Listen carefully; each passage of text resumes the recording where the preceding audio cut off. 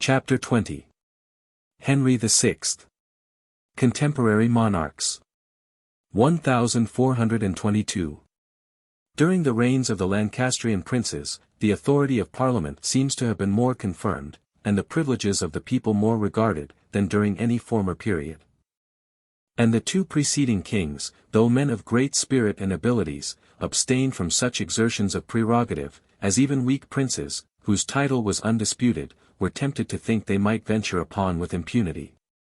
The long minority, of which there was now the prospect, encouraged still further the Lords and Commons to extend their influence, and without paying much regard to the verbal destination of Henry V.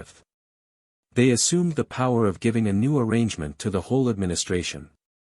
They declined altogether the name of regent with regard to England. They appointed the Duke of Bedford protector, or guardian, of that kingdom. A title which they supposed to imply less authority. They invested the Duke of Gloucester with the same dignity during the absence of his elder brother. And in order to limit the power of both these princes, they appointed a council, without whose advice and approbation no measure of importance could be determined. The person and education of the infant prince were committed to Henry Beaufort, Bishop of Winchester, his great-uncle, and the legitimated son of John of Gaunt, Duke of Lancaster. A prelate who, as his family could never have any pretensions to the crown, might safely, they thought, be entrusted with that important charge.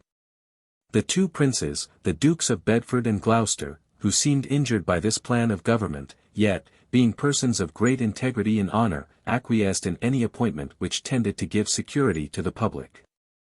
And as the wars in France appeared to be the object of greatest moment, they avoided every dispute which might throw an obstacle in the way of foreign conquests.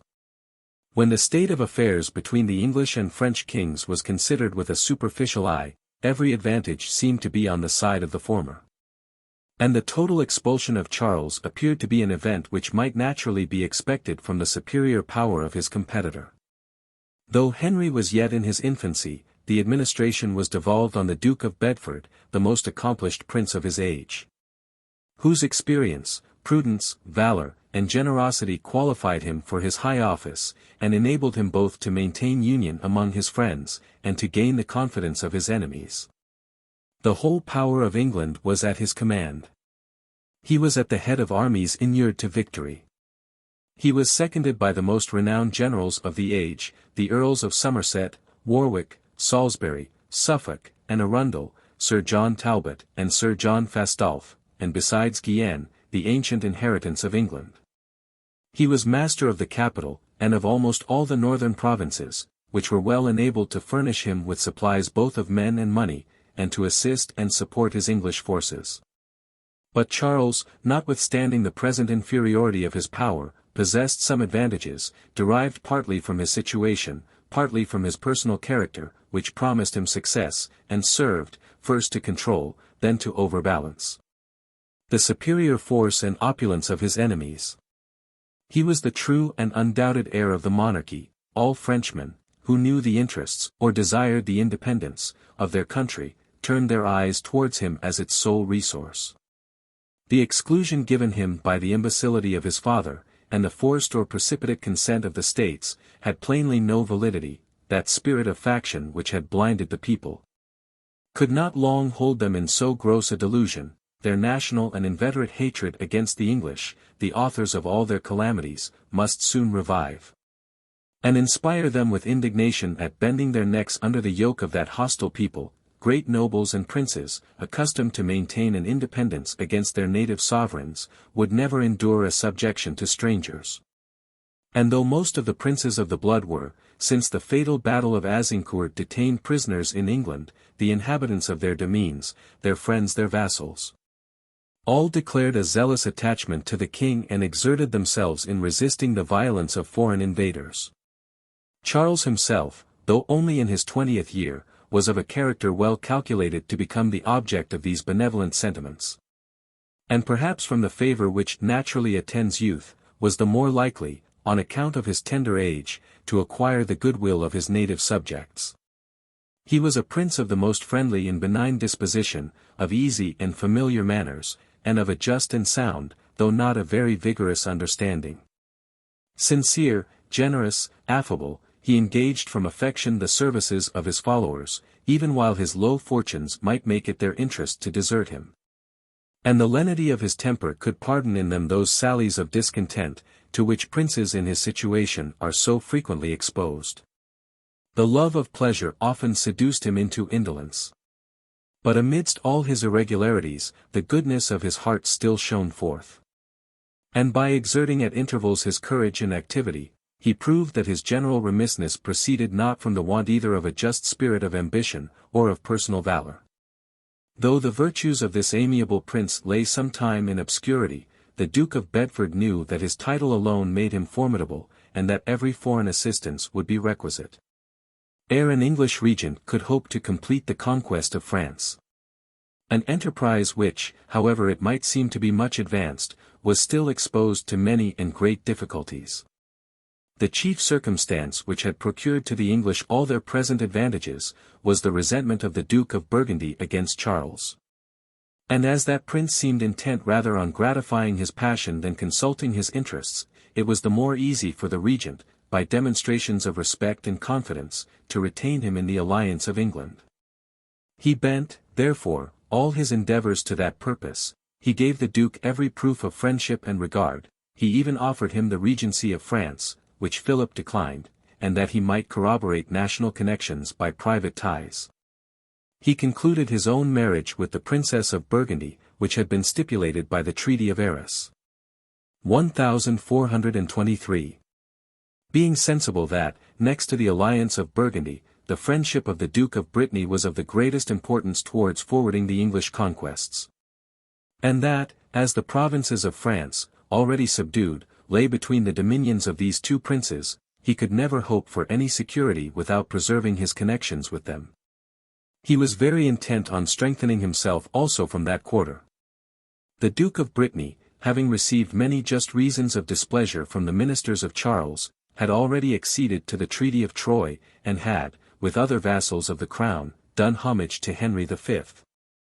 In quality of heir to the kingdom, but as the regent knew that the Duke was much governed by his brother, the Count of Richemont, he endeavoured to fix his friendship, by paying court and doing services to this haughty and ambitious prince. Arthur, Count of Richemont, had been taken prisoner at the Battle of Azincourt, had been treated with great indulgence by the late king, and had even been permitted on his parole to take a journey into Brittany, where the state of affairs required his presence. The death of that victorious monarch happened before Richemont's return, and this prince pretended that, as his word was given personally to Henry V, he was not bound to fulfill it towards his son and successor. A chicane which the regent, as he could not force him to compliance, deemed it prudent to overlook. An interview was settled at Amiens between the Dukes of Bedford, Burgundy, and Brittany, at which the Count of Richemont was also present. The alliance was renewed between these princes, and the regent persuaded Philip to give in marriage to Richemont his eldest sister, widow of the deceased Dauphin, Louis, the elder brother of Charles. Thus Arthur was connected both with the regent and the Duke of Burgundy, and seemed engaged by interest to prosecute the same object, in forwarding the success of the English arms. While the vigilance of the Duke of Bedford was employed in gaining or confirming these allies, whose vicinity rendered them so important, he did not overlook the state of more remote countries. The Duke of Albany, Regent of Scotland, had died, and his power had devolved on Murdoch, his son, a prince of a weak understanding and indolent disposition, who, far from possessing the talents requisite for the government of that fierce people, was not even able to maintain authority in his own family, or restrain the petulance and insolence of his sons. The ardor of the Scots to serve in France, where Charles treated them with great honor and distinction, and where the regent's brother enjoyed the dignity of constable, broke out afresh under this feeble administration. New succours daily came over, and filled the armies of the French king. The Earl of Douglas conducted a reinforcement of 5,000 men to his assistance, and it was justly to be dreaded that the Scots, by commencing open hostilities in the north, would occasion a diversion still more considerable of the English power, and would ease Charles, in part, of that load by which he was at present so grievously oppressed. The Duke of Bedford, therefore, persuaded the English council to form an alliance with James, their prisoner, to free that prince from his long captivity. and to connect him with England by marrying him to a daughter of the Earl of Somerset, and cousin of the young king. As the Scottish regent, tired of his present dignity, which he was not able to support, was now become entirely sincere in his applications for James's liberty, the treaty was soon concluded, a ransom of £40,000 was stipulated. And the King of Scots was restored to the throne of his ancestors, and proved, in his short reign, one of the most illustrious princes that had ever governed that kingdom. He was murdered, in 1437, by his traitorous kinsman the Earl of Athole. His affections inclined to the side of France, but the English had never reason during his lifetime to complain of any breach of the neutrality by Scotland. But the regent was not so much employed in these political negotiations as to neglect the operations of war, from which alone he could hope to succeed in expelling the French monarch. Though the chief seat of Charles's power lay in the southern provinces beyond the Loire, his partisans were possessed of some fortresses in the northern, and even in the neighborhood of Paris. And it behoved the Duke of Bedford first to clear these countries from the enemy, before he could think of attempting more distant conquests. The castle of Dorsoy was taken after a siege of 6 weeks, that of Noyelles and the town of Roux, in Picardy, underwent the same fate. Pont-sur-Seine, Vertus, Montaigu were subjected by the English arms, and a more considerable advantage was soon after gained by the united forces of England and Burgundy. John Stuart, Constable of Scotland, and the Lord of Estissac had formed the siege of Crevant, in Burgundy. The Earls of Salisbury and Suffolk, with the Count of Toulongen, were sent to its relief. A fierce and well-disputed action ensued. The Scots and French were defeated, the Constable of Scotland and the Count of Ventadour were taken prisoners, and above 1,000 men, among whom was Sir William Hamilton, were left on the field of battle. The taking of Gaillon upon the Seine, and of La Chérite upon the Loire, was the fruit of this victory, and as this latter place opened an entrance into the southern provinces, the acquisition of it appeared on that account of the greater importance to the Duke of Bedford, and seemed to promise a successful issue to the war. 1424. The more Charles was threatened with an invasion in those provinces which adhered to him, the more necessary it became that he should retain possession of every fortress which he still held within the quarters of the enemy.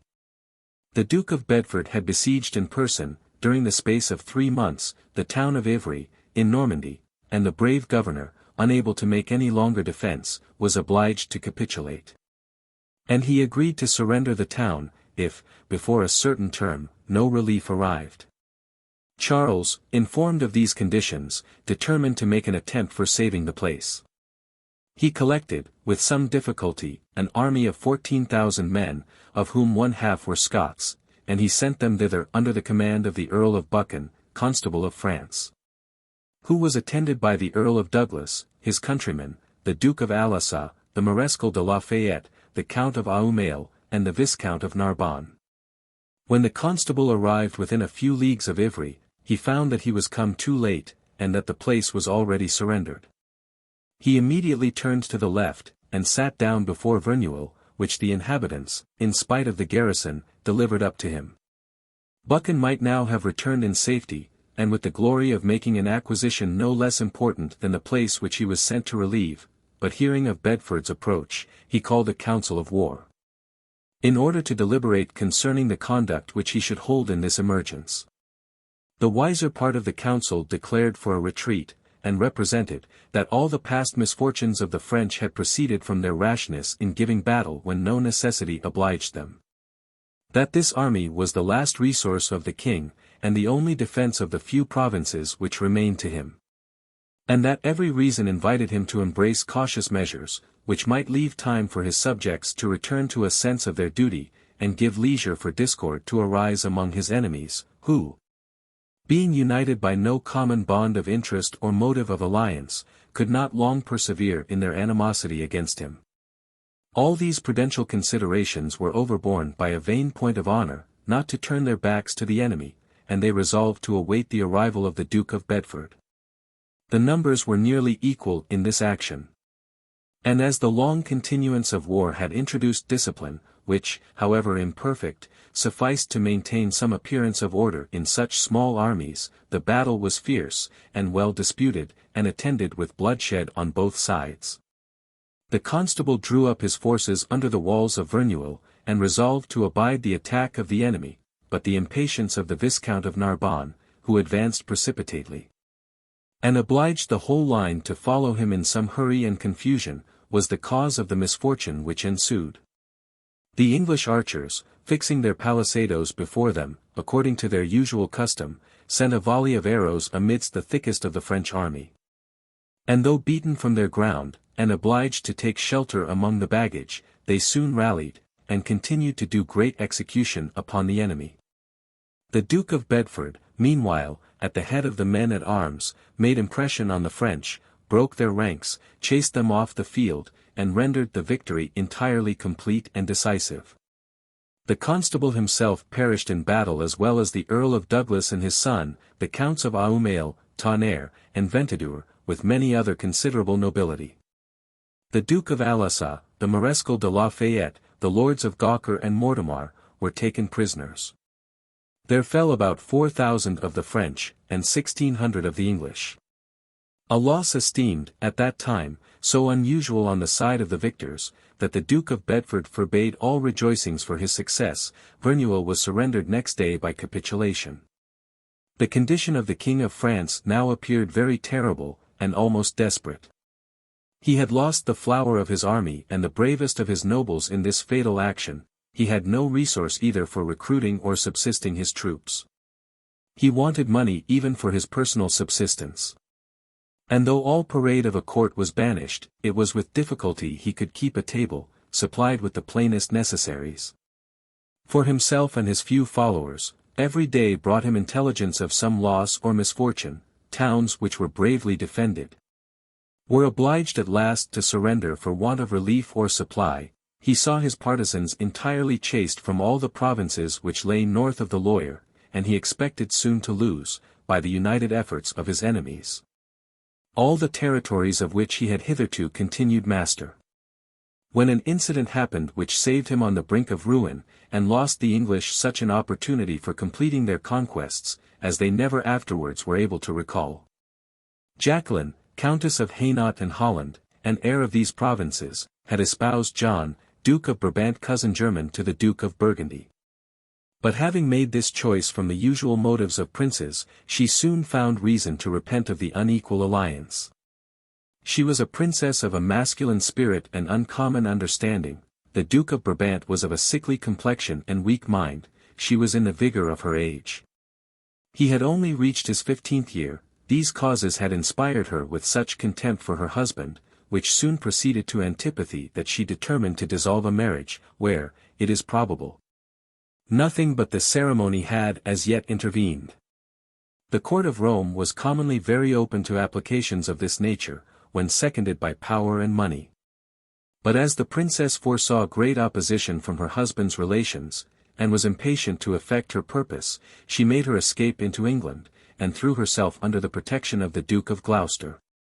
That prince, with many noble qualities, had the defect of being governed by an impetuous temper and vehement passions.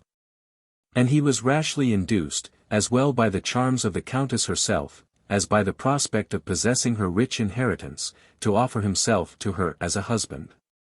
Without waiting for a papal dispensation, without endeavoring to reconcile the Duke of Burgundy to the measure, he entered into a contract of marriage with Jacqueline, and immediately attempted to put himself in possession of her dominions. Philip was disgusted with so precipitate a conduct. He resented the injury done to the Duke of Brabant, his near relation. He dreaded to have the English established on all sides of him, and he foresaw the consequences which must attend the extensive and uncontrolled dominion of that nation, if, before the full settlement of their power, they insulted and injured an ally to whom they had already been so much indebted, and who was still so necessary for supporting them in their further progress. He encouraged, therefore, the Duke of Brabant to make resistance. He engaged many of Jacqueline's subjects to adhere to that prince. He himself marched troops to his support, and as the Duke of Gloucester still persevered in his purpose, a sharp war was suddenly kindled in the Low Countries. The quarrel soon became personal as well as political. The English prince wrote to the Duke of Burgundy, complaining of the opposition made to his pretensions. And though, in the main, he employed amicable terms in his letter. He took notice of some falsehoods into which, he said, Philip had been betrayed during the course of these transactions. This unguarded expression was highly resented. The Duke of Burgundy insisted that he should retract it, and mutual challenges and defiances passed between them on this occasion. The Duke of Bedford could easily foresee the bad effects of so ill-timed and imprudent a quarrel. All the succors which he expected from England, and which were so necessary in this critical emergence, were intercepted by his brother, and employed in Holland and Hainaut. The forces of the Duke of Burgundy, which he also depended on, were diverted by the same wars, and besides this double loss, he was in imminent danger of alienating forever that confederate whose friendship was of the utmost importance, and whom the late king had enjoined him, with his dying breath, to gratify by every mark of regard and attachment. He represented all these topics to the Duke of Gloucester. He endeavoured to mitigate the resentment of the Duke of Burgundy. He interposed with his good offices between these princes, but was not successful in any of his endeavours. And he found that the impetuosity of his brother's temper was still the chief obstacle to all accommodation. For this reason, instead of pushing the victory gained at Verneuil, he found himself obliged to take a journey into England, and to try, by his counsels and authority, to moderate the measures of the Duke of Gloucester. There had likewise broken out some differences among the English ministry, which had proceeded to great extremities, and which required the regent's presence to compose them. The Bishop of Winchester, to whom the care of the king's person and education had been entrusted, was a prelate of great capacity and experience, but of an intriguing and dangerous character.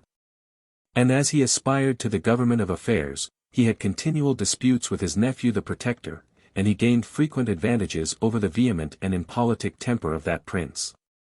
1425. The Duke of Bedford employed the authority of Parliament to reconcile them, and these rivals were obliged to promise, before that assembly, that they would bury all quarrels in oblivion. Time also seemed to open expedients for composing the difference with the Duke of Burgundy. The credit of that prince had procured a bull from the Pope, by which not only Jacqueline's contract with the Duke of Gloucester was annulled, but it was also declared that, even in case of the Duke of Brabant's death, it should never be lawful for her to espouse the English prince. Humphrey, despairing of success, married another lady of inferior rank, who had lived some time with him as his mistress. The Duke of Brabant died, and his widow, before she could recover possession of her dominions, was obliged to declare the Duke of Burgundy her heir, in case she should die without issue, and to promise never to marry without his consent. But though the affair was thus terminated to the satisfaction of Philip, it left a disagreeable impression on his mind. It excited an extreme jealousy of the English, and opened his eyes to his true interests, and as nothing but his animosity against Charles had engaged him in alliance with them, it counterbalanced that passion by another of the same kind, which in the end became prevalent, and brought him back, by degrees, to his natural connections with his family and his native country.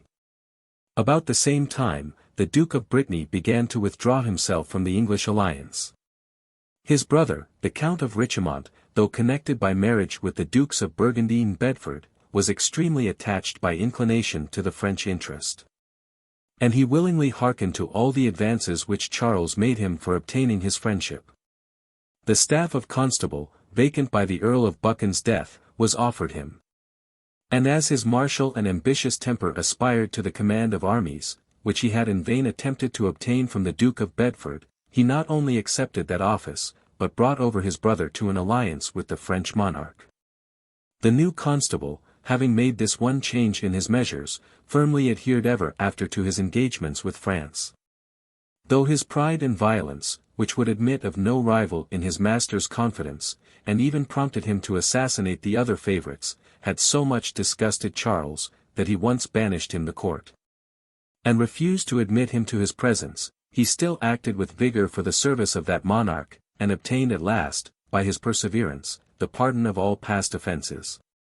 1426. In this situation, the Duke of Bedford, on his return, found the affairs of France, after passing 8 months in England. The Duke of Burgundy was much disgusted. The Duke of Brittany had entered into engagements with Charles, and had done homage to that prince for his duchy. The French had been allowed to recover from the astonishment into which their frequent disasters had thrown them. An incident too had happened, which served extremely to raise their courage. The Earl of Warwick had besieged Montargis with a small army of 3,000 men, and the place was reduced to extremity, when the Bastard of Orleans undertook to throw relief into it. This general, who was natural son to the prince assassinated by the Duke of Burgundy, and who was afterwards created Count of Dunois, conducted a body of 1,600 men to Montargis, and made an attack on the enemy's trenches with so much valor, prudence, and good fortune, that he not only penetrated into the place, but gave a severe blow to the English, and obliged Warwick to raise the siege. This was the first signal action that raised the fame of Dunois, and opened him the road to those great honors which he afterwards attained. But the regent, soon after his arrival, revived the reputation of the English arms by an important enterprise which he happily achieved. He secretly brought together, in separate detachments, a considerable army to the frontiers of Brittany, and fell so unexpectedly upon that province, that the Duke, unable to make resistance, yielded to all the terms required of him. He renounced the French alliance, he engaged to maintain the Treaty of Troyes. He acknowledged the Duke of Bedford for Regent of France, and promised to do homage for his duchy to King Henry.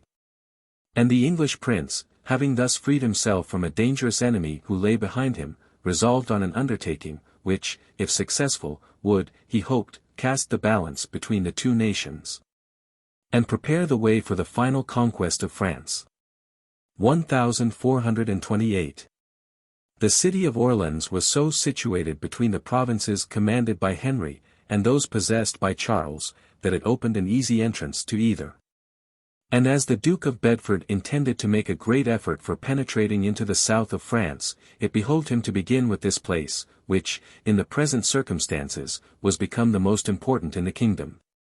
He committed the conduct of the enterprise to the Earl of Salisbury, who had newly brought him a reinforcement of 6,000 men from England, and who had much distinguished himself by his abilities during the course of the present war.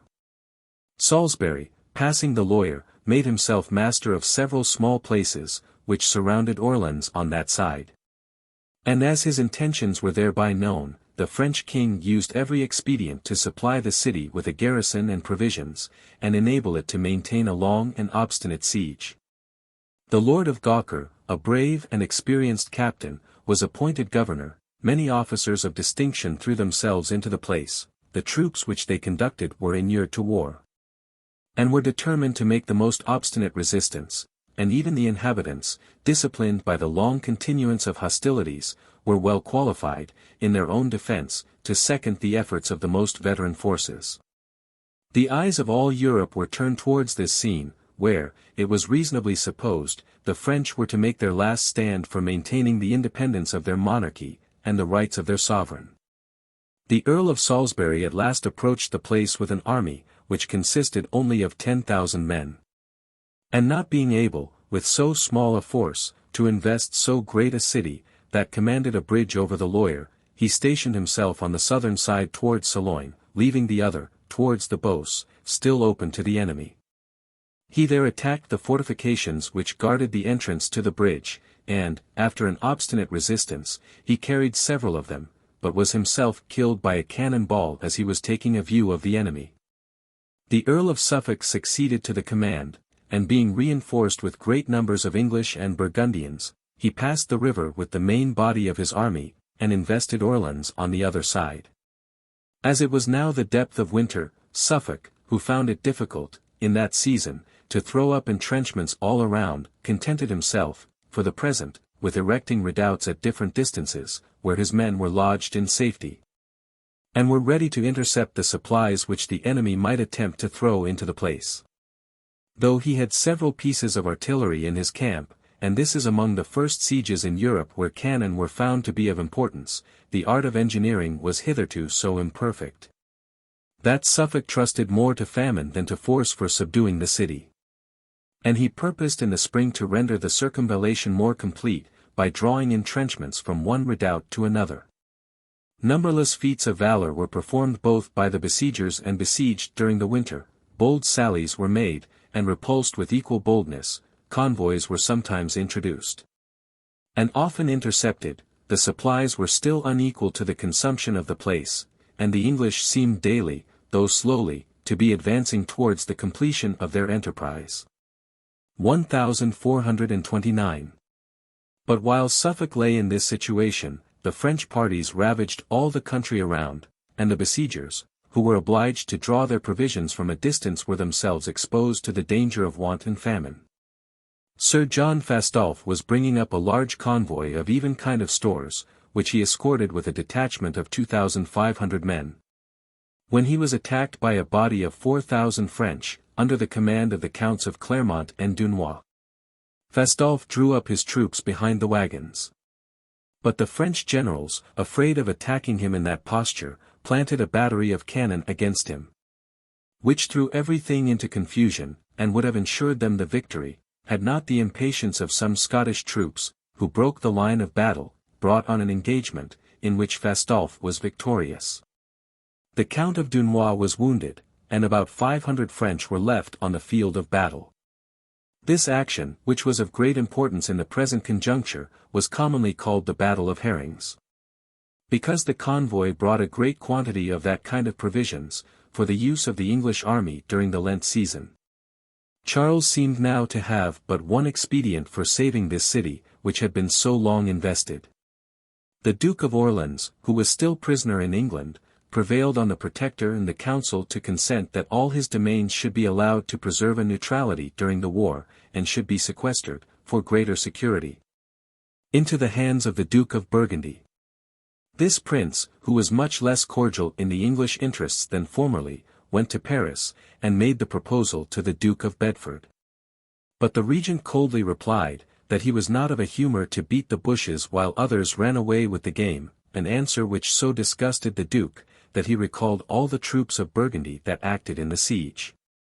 This place, however, was every day more and more closely invested by the English. Great scarcity began already to be felt by the garrison and inhabitants. Charles, in despair of collecting an army which should dare to approach the enemy's entrenchments, not only gave the city for lost, but began to entertain a very dismal prospect with regard to the general state of his affairs. He saw that the country in which he had hitherto with great difficulty subsisted, would be laid entirely open to the invasion of a powerful and victorious enemy. And he already entertained thoughts of retiring with the remains of his forces into Languedoc and Dauphiny, and defending himself as long as possible in those remote provinces. But it was fortunate for this good prince that, as he lay under the dominion of the fair, the women whom he consulted had the spirit to support his sinking resolution in this desperate extremity. Mary of Anjou, his queen, a princess of great merit and prudence, vehemently opposed this measure, which, she foresaw, would discourage all his partisans, and serve as a general signal for deserting a prince who seemed himself to despair of success. His mistress too, the fair Agnes Sorel, who lived in entire amity with the queen, seconded all her remonstrances, and threatened that, if he thus pusillanimously threw away the sceptre of France, she would seek in the court of England a fortune more correspondent to her wishes. Love was able to rouse in the breast of Charles that courage which ambition had failed to excite. He resolved to dispute every inch of ground with an imperious enemy, and rather to perish with honor in the midst of his friends, than yield ingloriously to his bad fortune. When relief was unexpectedly brought him by another female of a very different character, who gave rise to one of the most singular revolutions that is to be met with in history. In the village of Domremy, near Vaucouleurs, on the borders of Lorraine, there lived a country girl of 27 years of age, called Joan d'Arc, who was servant in a small inn, and who in that station had been accustomed to tend the horses of the guests, to ride them without a saddle to the watering place, and to perform other offices which, in well-frequented inns, commonly fall to the share of the men servants. This girl was of an irreproachable life, and had not hitherto been remarked for any singularity. Whether that she had met with no occasion to excite her genius, or that the unskilful eyes of those who conversed with her had not been able to discern her uncommon merit. It is easy to imagine, that the present situation of France was an interesting object even to persons of the lowest rank, and would become the frequent subject of conversation, a young prince, expelled his throne by the sedition of native subjects. And by the arms of strangers, could not fail to move the compassion of all his people whose hearts were uncorrupted by faction. And the peculiar character of Charles, so strongly inclined to friendship and the tender passions, naturally rendered him the hero of that sex whose generous minds know no bounds in their affections. The siege of Orleans, the progress of the English before that place, the great distress of the garrison and inhabitants, the importance of saving this city and its brave defenders, had turned thither the public eye. And Joan, inflamed by the general sentiment, was seized with a wild desire of bringing relief to her sovereign in his present distresses. Her unexperienced mind, working day and night on this favorite object, mistook the impulses of passion for heavenly inspirations. And she fancied that she saw visions, and heard voices, exhorting her to re-establish the throne of France, and to expel the foreign invaders. An uncommon intrepidity of temper made her overlook all the dangers which might attend her in such a path. And thinking herself destined by heaven to this office, she threw aside all that bashfulness and timidity so natural to her sex, her years, and her low station. She went to Vaucouleurs, procured admission to Baudricourt, the governor, informed him of her inspirations and intentions, and conjured him not to neglect the voice of God, who spoke through her, but to second those heavenly revelations which impelled her to this glorious enterprise. Baudricourt treated her at first with some neglect, but on her frequent returns to him, and importunate solicitations, he began to remark something extraordinary in the maid, and was inclined, at all hazards, to make so easy an experiment. It is uncertain whether this gentleman had discernment enough to perceive, that great use might be made with the vulgar of so uncommon an engine, or, what is more likely in that credulous age, was himself a convert to this visionary.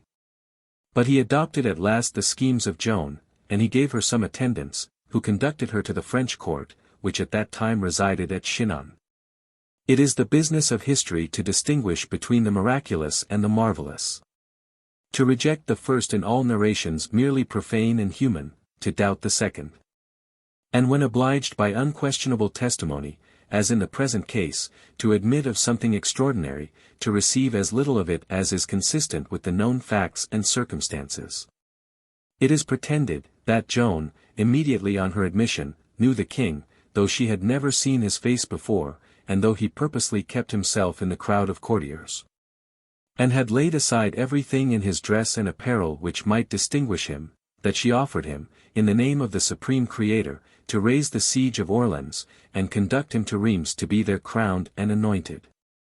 And on his expressing doubts of her mission, revealed to him, before some sworn confidants, a secret which was unknown to all the world beside himself, and which nothing but a heavenly inspiration could have discovered to her, and that she demanded, as the instrument of her future victories, a particular sword, which was kept in the church of St.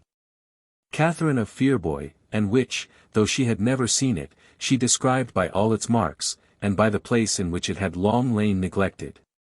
This is certain, that all these miraculous stories were spread abroad, in order to captivate the vulgar. The more the king and his ministers were determined to give into the illusion, the more scruples they pretended. An assembly of grave doctors and theologians cautiously examined Joan's mission, and pronounced it undoubted and supernatural. She was sent to the Parliament, then residing at Poictiers, and was interrogated before that assembly. The presidents, the councillors, who came persuaded of her imposture, went away convinced of her inspiration. A ray of hope began to break through that despair in which the minds of all men were before enveloped. Heaven had now declared itself in favor of France, and had laid bare its outstretched arm to take vengeance on her invaders. Few could distinguish between the impulse of inclination and the force of conviction, and none would submit to the trouble of so disagreeable a scrutiny. After these artificial precautions and preparations had been for some time employed, Joan's requests were at last complied with. She was armed cap a pie, mounted on horseback, and shown in that martial habiliment before the whole people. Her dexterity in managing her steed, though acquired in her former occupation, was regarded as a fresh proof of her mission.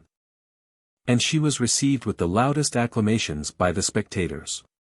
Her former occupation was even denied. She was no longer the servant of an inn. She was converted into a shepherdess, an employment much more agreeable to the imagination. To render her still more interesting, near 10 years were subtracted from her age. And all the sentiments of love and of chivalry were thus united to those of enthusiasm, in order to inflame the fond fancy of the people with prepossessions in her favor. When the engine was thus dressed up in full splendor, it was determined to essay its force against the enemy. Joan was sent to Blois, where a large convoy was prepared for the supply of Orleans, and an army of 10,000 men, under the command of Saint Severe, assembled to escort it. She ordered all the soldiers to confess themselves before they set out on the enterprise. She banished from the camp all women of bad fame. She displayed in her hands a consecrated banner, where the Supreme Being was represented, grasping the globe or earth, and surrounded with flower de luces. And she insisted, in right of her prophetic mission, that the convoy should enter Orleans by the direct road from the side of Beauce, but the Count of Dunois, unwilling to submit the rules of the military art to her inspirations, ordered it to approach by the other side of the river, where he knew the weakest part of the English army was stationed. Previous to this attempt, the Maid had written to the Regent, and to the English generals before Orleans, commanding them, in the name of the omnipotent Creator, by whom she was commissioned, immediately to raise the siege, and to evacuate France, and menacing them with divine vengeance in case of their disobedience. All the English affected to speak with derision of the Maid, and of her heavenly commission, and said, that the French king was now indeed reduced to a sorry pass, when he had recourse to such ridiculous expedients, but they felt their imagination secretly struck with the vehement persuasion which prevailed in all around them. And they waited with an anxious expectation, not unmixed with horror, for the issue of these extraordinary preparations. As the convoy approached the river, a sally was made by the garrison on the side of Beauce, to prevent the English general from sending any detachment to the other side. The provisions were peaceably embarked in boats, which the inhabitants of Orleans had sent to receive them. The Maid covered with her troops the embarkation. Suffolk did not venture to attack her, and the French general carried back the army in safety to Blois. An alteration of affairs which was already visible to all the world, and which had a proportional effect on the minds of both parties. The Maid entered the city of Orleans, arrayed in her military garb, and displaying her consecrated standard, and was received as a celestial deliverer by all the inhabitants. They now believed themselves invincible under her influence. And Dunois himself, perceiving such a mighty alteration both in friends and foes, consented, that the next convoy, which was expected in a few days, should enter by the side of Beauce.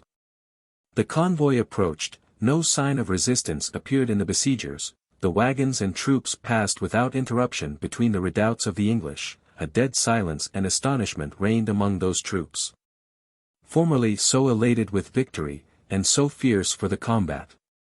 The Earl of Suffolk was in a situation very unusual and extraordinary, and which might well confound a man of the greatest capacity and firmest temper.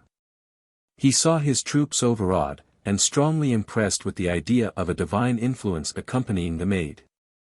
Instead of banishing these vain terrors by hurry, and action, and war, he waited till the soldiers should recover from the panic. And he thereby gave leisure for those prepossessions to sink still deeper into their minds. The military maxims which are prudent in common cases, deceived him in these unaccountable events. The English felt their courage daunted and overwhelmed, and thence inferred a divine vengeance hanging over them. The French drew the same inference from an inactivity so new and unexpected. Every circumstance was now reversed in the opinions of men, on which all depends. The spirit resulting from a long course of uninterrupted success, was on a sudden transferred from the victors to the vanquished. The Maid called aloud, that the garrison should remain no longer on the defensive. And she promised her followers the assistance of heaven in attacking those redoubts of the enemy which had so long kept them in awe, and which they had never hitherto dared to insult. The generals seconded her ardor. An attack was made on one redoubt, and it proved successful. All the English who defended the entrenchments were put to the sword or taken prisoners, and Sir John Talbot himself, who had drawn together from the other redoubts some troops to bring them relief, durst not appear in the open field against so formidable an enemy. Nothing, after this success, seemed impossible to the Maid and her enthusiastic votaries. She urged the generals to attack the main body of the English in their entrenchments, but Dunois, still unwilling to hazard the fate of France by too great temerity, and sensible that the least reverse of fortune would make all the present visions evaporate, and restore everything to its former condition, checked her vehemence and proposed to her first to expel the enemy from their forts on the other side of the river, and thus lay the communication with the country entirely open, before she attempted any more hazardous enterprise. Joan was persuaded, and these forts were vigorously assailed. In one attack the French were repulsed, the Maid was left almost alone, she was obliged to retreat and join the runaways. But, displaying her sacred standard, and animating them with her countenance, her gestures, her exhortations, she led them back to the charge, and overpowered the English in their entrenchments. In the attack of another fort, she was wounded in the neck with an arrow, she retreated a moment behind the assailants, she pulled out the arrow with her own hands, she had the wound quickly dressed. And she hastened back to head the troops, and to plant her victorious banner on the ramparts of the enemy. By all these successes, the English were entirely chased from their fortifications on that side, they had lost above 6,000 men in these different actions. And, what was still more important, their wonted courage and confidence were wholly gone, and had given place to amazement and despair. The Maid returned triumphant over the bridge, and was again received as the guardian angel of the city. After performing such miracles, she convinced the most obdurate incredulity of her divine mission. Men felt themselves animated as by a superior energy, and thought nothing impossible to that divine hand which so visibly conducted them. It was in vain even for the English generals to oppose with their soldiers the prevailing opinion of supernatural influence, they themselves were probably moved by the same belief, the utmost they dared to advance was that Joan was not an instrument of God. She was only the implement of the devil, but as the English had felt, to their sad experience, that the devil might be allowed sometimes to prevail, they derived not much consolation from the enforcing of this opinion. It might prove extremely dangerous for Suffolk, with such intimidated troops, to remain any longer in the presence of so courageous and victorious an enemy, he therefore raised the siege, and retreated with all the precaution imaginable. The French resolved to push their conquests, and to allow the English no leisure to recover from their consternation. Charles formed a body of 6,000 men, and sent them to attack Jergeau, whither Suffolk had retired with a detachment of his army. The siege lasted 10 days, and the place was obstinately defended. Joan displayed her wonted intrepidity on the occasion. She descended into the fosse, in leading the attack, and she there received a blow on the head with a stone, by which she was confounded and beaten to the ground, but she soon recovered herself, and in the end rendered the assault successful. Suffolk was obliged to yield himself prisoner to a Frenchman called Renaud. But before he submitted, he asked his adversary whether he were a gentleman. On receiving a satisfactory answer, he demanded whether he were a knight. Renaud replied, that he had not yet attained that honor. "Then I make you one," replied Suffolk. Upon which he gave him the blow with his sword which dubbed him into that fraternity, and he immediately surrendered himself his prisoner. The remainder of the English army was commanded by Fastolfe, Scales, and Talbot, who thought of nothing but of making their retreat, as soon as possible, into a place of safety. While the French esteemed the overtaking them equivalent to a victory, so much had the events which passed before Orleans altered everything between the two nations. The vanguard of the French under Richemont and Xaintrailles attacked the rear of the enemy at the village of Patay. The battle lasted not a moment, the English were discomfited and fled, the brave Fastolfe himself showed the example of flight to his troops, and the order of the Garter was taken from him, as a punishment for this instance of cowardice. 2,000 men were killed in this action, and both Talbot and Scales taken prisoners. In the account of all these successes, the French writers, to magnify the wonder, represent the Maid, who was now known by the appellation of the Maid of Orleans, as not only active in combat, but as performing the office of general, directing the troops, conducting the military operations, and swaying the deliberations in all councils of war. It is certain that the policy of the French court endeavored to maintain this appearance with the public, but it is much more probable that Dunois and the wiser commanders prompted her in all her measures, than that a country girl, without experience of education, could on a sudden become expert in a profession which requires more genius and capacity than any other active scene of life. It is sufficient praise, that she could distinguish the persons on whose judgment she might rely, that she could seize their hints and suggestions, and on a sudden, deliver their opinions as her own. And that she could curb, on occasion, that visionary and enthusiastic spirit with which she was actuated, and could temper it with prudence and discretion. The raising of the siege of Orleans was one part of the maid's promise to Charles, the crowning of him at Rheims was the other, and she now vehemently insisted that he should forthwith set out on that enterprise. A few weeks before, such a proposal would have appeared the most extravagant in the world. Rheims lay in a distant quarter of the kingdom, was then in the hands of a victorious enemy, the whole road which led to it was occupied by their garrisons. And no man could be so sanguine as to imagine that such an attempt could so soon come within the bounds of possibility. But as it was extremely the interest of Charles to maintain the belief of something extraordinary and divine in these events, and to avail himself of the present consternation of the English, he resolved to follow the exhortations of his warlike prophetess, and to lead his army upon this promising adventure. Hitherto he had kept remote from the scene of war, as the safety of the state depended upon his person, he had been persuaded to restrain his military ardor, but observing this prosperous turn of affairs, he now determined to appear at the head of his armies, and to set the example of valor to all his soldiers, and the French nobility saw at once their young sovereign assuming a new and more brilliant character, seconded by fortune, and conducted by the hand of heaven, and they caught fresh zeal to exert themselves in replacing him on the throne of his ancestors. Charles set out for Rheims at the head of 12,000 men, he passed by Troyes, which opened its gates to him. Chalons imitated the example, Rheims sent him a deputation with its keys, before his approach to it, and he scarcely perceived, as he passed along, that he was marching through an enemy's country. The ceremony of his coronation was here performed with the holy oil, which a pigeon had brought to King Clovis from heaven, on the first establishment of the French monarchy. The Maid of Orleans stood by his side in complete armor, and displayed her sacred banner, which had so often dissipated and confounded his fiercest enemies, and the people shouted with the most unfeigned joy, on viewing such a complication of wonders. After the completion of the ceremony, the maid threw herself at the king's feet, embraced his knees, and with a flood of tears, which pleasure and tenderness extorted from her, she congratulated him on this singular and marvelous event. Charles, thus crowned and anointed, became more respectable in the eyes of all his subjects, and seemed, in a manner, to receive anew, from a heavenly commission, his title to their allegiance.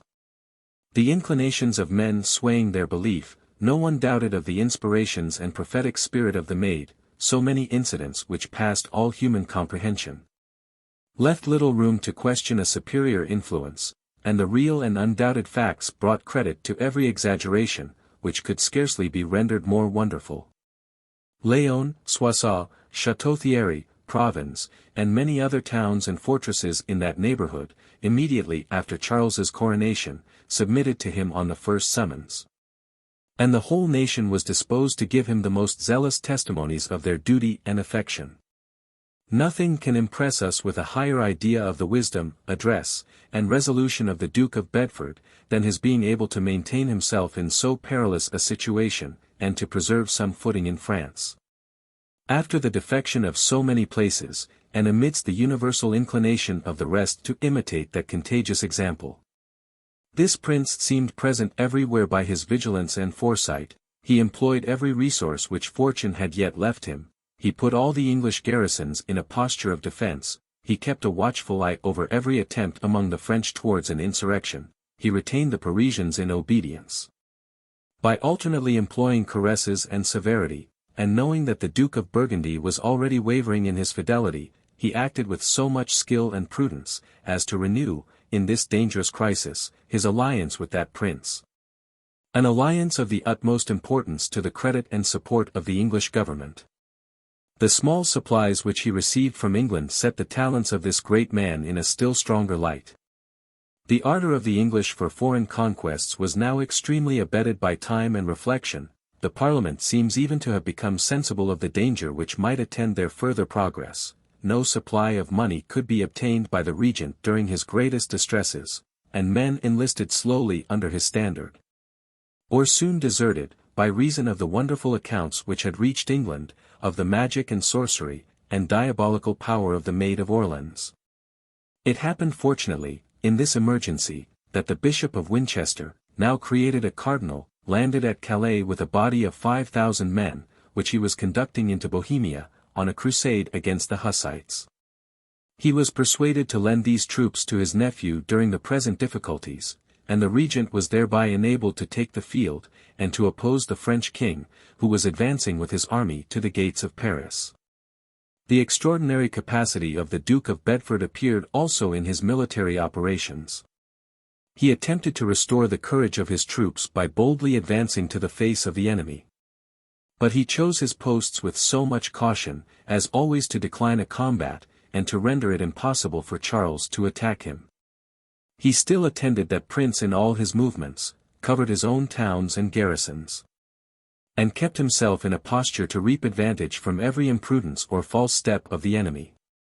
The French army, which consisted mostly of volunteers, who served at their own expense, soon after retired and was disbanded. Charles went to Bourges, the ordinary place of his residence. But not till he made himself master of Compiègne, Beauvais, Senlis, Sens, Laval, Lagny, Saint-Denis, and of many places in the neighborhood of Paris, which the affections of the people had put into his hands. 1430. The regent endeavored to revive the declining state of his affairs, by bringing over the young king of England, and having him crowned and anointed at Paris, all the vassals of the crown who lived within the provinces possessed by the English, swore a new allegiance, and did homage to him. But this ceremony was cold and insipid, compared with the lustre which had attended the coronation of Charles at Rheims. And the Duke of Bedford expected more effect from an accident, which put into his hands the person that had been the author of all his calamities. The Maid of Orleans, after the coronation of Charles, declared to the Count of Dunois that her wishes were now fully gratified, and that she had no further desire than to return to her former condition, and to the occupation and course of life which became her sex. But that nobleman, sensible of the great advantages which might still be reaped from her presence in the army, exhorted her to persevere, till, by the final expulsion of the English, she had brought all her prophecies to their full completion. In pursuance of this advice, she threw herself into the town of Compiègne, which was at that time besieged by the Duke of Burgundy, assisted by the Earls of Arundel and Suffolk. And the garrison, on her appearance, believed themselves thenceforth invincible. But their joy was of short duration. The Maid, next day after her arrival, headed a sally upon the quarters of John of Luxembourg. She twice drove the enemy from their entrenchments. Finding their numbers to increase every moment, she ordered a retreat. When hard pressed by the pursuers, she turned upon them, and made them again recoil.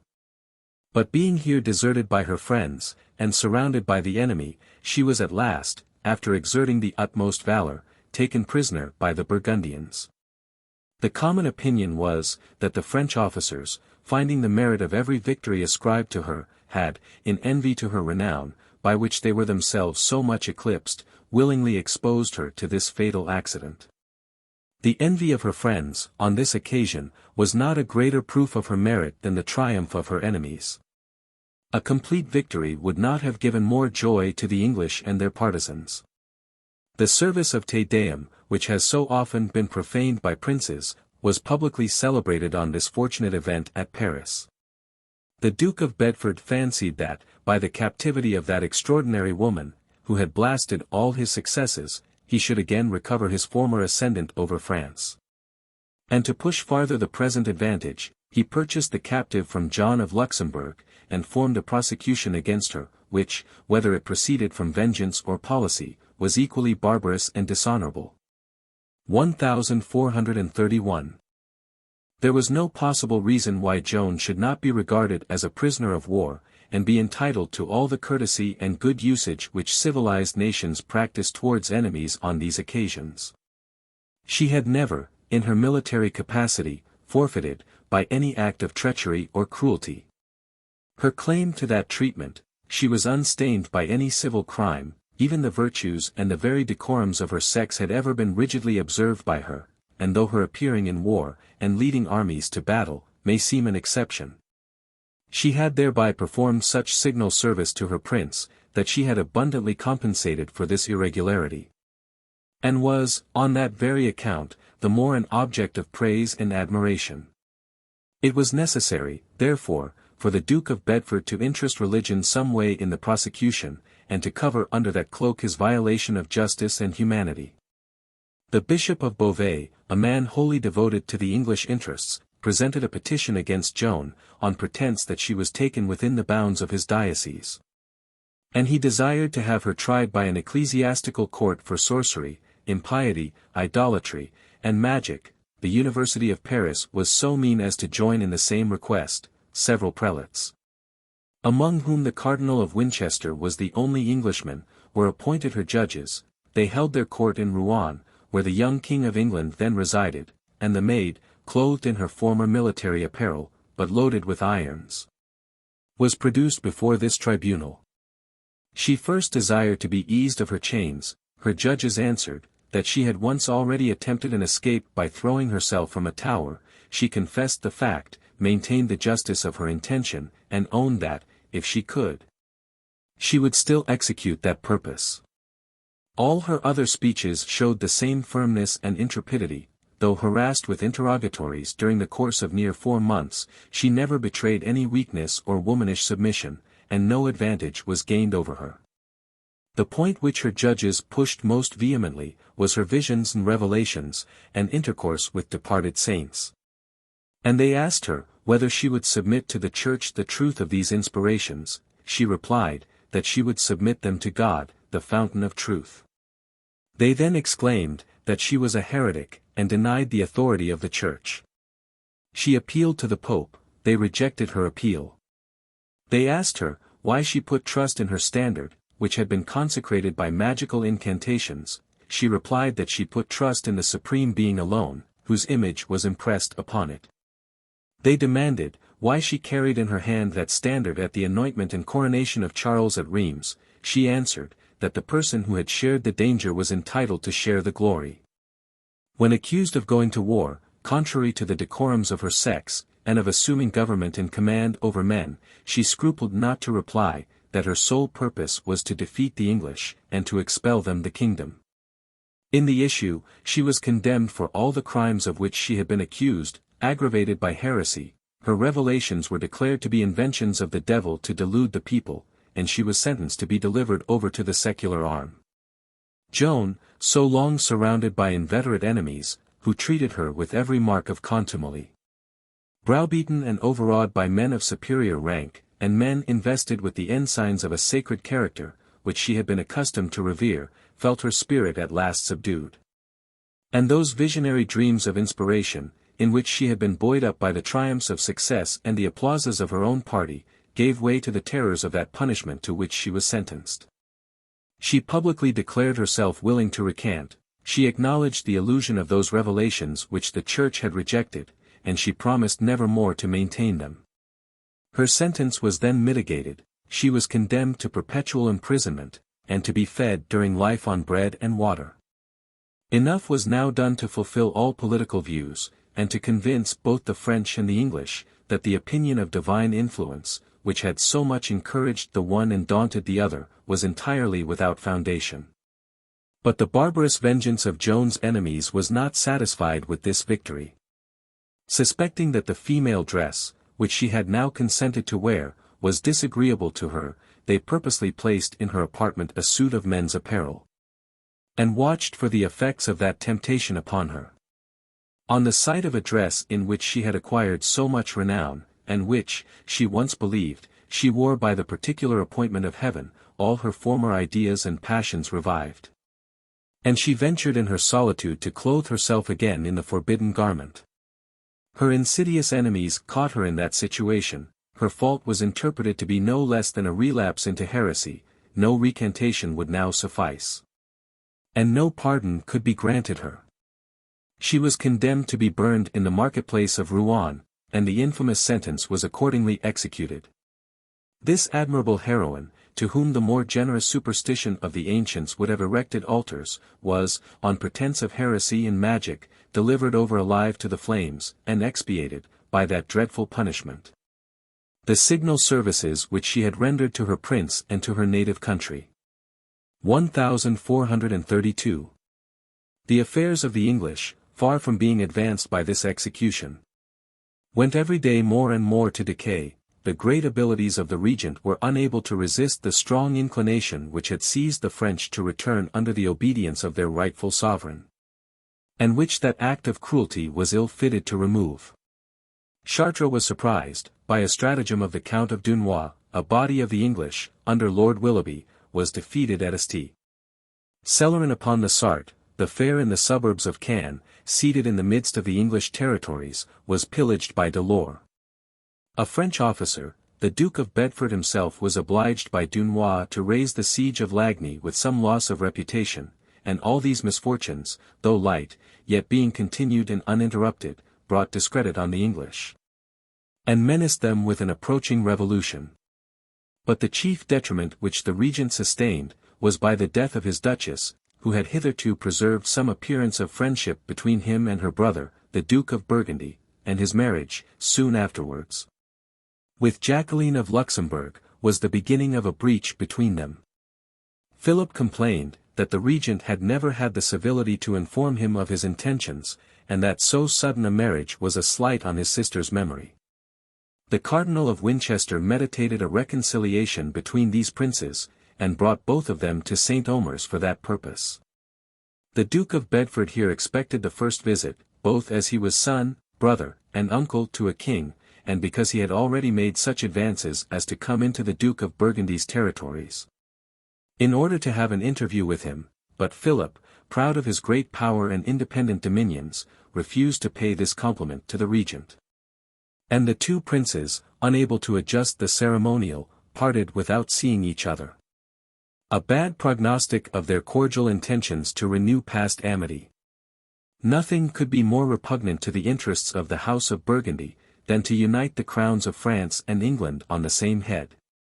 An event which, had it taken place, would have reduced the Duke to the rank of a petty prince, and have rendered his situation entirely dependent and precarious. The title also to the crown of France, which, after the failure of the elder branches, might accrue to the Duke or his posterity, had been sacrificed by the Treaty of Troyes, and strangers and enemies were thereby irrevocably fixed upon the throne. Revenge alone had carried Philip into these impolitic measures, and a point of honor had hitherto induced him to maintain them. But as it is the nature of passion gradually to decay, while the sense of interest maintains a permanent influence and authority, the Duke had, for some years, appeared sensibly to relent in his animosity against Charles, and to hearken willingly to the apologies made by that prince for the murder of the late Duke of Burgundy. His extreme youth was pleaded in his favor, his incapacity to judge for himself, the ascendant gained over him by his ministers, and his inability to resent a deed which, without his knowledge, had been perpetrated by those under whose guidance he was then placed. The more to flatter the pride of Philip, the King of France had banished from his court and presence Tanneguy de Châtel, and all those who were concerned in that assassination, and had offered to make every other atonement which could be required of him. The distress which Charles had already suffered, had tended to gratify the Duke's revenge. The miseries to which France had been so long exposed, had begun to move his compassion. And the cries of all Europe admonished him, that his resentment, which might hitherto be deemed pious, would, if carried further, be universally condemned as barbarous and unrelenting. While the Duke was in this disposition, every disgust which he received from England made a double impression upon him. The entreaties of the Count of Richemont and the Duke of Bourbon, who had married his two sisters, had weight. And he finally determined to unite himself to the royal family of France, from which his own was descended. 1435. For this purpose, a congress was appointed at Arras under the mediation of deputies from the Pope and the Council of Bâle. The Duke of Burgundy came thither in person, the Duke of Bourbon, the Count of Richemont, and other persons of high rank appeared as ambassadors from France, and the English having also been invited to attend, the Cardinal of Winchester, the Bishops of Norwich and St. David's, the Earls of Huntingdon and Suffolk, with others, received from the Protector and Council a commission for that purpose. The conferences were held in the Abbey of St. Vaast, and began with discussing the proposals of the two crowns which were so wide of each other as to admit of no hopes of accommodation. France offered to cede Normandy with Guienne, but both of them loaded with the usual homage and vassalage to the crown. As the claims of England upon France were universally unpopular in Europe, the mediators declared the offers of Charles very reasonable, and the Cardinal of Winchester, with the other English ambassadors, without giving a particular detail of their demands, immediately left the Congress. There remained nothing but to discuss the mutual pretensions of Charles and Philip. These were easily adjusted. The vassal was in a situation to give law to his superior, and he exacted conditions which, had it not been for the present necessity, would have been deemed, to the last degree, dishonorable and disadvantageous to the crown of France. Besides making repeated atonements and acknowledgments for the murder of the Duke of Burgundy, Charles was obliged to cede all the towns of Picardy which lay between the Somme and the Low Countries. He yielded several other territories. He agreed that these and all the other dominions of Philip should be held by him, during his life, without doing any homage or swearing fealty to the present king. And he freed his subjects from all obligations to allegiance, if ever he infringed this treaty. Such were the conditions upon which France purchased the friendship of the Duke of Burgundy. The Duke sent a herald to England with a letter, in which he notified the conclusion of the Treaty of Arras, and apologized for his departure from that of Troyes. The council received the herald with great coldness. They even assigned him his lodgings in a shoemaker's house, by way of insult. And the populace were so incensed, that if the Duke of Gloucester had not given him guards, his life had been exposed to danger when he appeared in the streets. The Flemings, and other subjects of Philip, were insulted, and some of them murdered by the Londoners, and everything seemed to tend towards a rupture between the two nations. These violences were not disagreeable to the Duke of Burgundy, as they afforded him a pretence for the further measures which he intended to take against the English, whom he now regarded as implacable and dangerous enemies. A few days after the Duke of Bedford received intelligence of this treaty, so fatal to the interests of England, he died at Rouen, a prince of great abilities, and of many virtues, and whose memory, except from the barbarous execution of the Maid of Orleans, was unsullied by any considerable blemish. Isabella, Queen of France, died a little before him, despised by the English, detested by the French, and reduced, in her latter years, to regard with an unnatural horror the progress and success of her own son, in recovering possession of his kingdom. This period was also signalized by the death of the Earl of Arundel, a great English general, who, though he commanded 3,000 men, was foiled by Xaintrailles at the head of 600. And soon after expired of the wounds which he received in the action. 1436. The violent factions which prevailed between the Duke of Gloucester and the Cardinal of Winchester, prevented the English from taking the proper measures for repairing these multiplied losses, and threw all their affairs into confusion. The popularity of the Duke, and his near relation to the crown, gave him advantages in the contest, which he often lost by his open and unguarded temper, unfit to struggle with the politic and interested spirit of his rival. The balance, meanwhile, of these parties, kept everything in suspense. Foreign affairs were much neglected. And though the Duke of York, son to that Earl of Cambridge who was executed in the beginning of the last reign, was appointed successor to the Duke of Bedford, it was 7 months before his commission passed the seals. And the English remained so long in an enemy's country, without a proper head or governor. The new governor, on his arrival, found the capital already lost. The Parisians had always been more attached to the Burgundian than to the English interest. And after the conclusion of the Treaty of Arras, their affections, without any further control, universally led them to return to their allegiance under their native sovereign.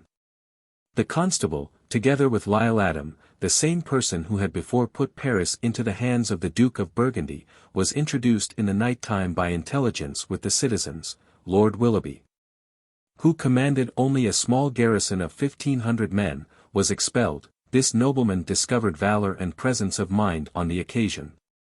But unable to guard so large a place against such multitudes, he retired into the Bastille, and being there invested, he delivered up that fortress, and was contented to stipulate for the safe retreat of his troops into Normandy.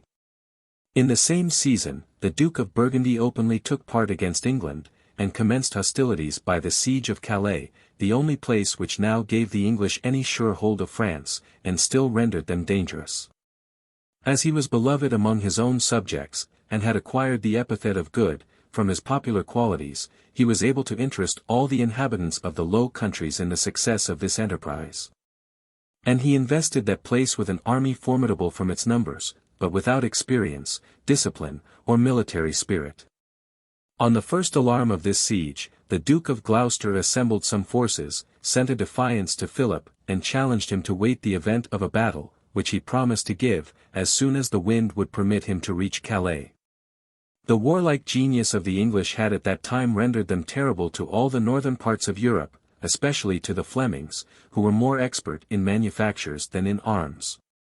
And the Duke of Burgundy, being already foiled in some attempts before Calais, and observing the discontent and terror of his own army, thought proper to raise the siege, and to retreat before the arrival of the enemy. The English were still masters of many fine provinces in France, but retained possession more by the extreme weakness of Charles, than by the strength of their own garrisons or the force of their armies. Nothing, indeed, can be more surprising than the feeble efforts made, during the course of several years, by these two potent nations against each other while the one struggled for independence, and the other aspired to a total conquest of its rival. The general want of industry, commerce, and police in that age, had rendered all the European nations, and France and England no less than the others, unfit for bearing the burdens of war, when it was prolonged beyond one season. And the continuance of hostilities had, long ere this time, exhausted the force and patience of both kingdoms. Scarcely could the appearance of an army be brought into the field on either side.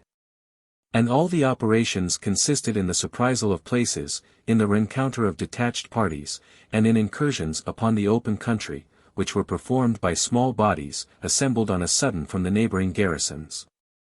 In this method of conducting the war, the French king had much the advantage. The affections of the people were entirely on his side, intelligence was early brought him of the state and motions of the enemy, the inhabitants were ready to join in any attempts against the garrisons, and thus ground was continually, though slowly, gained upon the English. The Duke of York, who was a prince of abilities, struggled against these difficulties during the course of 5 years. And being assisted by the valour of Lord Talbot, soon after created Earl of Shrewsbury, he performed actions which acquired him honour, but merit not the attention of posterity. It would have been well, had this feeble war, in sparing the blood of the people, prevented likewise all other oppressions. And had the fury of men, which reason and justice cannot restrain, thus happily received a check from their impotence and inability.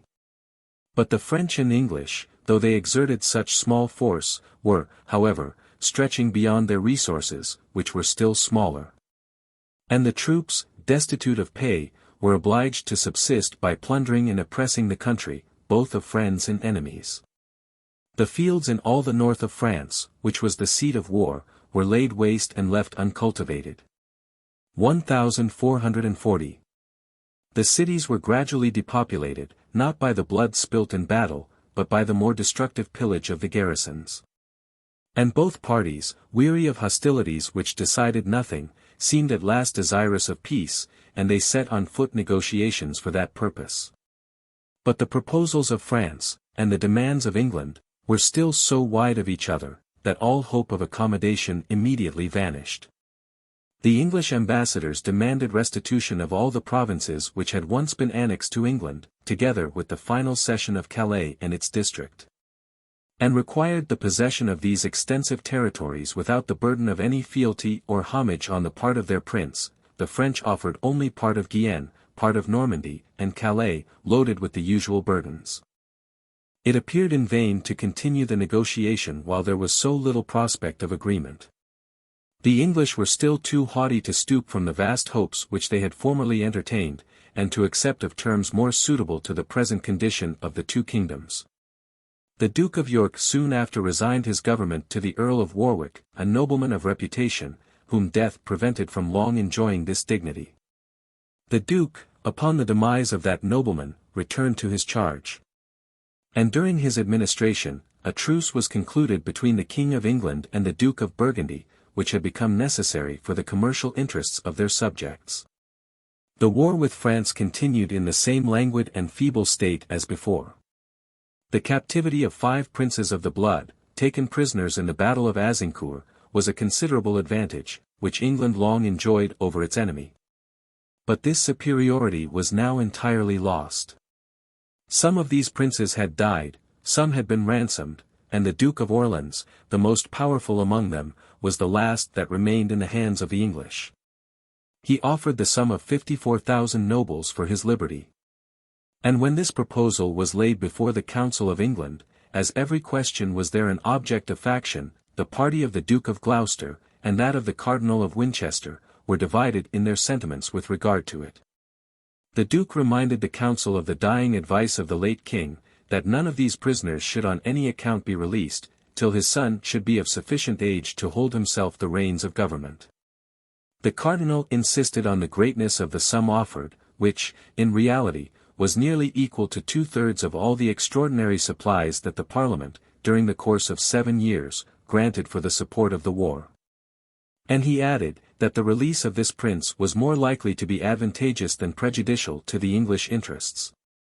By filling the court of France with faction, and giving a head to those numerous malcontents whom Charles was at present able with great difficulty to restrain. The Cardinal's party, as usual, prevailed. The Duke of Orleans was released, after a melancholy captivity of 25 years, and the Duke of Burgundy, as a pledge of his entire reconciliation with the family of Orleans, facilitated to that prince the payment of his ransom. It must be confessed, that the princes and nobility, in those ages, went to war on very disadvantageous terms. If they were taken prisoners, they either remained in captivity during life, or purchased their liberty at the price which the victors were pleased to impose, and which often reduced their families to want and beggary. 1443. The sentiments of the Cardinal, some time after, prevailed in another point of still greater moment. That prelate had always encouraged every proposal of accommodation with France, and had represented the utter impossibility, in the present circumstances, of pushing farther the conquests in that kingdom, and the great difficulty of even maintaining those which were already made. He insisted on the extreme reluctance of the Parliament to grant supplies, the disorders in which the English affairs in Normandy were involved, the daily progress made by the French king, and the advantage of stopping his hand by a temporary accommodation which might leave room for time and accidents to operate in favor of the English. The Duke of Gloucester, high-spirited and haughty, and educated in the lofty pretensions which the first successes of his 2 brothers had rendered familiar to him, could not yet be induced to relinquish all hopes of prevailing over France. Much less could he see with patience his own opinion thwarted and rejected by the influence of his rival in the English council. But, notwithstanding his opposition, the Earl of Suffolk, a nobleman who adhered to the Cardinal's party, was dispatched to Tours, in order to negotiate with the French ministers. It was found impossible to adjust the terms of a lasting peace.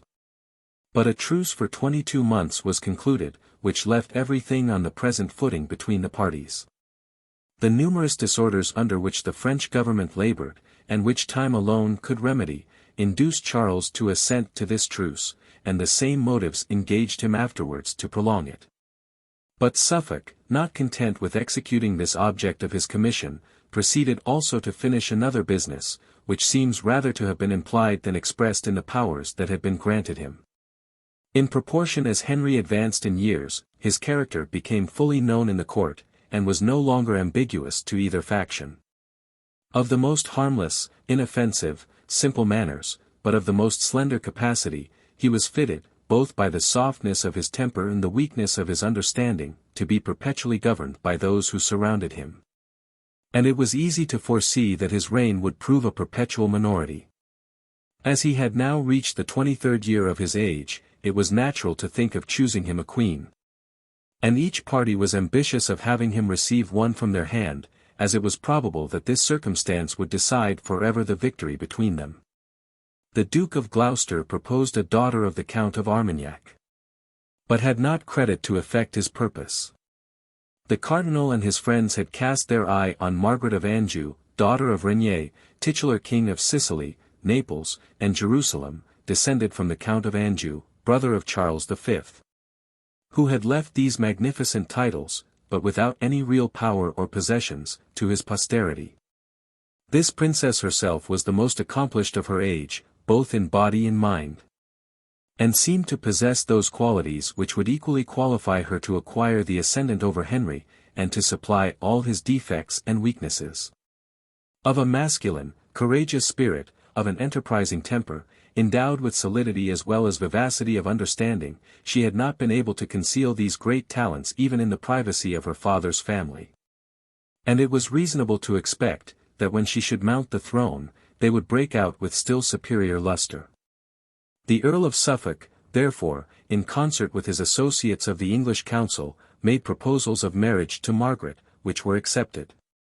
But this nobleman, besides preoccupying the princess's favour by being the chief means of her advancement, endeavoured to ingratiate himself with her and her family, by very extraordinary concessions, though Margaret brought no dowry with her. He ventured of himself, without any direct authority from the council, but probably with the approbation of the cardinal and the ruling members, to engage, by a secret article, that the province of Maine, which was at that time in the hands of the English, should be ceded to Charles of Anjou, her uncle, who was prime minister and favourite of the French king, and who had already received from his master the grant of that province as his uppunnage. The treaty of marriage was ratified in England. Suffolk obtained first the title of Marquis, then that of Duke, and even received the thanks of Parliament for his services in concluding it. The princess fell immediately into close connections with the cardinal and his party, the Dukes of Somerset, Suffolk, and Buckingham, who, fortified by her powerful patronage, resolved on the final ruin of the Duke of Gloucester. 1447. This generous prince, worsted in all court intrigues, for which his temper was not suited, but possessing in a high degree the favour of the public, had already received from his rivals a cruel mortification, which he had hitherto borne without violating public peace, but which it was impossible that a person of his spirit and humanity could ever forgive. His duchess, the daughter of Reginald Lord Cobham, had been accused of the crime of witchcraft. And it was pretended, that there was found in her possession a waxen figure of the king, which she and her associates, Sir Roger Bolingbroke, a priest, and one Marjorie Jordan, of Eye, melted in a magical manner before a slow fire, with an intention of making Henry's force and vigour waste away by like insensible degrees. The accusation was well calculated to affect the weak and credulous mind of the king, and to gain belief in an ignorant age, and the duchess was brought to trial with her confederates. The nature of this crime, so opposite to all common sense, seems always to exempt the accusers from observing the rules of common sense in their evidence. The prisoners were pronounced guilty. The duchess was condemned to do public penance, and to suffer perpetual imprisonment.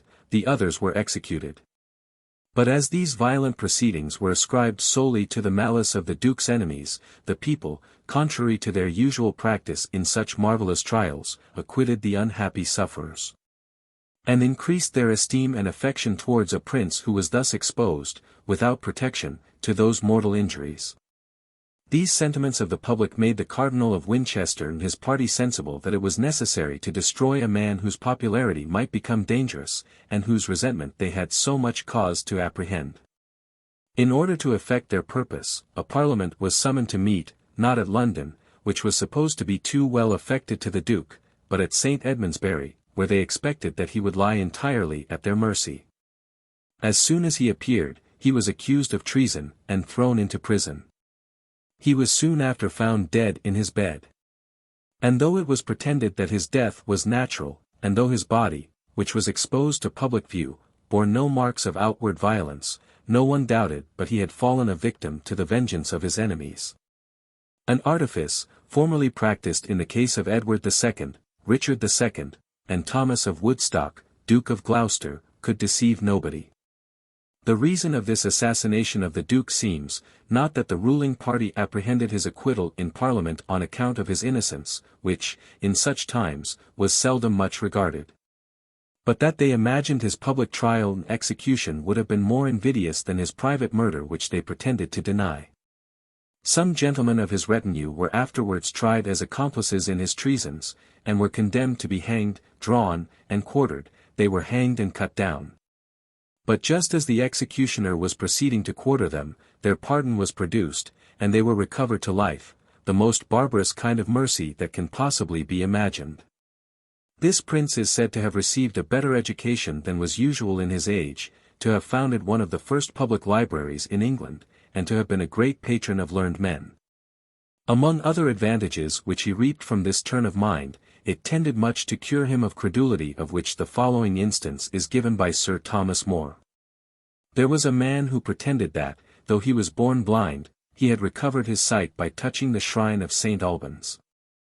The Duke, happening soon after to pass that way, questioned the man, and seeming to doubt of his sight, asked him the colours of several cloaks, worn by persons of his retinue. The man told them very readily.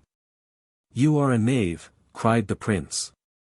"Had you been born blind, you could not so soon have learned to distinguish colours," and immediately ordered him to be set in the stocks as an impostor. The Cardinal of Winchester died 6 weeks after his nephew, whose murder was universally ascribed to him as well as to the Duke of Suffolk, and which, it is said, gave him more remorse in his last moments than could naturally be expected from a man hardened, during the course of a long life, in falsehood and in politics. What share the Queen had in this guilt is uncertain. Her usual activity and spirit made the public conclude, with some reason, that the Duke's enemies durst not have ventured on such a deed without her privity. But there happened, soon after, an event of which she and her favourite, the Duke of Suffolk, bore incontestably the whole odium. That article of the marriage treaty by which the province of Maine was to be ceded to Charles of Anjou, the Queen's Anneal, had probably been hitherto kept secret. And during the lifetime of the Duke of Gloucester, it might have been dangerous to venture on the execution of it. But as the court of France strenuously insisted on performance, orders were now dispatched, under Henry's hand, to Sir Francis Surien, governor of Mans, commanding him to surrender that place to Charles of Anjou. Surien, either questioning the authenticity of the order, or regarding his government as his sole fortune, refused compliance, and it became necessary for a French army, under the Count of Dunois, to lay siege to the city. The governor made as good a defence as his situation could permit. But receiving no relief from Edmund, Duke of Somerset, who was at that time governor of Normandy, he was at last obliged to capitulate, and to surrender not only Mans, but all the other fortresses of that province, which was thus entirely alienated from the crown of England. 1448. The bad effects of this measure stopped not here. Surien, at the head of all his garrisons, amounting to 2,500 men, retired into Normandy, in expectation of being taken into pay, and of being quartered in some towns of that province. But Somerset, who had no means of subsisting such a multitude, and who was probably incensed at Surien's disobedience, refused to admit him. And this adventurer, not daring to commit depredations on the territories either of the King of France or of England, marched into Brittany, seized the town of Foughers, repaired the fortifications of Pontorson and St. James de Beuvron, and subsisted his troops by the ravages which he exercised on that whole province. The Duke of Brittany complained of this violence to the King of France, his liege lord. Charles remonstrated with the Duke of Somerset. That nobleman replied, that the injury was done without his privity, and that he had no authority over Surien and his companions. Though this answer ought to have appeared satisfactory to Charles, who had often felt severely the licentious independent spirit of such mercenary soldiers, he never would admit of the apology. He still insisted that these plunderers should be recalled, and that reparation should be made to the Duke of Brittany for all the damages which he had sustained, and in order to render an accommodation absolutely impracticable, he made the estimation of damages amount to no less a sum than 1,600,000 crowns. He was sensible of the superiority which the present state of his affairs gave him over England, and he determined to take advantage of it. No sooner was the truce concluded between the two kingdoms, than Charles employed himself, with great industry and judgment, in repairing those numberless ills to which France, from the continuance of wars both foreign and domestic, had so long been exposed. He restored the course of public justice, he introduced order into the finances, he established discipline in his troops, he repressed faction in his court, he revived the languid state of agriculture and the arts. And, in the course of a few years, he rendered his kingdom flourishing within itself, and formidable to its neighbours. Meanwhile, affairs in England had taken a very different turn. The court was divided into parties, which were enraged against each other, the people were discontented with the government, conquests in France, which were an object more of glory than of interest, were overlooked amidst domestic incidents, which engrossed the attention of all men. The governor of Normandy, ill supplied with money, was obliged to dismiss the greater part of his troops, and to allow the fortifications of the towns and castles to become ruinous. And the nobility and people of that province had, during the late open communication with France, enjoyed frequent opportunities of renewing connections with their ancient master, and of concerting the means for expelling the English. The occasion, therefore, seemed favourable to Charles for breaking the truce. 1449. Normandy was at once invaded by 4 powerful armies, one commanded by the king himself, a second by the Duke of Brittany, a third by the Duke of Alençon, and a fourth by the Count of Dunois. The places opened their gates almost as soon as the French appeared before them. Verneuil, Nogent, Château Gallard, Ponteau de Mer, Geysers, Mantes, Vernon, Argenton-Lisieux, Fécamp, Coutances, Belezem, Pont de l'Arche, fell in an instant into the hands of the enemy. The Duke of Somerset, so far from having an army which could take the field and relieve these places, was not able to supply them with the necessary garrisons and provisions. He retired, with the few troops of which he was master, into Rouen, and thought it sufficient, if, till the arrival of succours from England, he could save that capital from the general fate of the province. The King of France, at the head of a formidable army, 50,000 strong, presented himself before the gates. The dangerous example of revolt had infected the inhabitants, and they called aloud for a capitulation. Somerset, unable to resist at once both the enemies within and from without, retired with his garrison into the palace and castle, which, being places not tenable, he was obliged to surrender. He purchased a retreat to Harfleur by the payment of 56,000 crowns, by engaging to surrender Arques, Tancarville, Caudebec, Honfleur, and other places in the higher Normandy, and by delivering hostages for the performance of articles. 1450. The governor of Honfleur refused to obey his orders, upon which the Earl of Shrewsbury, who was one of the hostages, was detained prisoner. And the English were thus deprived of the only general capable of recovering them from their present distressed situation. Harfleur made a better defence under Sir Thomas Curson, the governor, but was finally obliged to open its gates to Dunois. Succours at last appeared from England, under Sir Thomas Kyriel, and landed at Cherbourg, but these came very late, amounted only to 4,000 men, and were soon after put to rout at Formigny by the Count of Clermont. This battle, or rather skirmish, was the only action fought by the English for the defence of their dominions in France, which they had purchased at such an expense of blood and treasure. Somerset, shut up in Caen, without any prospect of relief, found it necessary to capitulate. Falaise opened its gates, on condition that the Earl of Shrewsbury should be restored to liberty, and Cherbourg, the last place of Normandy which remained in the hands of the English, being delivered up, the conquest of that important province was finished in a 12-month by Charles, to the great joy of the inhabitants, and of his whole kingdom. A like rapid success attended the French arms in Guienne, though the inhabitants of that province were, from long custom, better inclined to the English government. Dunois was dispatched thither, and met with no resistance in the field, and very little from the towns. Great improvements had been made during this age in the structure and management of artillery, and none in fortification. And the art of defense was by that means more unequal, than either before or since, to the art of attack. After all the small places about Bordeaux were reduced, that city agreed to submit, if not relieved by a certain time. And as no one in England thought seriously of these distant concerns, no relief appeared, the place surrendered, and Bayonne being taken soon after, this whole province, which had remained united to England since the accession of Henry II, was, after a period of 3 centuries, finally swallowed up in the French monarchy. Though no peace or truce was concluded between France and England, the war was in a manner at an end. The English, torn in pieces by the civil dissensions which ensued, made but one feeble effort more for the recovery of Guienne, and Charles, occupied at home in regulating the government, and fencing against the intrigues of his factious son, Louis the Dauphin, scarcely ever attempted to invade them in their island, or to retaliate upon them, by availing himself of their intestine confusions. Chapter 21. Henry VI. 1450.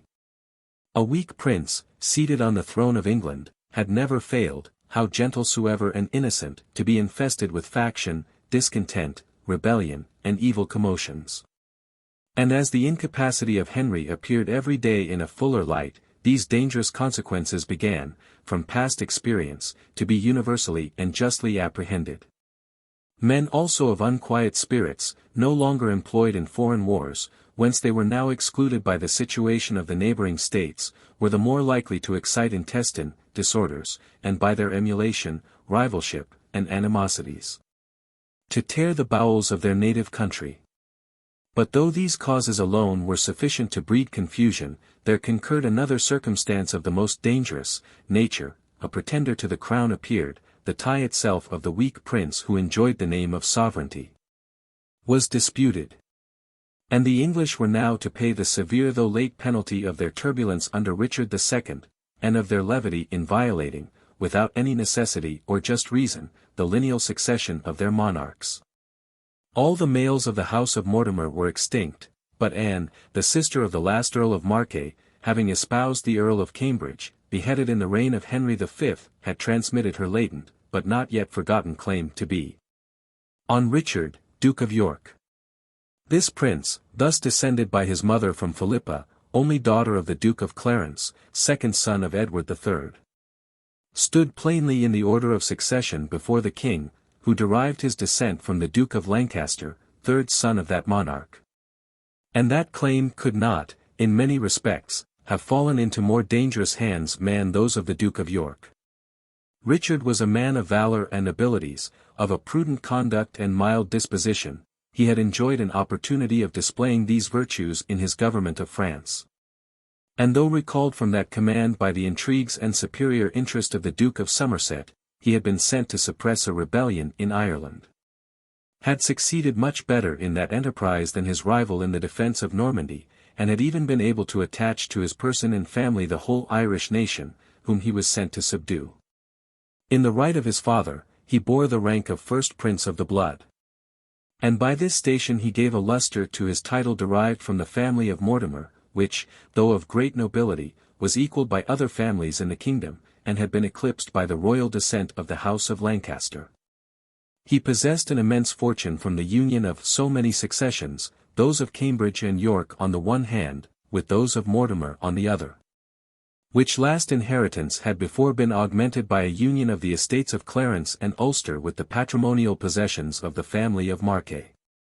The alliances too of Richard, by his marrying the daughter of Ralph Neville, Earl of Westmoreland, had widely extended his interest among the nobility, and had procured him many connections in that formidable order. The family of Neville was perhaps at this time the most potent, both from their opulent possessions and from the characters of the men, that has ever appealed in England. For, besides the Earl of Westmoreland, and the Lords Latimer, Fauconberg, and Abergavenny, the Earls of Salisbury and Warwick were of that family, and were of themselves, on many accounts, the greatest noblemen in the kingdom. The Earl of Salisbury, brother-in-law to the Duke of York, was the eldest son by a second marriage of the Earl of Westmoreland, and inherited by his wife, daughter and heir of Montacute, Earl of Salisbury, killed before Orleans, the possessions and title of that great family. His eldest son, Richard, had married Anne, the daughter and heir of Beauchamp, Earl of Warwick, who died governor of France. And by this alliance he enjoyed the possessions, and had acquired the title, of that other family, one of the most opulent, most ancient, and most illustrious in England. The personal qualities also of these two earls, especially of Warwick, enhanced the splendor of their nobility, and increased their influence over the people. This latter nobleman, commonly known, from the subsequent events, by the appellation of the Kingmaker, had distinguished himself by his gallantry in the field, by the hospitality of his table, by or magnificence, and still more by the generosity of his expense, and by the spirited and bold manner which attended him in all his actions. The undesigning frankness and openness of his character rendered his conquest over men's affections the more certain and infallible. His presents were regarded as sure testimonials of esteem and friendship, and his professions as the overflowings of his genuine sentiments. No less than 30,000 persons are said to have daily lived at his board in the different manors and castles which he possessed in England. The military men, allured by his munificence and hospitality, as well as by his bravery, were zealously attached to his interests. The people in general bore him an unlimited affection. His numerous retainers were more devoted to his will than to the prince or to the laws, and he was the greatest, as well as the last, of those mighty barons who formerly overawed the crown, and rendered the people incapable of any regular system of civil government. But the Duke of York, besides the family of Neville, had many other partisans among the great nobility. Courtenay, Earl of Devonshire, descended from a very noble family of that name in France, was attached to his interests. Mowbray, Duke of Norfolk, had, from his hereditary hatred to the family of Lancaster, embraced the same party, and the discontents which universally prevailed among the people, rendered every combination of the great the more dangerous to the established government. Though the people were never willing to grant the supplies necessary for keeping possession of the conquered provinces in France, they repined extremely at the loss of these boasted acquisitions, and fancied, because a sudden eruption could make conquests, that, without steady counsels and a uniform expense, it was possible to maintain them. The voluntary cession of Maine to the Queen's uncle, had made them suspect treachery in the loss of Normandy and Guienne. They still considered Margaret as a French woman, and a latent enemy of the kingdom. And when they saw her father and all her relations active in promoting the success of the French, they could not be persuaded that she, who was all-powerful in the English council, would very zealously oppose them in their enterprises. But the most fatal blow given to the popularity of the crown and to the interests of the House of Lancaster, was by the assassination of the virtuous Duke of Gloucester, whose character, had he been alive, would have intimidated the partisans of York, but whose memory, being extremely cherished by the people, served to throw an odium on all his murderers. By this crime the reigning family suffered a double prejudice. It was deprived of its firmest support, and it was loaded with all the infamy of that imprudent and barbarous assassination. As the Duke of Suffolk was known to have had an active hand in the crime, he partook deeply of the hatred attending it. And the clamours which necessarily rose against him, as Prime Minister and declared favourite of the Queen, were thereby augmented to a tenfold pitch, and became absolutely uncontrollable. The great nobility could ill brook to see a subject exalted above them, much more one who was only great-grandson to a merchant, and who was of a birth so much inferior to theirs. The people complained of his arbitrary measures, which were, in some degree, a necessary consequence of the irregular power then possessed by the prince, but which the least disaffection easily magnified into tyranny.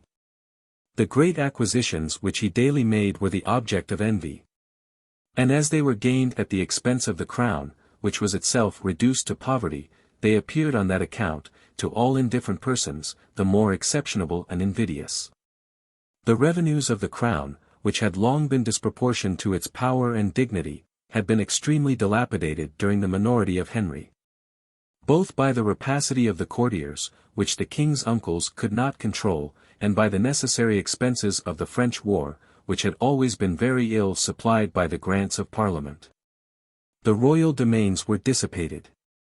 And at the same time the king was loaded with a debt of £372,000, a sum so great, that the Parliament could never think of discharging it. This unhappy situation forced the ministers upon many arbitrary measures. The household itself could not be supported without stretching to the utmost the right of purveyance, and rendering it a kind of universal robbery upon the people. The public clamour rose high upon this occasion, and no one had the equity to make allowance for the necessity of the king's situation. Suffolk, once become odious, bore the blame of the whole, and every grievance, in every part of the administration, was universally imputed to his tyranny and injustice.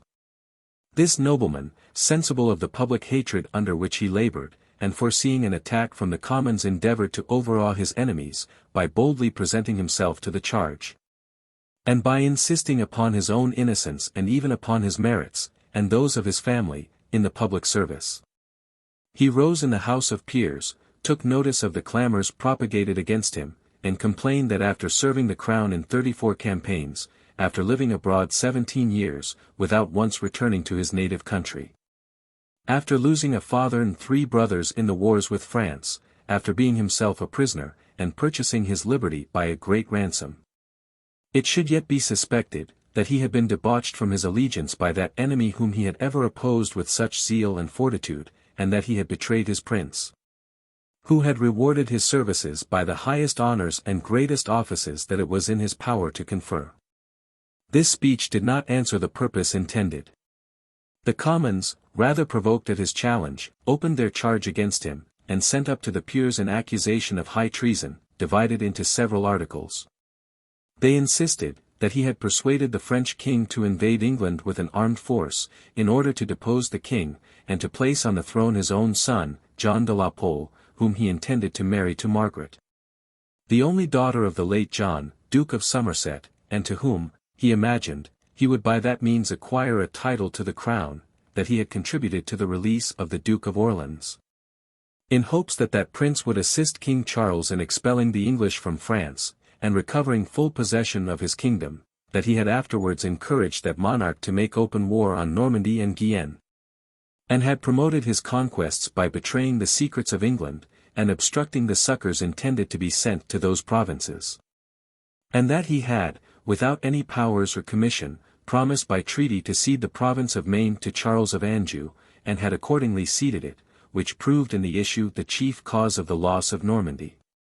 It is evident, from a review of these articles, that the Commons adopted without inquiry all the popular clamours against the Duke of Suffolk, and charged him with crimes of which none but the vulgar could seriously believe him guilty. Nothing can be more incredible, than that a nobleman, so little eminent by his birth and character, could think of acquiring the crown to his family, and of deposing Henry by foreign force, and, together with him, Margaret, his patron, a princess of so much spirit and penetration. Suffolk appealed to many noblemen in the house, who knew that he had intended to marry his son to one of the co-heirs of the Earl of Warwick, and was disappointed in his views only by the death of that lady, and he observed that Margaret of Somerset could bring to her husband no title to the crown, because she herself was not so much as comprehended in the entail settled by Act of Parliament. It is easy to account for the loss of Normandy and Guienne, from the situation of affairs in the two kingdoms, without supposing any treachery in the English ministers. And it may safely be affirmed, that greater vigour was requisite to defend these provinces from the arms of Charles VII, than to conquer them at first from his predecessor. It could never be the interest of any English minister to betray and abandon such acquisitions, much less of one who was so well established in his master's favour, who enjoyed such high honours and ample possessions in his own country, who had nothing to dread but the effects of popular hatred, and who could never think, without the most extreme reluctance, of becoming a fugitive and exile in a foreign land. The only article which carries any face of probability, is his engagement for the delivery of Maine to the Queen's uncle, but Suffolk maintained, with great appearance of truth, that this measure was approved of by several at the council table. And it seems hard to ascribe to it, as is done by the Commons, the subsequent loss of Normandy and expulsion of the English. Normandy lay open on every side to the invasion of the French. Maine, an inland province, must soon after have fallen without any attack. And as the English possessed in other parts more fortresses than they could garrison or provide for, it seemed no bad policy to contract their force, and to render the defence practicable, by reducing it within a narrower compass. The Commons were probably sensible, that this charge of treason against Suffolk would not bear a strict scrutiny, and they therefore, soon after, sent up against him a new charge of misdemeanours, which they also divided into several articles. They affirmed, among other imputations, that he had procured exorbitant grants from the crown, had embezzled the public money, had conferred offices on improper persons, had perverted justice by maintaining iniquitous causes, and had procured pardons for notorious offenders. The articles are mostly general, but are not improbable, and as Suffolk seems to have been a bad man and a bad minister, it will not be rash in us to think that he was guilty, and that many of these articles could have been proved against him. The court was alarmed at the prosecution of a favourite minister, who lay under such a load of popular prejudices, and an expedient was fallen upon to save him from present ruin. The king summoned all the lords, spiritual and temporal, to his apartment. The prisoner was produced before them, and asked what he could say in his own defence. He denied the charge, but submitted to the king's mercy. Henry expressed himself not satisfied with regard to the first impeachment for treason, but in consideration of the second for misdemeanours, he declared that, by virtue of Suffolk's own submission, not by any judicial authority, he banished him the kingdom during 5 years. The lords remained silent, but as soon as they returned to their own house, they entered a protest, that this sentence should nowise infringe their privileges, and that, if Suffolk had insisted upon his right, and had not voluntarily submitted to the king's commands, he was entitled to a trial by his peers in Parliament. It was easy to see, that these irregular proceedings were meant to favour Suffolk, and that, as he still possessed the Queen's confidence, he would, on the first favourable opportunity, be restored to his country, and be reinstated in his former power and credit. A captain of a vessel was therefore employed by his enemies to intercept him in his passage to France. He was seized near Dover, his head struck off on the side of a longboat, and his body thrown into the sea. No inquiry was made after the actors and accomplices in this atrocious deed of violence. The Duke of Somerset succeeded to Suffolk's power in the ministry, and credit with the Queen.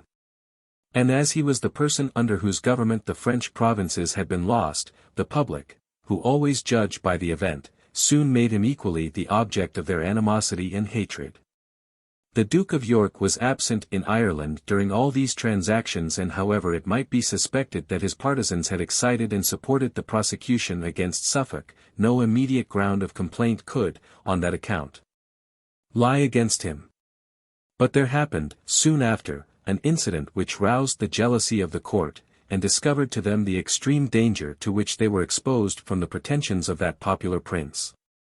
The humours of the people, set afloat by the parliamentary impeachment, and by the fall of so great a favourite as Suffolk, broke out in various commotions, which were soon suppressed. But there arose one in Kent which was attended with more dangerous consequences.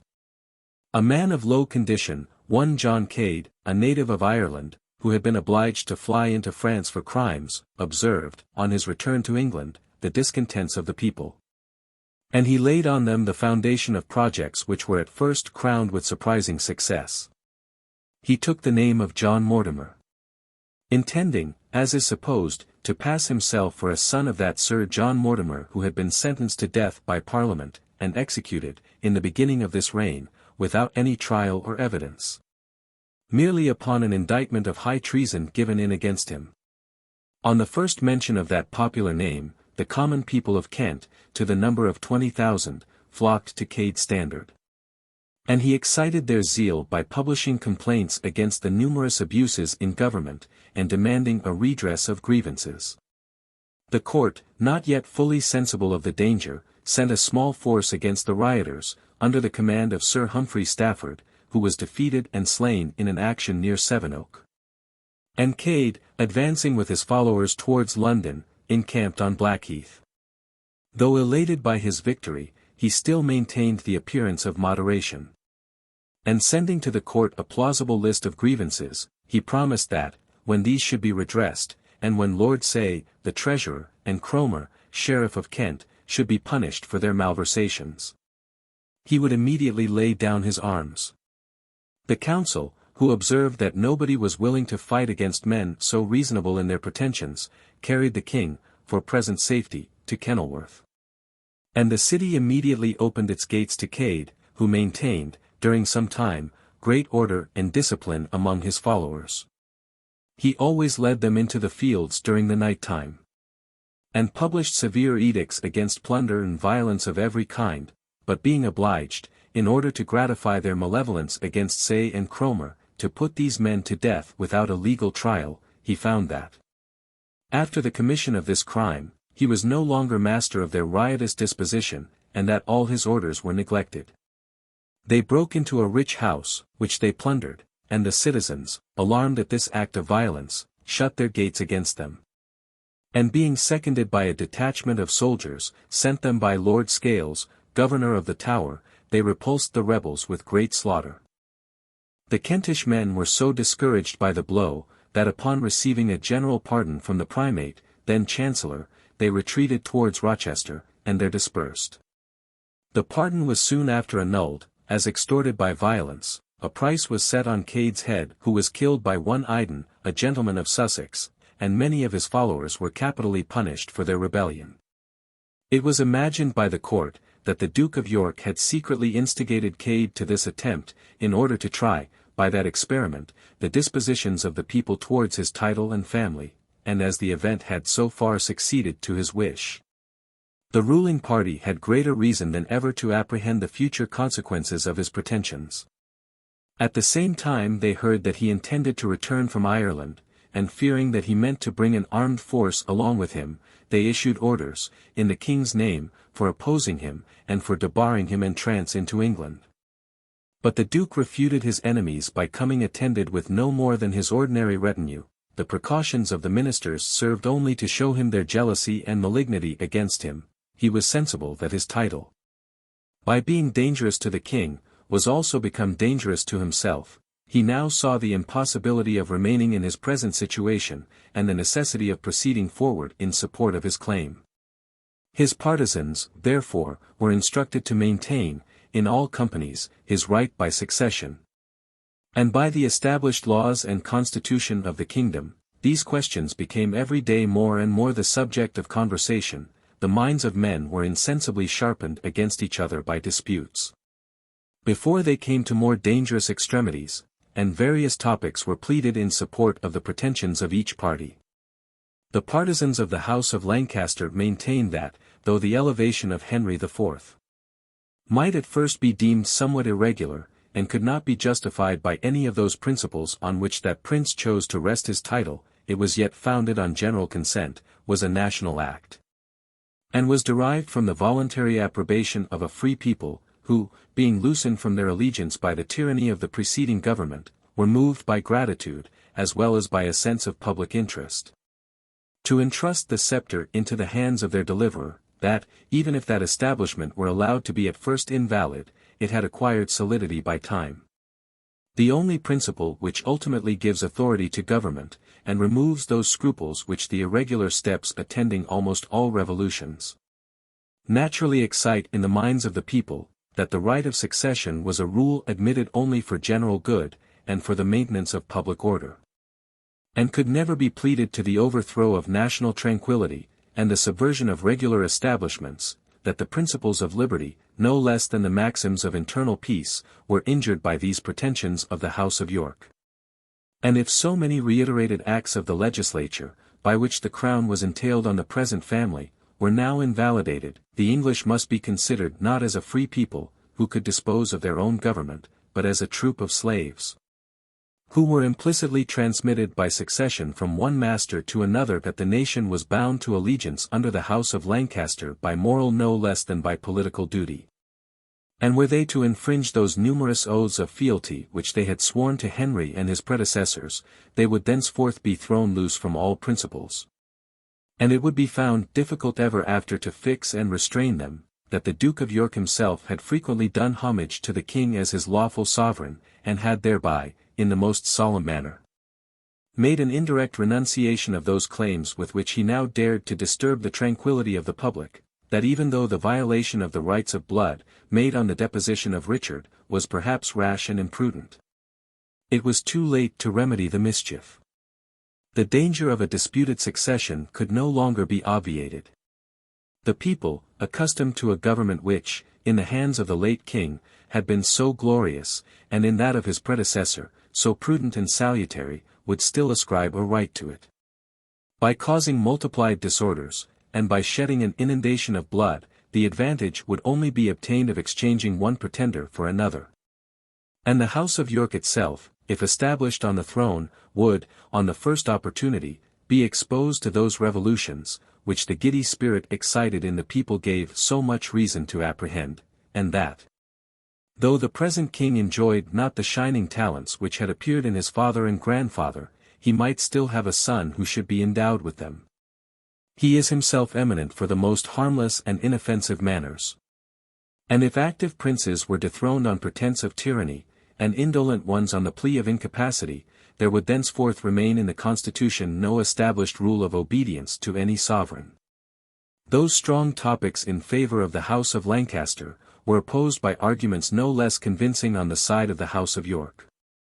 The partisans of this latter family asserted, that the maintenance of order in the succession of princes, far from doing injury to the people, or invalidating their fundamental title to good government, was established only for the purposes of government, and served to prevent those numberless confusions which must ensue, if no rule were followed but the uncertain and disputed views of present convenience and advantage, that the same maxims which ensured public peace were also salutary to national liberty. The privileges of the people could only be maintained by the observance of laws. And if no account were made of the rights of the sovereign, it could less be expected that any regard would be paid to the property and freedom of the subject, that it was never too late to correct any pernicious precedent.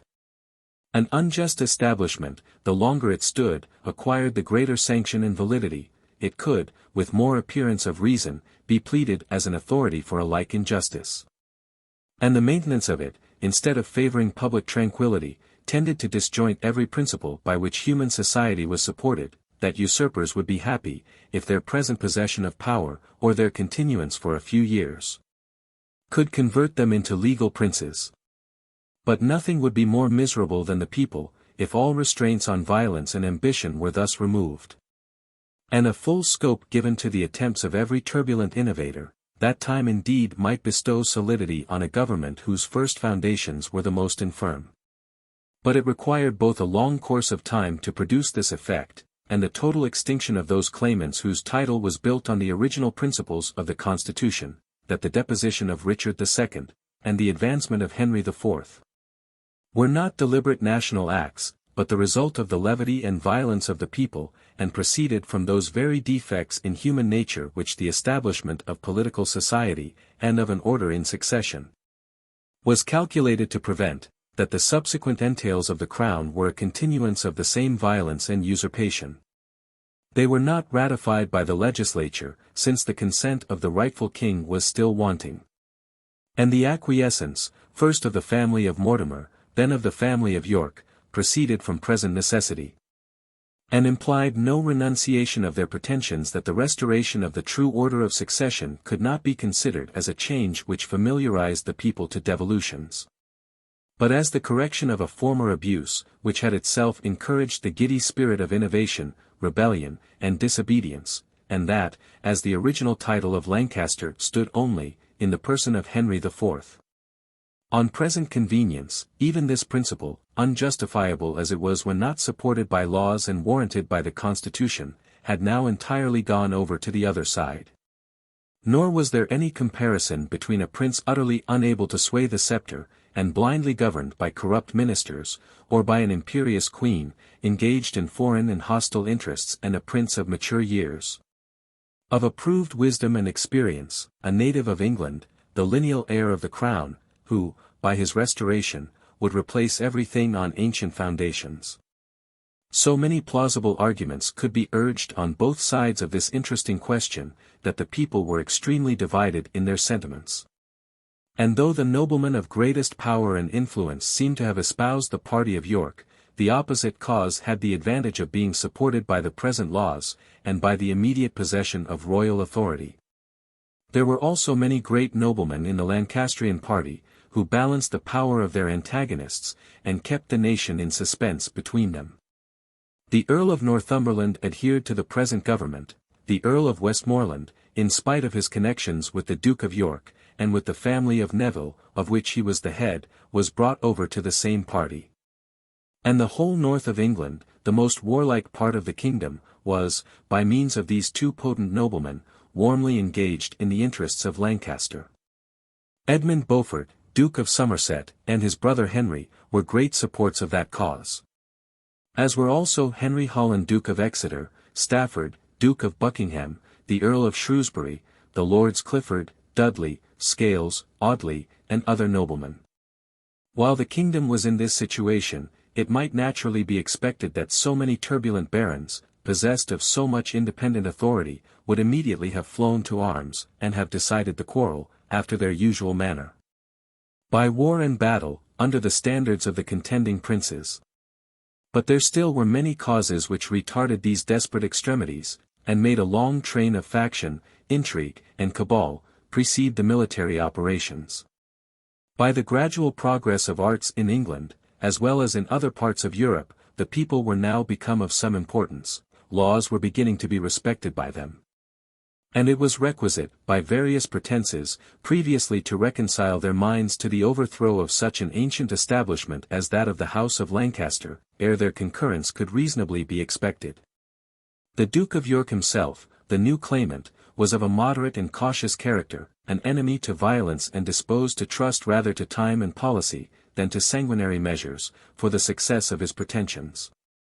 The very imbecility itself of Henry tended to keep the factions in suspense, and make them stand long in awe of each other. It rendered the Lancastrian party unable to strike any violent blow against their enemies. It encouraged the Yorkists to hope that, after banishing the king's ministers, and getting possession of his person, they might gradually undermine his authority, and be able, without the perilous experiment of a civil war, to change the succession by parliamentary and legal authority. 1451. The dispositions which appeared in a parliament assembled soon after the arrival of the Duke of York from Ireland, favoured these expectations of his partisans, and both discovered an unusual boldness in the Commons, and were a proof of the general discontents which prevailed against the administration. The lower house, without any previous inquiry or examination, without alleging any other ground of complaint than common fame, ventured to present a petition against the Duke of Somerset, the Duchess of Suffolk, the Bishop of Chester, Sir John Sutton, Lord Dudley, and several others of inferior rank.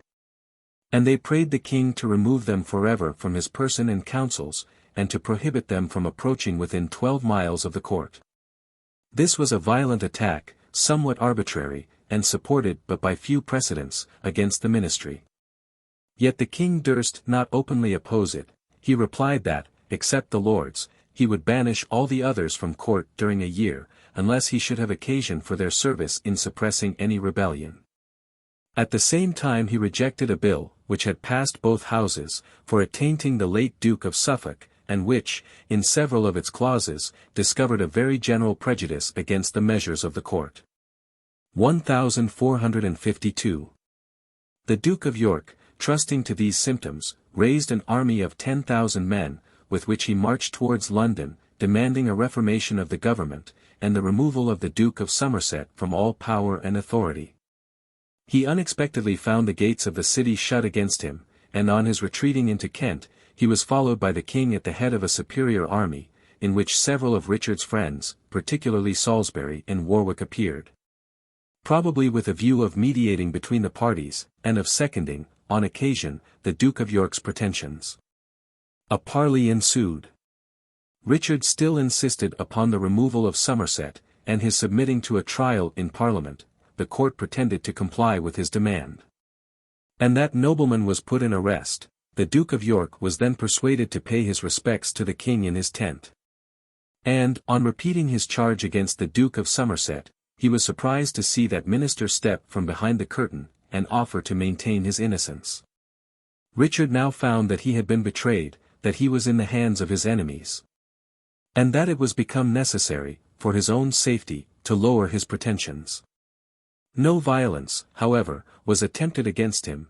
The nation was not in a disposition to bear the destruction of so popular a prince. He had many friends in Henry's camp. And his son, who was not in the power of the court, might still be able to revenge his death on all his enemies. He was therefore dismissed, and he retired to his seat of Wigmore, on the borders of Wales. While the Duke of York lived in this retreat, there happened an incident which, by increasing the public discontents, proved favourable to his pretensions. Several Gascon lords, affectionate to the English government, and disgusted at the new dominion of the French, came to London, and offered to return to their allegiance under Henry. 1453. The Earl of Shrewsbury, with a body of 8,000 men, was sent over to support them. Bordeaux opened its gates to him. He made himself master of Fronsac, Castillon, and some other places. Affairs began to wear a favourable aspect. But as Charles hastened to resist this dangerous invasion, the fortunes of the English were soon reversed. Shrewsbury, a venerable warrior, above 80 years of age, fell in battle. His conquests were lost. Bordeaux was again obliged to submit to the French king, and all hopes of recovering the province of Gascony were forever extinguished. Though the English might deem themselves happy to be fairly rid of distant dominions, which were of no use to them, and which they never could defend against the growing power of France. They expressed great discontent on the occasion, and they threw all the blame on the ministry, who had not been able to effect impossibilities. While they were in this disposition, the Queen's delivery of a son, who received the name of Edward, was deemed no joyful incident. And as it removed all hopes of the peaceable succession of the Duke of York, who was otherwise, in the right of his father, and by the laws enacted since the accession of the House of Lancaster, next heir to the crown, it had rather a tendency to inflame the quarrel between the parties. But the Duke was incapable of violent counsels, and even when no visible obstacle lay between him and the throne, he was prevented by his own scruples from mounting it. 1454. Henry, always unfit to exercise the government, fell at this time into a distemper, which so far increased his natural imbecility, that it rendered him incapable of maintaining even the appearance of royalty. The Queen and the Council, destitute of this support, found themselves unable to resist the York party, and they were obliged to yield to the torrent. They sent Somerset to the Tower, and appointed Richard lieutenant of the kingdom, with powers to open and hold a session of Parliament. That assembly, also, taking into consideration the state of the kingdom, created him protector during pleasure. Men who thus entrusted sovereign authority to one that had such evident and strong pretensions to the crown, were not surely averse to his taking immediate and full possession of it.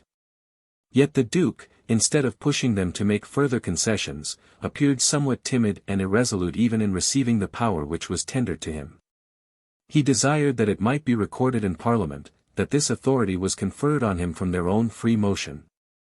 Without any application on his part, he expressed his hopes that they would assist him in the exercise of it. He made it a condition of his acceptance, that the other lords who were appointed to be of his council, should also accept of the trust, and should exercise it.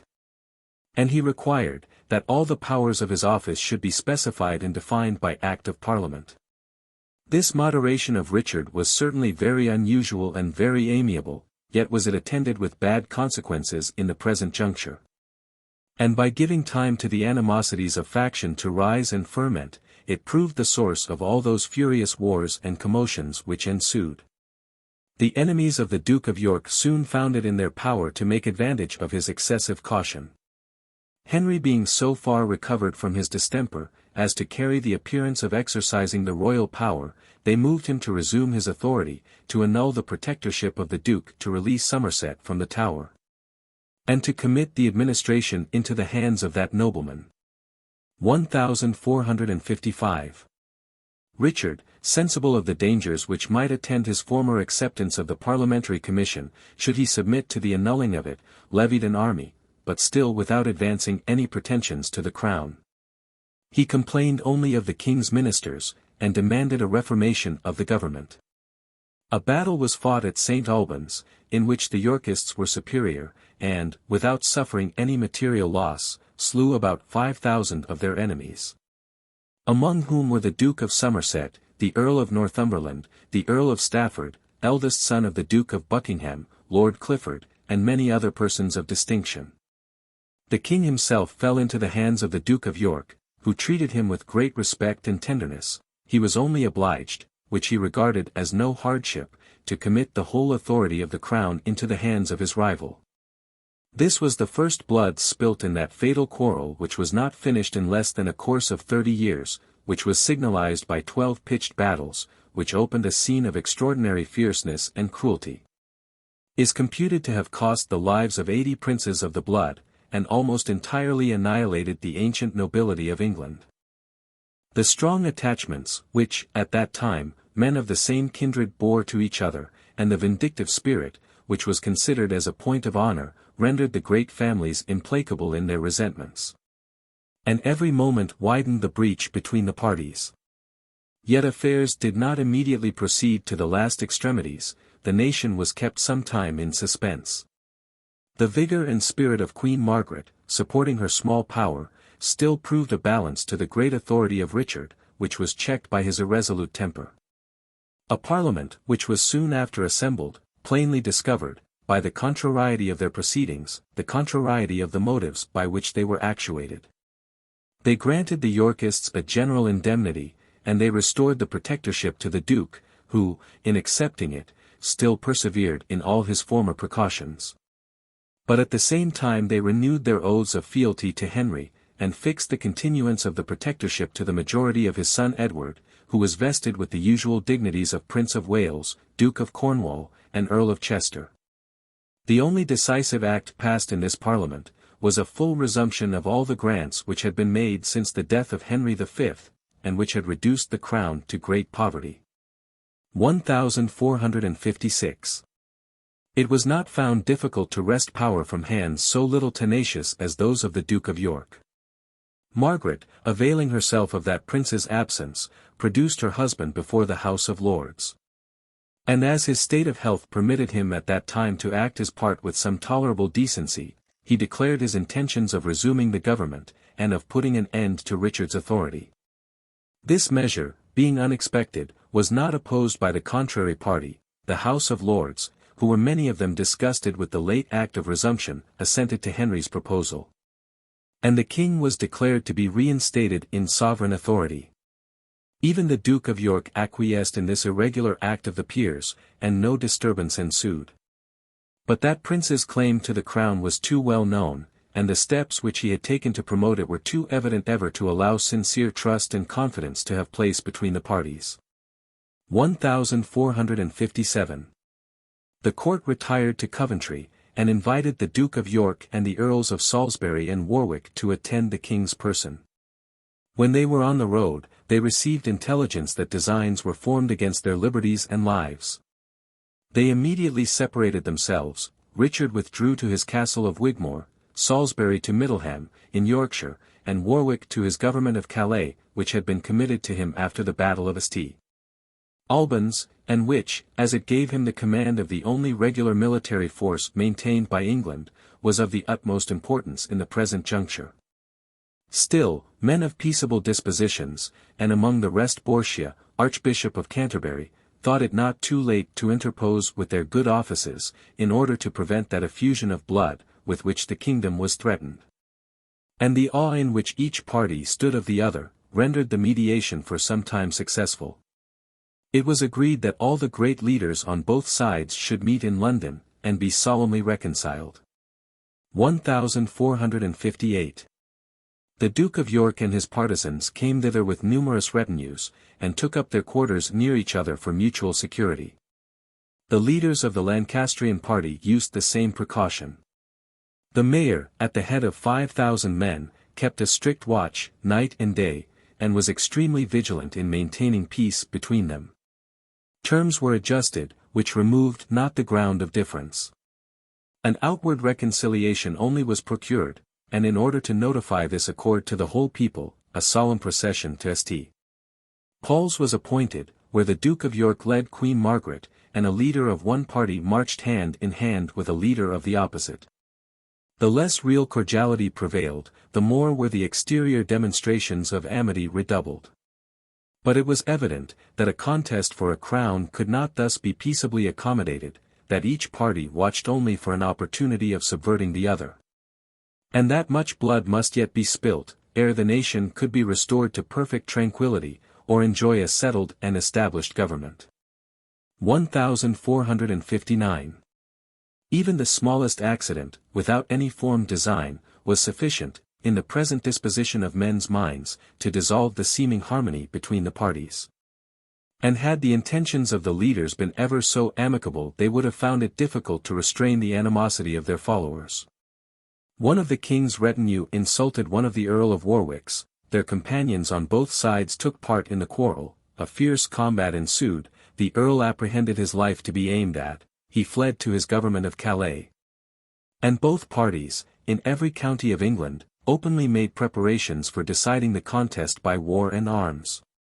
The Earl of Salisbury, marching to join the Duke of York, was overtaken at Blore Heath, on the borders of Staffordshire, by Lord Audley, who commanded much superior forces, and a small rivulet with steep banks ran between the armies. Salisbury here supplied his defect in numbers by stratagem, a refinement of which there occur few instances in the English civil wars, where a headlong courage, more than military conduct, is commonly to be remarked. He feigned a retreat, and allured Audley to follow him with precipitation, but when the van of the royal army had passed the brook, Salisbury suddenly turned upon them. And partly by the surprise, partly by the division, of the enemy's forces, put this body to rout, the example of flight was followed by the rest of the army, and Salisbury, obtaining a complete victory, reached the general rendezvous of the Yorkists at Ludlow. The Earl of Warwick brought over to this rendezvous a choice body of veterans from Calais, on whom, it was thought the fortune of the war would much depend. But this reinforcement occasioned, in the issue, the immediate ruin of the Duke of York's party.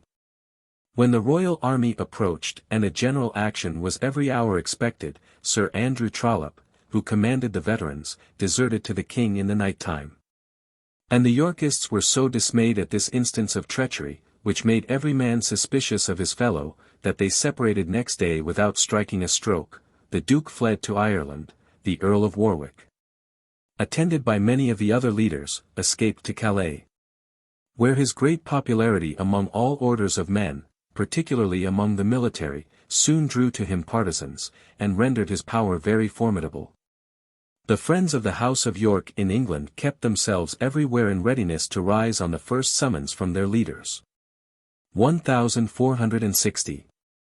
After meeting with some successes at sea, Warwick landed in Kent, with the Earl of Salisbury, and the Earl of Marche, eldest son of the Duke of York.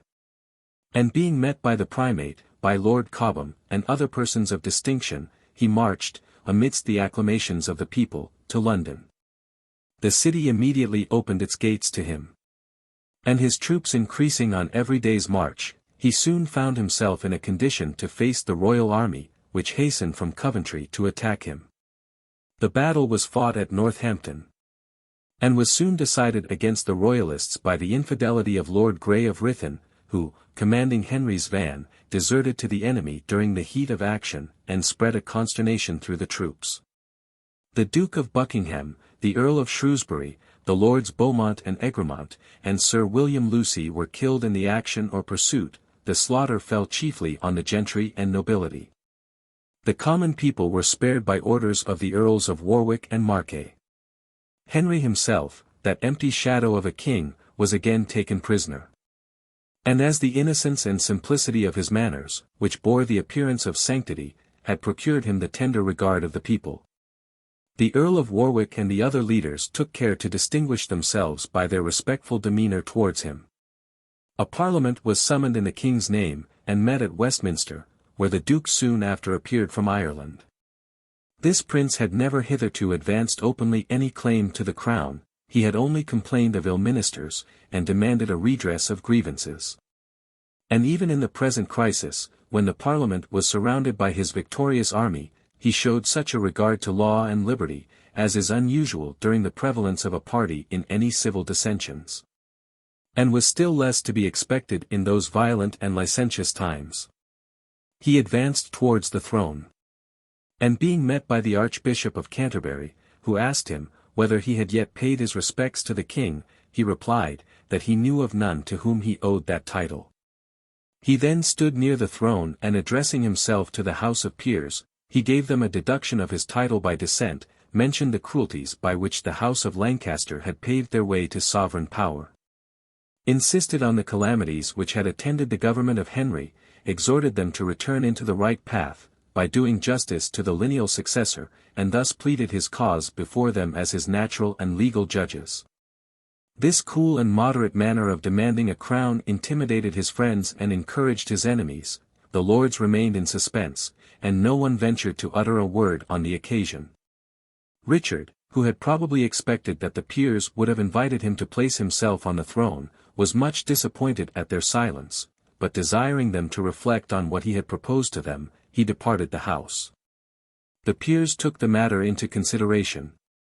With as much tranquillity as if it had been a common subject of debate, they desired the assistance of some considerable members among the Commons in their deliberations, they heard in several successive days. The reasons alleged for the Duke of York, they even ventured to propose objections to his claim founded on former entails of the crown.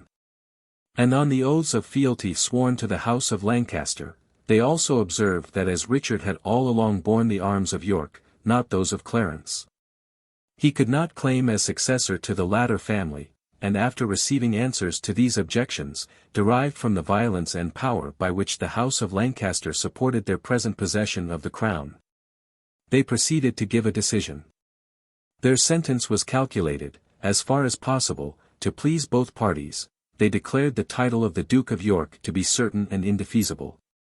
But in consideration that Henry had enjoyed the crown, without dispute or controversy, during the course of 38 years, they determined that he should continue to possess the title and dignity during the remainder of his life.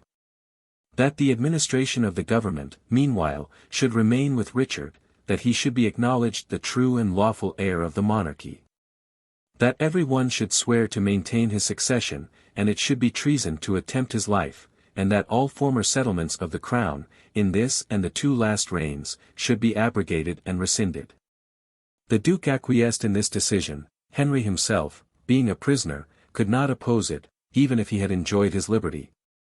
He would not probably have felt any violent reluctance against it, and the act thus passed with the unanimous consent of the whole legislative body. Though the mildness of this compromise is chiefly to be ascribed to the moderation of the Duke of York, it is impossible not to observe in those transactions visible marks of a higher regard to law, and of a more fixed authority enjoyed by Parliament, than has appeared in any former period of English history. It is probable that the Duke, without employing either menaces or violence, could have obtained from the Commons a settlement more consistent and uniform, but as many, if not all the members of the upper house, had received grants, concession, or dignities, during the last 60 years, when the House of Lancaster was possessed of the government, they were afraid of invalidating their own titles by too sudden and violent an overthrow of that family.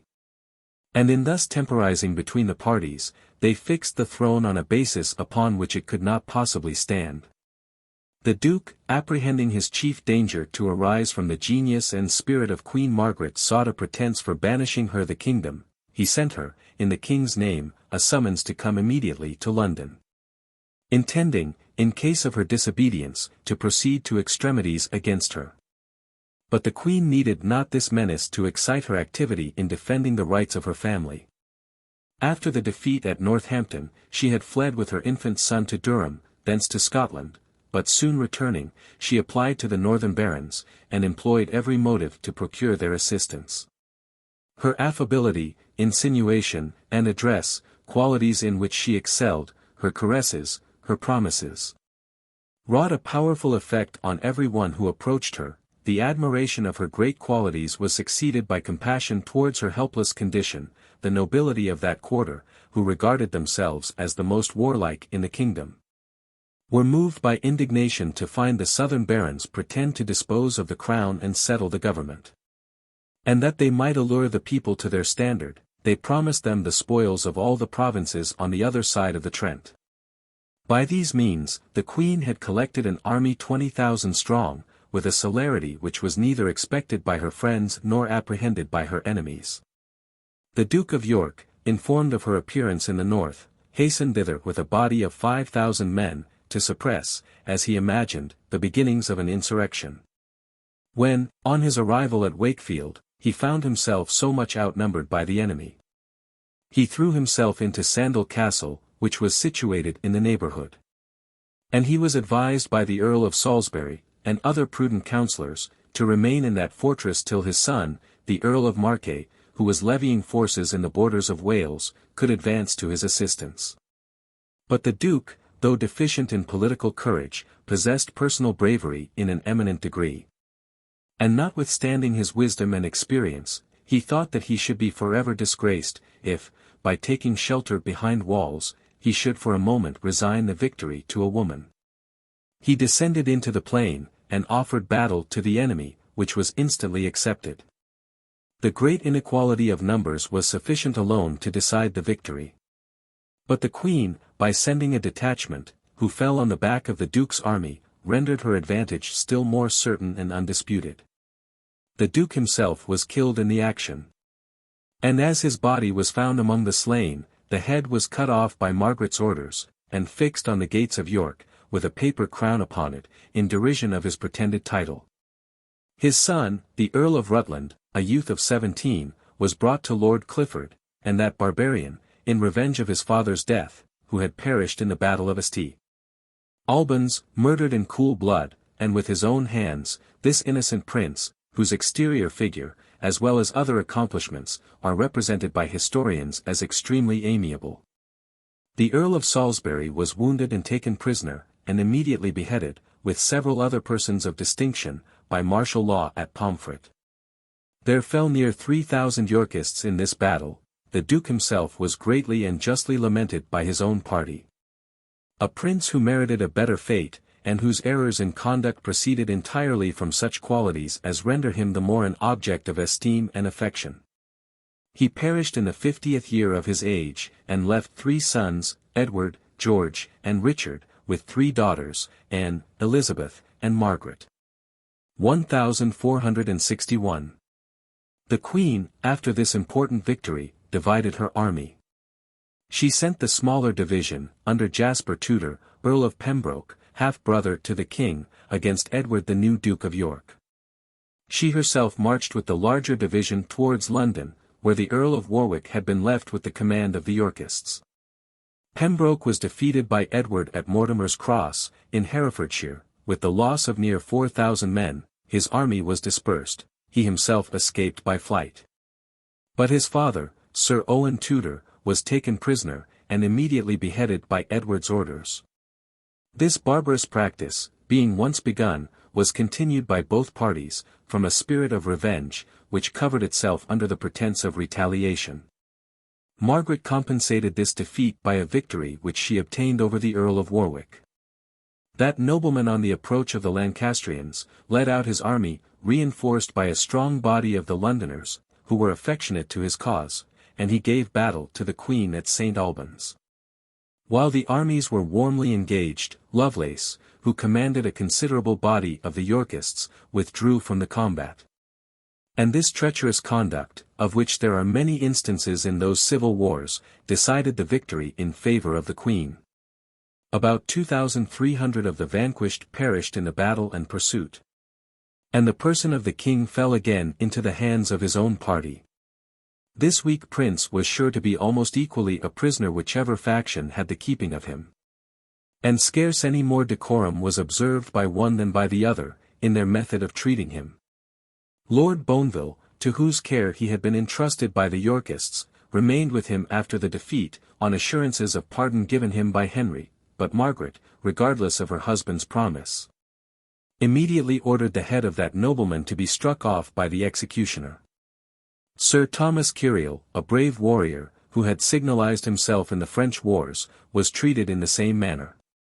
The Queen made no great advantage of this victory. Young Edward advanced upon her from the other side, and collecting the remains of Warwick's army, was soon in a condition of giving her battle with superior forces. She was sensible of her danger, while she lay between the enemy in the city of London. And she found it necessary to retreat with her army to the north. Edward entered the capital amidst the acclamations of the citizens, and immediately opened a new scene to his party. This prince, in the bloom of youth, remarkable for the beauty of this person, for his bravery, his activity, his affability, and every popular quality, found himself so much possessed of public favor, that, elated with the spirit natural to his age, he resolved no longer to confine himself within those narrow limits which his father had prescribed to himself, and which had been found by experience so prejudicial to his cause. He determined to assume the name and dignity of king, to insist openly on his claim, and thenceforth to treat the opposite party as traitors and rebels to his lawful authority.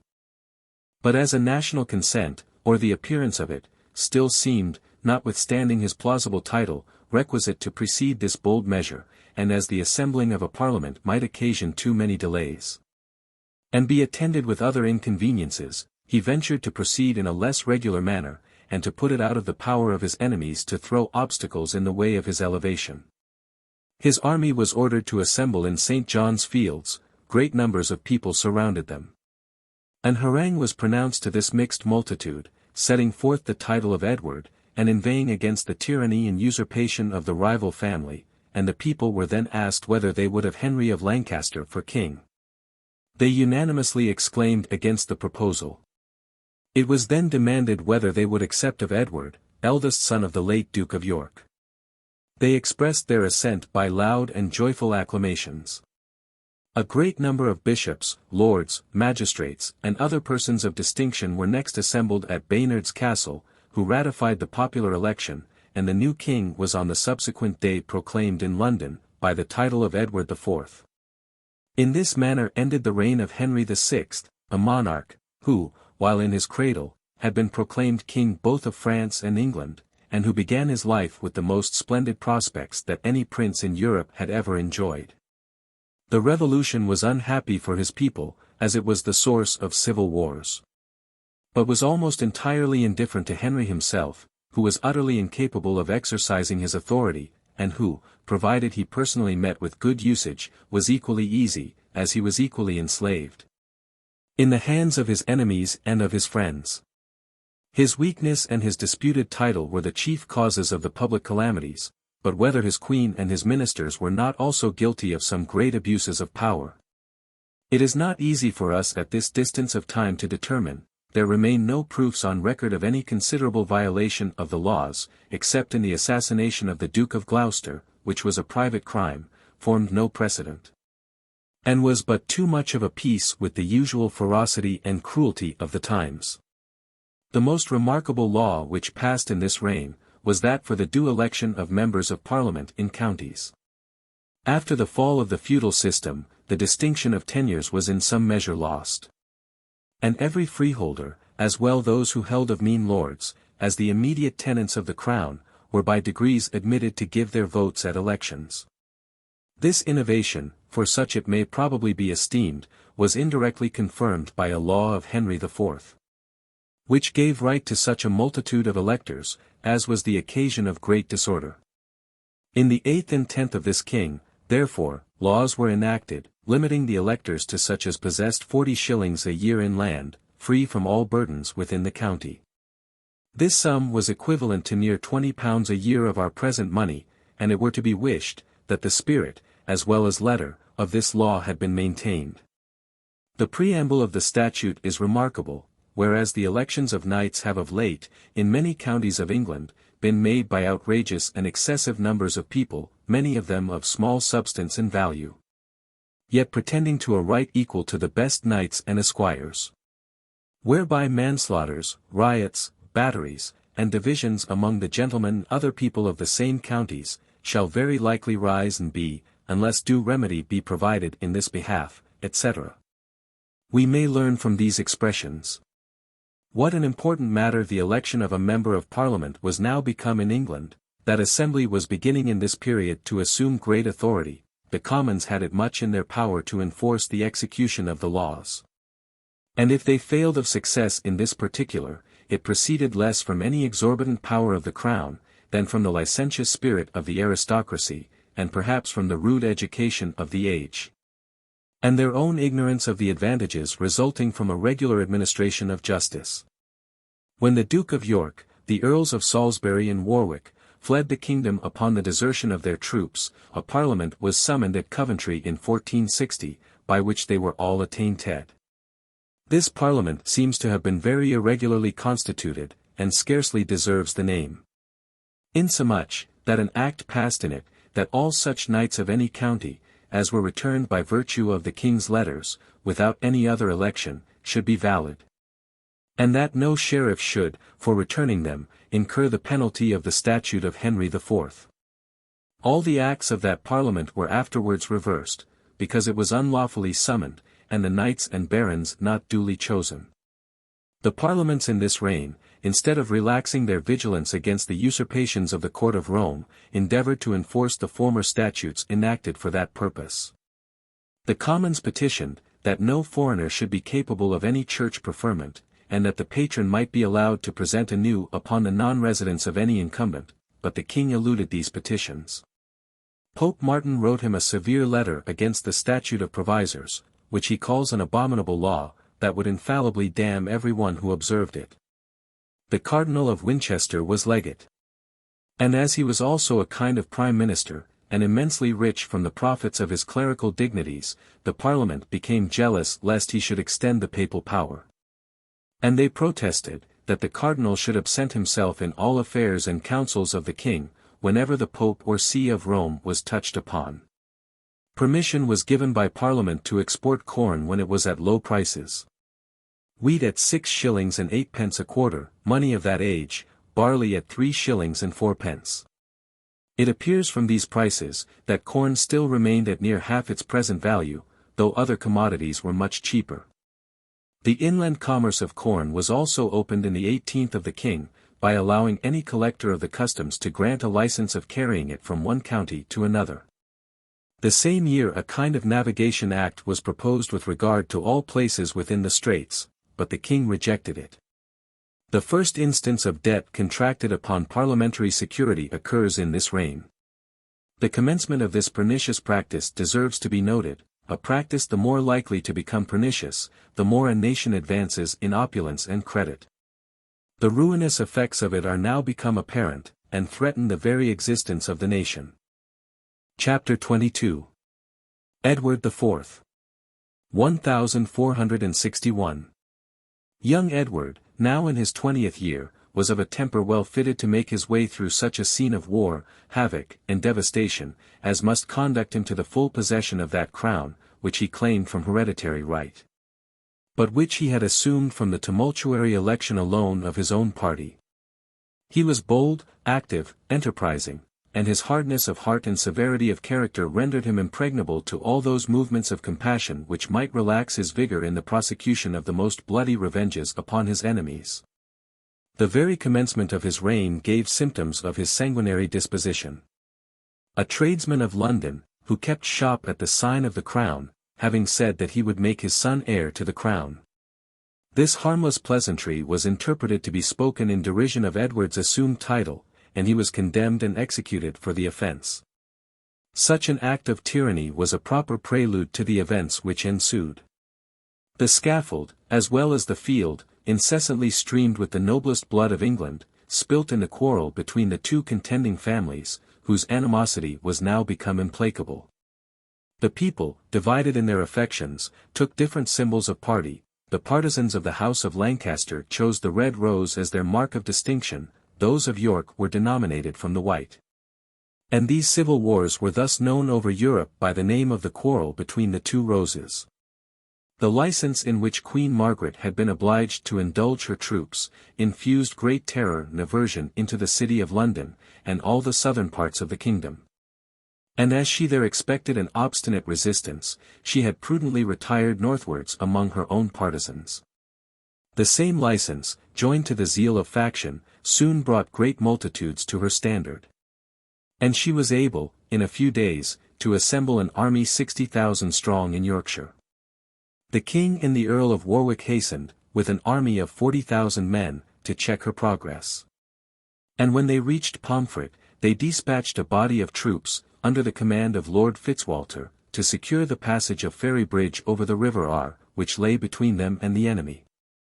Fitzwalter took possession of the post assigned him, but was not able to maintain it against Lord Clifford, who attacked him with superior numbers. The Yorkists were chased back with great slaughter. And Lord Fitzwalter himself was slain in the action.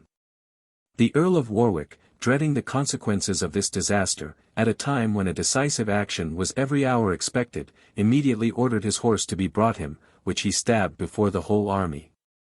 And kissing the hilt of his sword, swore that he was determined to share the fate of the meanest soldier. And to show the greater security, a proclamation was at the same time issued, giving to every one full liberty to retire, but menacing the severest punishment to those who should discover any symptoms of cowardice in the ensuing battle. Lord Falconberg was sent to recover the post which had been lost. He passed the river some miles above Ferry Bridge, and falling unexpectedly on Lord Clifford, revenged the former disaster by the defeat of the party in the death of their leader. The hostile armies met at Tewton, and a fierce and bloody battle ensued. While the Yorkists were advancing to the charge, there happened a great fall of snow, which, driving full in the faces of their enemies, blinded them. And this advantage was improved by a stratagem of Lord Falconberg's. That nobleman ordered some infantry to advance before the line, and, after having sent a volley of flight arrows, as they were called, amidst the enemy, immediately to retire. The Lancastrians, imagining that they were gotten within reach of the opposite army, discharged all their arrows, which thus fell short of the Yorkists. After the quivers of the enemy were emptied, Edward advanced his line, and did execution with impunity on the dismayed Lancastrians. The bow, however, was soon laid aside, and the sword decided the combat, which ended in a total victory on the side of the Yorkists. Edward issued orders to give no quarter. The routed army was pursued to Tadcaster with great bloodshed and confusion. And above 36,000 men are computed to have fallen in the battle and pursuit. Among these were the Earl of Westmoreland, and his brother Sir John Neville, the Earl of Northumberland, the Lords de Kers and Wells, and Sir Andrew Trollope. The Earl of Devonshire, who was now engaged in Henry's party, was brought a prisoner to Edward, and was soon after beheaded by martial law at York. His head was fixed on a pole erected over a gate of that city. And the head of Duke Richard and that of the Earl of Salisbury were taken down, and buried with their bodies. Henry and Margaret had remained at York during the action, but learning the defeat of their army, and being sensible that no place in England could now afford them shelter, they fled with great precipitation into Scotland. They were accompanied by the Duke of Exeter, who, though he had married Edward's sister, had taken part with the Lancastrians. And by Henry, Duke of Somerset, who had commanded in the unfortunate battle of Tewton, and who was the son of that nobleman killed in the first battle of St. Albans. Notwithstanding the great animosity which prevailed between the kingdoms, Scotland had never exerted itself with vigor, to take advantage either of the wars which England carried on with France, or of the civil commotions which arose between the contending families. James I, more laudably employed in civilizing his subjects, and taming them to the salutary yoke of law and justice, avoided all hostilities with foreign nations. And though he seemed interested to maintain a balance between France and England, he gave no further assistance to the former kingdom in its greatest distresses, than permitting, and perhaps encouraging, his subjects to enlist in the French service. After the murder of that excellent prince, the minority of his son and successor, James II, and the distractions incident to it, retained the Scots in the same state of neutrality. And the superiority visibly acquired by France, rendered it then unnecessary for her ally to interpose in her defence. But when the quarrel commenced between the houses of York and Lancaster, and became absolutely incurable but by the total extinction of one party, James, who had now risen to man's estate, was tempted to seize the opportunity. And he endeavored to recover those places which the English had formerly conquered from his ancestors. He laid siege to the castle of Roxburgh in 1460, and had provided himself with a small train of artillery for that enterprise, but his cannon were so ill-framed, that one of them burst as he was firing it, and put an end to his life in the flower of his age. His son and successor, James III, was also a minor on his accession. The usual distractions ensued in the government. The Queen Dowager, Anne of Gueldres, aspired to the regency, the family of Douglas opposed her pretensions, and Queen Margaret, when she fled into Scotland, found there a people little less divided by faction, than those by whom she had been expelled. Though she pleaded the connections between the royal family of Scotland and the House of Lancaster, by the young king's grandmother, a daughter of the Earl of Somerset, she could engage the Scottish Council to go no further than to express their good wishes in her favour. But on her offer to deliver to them immediately the important fortress of Berwick, and to contract her son in marriage with a sister of King James, she found a better reception. And the Scots promised the assistance of their arms to reinstate her family upon the throne. But as the danger from that quarter seemed not very urgent to Edward, he did not pursue the fugitive king and queen into their retreat, but returned to London, where a parliament was summoned for settling the government. On the meeting of this assembly, Edward found the good effects of his vigorous measure in assuming the crown, as well as of his victory at Tewton, by which he had secured it. The parliament no longer hesitated between the two families or proposed any of those ambiguous decisions which could only serve to perpetuate and inflame the animosities of party. They recognized the title of Edward, by hereditary descent, through the family of Mortimer, and declared that he was king by right, from the death of his father, who had also the same lawful title, and that he was in possession of the crown from the day that he assumed the government, tendered to him by the acclamations of the people. They expressed their abhorrence of the usurpation and intrusion of the House of Lancaster, particularly that of the Earl of Derby, otherwise called Henry IV, which, they said, had been attended with every kind of disorder, the murder of the sovereign, and the oppression of the subject. They annulled every grant which had passed in those reigns. They reinstated the king in all the possessions which had belonged to the crown at the pretended deposition of Richard II. And though they confirmed judicial deeds and the decrees of inferior courts, they reversed all attainders passed in any pretended parliament, particularly the attainder of the Earl of Cambridge, the king's grandfather, as well as that of the Earls of Salisbury and Gloucester, and of Lord Lumley, who had been forfeited for adhering to Richard II. Many of these votes were the result of the usual violence of party. The common sense of mankind, in more peaceable times, repealed them, and the statutes of the House of Lancaster, being the deeds of an established government, and enacted by princes long possessed of authority, have always been held as valid and obligatory. The Parliament, however, in subverting such deep foundations, had still the pretence of replacing the government on its ancient and natural basis, but in their subsequent measures, they were more guided by revenge, at least by the views of convenience, than by the maxims of equity and justice. They passed an act of forfeiture and attainder against Henry VI. And Queen Margaret and their infant son Prince Edward. The same act was extended to the Dukes of Somerset and Exeter, to the Earls of Northumberland, Devonshire, Pembroke, Wilts, to the Viscount Beaumont, the Lords Roos, Neville, Clifford, Wells, Dacre, Grey of Rougemont, Hungerford, to Alexander Heady, Nicholas Latimer, Edmund Mountford, John Heron, and many other persons of distinction. The Parliament vested the estates of all these attainted persons in the Crown, though their sole crime was the adhering to a prince whom every individual of the Parliament had long recognized, and whom that very king himself, who was now seated on the throne, had acknowledged and obeyed as his lawful sovereign.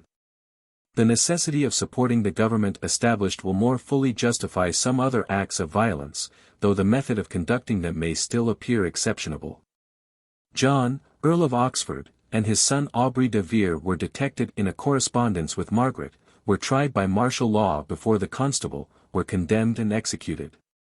Sir William Tyrrell, Sir Thomas Tuddenham, and John Montgomery were convicted in the same arbitrary court, were executed, and their estates forfeited. This introduction of martial law into civil government was a high strain of prerogative, which, were it not for the violence of the times, would probably have appeared exceptionable to a nation so jealous of their liberties as the English were now become.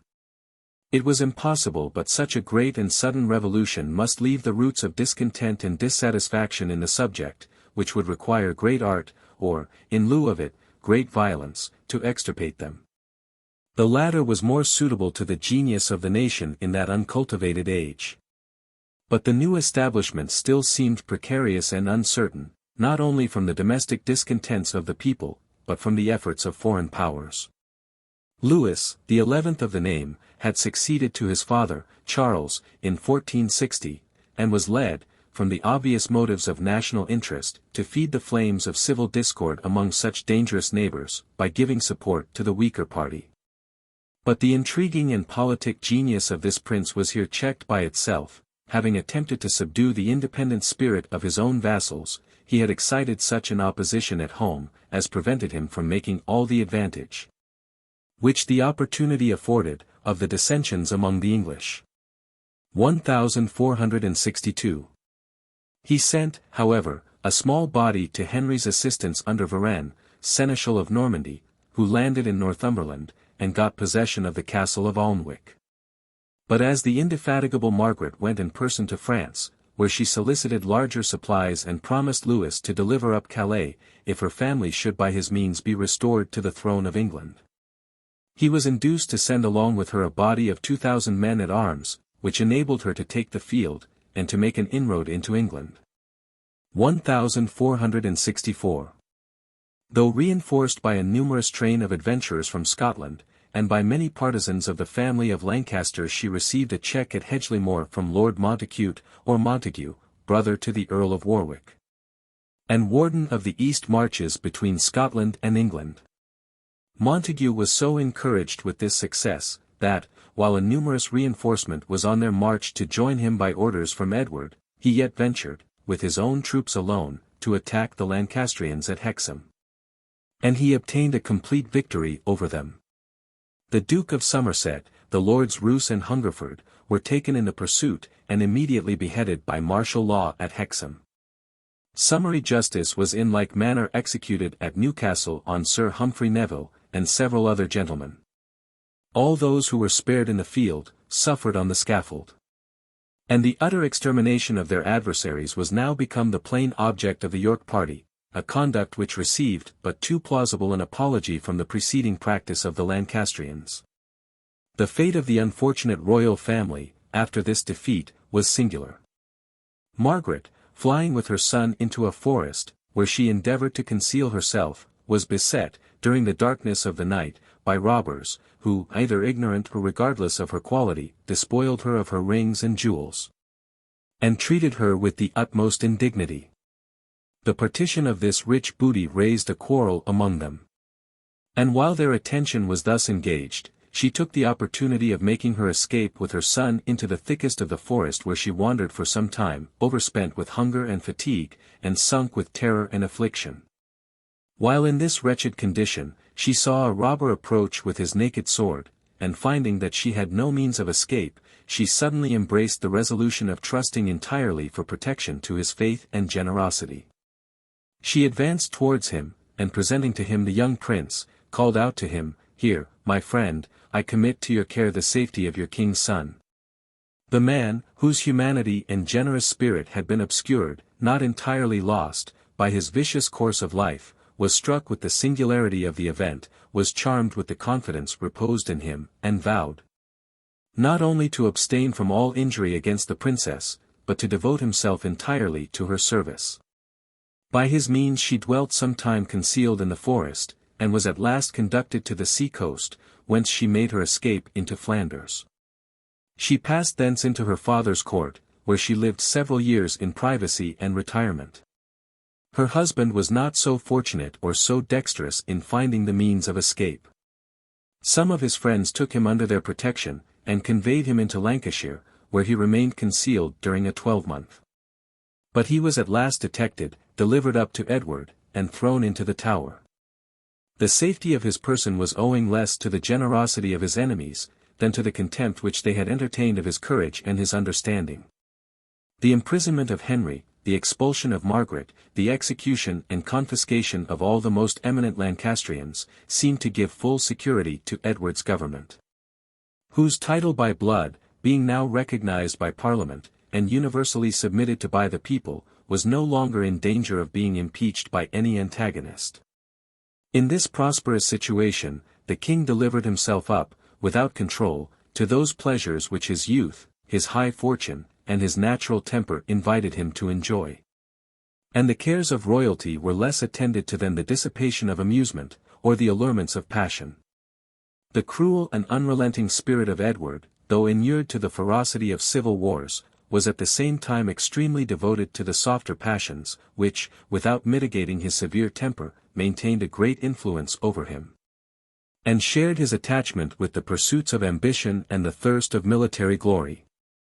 During the present interval of peace, he lived in the most familiar and sociable manner with his subjects, particularly with the Londoners. And the beauty of his person, as well as the gallantry of his address, which, even unassisted by his royal dignity, would have rendered him acceptable to the fair, facilitated all his applications for their favor. This easy and pleasurable course of life augmented every day his popularity among all ranks of men. He was the peculiar favorite of the young and gay of both sexes. The disposition of the English, little addicted to jealousy, kept them from taking umbrage at these liberties, and his indulgence in amusements, while it gratified his inclination, was thus become, without design, a means of supporting and securing his government. But as it is difficult to confine the ruling passion within strict rules of prudence, the amorous temper of Edward led him into a snare, which proved fatal to his repose, and to the stability of his throne. Jacqueline of Luxembourg, Duchess of Bedford, had, after her husband's death, so far sacrificed her ambition to love, that she espoused, in second marriage, Sir Richard Woodeville, a private gentleman, to whom she bore several children. And among the rest, Elizabeth, who was remarkable for the grace and beauty of her person, as well as for other amiable accomplishments. This young lady had married Sir John Grey of Groby, by whom she had children. And her husband being slain in the second battle of St. Albans, fighting on the side of Lancaster, and his estate being for that reason confiscated, his widow retired to live with her father, at his seat of Grafton, in Northamptonshire.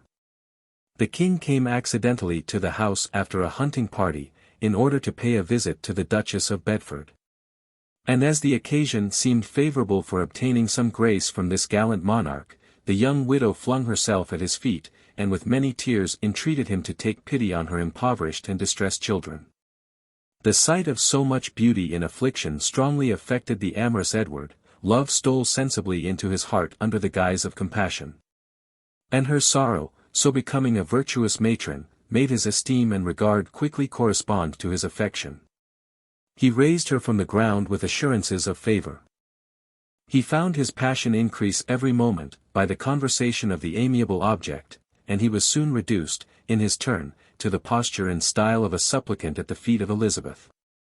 But the lady, either averse to dishonourable love from a sense of duty, or perceiving that the impression which she had made was so deep as to give her hopes of obtaining the highest elevation, obstinately refused to gratify his passion. And all the endearments, caresses, and importunities of the young and amiable Edward proved fruitless against her rigid and inflexible virtue. His passion, irritated by opposition, and increased by his veneration for such honourable sentiments, carried him at last beyond all bounds of reason, and he offered to share his throne, as well as his heart, with the woman whose beauty of person and dignity of character seemed so well to entitle her to both. The marriage was privately celebrated at Grafton. The secret was carefully kept for some time. No one suspected that so libertine a prince could sacrifice so much to a romantic passion. And there were, in particular, strong reasons, which, at that time, rendered this step, to the highest degree, dangerous and imprudent.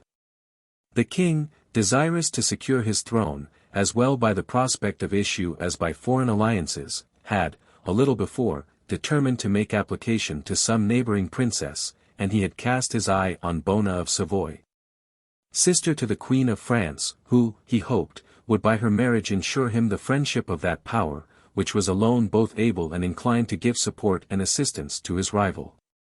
To render the negotiation more successful, the Earl of Warwick had been dispatched to Paris, where the princess then resided. He had demanded Bona in marriage for the king, his proposals had been accepted, the treaty was fully concluded.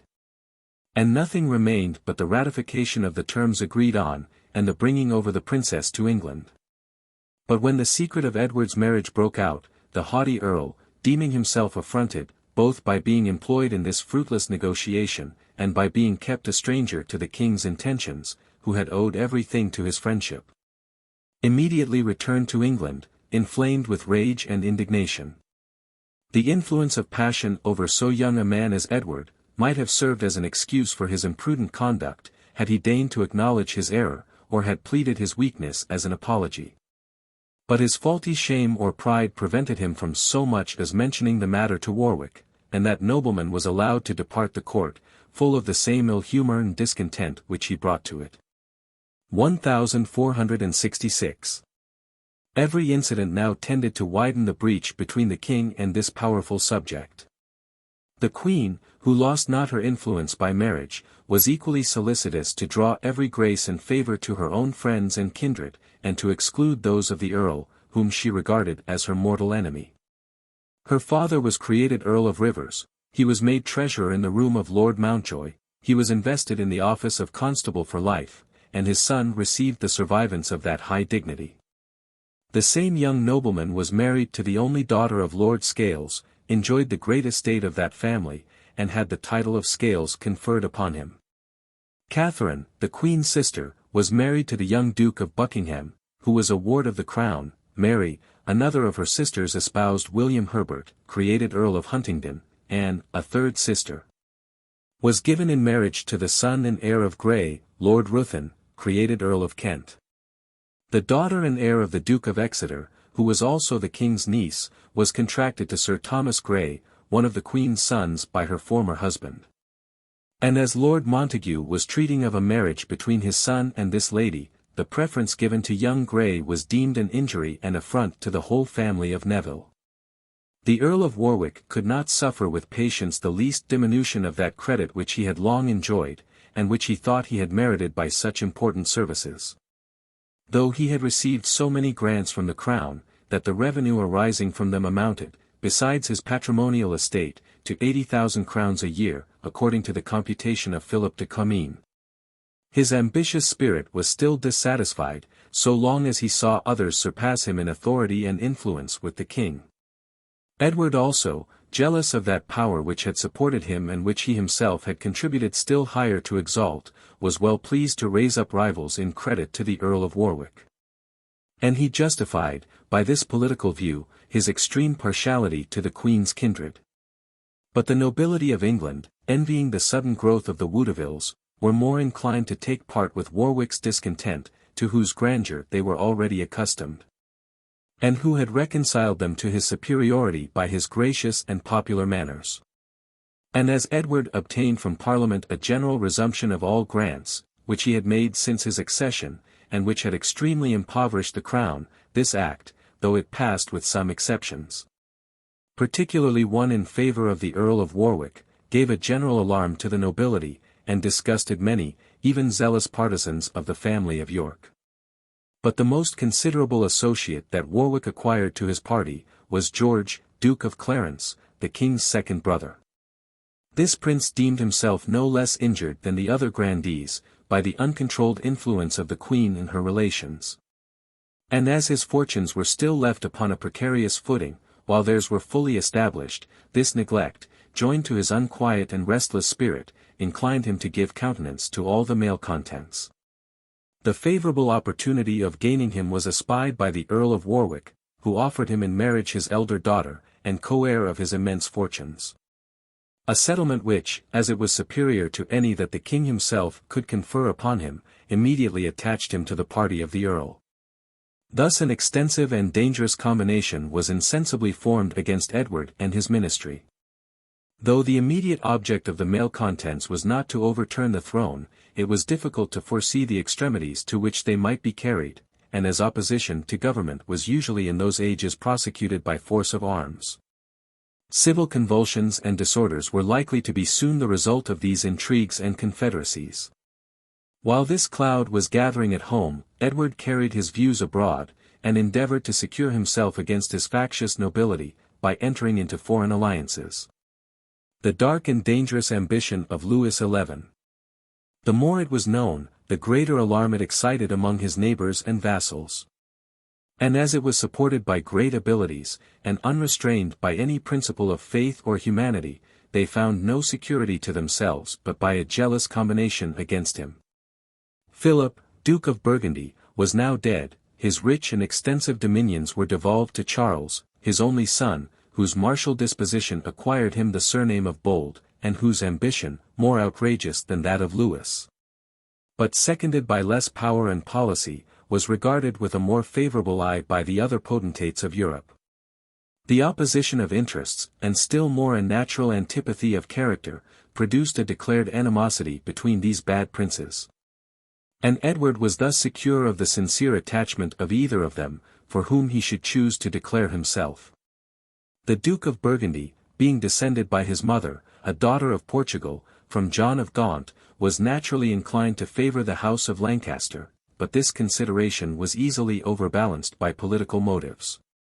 And Charles, perceiving the interests of that house to be extremely decayed in England, sent over his natural brother, commonly called the Bastard of Burgundy, to carry in his name proposals of marriage to Margaret, the king's sister. 1468. The alliance of Burgundy was more popular among the English than that of France. The commercial interests of the two nations invited the princes to a close union, their common jealousy of Louis was a natural cement between them. And Edward, pleased with strengthening himself by so potent a confederate, soon concluded the alliance, and bestowed his sister upon Charles. A league, which Edward at the same time concluded with the Duke of Brittany, seemed both to increase his security, and to open to him the prospect of rivaling his predecessors in those foreign conquests, which, however short-lived and unprofitable, had rendered their reigns so popular and illustrious. 1469. But whatever ambitious schemes the king might have built on these alliances, they were soon frustrated by intestine commotions, which engrossed all his attention. These disorders probably arose not immediately from the intrigues of the Earl of Warwick, but from accident, aided by the turbulent spirit of the age, by the general humour of discontent which that popular nobleman had instilled into the nation, and perhaps by some remains of attachment to the House of Lancaster. The hospital of St. Leonard's, near York, had received, from an ancient grant of King Athelstane, a right of levying a thrave of corn upon every ploughland in the county. And as these charitable establishments are liable to abuse, the country people complained, that the revenue of the hospital was no longer expended for the relief of the poor, but was secreted by the managers, and employed to their private purposes. After long repining at the contribution, they refused payment, ecclesiastical and civil censures were issued against them, their goods were distrained, and their persons thrown into jail, till, as their ill humour daily increased, they rose in arms, fell upon the officers of the hospital, whom they put to the sword, and proceeded in a body, 15,000 strong, to the gates of York. Lord Montague, who commanded in those parts, opposed himself to their progress. And having been so fortunate in a skirmish as to seize Robert Huldern, their leader, he ordered him immediately to be led to execution, according to the practice of the times. The rebels, however, still continued in arms. And being soon headed by men of greater distinction, Sir Henry Neville, son of Lord Latimer, and Sir John Coniers, they advanced southwards, and began to appear formidable to government. Herbert, Earl of Pembroke, who had received that title on the forfeiture of Jasper Tudor, was ordered by Edward to march against them at the head of a body of Welshmen. And he was joined by 5,000 archers, under the command of Stafford, Earl of Devonshire, who had succeeded in that title to the family of Courtenay, which had also been attainted head. But a trivial difference about quarters having begotten an animosity between these two noblemen, the Earl of Devonshire retired with his archers, and left Pembroke alone to encounter the rebels. The two armies approached each other near Banbury. And Pembroke, having prevailed in a skirmish, and having taken Sir John Neville prisoner, ordered him immediately to be put to death, without any form of process.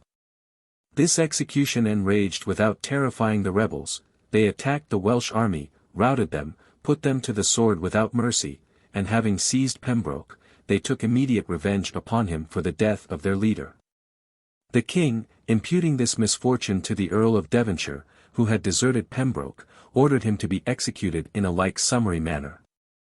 But these speedy executions, or rather open murders, did not stop there. The northern rebels, sending a party to Grafton, seized the Earl of Rivers and his son John. Men who had become obnoxious by their near relation to the king, and his partiality towards them, and they were immediately executed by orders from Sir John Coniers.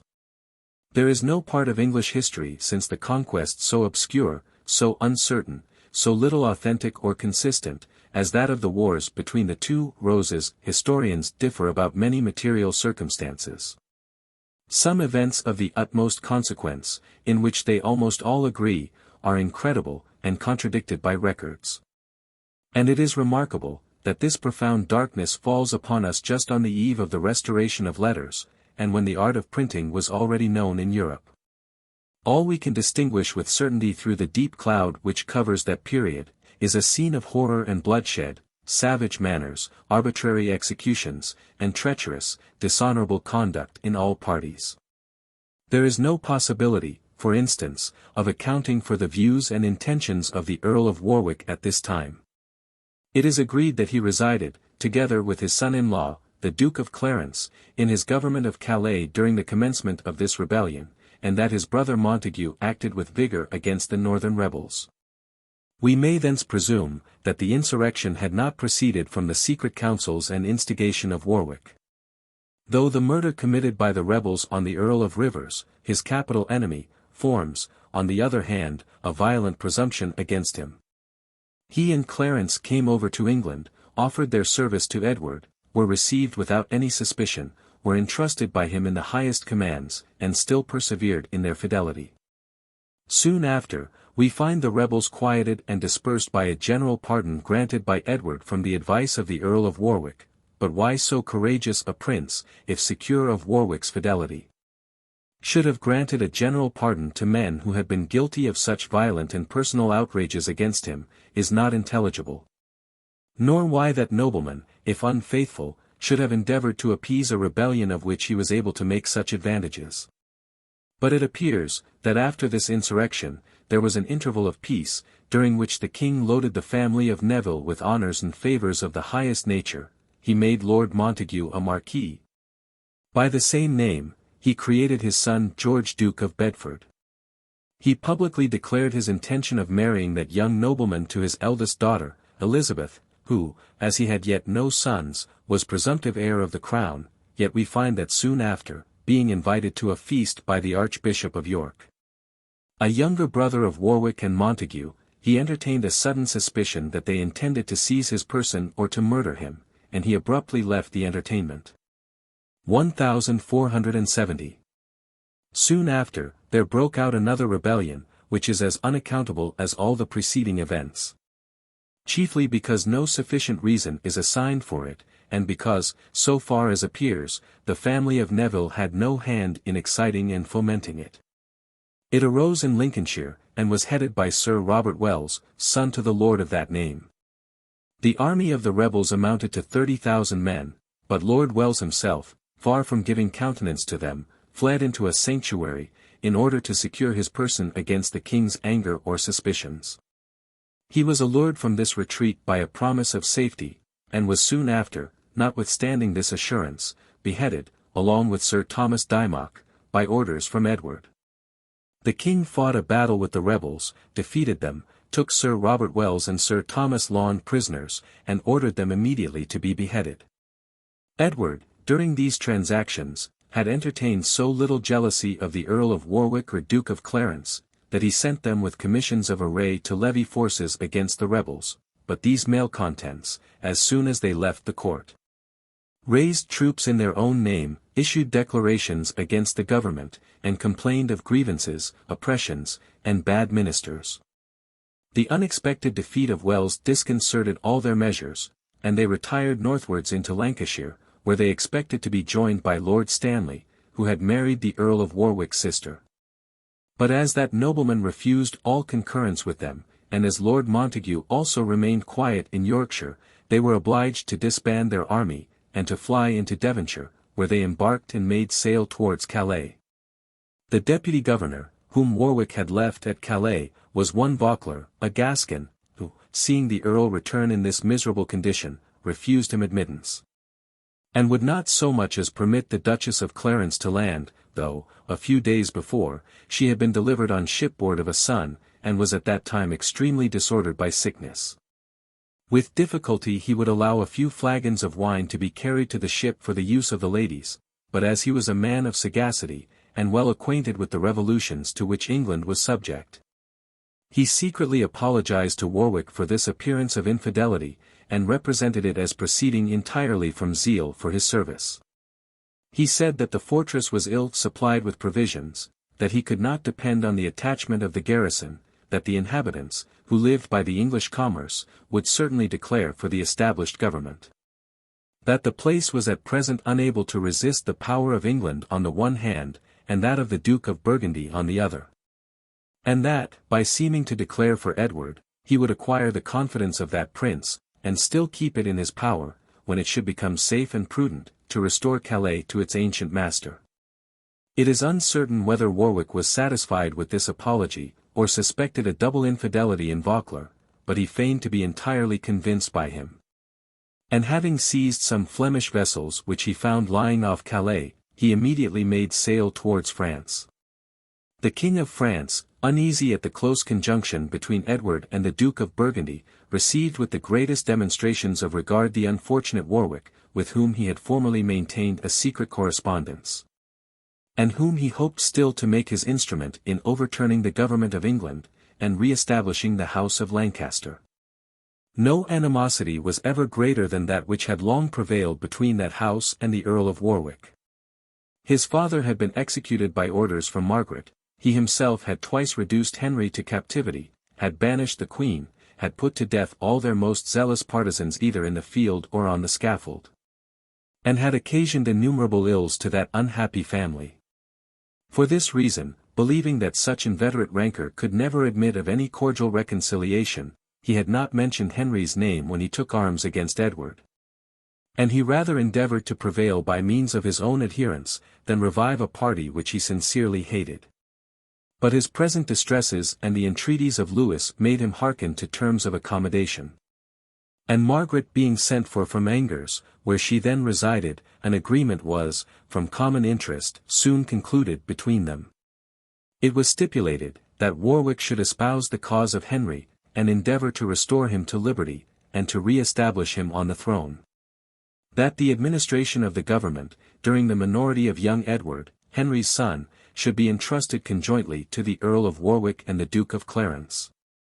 That Prince Edward should marry the lady and second daughter of that nobleman. And that the crown, in case of the failure of male issue in that prince, should descend to the Duke of Clarence, to the entire exclusion of King Edward and his posterity. Never was confederacy, on all sides, less natural, or more evidently the work of necessity, but Warwick hoped, that all former passions of the Lancastrians might be lost in present political views. And that, at worst, the independent power of his family, and the affections of the people, would suffice to give him security, and enable him to exact the full performance of all the conditions agreed on. The marriage of Prince Edward with the Lady Anne was immediately celebrated in France. Edward foresaw that it would be easy to dissolve an alliance composed of such discordant parts. For this purpose, he sent over a lady of great sagacity and address, who belonged to the train of the Duchess of Clarence, and who, under colour of attending her mistress, was empowered to negotiate with the Duke, and to renew the connections of that prince with his own family. She represented to Clarence, that he had unwarily, to his own ruin, become the instrument of Warwick's vengeance, and had thrown himself entirely in the power of his most inveterate enemies. That the mortal injuries which the one royal family had suffered from the other, were now past all forgiveness, and no imaginary union of interests could ever suffice to obliterate them. That even if the leaders were willing to forget past offenses, the animosity of their adherents would prevent a sincere coalition of parties, and would, in spite of all temporary and verbal agreements, preserve an eternal opposition of measures between them. And that a prince who deserted his own kindred, and joined the murderers of his father, left himself single, without friends, without protection, and would not, when misfortunes inevitably fell upon him, be so much as entitled to any pity or regard from the rest of mankind. Clarence was only 21 years of age, and seems to have possessed but a slender capacity, yet could he easily see the force of these reasons. And, upon the promise of forgiveness from his brother, he secretly engaged, on a favourable opportunity, to desert the Earl of Warwick, and abandon the Lancastrian party. During this negotiation, Warwick was secretly carrying on a correspondence of the same nature with his brother, the Marquis of Montague, who was entirely trusted by Edward, and like motives produced a like resolution in that nobleman. The Marquis, also, that he might render the projected blow the more deadly and incurable, resolved, on his side, to watch a favourable opportunity for committing his perfidy, and still to maintain the appearance of being a zealous adherent to the House of York. After these mutual snares were thus carefully laid, the decision of the quarrel advanced apace. Louis prepared a fleet to escort the Earl of Warwick, and granted him a supply of men and money. The Duke of Burgundy, on the other hand, enraged at that nobleman for his seizure of the Flemish vessels before Calais, and anxious to support the reigning family in England, with whom his own interests were now connected, fitted out a larger fleet, with which he guarded the Channel, and he incessantly warned his brother-in-law of the imminent perils to which he was exposed. But Edward, though always brave and often active, had little foresight or penetration. He was not sensible of his danger, he made no suitable preparations against the Earl of Warwick. He even said that the Duke might spare himself the trouble of guarding the seas, and that he wished for nothing more than to see Warwick set foot on English ground. A vain confidence in his own prowess, joined to the immoderate love of pleasure, had made him incapable of all sound reason and reflection. The event soon happened, of which Edward seemed so desirous. A storm dispersed the Flemish navy, and left the sea open to Warwick. That nobleman seized the opportunity, and setting sail, quickly landed at Dartmouth with the Duke of Clarence, the Earls of Oxford and Pembroke, and a small body of troops, while the king was in the north, engaged in suppressing an insurrection which had been raised by Lord Fitzhugh, brother-in-law to Warwick. The scene which ensues resembles more the fiction of a poem or romance than an event in true history. The prodigious popularity of Warwick, the zeal of the Lancastrian party, the spirit of discontent with which many were infected, and the general instability of the English nation, occasioned by the late frequent revolutions, drew such multitudes to his standard, that in a very few days his army amounted to 60,000 men and was continually increasing. Edward hastened southwards to encounter him, and the two armies approached each other near Nottingham, where a decisive action was every hour expected. The rapidity of Warwick's progress had incapacitated the Duke of Clarence from executing his plan of treachery, and the Marquis of Montague had here the opportunity of striking the first blow. He communicated the design to his adherents, who promised him their concurrence. They took to arms in the night time, and hastened with loud acclamations to Edward's quarters. The king was alarmed at the noise, and starting from bed, heard the cry of war usually employed by the Lancastrian party.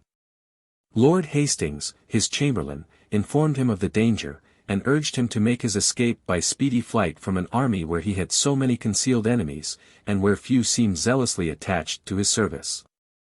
He had just time to get on horseback, and to hurry with a small retinue to Lynn, in Norfolk, where he luckily found some ships ready, on board of which he instantly embarked.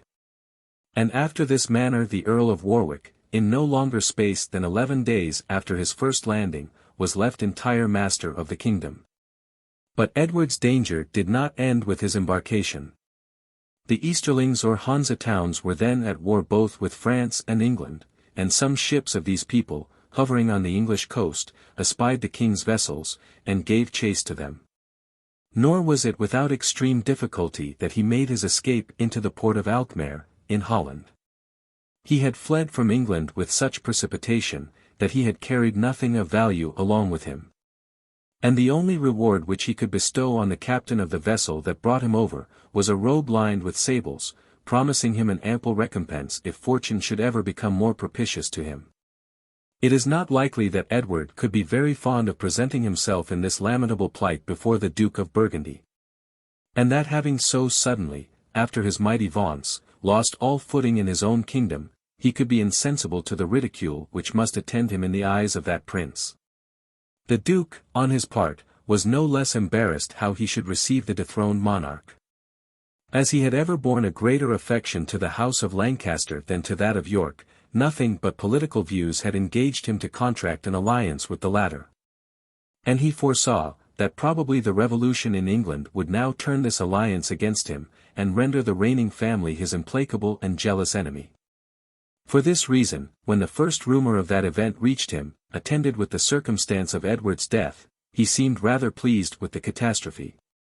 And it was no agreeable disappointment to find, that he must either undergo the burden of supporting an exiled prince, or the dishonor of abandoning so near a relation.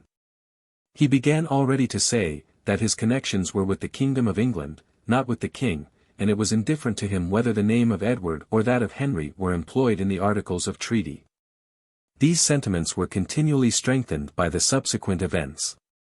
Vauquelin, the deputy governor of Calais, though he had been confirmed in his command by Edward, and had even received a pension from the Duke of Burgundy on account of his fidelity to the crown, no sooner saw his old master, Warwick, reinstated in authority, than he declared for him, and with great demonstrations of zeal and attachment, put the whole garrison in his livery. And the intelligence which the Duke received every day from England, seemed to promise an entire and full settlement in the family of Lancaster. Immediately after Edward's flight had left the kingdom at Warwick's disposal, that nobleman hastened to London. And taking Henry from his confinement in the Tower, into which he himself had been the chief cause of throwing him, he proclaimed him king with great solemnity. A parliament was summoned in the name of that prince, to meet at Westminster, and as this assembly could pretend to no liberty while surrounded by such enraged and insolent victors, governed by such an impetuous spirit as Warwick, their votes were entirely dictated by the ruling faction. The treaty with Margaret was here fully executed, Henry was recognized as lawful king, but his incapacity for government being avowed, the regency was entrusted to Warwick and Clarence till the majority of Prince Edward.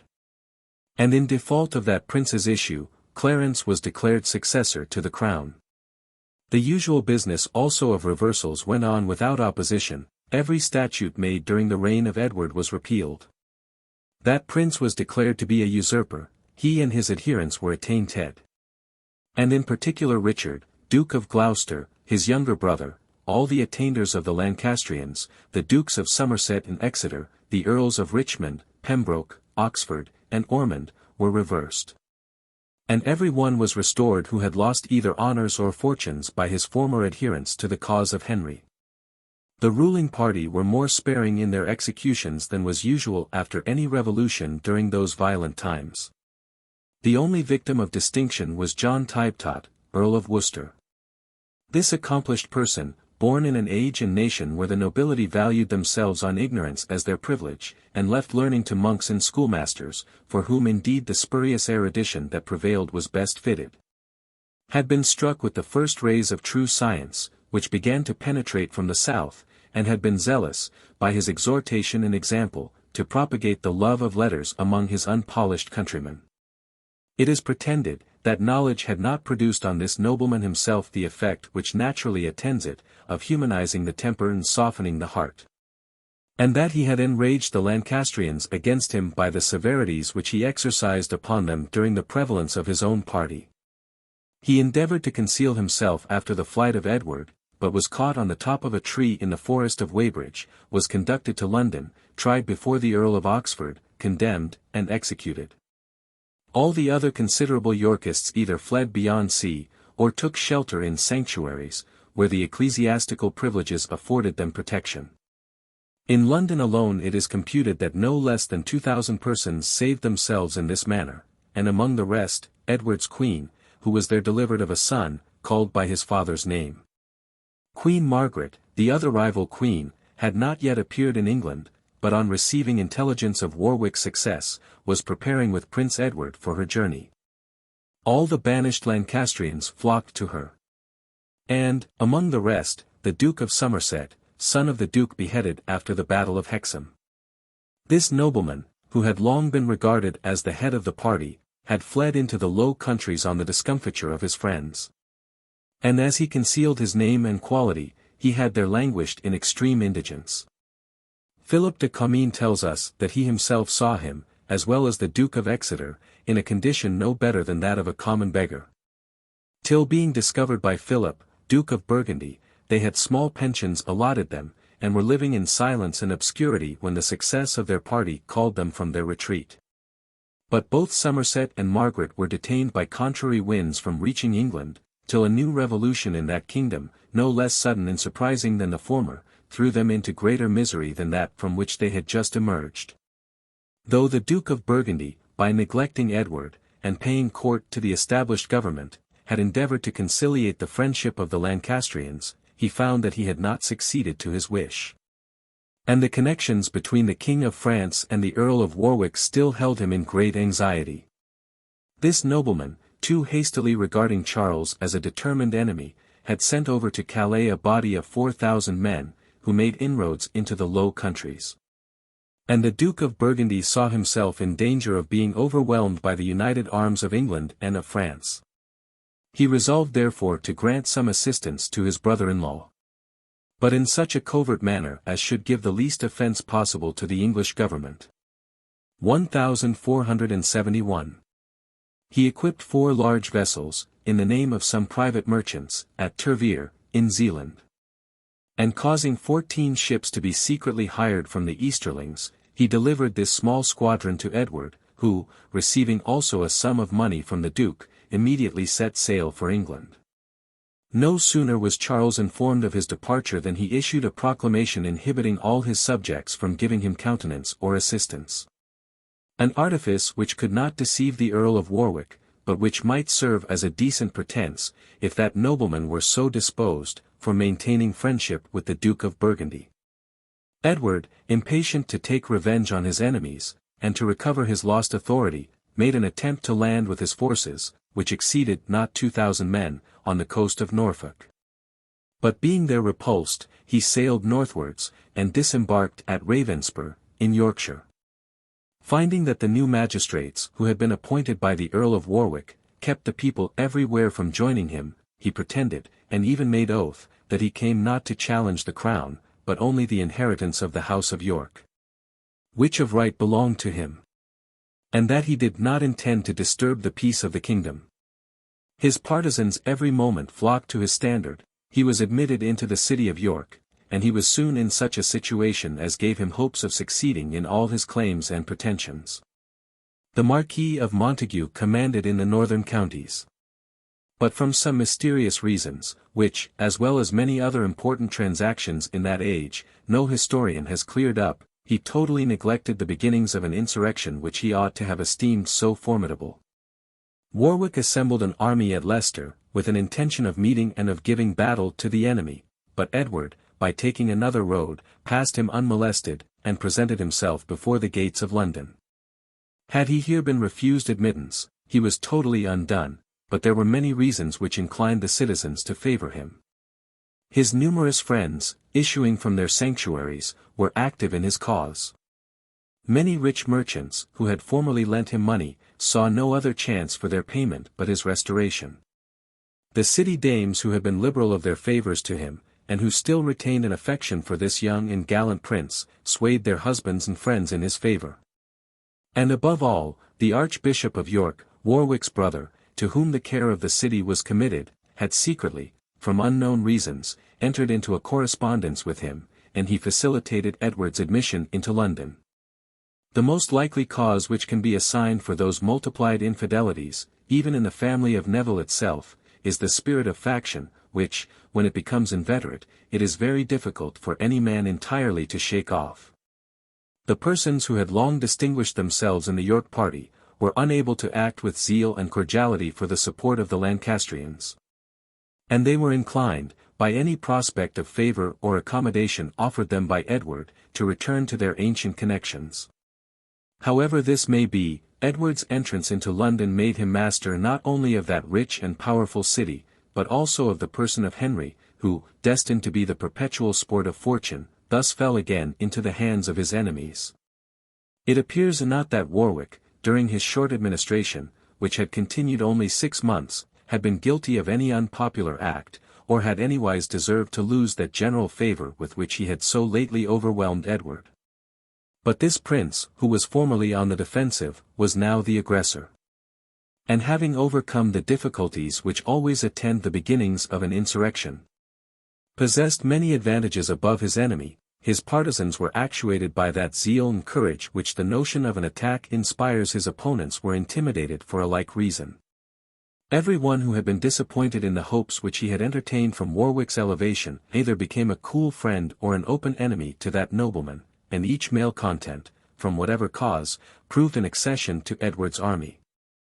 The king, therefore, found himself in a condition to face the Earl of Warwick, who, being reinforced by his son-in-law the Duke of Clarence, and his brother the Marquis of Montague, took post at Barnet, in the neighbourhood of London.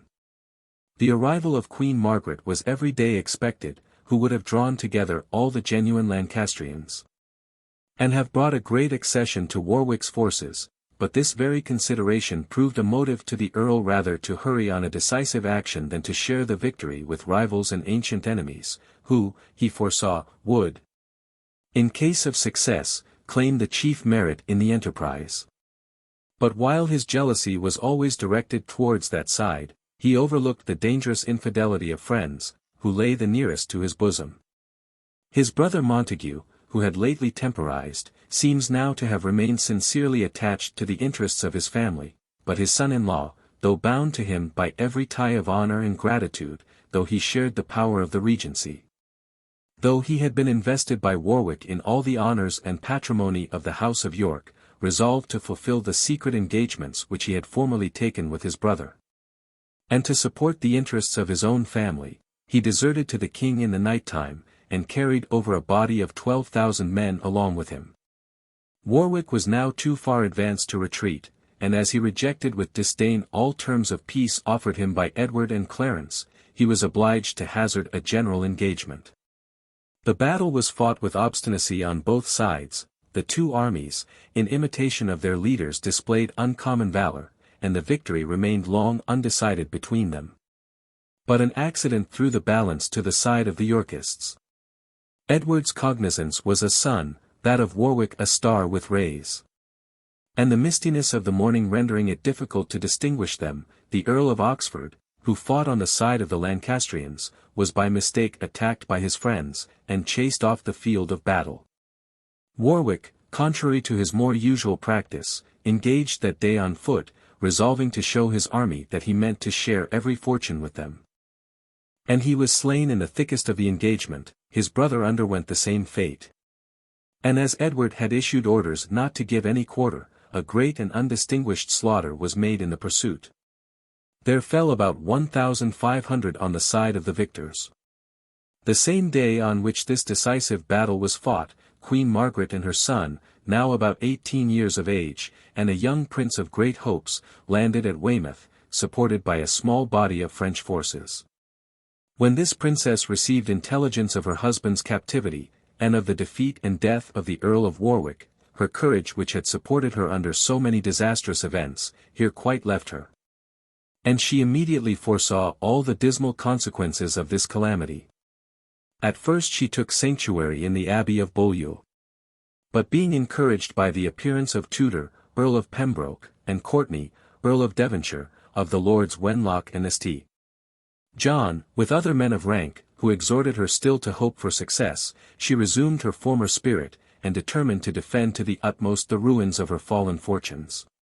She advanced through the counties of Devon, Somerset, and Gloucester, increasing her army on each day's march, but was at last overtaken by the rapid and expeditious Edward, at Tewkesbury, on the banks of the Severn. The Lancastrians were here totally defeated, the Earl of Devonshire and Lord Wenlock were killed in the field, the Duke of Somerset, and about 20 other persons of distinction, having taken shelter in a church, were surrounded, dragged out, and immediately beheaded. About 3,000 of their side fell in battle, and the army was entirely dispersed. Queen Margaret and her son were taken prisoners, and brought to the king, who asked the prince, after an insulting manner, how he dared to invade his dominions. The young prince, more mindful of his high birth than of his present fortune, replied, that he came thither to claim his just inheritance. The ungenerous Edward, insensible to pity, struck him on the face with his gauntlet. And the Dukes of Clarence and Gloucester, Lord Hastings, and Sir Thomas Grey, taking the blow as a signal for further violence, hurried the prince into the next apartment, and there dispatched him with their daggers. Margaret was thrown into the Tower. King Henry expired in that confinement a few days after the Battle of Tewkesbury, but whether he died a natural or violent death is uncertain. It is pretended, and was generally believed, that the Duke of Gloucester killed him with his own hands, but the universal odium which that prince had incurred, inclined perhaps the nation to aggravate his crimes without any sufficient authority.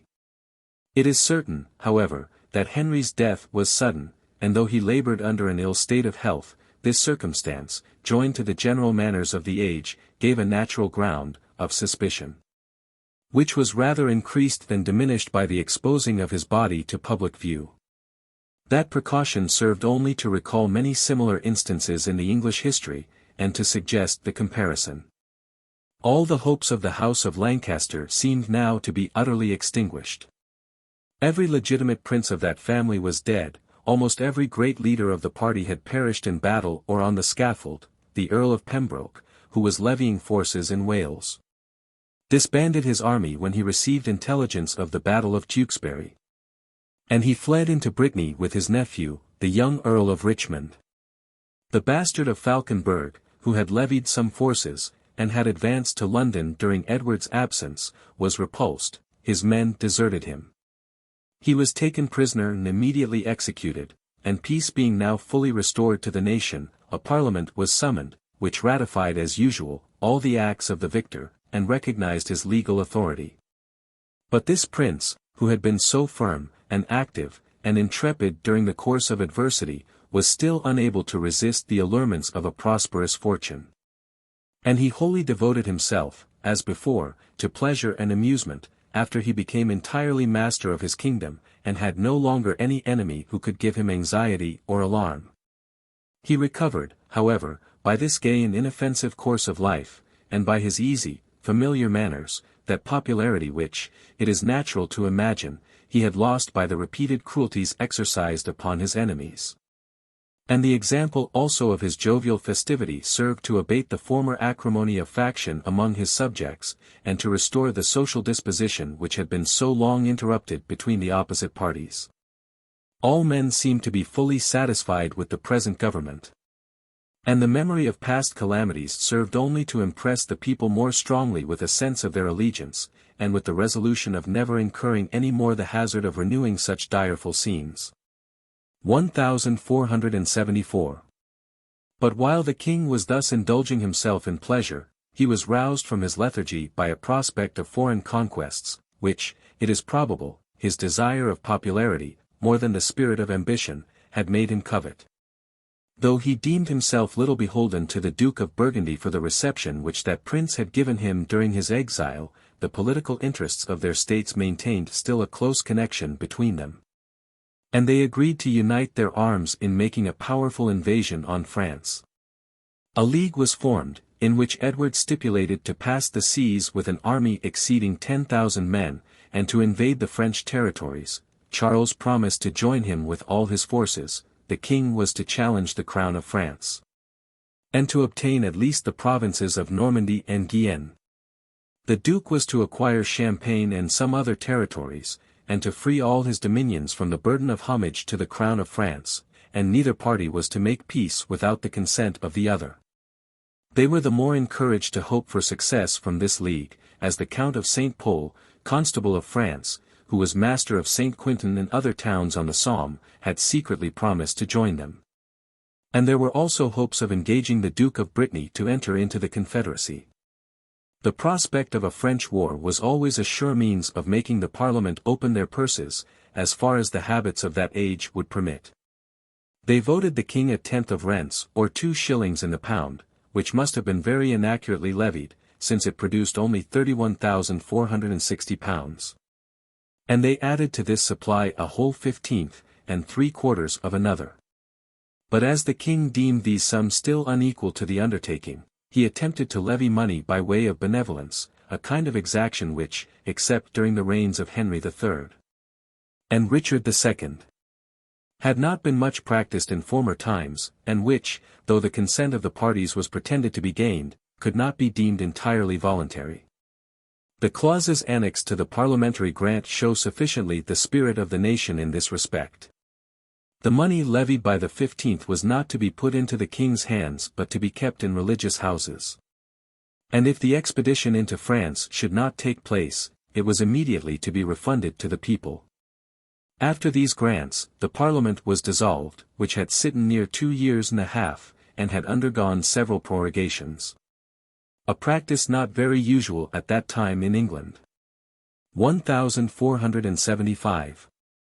The king passed over to Calais with an army of 1,500 men at arms and 15,000 archers, attended by all the chief nobility of England, who, prognosticating future successes from the past, were eager to appear on this great theatre of honor.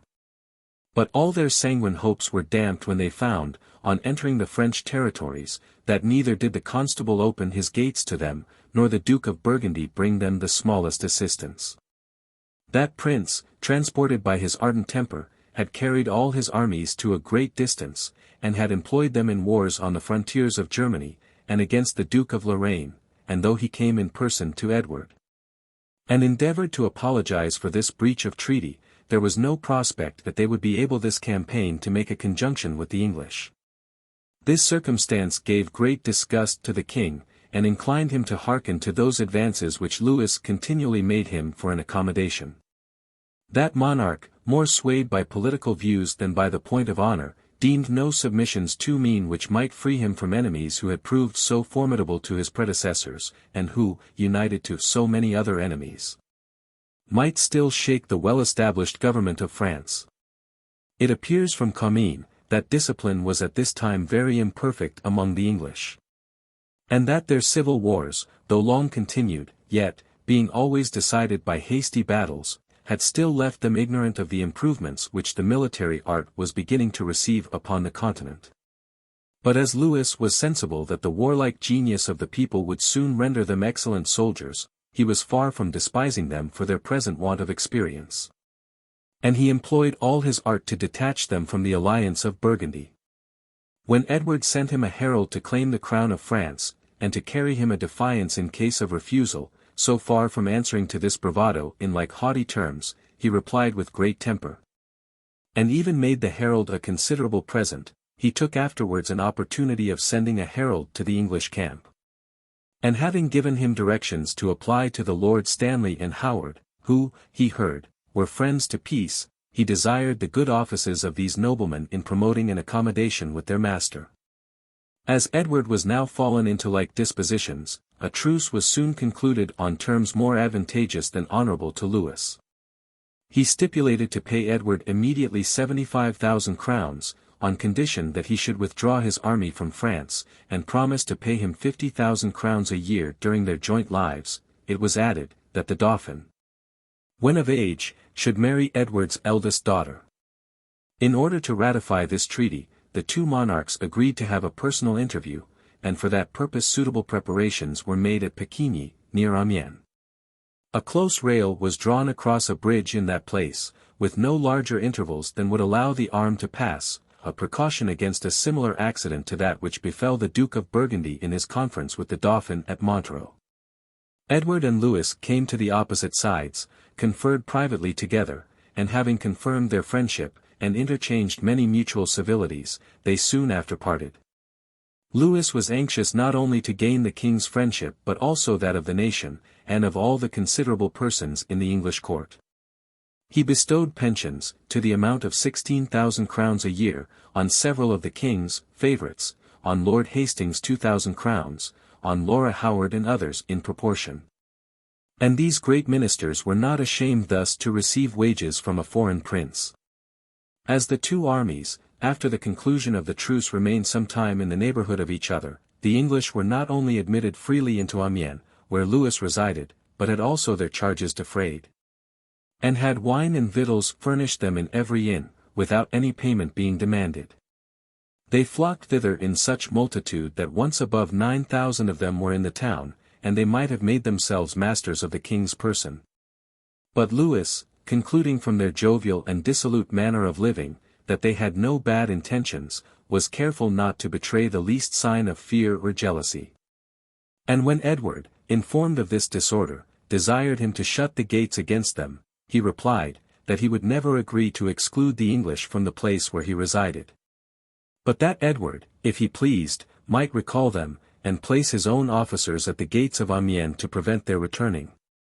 Louis's desire of confirming a mutual amity with England, engaged him even to make imprudent advances, which it cost him afterwards some pains to evade. In the conference at Pecquigny he had said to Edward, that he wished to have a visit from him at Paris, that he would there endeavour to amuse him with the ladies. And that, in case any offences were then committed, he would assign him the Cardinal of Bourbon for confessor, who, from fellow feeling, would not be over and above severe in the penances which he would enjoin. This hint made deeper impression than Louis intended. Lord Howard, who accompanied him back to Amiens, told him in confidence that, if he were so disposed, it would not be impossible to persuade Edward to take a journey with him to Paris, where they might make merry together. Louis pretended at first not to hear the offer. But on Howard's repeating it, he expressed his concern that his wars with the Duke of Burgundy would not permit him to attend his royal guest, and do him the honours he intended. Edward, said he privately to Comines, is a very handsome and a very amorous prince. Some lady at Paris may like him as well as he shall do her, and may invite him to return in another manner. It is better that the sea be between us. This treaty did very little honour to either of these monarchs. It discovered the imprudence of Edward, who had taken his measures so ill with his allies, as to be obliged, after such an expensive armament, to return without making any acquisitions adequate to it. It showed the want of dignity in Louis, who, rather than run the hazard of a battle, agreed to subject his kingdom to a tribute, and thus acknowledged the superiority of a neighbouring prince possessed of less power and territory than himself. But as Louis made interest the sole test of honour, he thought that all the advantages of the treaty were on his side, and that he had overreached Edward, by sending him out of France on such easy terms. For this reason he was very solicitous to conceal his triumph, and he strictly enjoined his courtiers never to show the English the least sign of mockery or derision. But he did not himself very carefully observe so prudent a rule. He could not forbear, one day, in the joy of his heart, throwing out some raillery on the easy simplicity of Edward and his council. When he perceived that he was overheard by a Gascon, who had settled in England, he was immediately sensible of his indiscretion, sent a message to the gentleman, and offered him some advantages in his own country, as engaged him to remain in France. "It is but just," said he, "that I pay the penalty of my talkativeness." The most honourable part of Louis's treaty with Edward was the stipulation for the liberty of Queen Margaret, who, though after the death of her husband and son she could no longer be formidable to government, was still detained in custody by Edward. Louis paid 50,000 crowns for her ransom. And that princess, who had been so active on the stage of the world, and who had experienced such a variety of fortune, passed the remainder of her days in tranquillity and privacy, till the year 1482, when she died.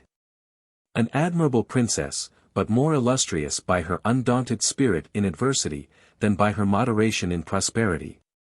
She seems neither to have enjoyed the virtues, nor been subject to the weaknesses, of her sex, and was as much tainted with the ferocity as endowed with the courage of that barbarous age in which she lived.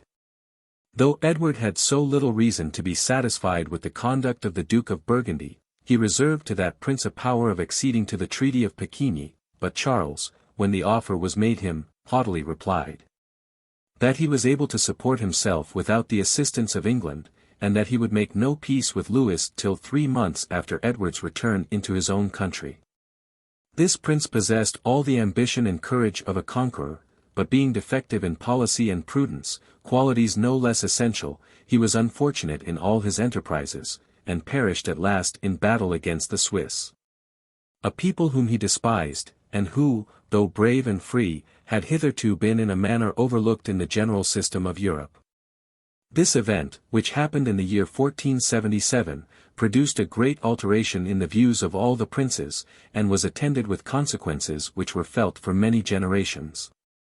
Charles left only one daughter, Mary, by his first wife. And this princess, being heir of his opulent and extensive dominions, was courted by all the potentates of Christendom, who contended for the possession of so rich a prize. Louis, the head of her family, might, by a proper application, have obtained this match for the Dauphin, and have thereby united to the crown of France all the provinces of the Low Countries, together with Burgundy, Artois, and Picardy, which would at once have rendered his kingdom an overmate for all its neighbors. But a man wholly interested is as rare as one entirely endowed with the opposite quality. And Louis, though impregnable to all the sentiments of generosity and friendship, was, on this occasion, carried from the road of true policy by the passions of animosity and revenge. He had imbibed so deep a hatred to the House of Burgundy, that he rather chose to subdue the princess by arms than unite her to his family by marriage. He conquered the Duchy of Burgundy and that part of Picardy which had been ceded to Philip the Good by the Treaty of Arras, but he thereby forced the states of the Netherlands to bestow their sovereign in marriage on Maximilian of Austria, son of the Emperor Frederick, from whom they looked for protection in their present distresses, and by these means, France lost the opportunity, which she never could recall, of making that important acquisition of power and territory. During this interesting crisis, Edward was no less defective in policy, and was no less actuated by private passions, unworthy of a sovereign and a statesman. Jealousy of his brother Clarence had caused him to neglect the advances which were made of marrying that prince, now a widower, to the heiress of Burgundy. And he sent her proposals of espousing Anthony, Earl of Rivers, brother to his queen, who still retained an entire ascendant over him. But the match was rejected with disdain. And Edward, resenting this treatment of his brother-in-law, permitted France to proceed without interruption in her conquests over his defenseless ally. Any pretense sufficed him for abandoning himself entirely to indolence and pleasure, which were now become his ruling passions. The only object which divided his attention was the improving of the public revenue, which had been dilapidated by the necessities or negligence of his predecessors. And some of his expedients for that purpose, though unknown to us, were deemed, during the time, oppressive to the people. The detail of private wrongs naturally escapes the notice of history. But an act of tyranny of which Edward was guilty in his own family, has been taken notice of by all writers, and has met with general and deserved censure. The Duke of Clarence, by all his services in deserting Warwick, had never been able to regain the king's friendship, which he had forfeited by his former confederacy with that nobleman. He was still regarded at court as a man of a dangerous and a fickle character. And the imprudent openness and violence of his temper, though it rendered him much less dangerous, tended extremely to multiply his enemies, and to incense them against him. Among others, he had had the misfortune to give displeasure to the Queen herself, as well as to his brother, the Duke of Gloucester, a prince of the deepest policy, of the most unrelenting ambition, and the least scrupulous in the means which he employed for the attainment or his ends. A combination between these potent adversaries being secretly formed against Clarence, it was determined to begin by attacking his friends, in hopes that, if he patiently endured this injury, his pusillanimity would dishonor him in the eyes of the public. If he made resistance, and expressed resentment, his passion would betray him into measures which might give them advantages against him. The king, hunting one day in the park of Thomas Burdett, of Arrow, in Warwickshire, had killed a white buck, which was a great favourite of the owner. And Burdett, vexed at the loss, broke into a passion, and wished the horns of the deer in the belly of the person who had advised the king to commit that insult upon him. This natural expression of resentment, which would have been overlooked or forgotten had it fallen from any other person, was rendered criminal and capital in that gentleman, by the friendship in which he had the misfortune to live with the Duke of Clarence. He was tried for his life, the judges and jury were found servile enough to condemn him, and he was publicly beheaded at Tyburn for this pretended offence. About the same time, one John Stacey, an ecclesiastic, much connected with the Duke as well as with Burdett, was exposed to a like iniquitous and barbarous prosecution. This clergyman, being more learned in mathematics and astronomy than was usual in that age, lay under the imputation of necromancy with the ignorant vulgar, and the court laid hold of this popular rumour to effect his destruction. He was brought to his trial for that imaginary crime, many of the greatest peers countenanced the prosecution by their presence, he was condemned, put to the torture, and executed. The Duke of Clarence was alarmed when he found these acts of tyranny exercised on all around him. He reflected on the fate of the good Duke of Gloucester, in the last reign, who, after seeing the most infamous pretences employed for the destruction of his nearest connections, at last fell himself a victim to the vengeance of his enemies. But Clarence, instead of securing his own life against the present danger by silence and reserve, was open and loud in justifying the innocence of his friends, and in exclaiming against the iniquity of their prosecutors. 1478. The king, highly offended with his freedom, or using that pretence against him, committed him to the Tower, summoned a parliament, and tried him for his life before the House of Peers, the supreme tribunal of the nation. The Duke was accused of arraigning public justice, by maintaining the innocence of men who had been condemned in courts of judicature, and or inveighing against the iniquity of the king, who had given orders for their prosecution. Many rash expressions were imputed to him, and some, too, reflecting on Edward's legitimacy, but he was not accused of any overt act of treason. And even the truth of these speeches may be doubted of, since the liberty of judgment was taken from the court, by the king's appearing personally as his brother's accuser, and pleading the cause against him. But a sentence of condemnation, even when this extraordinary circumstance had not place, was a necessary consequence, in those times, of any prosecution by the court or the prevailing party. And the Duke of Clarence was pronounced guilty by the peers. The House of Commons were no less slavish and unjust, they both petitioned for the execution of the Duke, and afterwards passed a bill of attainder against him. The measures of the Parliament, during that age, furnish us with examples of a strange contrast of freedom and servility. They scruple to grant, and sometimes refuse, to the king the smallest supplies. The most necessary for the support of government, even the most necessary for the maintenance of wars, for which the nation, as well as the Parliament itself, expressed great fondness, but they never scruple to concur in the most flagrant act of injustice or tyranny which falls on any individual, however distinguished by birth or merit. These maxims, so ungenerous, so opposite to all principles of good government, so contrary to the practice of present parliaments, are very remarkable in all the transactions of the English history for more than a century after the period in which we are now engaged.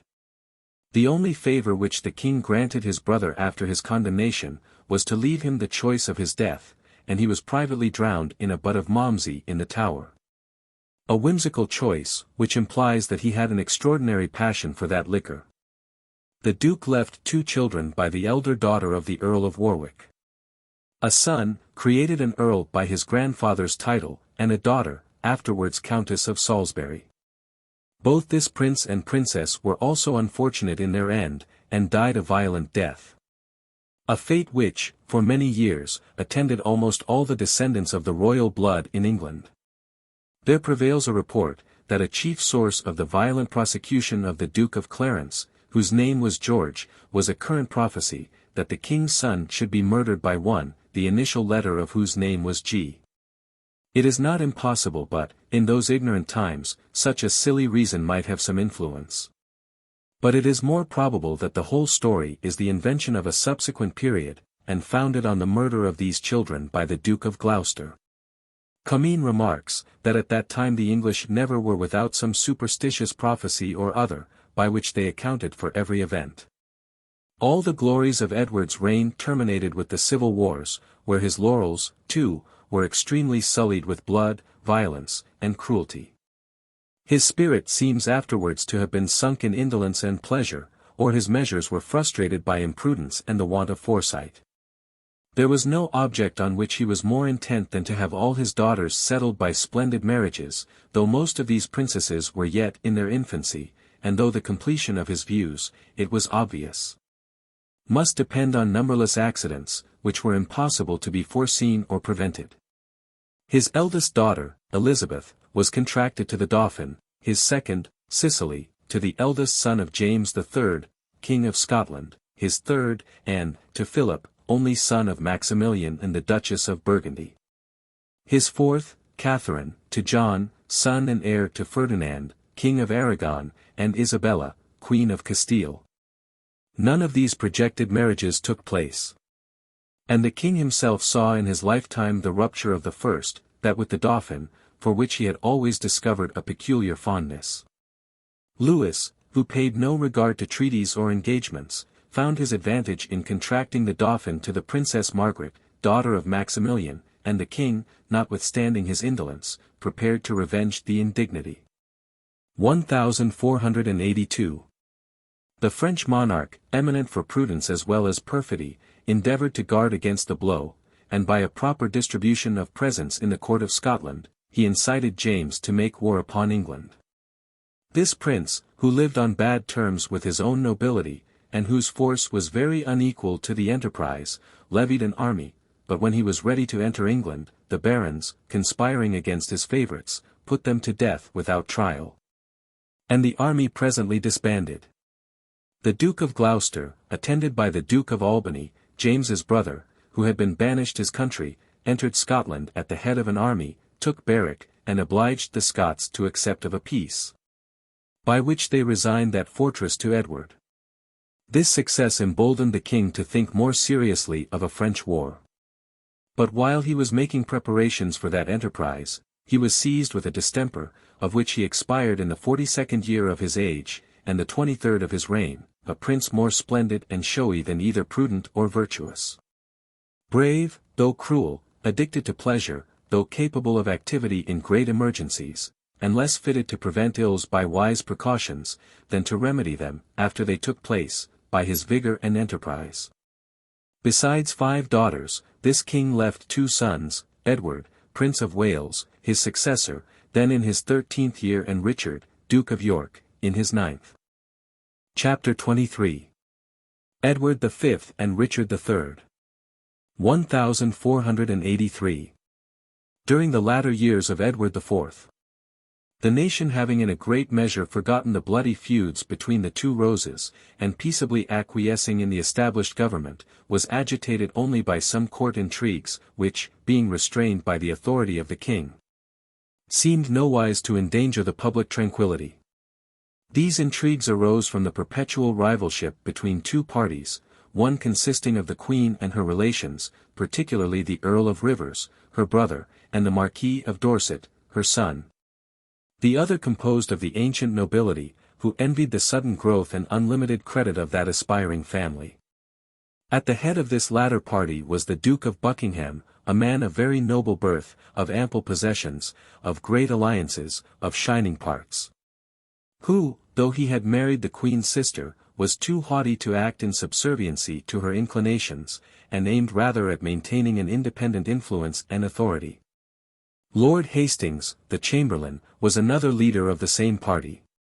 And as this nobleman had, by his bravery and activity, as well as by his approved fidelity, acquired the confidence and favour of his master, he had been able, though with some difficulty, to support himself against the credit of the Queen. The Lords Howard and Stanley maintained a connection with these 2 noblemen, and brought a considerable accession of influence and reputation to their party. All the other barons, who had no particular dependence on the Queen, adhered to the same interest, and the people in general, from their natural envy against the prevailing power, bore great favour to the cause of these noblemen. But Edward knew that, though he himself had been able to overawe those rival factions, many disorders might arise from their contests during the minority of his son.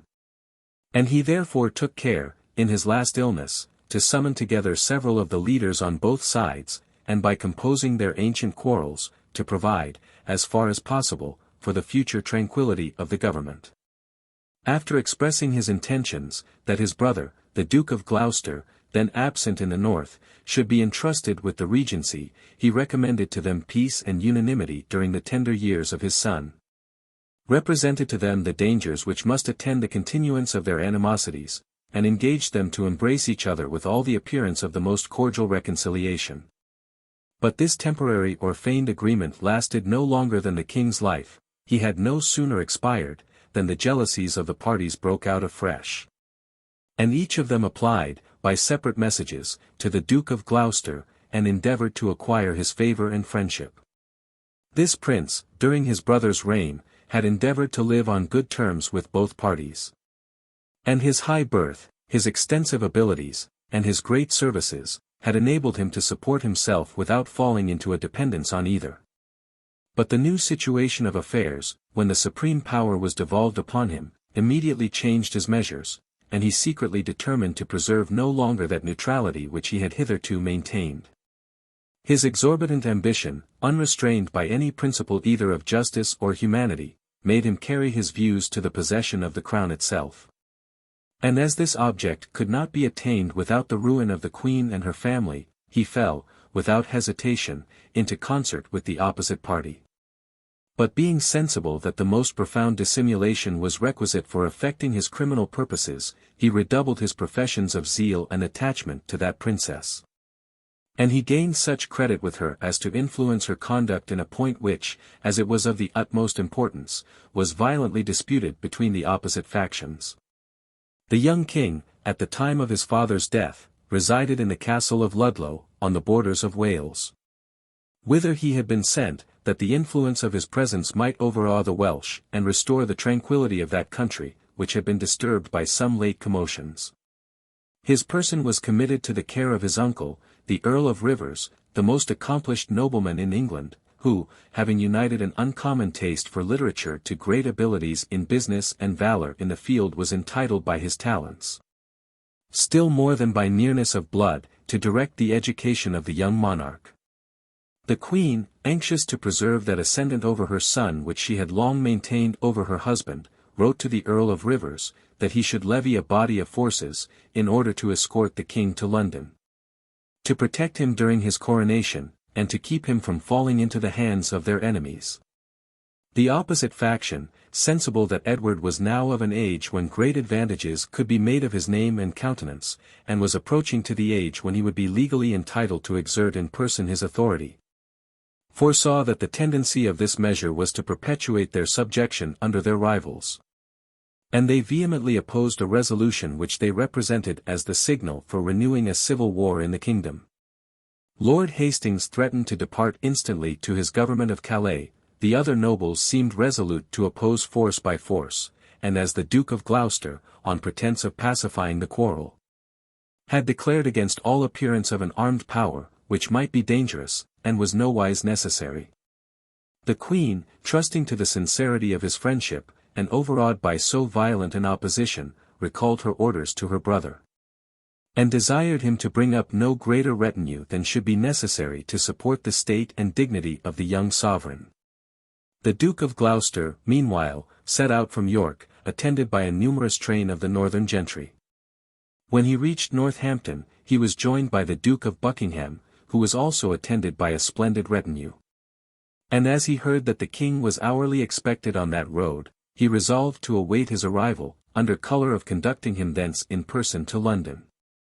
The Earl of Rivers, apprehensive that the place would be too narrow to contain so many attendants, sent his pupil forward by another road to Stony Stratford, and came himself to Northampton, in order to apologize for this measure, and to pay his respects to the Duke of Gloucester.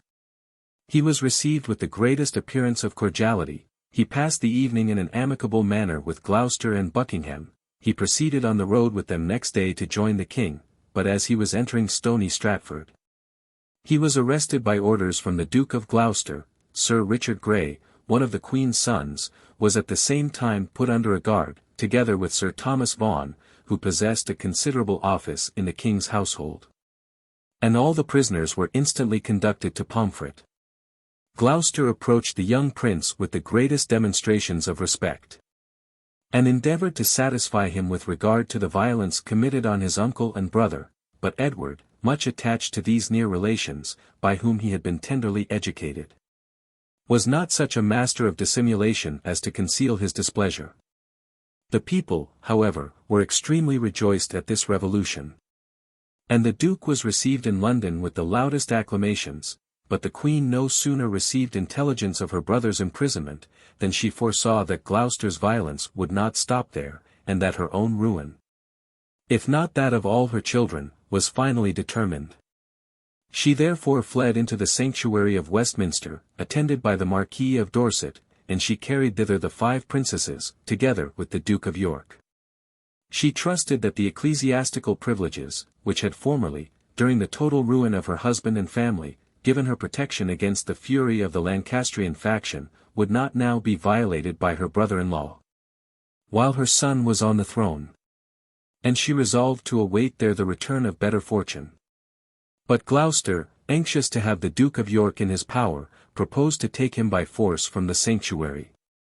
And he represented to the Privy Council both the indignity put upon the government by the Queen's ill-grounded apprehensions, and the necessity of the young prince's appearance at the ensuing coronation of his brother.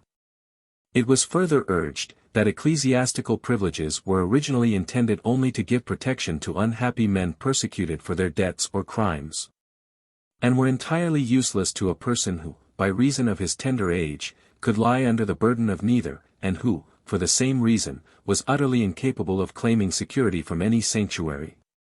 But the 2 archbishops, Cardinal Borgia, the primate, and Rotherhand, Archbishop of York, protesting against the sacrilege of this measure, it was agreed that they should first endeavour to bring the Queen to compliance by persuasion, before any violence should be employed against her.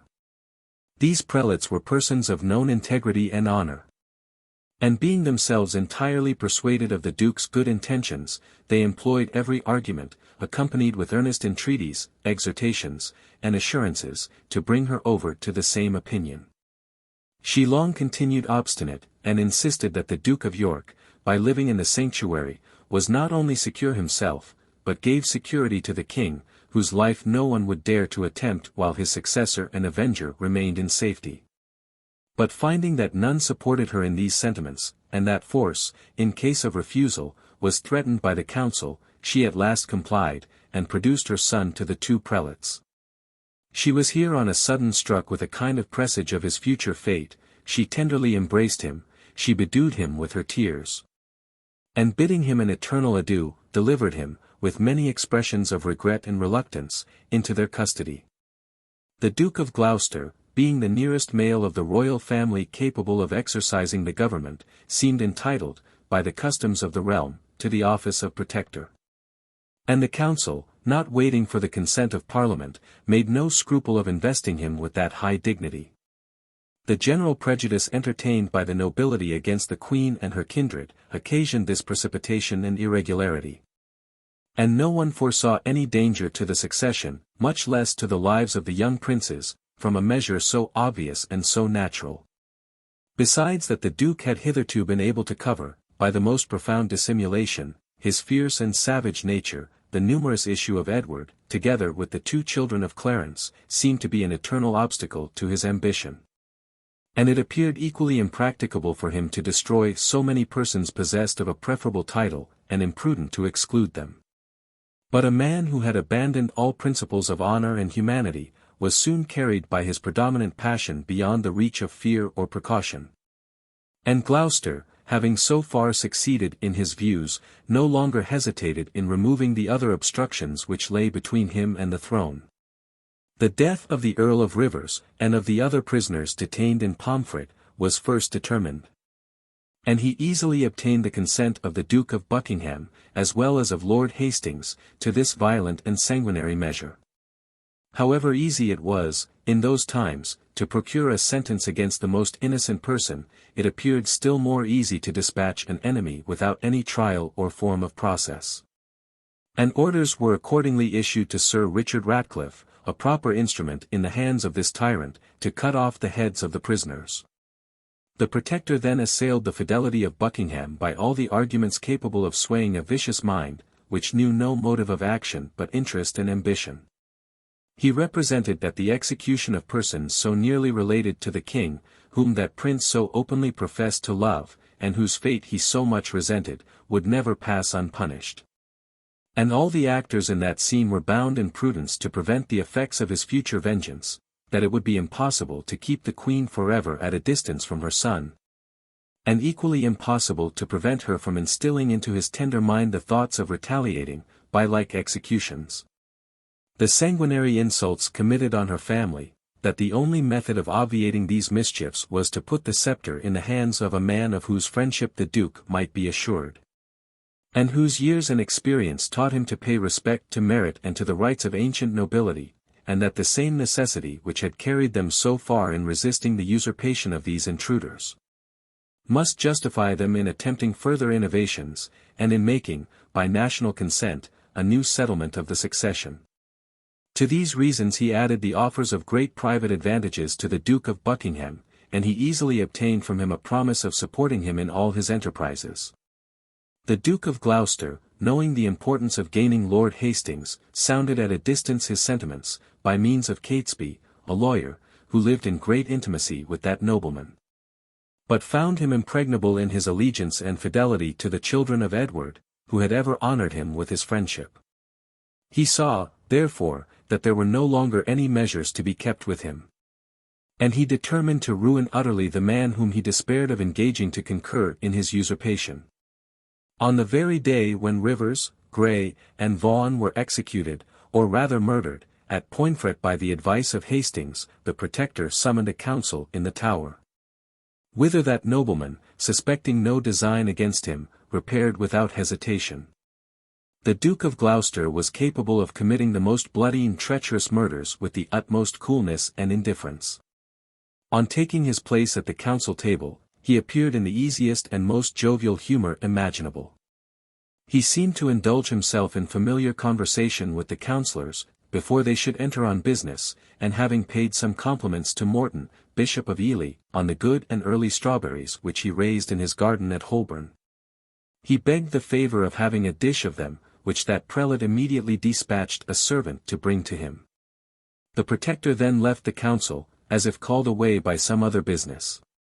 But soon after returning with an angry and inflamed countenance, he asked them, what punishment those deserved that had plotted against his life, who was so nearly related to the king, and was entrusted with the administration of government.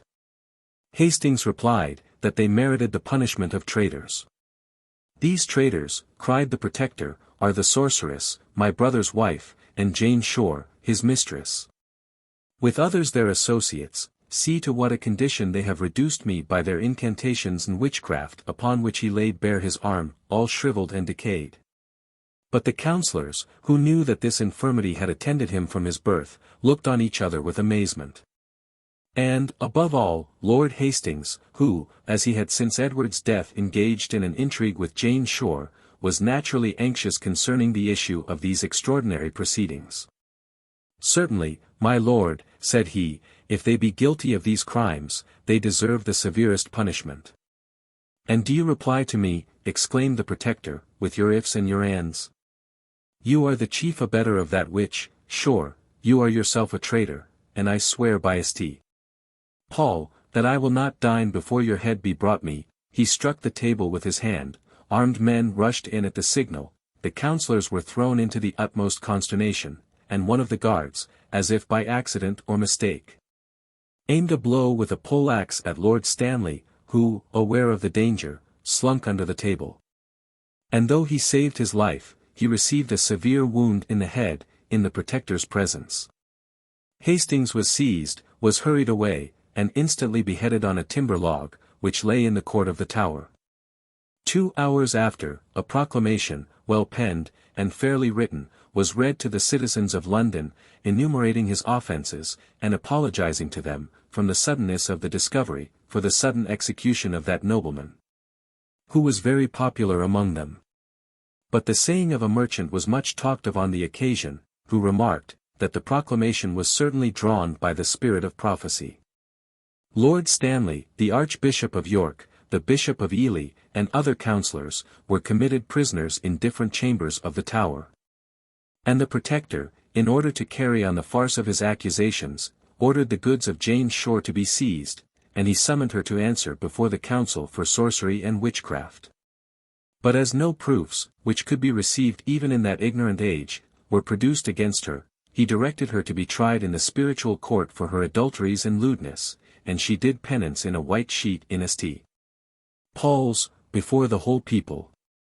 This lady was born of reputable parents in London, was well educated, and married to a substantial citizen. But unhappily views of interest, more than the maid's inclinations, had been consulted in the match, and her mind, though framed for virtue, had proved unable to resist the allurements of Edward, who solicited her favors. But while seduced from her duty by this gay and amorous monarch, she still made herself respectable by her other virtues, and the ascendant which her charms and vivacity long maintained over him, was all employed in acts of beneficence and humanity.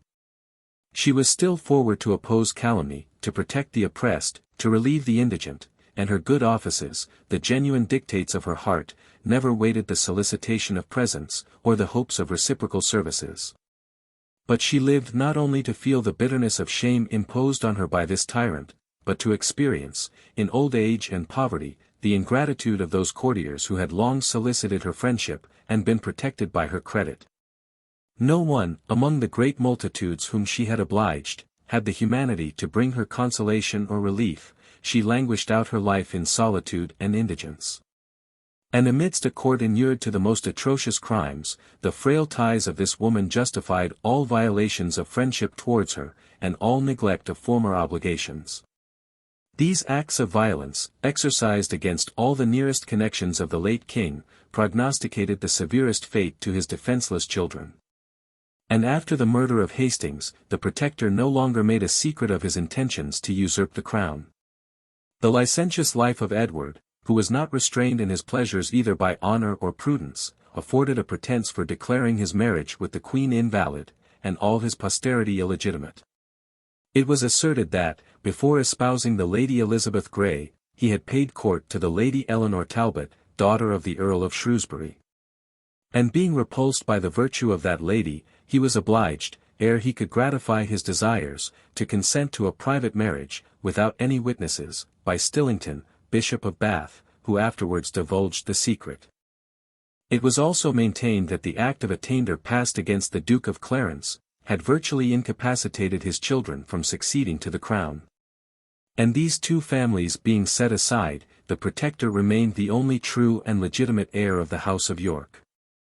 But as it would be difficult, if not impossible, to prove the preceding marriage of the late king, and as the rule which excludes the heirs of an attainted blood from private successions was never extended to the crown, the Protector resolved to make use of another plea, still more shameful and scandalous. His partisans were taught to maintain, that both Edward IV and the Duke of Clarence were illegitimate.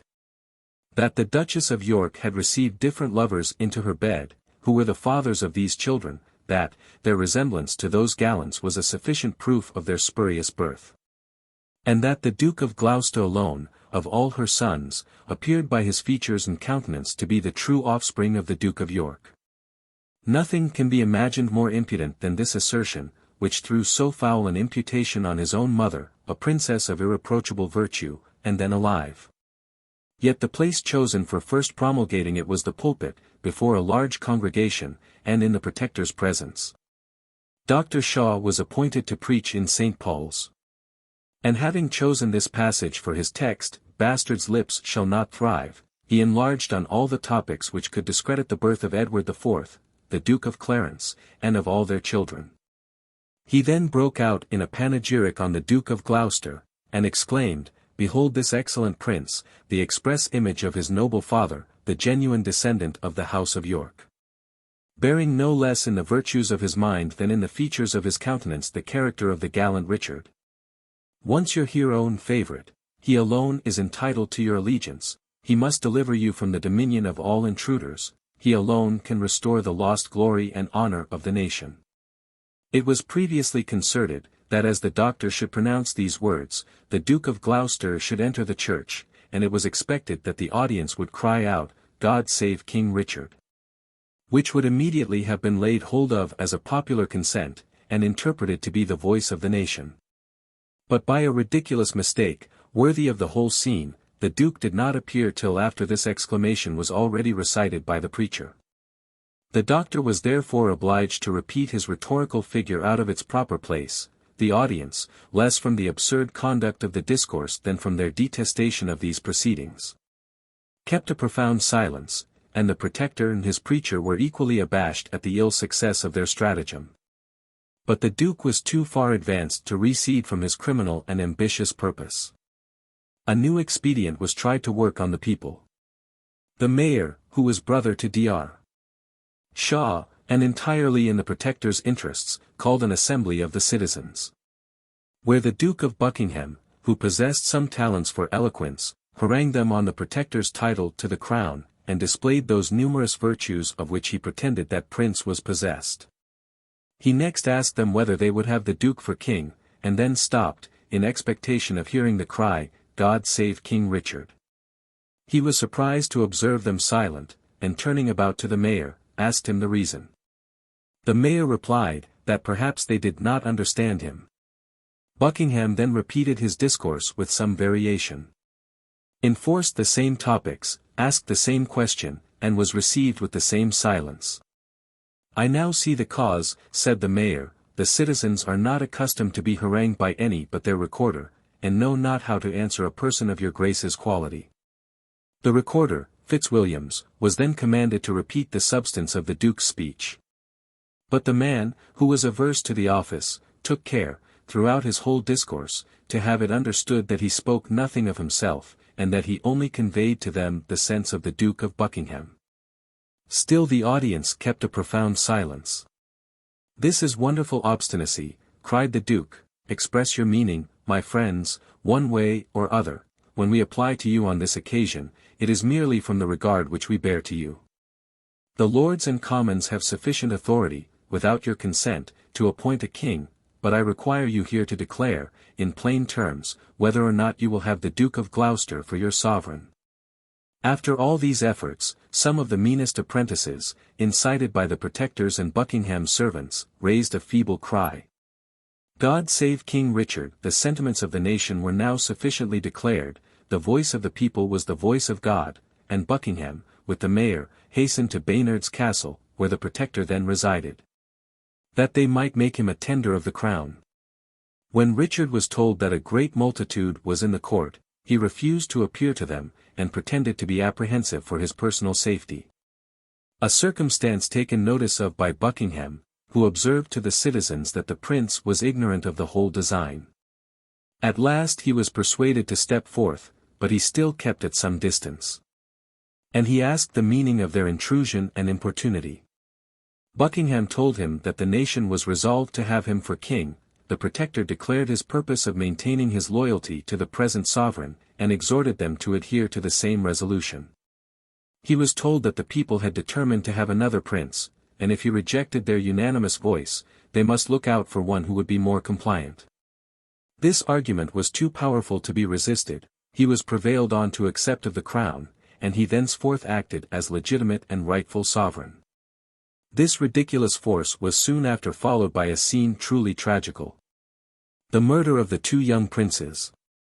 Richard gave orders to Sir Robert Brackenbury, Constable of the Tower, to put his nephews to death, but this gentleman, who had sentiments of honor, refused to have any hand in the infamous office.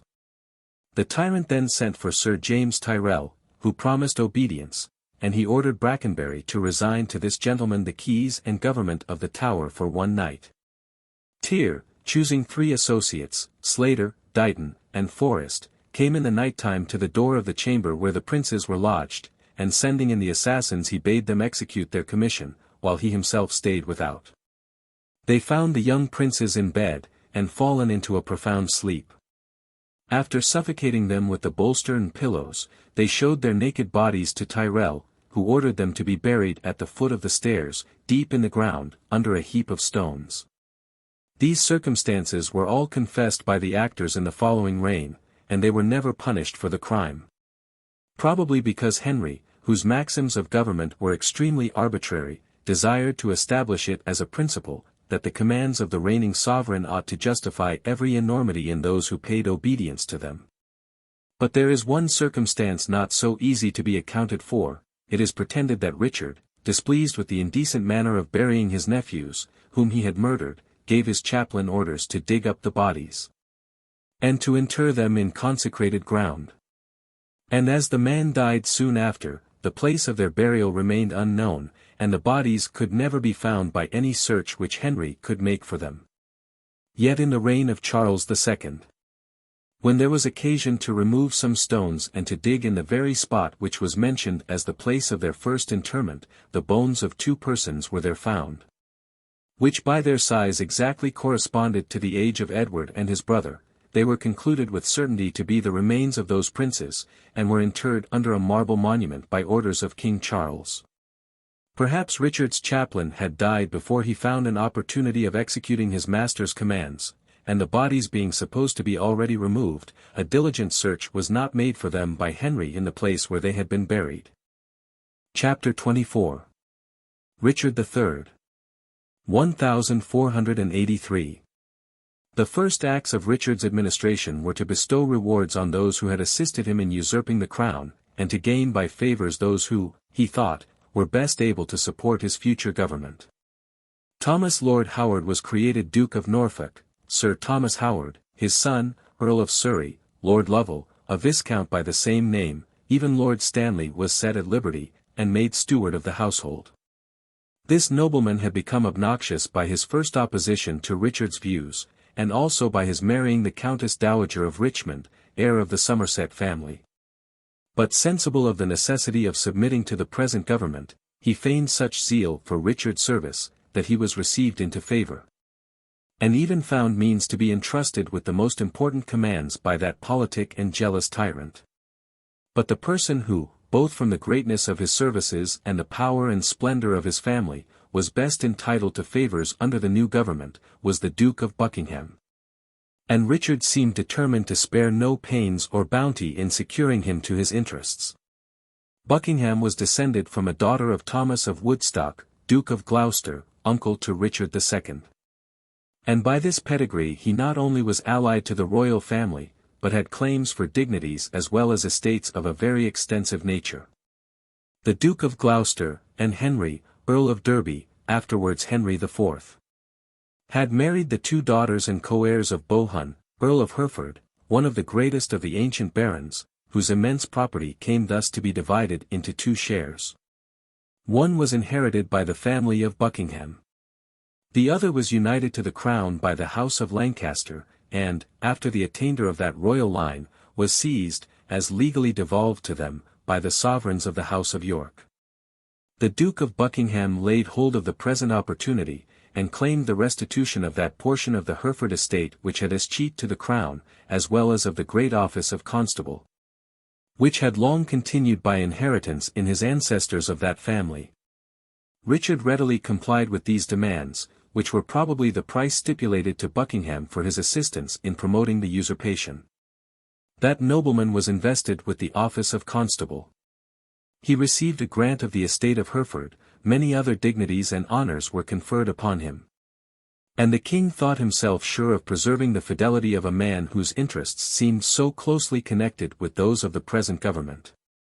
But it was impossible that friendship could long remain inviolate between two men of such corrupt minds as Richard and the Duke of Buckingham. Historians ascribe their first rupture to the king's refusal of making restitution of the Hereford estate. But it is certain from records, that he passed a grant for that purpose, and that the full demands of Buckingham were satisfied in this particular. Perhaps Richard was soon sensible of the danger which might ensue from conferring such an immense property on a man of so turbulent a disposition, and afterwards raised difficulties about the execution of his own grant.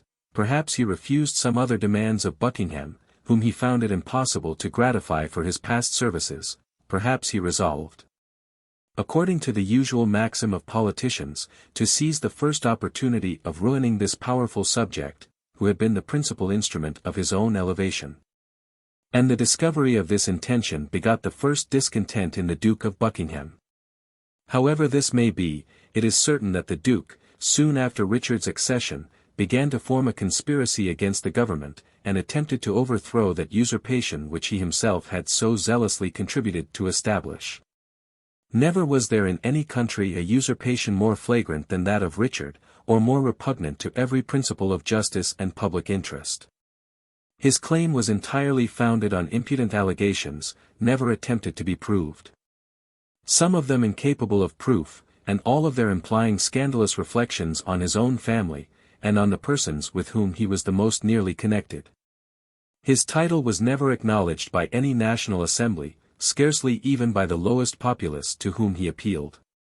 And it had become prevalent merely for want of some person of distinction, who might stand forth against him, and give a voice to those sentiments of general detestation which arose in every bosom.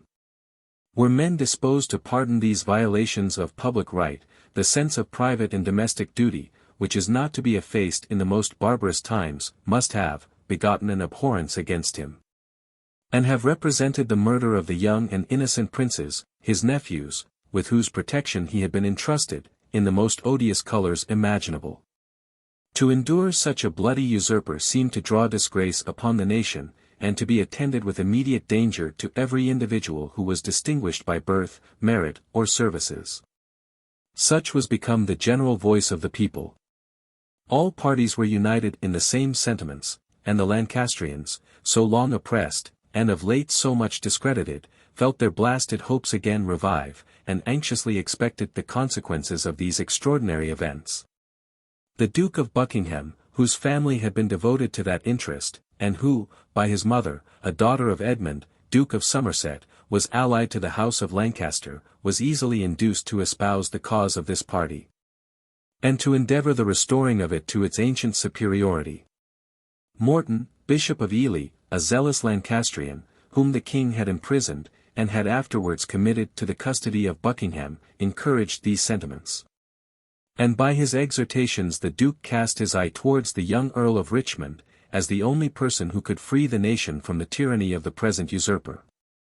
Henry, Earl of Richmond, was at this time detained in a kind of honourable custody by the Duke of Brittany. And his descent, which seemed to give him some pretensions to the crown, had been a great object of jealousy both in the late and in the present reign.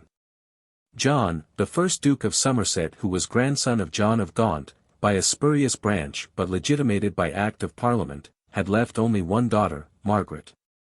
And his younger brother, Edmund, had succeeded him in his titles, and in a considerable part of his fortune. Margaret had espoused Edmund, Earl of Richmond, half-brother of Henry VI. And son of Sir Owen Tudor and Catherine of France, relict of Henry V, and she bore him only one son, who received the name of Henry, and who, after his father's death, inherited the honours and fortune of Richmond. His mother, being a widow, had espoused in second marriage Sir Henry Stafford, uncle to Buckingham, and after the death of that gentleman, had married Lord Stanley, but had no children by either of these husbands. And her son Henry was thus, in the event of her death, the sole heir of all her fortunes. But this was not the most considerable advantage which he had reason to expect from her succession. He would represent the elder branch of the House of Somerset, he would inherit all the title of that family to the crown. And though its claim, while any legitimate branch subsisted of the House of Lancaster, had always been much disregarded, the zeal of faction, after the death of Henry VI. And the murder of Prince Edward, immediately conferred a weight and consideration upon it. Edward IV. Finding that all the Lancastrians had turned their attention towards the young Earl of Richmond as the object of their hopes, thought him also worthy of his attention, and pursued him into his retreat in Brittany, whither his uncle, the Earl of Pembroke, had carried him, after the battle of Tewkesbury, so fatal to his party. He applied to Francis too, Duke of Brittany, who was his ally, a weak, but a good prince, and urged him to deliver up this fugitive, who might be the source of future disturbances in England. But the Duke, averse to so dishonourable a proposal, would only consent that, for the security of Edward, the young nobleman should be detained in custody. And he received an annual pension from England for the safe keeping or the subsistence of his prisoner. But towards the end of Edward's reign, when the kingdom was menaced with a war both from France and Scotland, the anxieties of the English court with regard to Henry were much increased.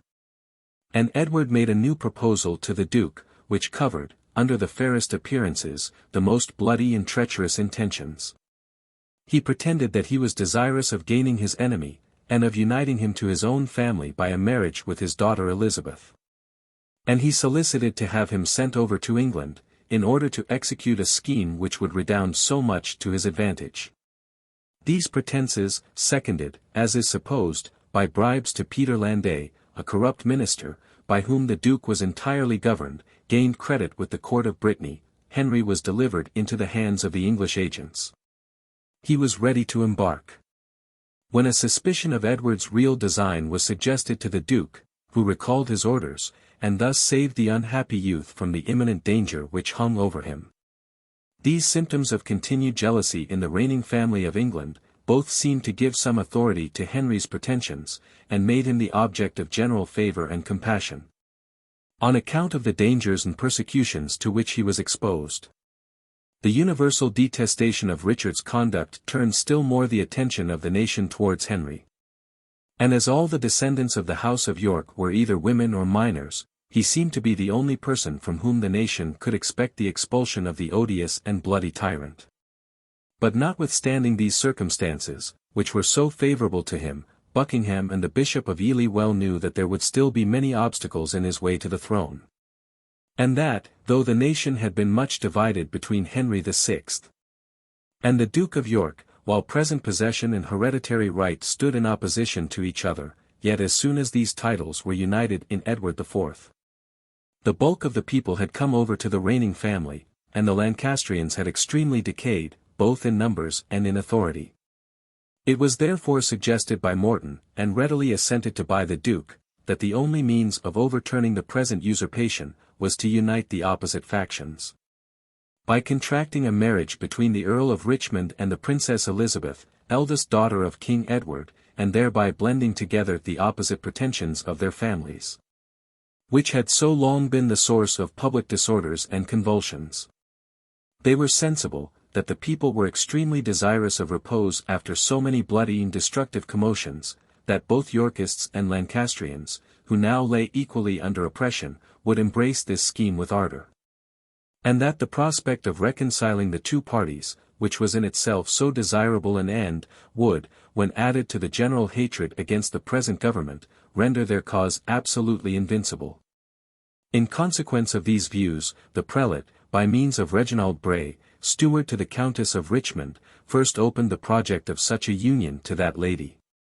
And the plan appeared so advantageous for her son, and at the same time so likely to succeed, that it admitted not of the least hesitation. Dr. Lewis, a Welsh physician, who had access to the Queen Dowager in her sanctuary, carried the proposals to her, and found that revenge for the murder of her brother and of her 3 sons, apprehensions for her surviving family, and indignation against her confinement, easily overcame all her prejudices against the House of Lancaster, and procured her approbation of a marriage, to which the age and birth, as well as the present situation of the parties, seemed so naturally to invite them. She secretly borrowed a sum of money in the city, sent it over to the Earl of Richmond, required his oath to celebrate the marriage as soon as he should arrive in England, advised him to levy as many foreign forces as possible, and promised to join him on his first appearance, with all the friends and partisans of her family. The plan being thus laid upon the solid foundations of good sense and sound policy, it was secretly communicated to the principal persons of both parties in all the counties of England. And a wonderful alacrity appeared in every order of men to forward its success and completion. But it was impossible that so extensive a conspiracy could be conducted in so secret a manner, as entirely to escape the jealous and vigilant eye of Richard. And he soon received intelligence, that his enemies, headed by the Duke of Buckingham, were forming some design against his authority. He immediately put himself in a posture of defence, by levying troops in the north. And he summoned the Duke to appear at court, in such terms as seemed to promise him a renewal of their former amity. But that nobleman, well acquainted with the barbarity and treachery of Richard, replied only by taking arms in Wales, and giving the signal to his accomplices for a general insurrection in all parts of England. But at that very time there happened to fall such heavy rains, so incessant and continued, as exceeded any known in the memory of man. And the Severn, with the other rivers in that neighbourhood, swelled to a height which rendered them impassable, and prevented Buckingham from marching into the heart of England to join his associates. The Welshmen, partly moved by superstition at this extraordinary event, partly distressed by famine in their camp, fell off from him. And Buckingham, finding himself deserted by his followers, put on a disguise, and took shelter in the house of Bannister, an old servant of his family. But being detected in his retreat, he was brought to the king at Salisbury, and was instantly executed, according to the summary method practiced in that age.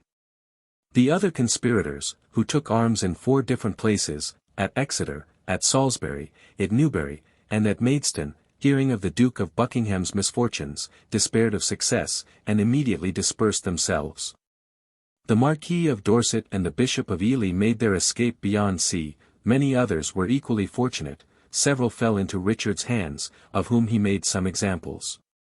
His execution seemed not to have been remarkably severe. Though we are told of one gentleman, William Collingbourne, who suffered under colour of this rebellion, but in reality for a distich of quibbling verses which he had composed against Richard and his ministers. The Earl of Richmond, in concert with his friends, had set sail from St. Malo's, carrying on board a body of 5,000 men, levied in foreign parts. But his fleet being at first driven back by a storm, he appeared not on the coast of England till after the dispersion of all his friends, and he found himself obliged to return to the court of Brittany. 1484. The king, everywhere triumphant, and fortified by this unsuccessful attempt to dethrone him, ventured at last to summon a parliament, a measure which his crimes and flagrant usurpation had induced him hitherto to decline. Though it was natural that the parliament, in a contest of national parties, should always adhere to the victor, he seems to have apprehended, lest his title, founded on no principle, and supported by no party, might be rejected by that assembly. But his enemies being now at his feet, the Parliament had no choice left but to recognize his authority, and acknowledge his right to the crown. His only son, Edward, then a youth of 12 years of age, was created Prince of Wales. The duties of tonnage and poundage were granted to the king for life. And Richard, in order to reconcile the nation to his government, passed some popular laws, particularly one alluding to the names of Ratcliffe and Catesby, and to Richard's arms, which were a bore, against the late practice of extorting money on pretence of benevolence. All the other measures of the king tended to the same object. Sensible that the only circumstance which could give him security, was to gain the confidence of the Yorkists, he paid court to the Queen Dowager with such art and address, made such earnest protestations of his sincere goodwill and friendship, that this princess, tired of confinement, and despairing of any success from her former projects, ventured to leave her sanctuary, and to put herself and her daughters into the hands of the tyrant. But he soon carried further his views for the establishment of his throne. He had married Anne, the second daughter of the Earl of Warwick, and widow of Edward, Prince of Wales, whom Richard himself had murdered.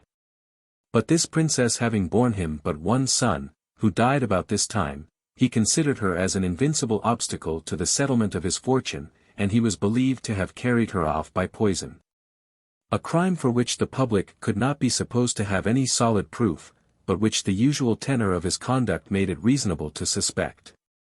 He now thought it in his power to remove the chief perils which threatened his government. The Earl of Richmond, he knew, could never be formidable but from his projected marriage with the Princess Elizabeth, the true heir of the crown. And he therefore intended, by means of a papal dispensation, to espouse, himself, this princess, and thus to unite in his own family their contending titles. The Queen Dowager, eager to recover her lost authority, neither scrupled this alliance, which was very unusual in England, and was regarded as incestuous, nor felt any horror at marrying her daughter to the murderer of her 3 sons and of her brother. She even joined so far their interests with those of the usurper, that she wrote to all her partisans, and among the rest to her son, the Marquis of Dorset, desiring them to withdraw from the Earl of Richmond. An injury which the Earl could never afterwards forgive. The court of Rome was applied to for a dispensation. Richard thought that he could easily defend himself during the interval, till it arrived. And he had afterwards the agreeable prospect of a full and secure settlement.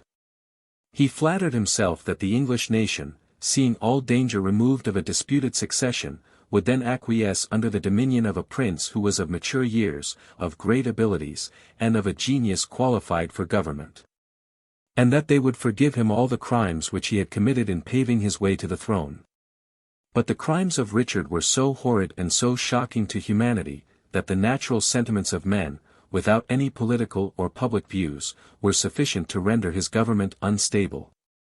And every person of probity and honor was earnest to prevent the scepter from being any longer polluted by that bloody and faithless hand which held it. All the exiles flocked to the Earl of Richmond in Brittany, and exhorted him to hasten his attempt for a new invasion, and to prevent the marriage of the Princess Elizabeth, which must prove fatal to all his hopes. The Earl, sensible of the urgent necessity, but dreading the treachery of Peter Landais, who had entered into a negotiation with Richard for betraying him, was obliged to attend only to his present safety. And he made his escape to the court of France. The ministers of Charles VIII, who had now succeeded to the throne after the death of his father, Louis, gave him countenance and protection. And being desirous of raising disturbance to Richard, they secretly encouraged the Earl in the levies which he made for the support of his enterprise upon England. The Earl of Oxford, whom Richard's suspicions had thrown into confinement, having made his escape, here joined Henry. And inflamed his ardor for the attempt, by a favourable account which he brought of the dispositions of the English nation, and their universal hatred of Richard's crimes and usurpation. 1485. The Earl of Richmond set sail from Harfleur, in Normandy, with a small army of about 2,000 men, and after a navigation of 6 days, he arrived at Milford Haven, in Wales, where he landed without opposition. He directed his course to that part of the kingdom, in hopes that the Welsh, who regarded him as their countryman, and who had been already prepossessed in favour of his cause by means of the Duke of Buckingham, would join his standard, and enable him to make head against the established government.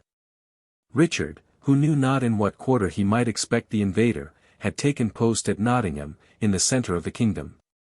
And having given commissions to different persons in the several counties, whom he empowered to oppose his enemy, he purposed in person to fly, on the first alarm, to the place exposed to danger.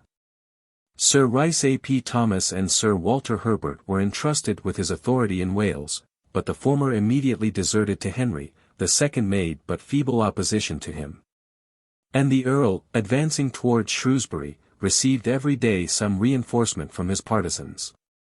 Sir Gilbert Talbot joined him with all the vassals and retainers of the family of Shrewsbury. Sir Thomas Borcia and Sir Walter Hungerford brought their friends to share his fortunes. And the appearance of men of distinction in his camp made already his cause wear a favourable aspect. But the danger to which Richard was chiefly exposed, proceeded not so much from the zeal of his open enemies, as from the infidelity of his pretended friends. Scarce any nobleman of distinction was sincerely attached to his cause, except the Duke of Norfolk, and all those who feigned the most loyalty were only watching for an opportunity to betray and desert him. But the persons of whom he entertained the greatest suspicion, were Lord Stanley and his brother Sir William, whose connections with the family of Richmond, notwithstanding their professions of attachment to his person, were never entirely forgotten or overlooked by him. When he empowered Lord Stanley to levy forces, he still retained his eldest son, Lord Strange, as a pledge for his fidelity, and that nobleman was, on this account, obliged to employ great caution and reserve in his proceedings. He raised a powerful body of his friends and retainers in Cheshire and Lancashire, but without openly declaring himself, and though Henry had received secret assurances of his friendly intentions. The armies on both sides knew not what to infer from his equivocal behaviour. The two rivals at last approached each other, at Bosworth near Leicester, Henry at the head of 6,000 men, Richard with an army of above double the number, and a decisive action was every hour expected between them. Stanley, who commanded above 7,000 men, took care to post himself at Atherstone, not far from the hostile camps, and he made such a disposition as enabled him on occasion to join either party. Richard had too much sagacity not to discover his intentions from these movements, but he kept the secret from his own men for fear of discouraging them. he took not immediate revenge on Stanley's son, as some of his courtiers advised him. Because he hoped that so valuable a pledge would induce the father to prolong still further his ambiguous conduct, and he hastened to decide by arms the quarrel with his competitor. Being certain that a victory over the Earl of Richmond would enable him to take simple revenge on all his enemies, open and concealed. The van of Richmond's army, consisting of archers, was commanded by the Earl of Oxford. Sir Gilbert Talbot led the right wing. Sir John Savage the left. The Earl himself, accompanied by his uncle the Earl of Pembroke, placed himself in the main body. Richard also took post in his main body, and entrusted the command of his van to the Duke of Norfolk. As his wings were never engaged, we have not learned the names of the several commanders. Soon after the battle began, Lord Stanley, whose conduct in this whole affair discovers great precaution and abilities, appeared in the field, and declared for the Earl of Richmond. This measure, which was unexpected to the men, though not to their leaders, had a proportional effect on both armies. It inspired unusual courage into Henry's soldiers, it threw Richard's into dismay and confusion. The intrepid tyrant, sensible of his desperate situation, cast his eye around the field, and descrying his rival at no great distance, he drove against him with fury.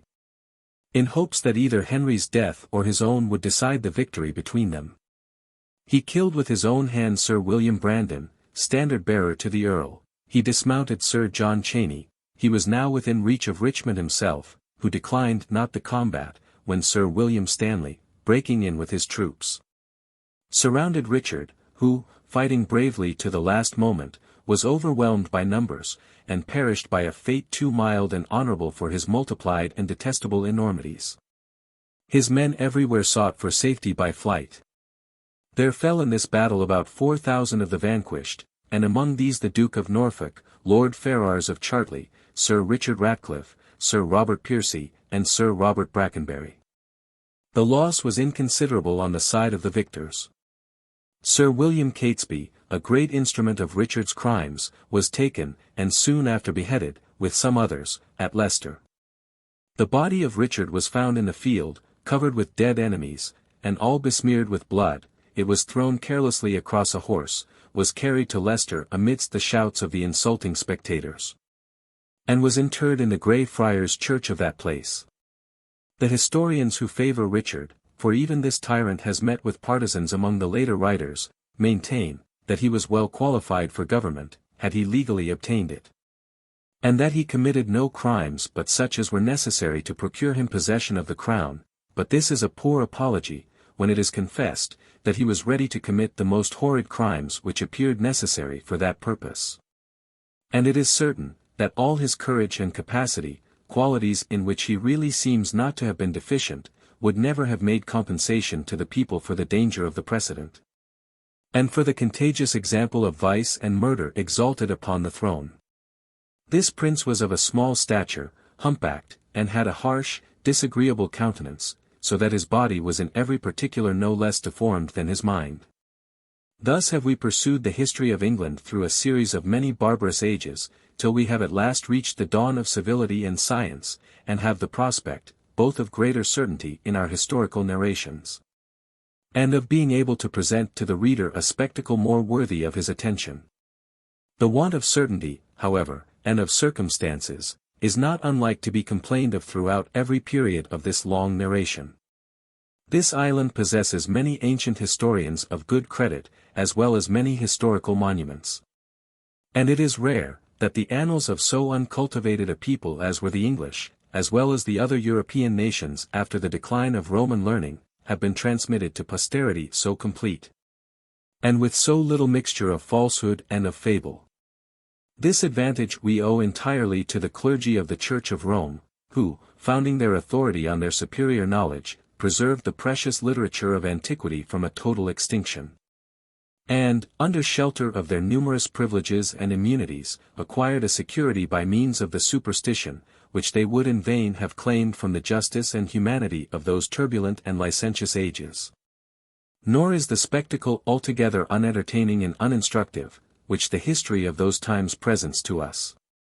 The view of human manners, in all their variety of appearances, is both profitable and agreeable. And if the aspect in some periods seem horrid and deformed, we may thence learn to cherish with the greater anxiety that science and civility, which has so close a connection with virtue and humanity, and which, as it is a sovereign antidote against superstition, is also the most effectual remedy against vice and disorders of every kind. The rise, progress, perfection, and decline of art and science, are curious objects of contemplation, and intimately connected with a narration of civil transactions. The events of no particular period can be fully accounted for, but by considering the degrees of advancement which men have reached in those particulars. Those who cast their eye on the general revolutions of society, will find that, as almost all improvements of the human mind had reached nearly to their state of perfection about the age of Augustus, there was a sensible decline from that point or period. And men thenceforth relapsed gradually into ignorance and barbarism. The unlimited extent of the Roman Empire, and the consequent despotism of its monarchs, extinguished all emulation, debased the generous spirits of men, and depressed that noble flame by which all the refined arts must be cherished and enlivened. The military government, which soon succeeded, rendered even the lives and properties of men insecure and precarious, and proved destructive to those vulgar and more necessary arts of agriculture, manufactures, and commerce. And, in the end, to the military art in genius itself, by which alone the immense fabric of the empire could be supported. The eruption of the barbarous nations which soon followed, overwhelmed all human knowledge, which was already far in its decline, and men sunk every age deeper into ignorance, stupidity, and superstition. Till the light of ancient science and history had very nearly suffered a total extinction in all the European nations. But there is a point of depression, as well as of exaltation, from which human affairs naturally return in a contrary direction, and beyond which they seldom pass either in their advancement or decline. The period in which the people of Christendom were the lowest sunk in ignorance, and consequently in disorders of every kind, may justly be fixed at the 11th century, about the age of William the Conqueror. And from that era the sun of science, beginning to reascend, threw out many gleams of light, which preceded the full morning when letters were revived in the 15th century. The Danes and other northern people, who had so long infested all the coasts, and even the island parts of Europe, by their depredations, having now learned the arts of tillage and agriculture, found a certain subsistence at home. And were no longer tempted to desert their industry, in order to seek a precarious livelihood by rapine and by the plunder of their neighbors. The feudal governments also, among the more southern nations, were reduced to a kind of system. And though that strange species of civil polity was ill-fitted to ensure either liberty or tranquillity, it was preferable to the universal license and disorder which had everywhere preceded it. But perhaps there was no event which tended further to the improvement of the age, than one which has not been much remarked, the accidental finding of a copy of Justinian's Pandects, about the year 1130, in the town of Amalfi, in Italy. The ecclesiastics, who had leisure, and some inclination to study, immediately adopted with zeal this excellent system of jurisprudence, and spread the knowledge of it throughout every part of Europe. Besides the intrinsic merit of the performance, it was recommended to them by its original connection with the imperial city of Rome, which, being the seat of their religion, seemed to acquire a new luster and authority by the diffusion of its laws over the Western world. In less than 10 years after the discovery of the Pandects, Vicarius, under the protection of Theobald, Archbishop of Canterbury, read public lectures of civil law in the University of Oxford. And the clergy everywhere, by their example as well as exhortation, were the means of diffusing the highest esteem for this new science. That order of men, having large possessions to defend, was in a manner necessitated to turn their studies towards the law. And their properties being often endangered by the violence of the princes and barons, it became their interest to enforce the observance of general and equitable rules, from which alone they could receive protection.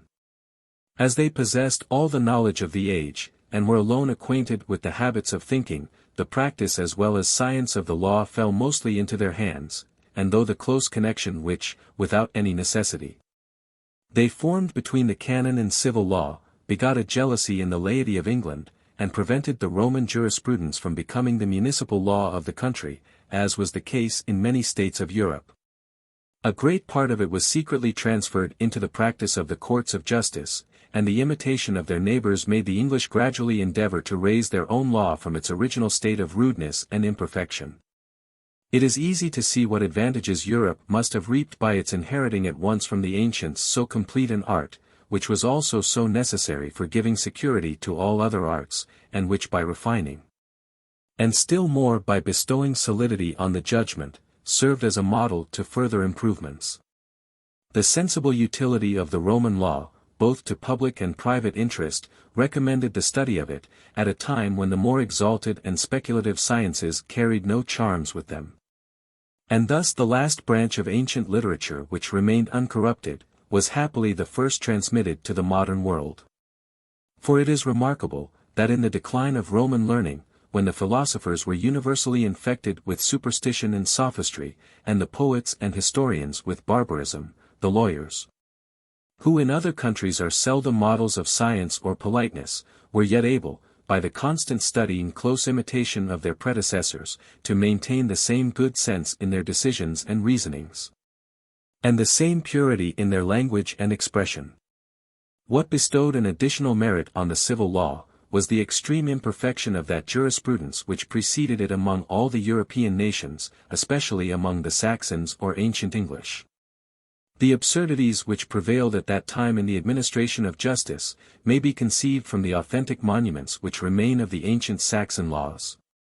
Where a pecuniary commutation was received for every crime, where stated prices were fixed for men's lives and members, where private revenges were authorized for all injuries, where the use of the ordeal, corsnet, and afterwards of the duel, was the received method of proof, and where the judges were rustic freeholders, assembled of a sudden, and deciding a cause from one debate or altercation of the parties.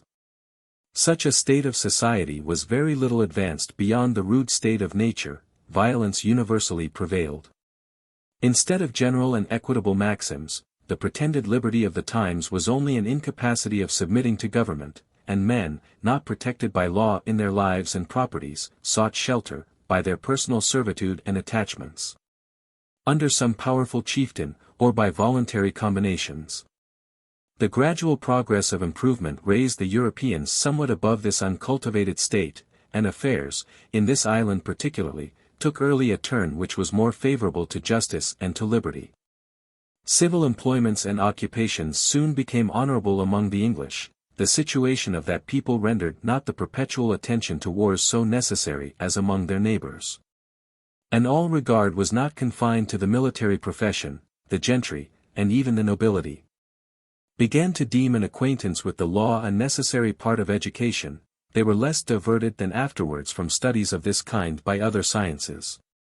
And in the age of Henry VI, as we are told by Fortescue, there were in the Inns of Court about 2,000 students, most of them men of honorable birth, who gave application to this branch of civil knowledge, a circumstance which proves that a considerable progress was already made in the science of government, and which prognosticated a still greater. One chief advantage which resulted from the introduction and progress of the arts, was the introduction and progress of freedom, and this consequence affected men both in their personal and civil capacities. If we consider the ancient state of Europe, we shall find, that the far greater part of the society were everywhere bereaved of their personal liberty, and lived entirely at the will of their masters. Every one that was not noble was a slave, the peasants were sold along with the land, the few inhabitants of cities were not in a better condition, even the gentry themselves were subjected to a long train of subordination under the greater barons or chief vassals of the crown, who, though seemingly placed in a high state of splendor, yet, having but a slender protection from law, were exposed to every tempest of the state, and, by the precarious condition in which they lived, paid dearly for the power of oppressing and tyrannizing over their inferiors. The first incident which broke in upon this violent system of government, was the practice, begun in Italy, and imitated in France, of erecting communities and corporations, endowed with privileges and a separate municipal government, which gave them protection against the tyranny of the barons, and which the prince himself deemed it prudent to respect. The relaxation of the feudal tenures, and an execution somewhat stricter of the public law, bestowed an independence on vassals which was unknown to their forefathers. And even the peasants themselves, though later than other orders of the state, made their escape from those bonds of villanage or slavery in which they had formerly been retained. It may appear strange that the progress of the arts, which seems, among the Greeks and Romans, to have daily increased the number of slaves, should, in later times, have proved so general a source of liberty. But this difference in the events proceeded from a great difference in the circumstances which attended those institutions. The ancient barons, obliged to maintain themselves continually in a military posture, and little emulous of elegance or splendor, employed not their villains as domestic servants, much less as manufacturers, but composed their retinue of freemen, whose military spirit rendered the chieftain formidable to his neighbors, and who were ready to attend him in every warlike enterprise.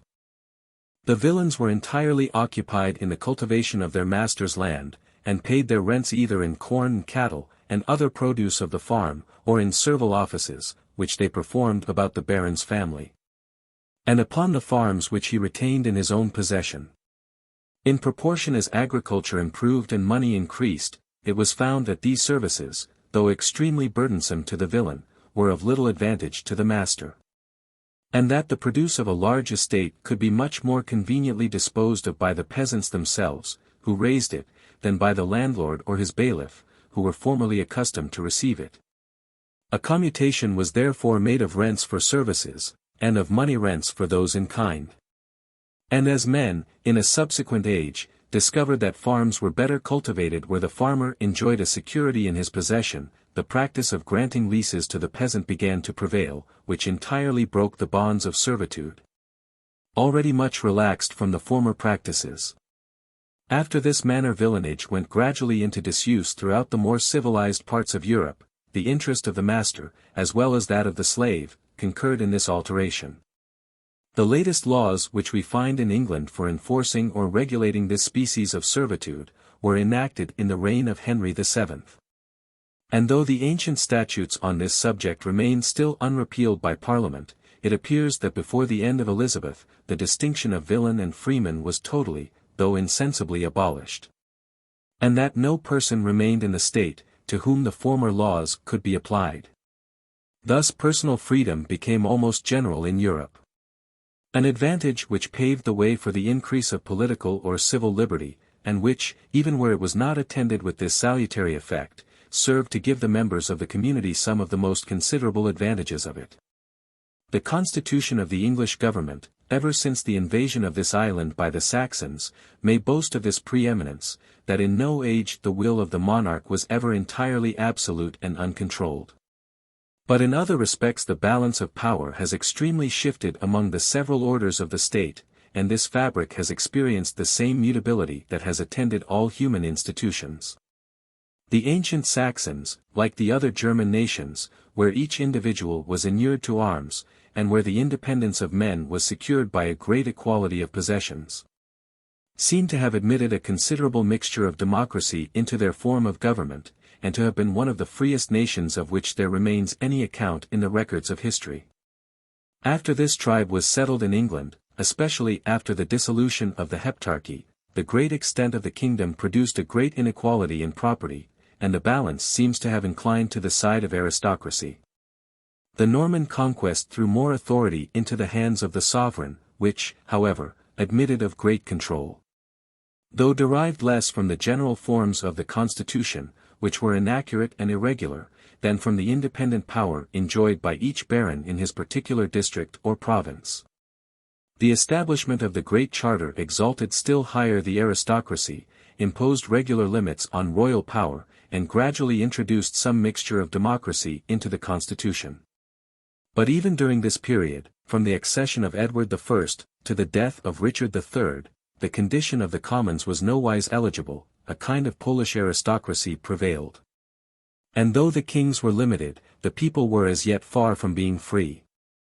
It required the authority almost absolute of the sovereigns, which took place in the subsequent period, to pull down those disorderly and licentious tyrants, who were equally averse from peace and from freedom, and to establish that regular execution of the laws, which, in a following age, enabled the people to erect a regular and equitable plan of liberty.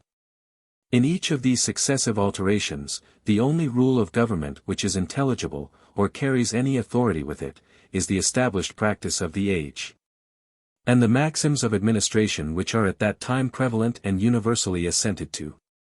Those who, from a pretended respect to antiquity, appeal at every turn to an original plan of the Constitution, only cover their turbulent spirit and their private ambition under the appearance of venerable forms. And whatever period they pitch on for their model, they may still be carried back to a more ancient period, where they will find the measures of power entirely different, and where every circumstance, by reason of the greater barbarity of the times, will appear still less worthy of imitation. Above all, a civilized nation like the English, who have happily established the most perfect and most accurate system of liberty that was ever found compatible with government, ought to be cautious in appealing to the practice of their ancestors, or regarding the maxims of uncultivated ages as certain rules for their present conduct. An acquaintance with the ancient periods of their government is chiefly useful, by instructing them to cherish their present constitution, from a comparison or contrast with the condition of those distant times. And it is also curious, by showing them the remote, and commonly faint and disfigured originals of the most finished and most noble institutions, and by instructing them in the great mixture of accident, which commonly concurs with a small ingredient of wisdom and foresight, in erecting the complicated fabric of the most perfect government. Chapter 25. Henry VII. 1485. The victory which the Earl of Richmond gained at Bosworth was entirely decisive, being attended, as well with the total rout and dispersion of the royal army, as with the death of the king himself. Joy for this great success suddenly prompted the soldiers, in the field of battle, to bestow on their victorious general the appellation of king, which he had not hitherto assumed, and the acclamations of "Long live Henry VII." By a natural and unpremeditated movement, resounded from all quarters. To bestow some appearance of formality on this species of military election, Sir William Stanley brought a crown of ornament, which Richard wore in battle, and which had been found among the spoils, and he put it on the head of the victor. Henry himself remained not in suspense, but immediately, without hesitation, accepted of the magnificent present which was tendered him. He was come to the crisis of his fortune. And being obliged suddenly to determine himself, amidst great difficulties which he must have frequently revolved in his mind, he chose that part which his ambition suggested to him, and to which he seemed to be invited by his present success. There were many titles on which Henry could found his right to the crown, but no one of them free from great objections, if considered with respect either to justice or to policy. During some years, Henry had been regarded as heir to the House of Lancaster by the party attached to that family, but the title of the House of Lancaster itself was generally thought to be very ill-founded. Henry IV, who had first raised it to royal dignity, had never clearly defined the foundation of his claim, and while he plainly invaded the order of succession, he had not acknowledged the election of the people. The Parliament, it is true, had often recognized the title of the Lancastrian princes, but these votes had little authority, being considered as instances of complaisance towards a family in possession of present power. And they had accordingly been often reversed during the late prevalence of the House of York. Prudent men also, who had been willing for the sake of peace to submit to any established authority, desired not to see the claims of that family revived. Claims which must produce many convulsions at present, and which disjointed for the future the whole system of hereditary right.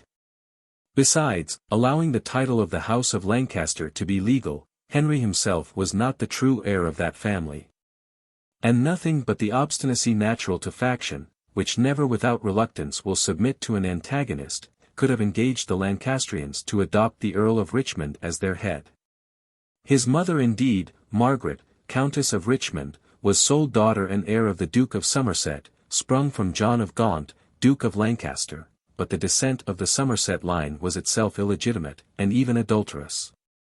And though the Duke of Lancaster had obtained the legitimation of his natural children by a patent from Richard II, confirmed in Parliament, it might justly be doubted whether this deed could bestow any title to the crown, since in the patent itself all the privileges conferred by it are fully enumerated, and the succession to the kingdom is expressly excluded.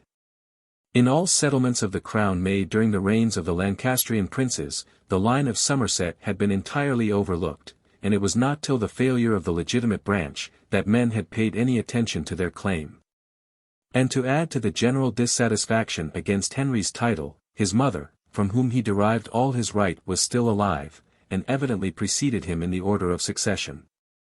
His title of the House of York, both from the plain reason of the case, and from the late popular government of Edward IV, had universally obtained the preference in the sentiments of the people. And Henry might engraft his claim on the rights of that family, by his intended marriage with the Princess Elizabeth, the heir of it. A marriage which he had solemnly promised to celebrate, and to the expectation of which he had chiefly owed all his past successes. But many reasons dissuaded Henry from adopting this expedient. Were he to receive the crown only in right of his consort, his power, he knew, would be very limited, and he must expect rather to enjoy the bare title of king by a sort of courtesy, than possess the real authority which belongs to it. Should the princess die before him without issue, he must descend from the throne, and give place to the next in succession. And even if his bed should be blessed with offspring, it seemed dangerous to expect that filial piety in his children would prevail over the ambition of obtaining present possession of regal power. An Act of Parliament, indeed, might easily be procured to settle the crown on him during life.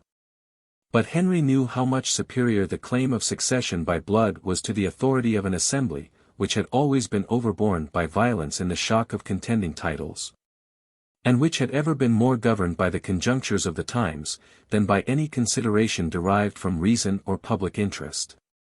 There was yet a third foundation on which Henry might rest his claim, the right of conquest, by his victory over Richard, the present possessor of the crown. But besides that Richard himself was deemed no better than a usurper, the army which fought against him consisted chiefly of Englishmen, and a right of conquest over England could never be established by such a victory. Nothing also would give greater umbrage to the nation than a claim of this nature, which might be construed as an abolition of all their rights and privileges, and the establishment of absolute authority in the sovereign. William himself, the Norman, though at the head of a powerful and victorious army of foreigners, had at first declined the invidious title of conqueror. And it was not till the full establishment of his authority, that he had ventured to advance so violent and destructive a pretension. But Henry was sensible that there remained another foundation of power, somewhat resembling the right of conquest, namely, present possession. And that this title, guarded by vigor and abilities, would be sufficient to secure perpetual possession of the throne. He had before him the example of Henry IV, who, supported by no better pretension, had subdued many insurrections, and had been able to transmit the crown peaceably to his posterity. He could perceive that this claim, which had been perpetuated through 3 generations of the family of Lancaster, might still have subsisted, notwithstanding the preferable title of the House of York, had not the sceptre devolved into the hands of Henry VI, which were too feeble to sustain it. Instructed by this recent experience, Henry was determined to put himself in possession of regal authority, and to show all opponents, that nothing but force of arms and a successful war should be able to expel him. His claim as heir to the House of Lancaster he was resolved to advance, and never allow it to be discussed. And he hoped that this right, favored by the partisans of that family, and seconded by present power, would secure him a perpetual and an independent authority. These views of Henry are not exposed to much blame, because founded on good policy, and even on a species of necessity, but there entered into all his measures and counsels another motive, which admits not of the same apology. The violent contentions which, during so long a period, had been maintained between the rival families, and the many sanguinary revenges which they had alternately taken on each other, had inflamed the opposite factions to a high pitch of animosity. Henry himself, who had seen most of his near friends and relations perish in battle or by the executioner, and who had been exposed in his own person to many hardships and dangers, had imbibed a violent antipathy to the York party, which no time or experience were ever able to efface. Instead of embracing the present happy opportunity of abolishing these fatal distinctions, of uniting his title with that of his consort, and of bestowing favor indiscriminately on the friends of both families, he carried to the throne all the partialities which belong to the head of a faction, and even the passions which are carefully guarded against by every true politician in that situation. To exalt the Lancastrian party, to depress the adherents of the House of York, were still the favourite objects of his pursuit, and through the whole course of his reign, he never forgot these early prepossessions. Incapable from his natural temper of a more enlarged and more benevolent system of policy, he exposed himself to many present inconveniences, by too anxiously guarding against that future possible event, which might disjoin his title from that of the princess whom he espoused.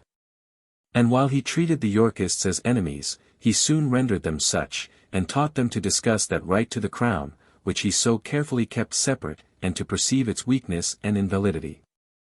To these passions of Henry, as well as to his suspicious politics, we are to ascribe the measures which he embraced 2 days after the Battle of Bosworth. Edward Plantagenet, Earl of Warwick, son of the Duke of Clarence, was detained in a kind of confinement at Sherif Hutton, in Yorkshire, by the jealousy of his uncle Richard, whose title to the throne was inferior to that of the young prince. Warwick had now reason to expect better treatment, as he was no obstacle to the succession either of Henry or Elizabeth, and from a youth of such tender years no danger could reasonably be apprehended. But Sir Robert Willoughby was dispatched by Henry with orders to take him from Sherif Hutton, to convey him to the Tower, and to detain him in close custody. The same messenger carried directions, that the Princess Elizabeth, who had been confined to the same place, should be conducted to London, in order to meet Henry, and there celebrate her nuptials. Henry himself set out for the capital, and advanced by slow journeys. Not to rouse the jealousy of the people, he took care to avoid all appearance of military triumph, and so to restrain the insolence of victory, that everything about him bore the appearance of an established monarch, making a peaceable progress through his dominions, rather than of a prince who had opened his way to the throne by force of arms. The acclamations of the people were everywhere loud, and no less sincere and hearty. Besides that a young and victorious prince, on his accession, was naturally the object of popularity, the nation promised themselves great felicity from the new scene which opened before them. During the course of near a whole century, the kingdom had been laid waste by domestic wars and convulsions, and if at any time the noise of arms had ceased, the sound of faction and discontent still threatened new disorders. Henry, by his marriage with Elizabeth, seemed to ensure a union of the contending titles of the two families. And having prevailed over a hated tyrant, who had anew disjointed the succession even of the House of York, and had filled his own family with blood and murder, he was everywhere attended with the unfeigned favour of the people. Numerous and splendid troops of gentry and nobility accompanied his progress. The mayor and companies of London received him as he approached the city. The crowds of people and citizens were zealous in their expressions of satisfaction. But Henry, amidst this general effusion of joy, discovered still the stateliness and reserve of his temper, which made him scorn to court popularity. He entered London in a close chariot, and would not gratify the people with a sight of their new sovereign. But the king did not so much neglect the favour of the people, as to delay giving them assurances of his marriage with the Princess Elizabeth, which he knew to be so passionately desired by the nation. On his leaving Brittany, he had artfully dropped some hints that, if he should succeed in his enterprise, and obtain the crown of England, he would espouse Anne, the heir of that duchy. And the report of this engagement had already reached England, and had begotten anxiety in the people, and even in Elizabeth herself. Henry took care to dissipate these apprehensions, by solemnly renewing, before the council and principal nobility, the promise which he had already given to celebrate his nuptials with the English princess. But though bound by honour, as well as by interest, to complete this alliance, he was resolved to postpone it till the ceremony of his own coronation should be finished, and till his title should be recognized by Parliament. Still anxious to support his personal and hereditary right to the throne, he dreaded lest a preceding marriage with the princess should imply a participation of sovereignty in her, and raise doubts of his own title by the House of Lancaster. There raged at that time in London, and other parts of the kingdom, a species of malady unknown to any other age or nation, the sweating sickness, which occasioned the sudden death of great multitudes. Though it seemed not to be propagated by any contagious infection, but arose from the general disposition of the air and of the human body. In less than 24 hours the patient commonly died or recovered, but when the pestilence had exerted its fury for a few weeks, it was observed, either from alterations in the air, or from a more proper regimen which had been discovered, to be considerably abated. Preparations were then made for the ceremony of Henry's coronation. In order to heighten the splendor of that spectacle, he bestowed the rank of Knight Banneret on 12 persons, and he conferred peerages on 3. Jasper, Earl of Pembroke, his uncle, was created Duke of Bedford, Thomas Lord Stanley, his father-in-law, Earl of Derby, and Edward Courtenay, Earl of Devonshire. At the coronation, likewise, there appeared a new institution, which the king had established for security as well as pomp, a band of 50 archers, who were termed yeomen of the guard. But lest the people should take umbrage at this unusual symptom of jealousy in the prince, as if it implied a personal diffidence of his subjects, he declared the institution to be perpetual. The ceremony of coronation was performed by Cardinal Borgia, Archbishop of Canterbury. The Parliament being assembled at Westminster, the majority immediately appeared to be devoted partisans of Henry. All persons of another disposition either declining to stand in those dangerous times, or being obliged to dissemble their principles and inclinations. The Lancastrian party had everywhere been successful in the elections. And even many had been returned who, during the prevalence of the House of York, had been exposed to the rigor of law, and had been condemned by sentence of attainder and outlawry. Their right to take seats in the House being questioned, the case was referred to all the judges, who assembled in the Exchequer Chamber, in order to deliberate on so delicate a subject. The opinion delivered was prudent, and contained a just temperament between law and expediency. The judges determined, that the members attainted should forbear taking their seat till an act were passed for the reversal of their attainder. There was no difficulty in obtaining this act, and in it were comprehended 107 persons of the king's party. But a scruple was started of a nature still more important. The king himself had been attainted, and his right of succession to the crown might thence be exposed to some doubt. The judges extricated themselves from this dangerous question by asserting it as a maxim, that the crown takes away all defects and stops in blood. And that from the time the king assumed royal authority, the fountain was cleared, and all attainders and corruptions of blood discharged. Besides that the case, from its urgent necessity, admitted of no deliberation, the judges probably thought that no sentence of a court of judicature had authority sufficient to bar the right of succession. That the heir of the crown was commonly exposed to such jealousy as might often occasion stretches of law and justice against him. And that a prince might even be engaged in unjustifiable measures during his predecessor's reign, without meriting on that account to be excluded from the throne, which was his birthright. With a parliament so obsequious, the king could not fail of obtaining whatever act of settlement he was pleased to require. He seems only to have entertained some doubt within himself on what claim he should found his pretensions. In his speech to the parliament, he mentioned his just title by hereditary right, but lest that title should not be esteemed sufficient, he subjoined his claim by the judgment of God, who had given him victory over his enemies. And again, lest this pretension should be interpreted as assuming a right of conquest, he ensured to his subjects the full enjoyment of their former properties and possessions. The entail of the crown was drawn according to the sense of the king, and probably in words dictated by him. He made no mention in it of the Princess Elizabeth, nor of any branch of her family, but in other respects the act was compiled with sufficient reserve and moderation. He did not insist that it should contain a declaration or recognition of his preceding right, as, on the other hand, he avoided the appearance of a new law or ordinance. He chose a middle course which, as is generally unavoidable in such cases, was not entirely free from uncertainty and obscurity. It was voted, that the inheritance of the crown should rest, remain, and abide in the king, but whether as rightful heir, or only as present possessor, was not determined. In like manner, Henry was contented that the succession should be secured to the heirs of his body. But he pretended not, in case of their failure, to exclude the House of York or to give the preference to that of Lancaster. he left that great point ambiguous for the present, and trusted that, if it should ever become requisite to determine it, future incidents would open the way for the decision.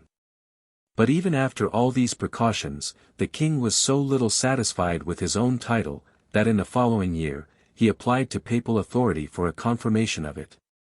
And as the court of Rome gladly laid hold of all opportunities which the imprudence, weakness, or necessities of princes afforded it to extend its influence, Innocent VIII, the reigning pope, readily granted a bull, in whatever terms the king was pleased to desire.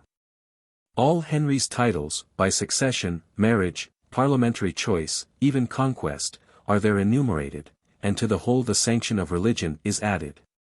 Excommunication is denounced against every one who should either disturb him in the present possession, or the heirs of his body in the future succession of the crown. And from this penalty no criminal, except in the article of death, could be absolved but by the Pope himself, or his special commissioners. It is difficult to imagine that the security derived from this bull could be a compensation for the defect which it betrayed in Henry's title, and for the danger of thus inviting the Pope to interpose in these concerns.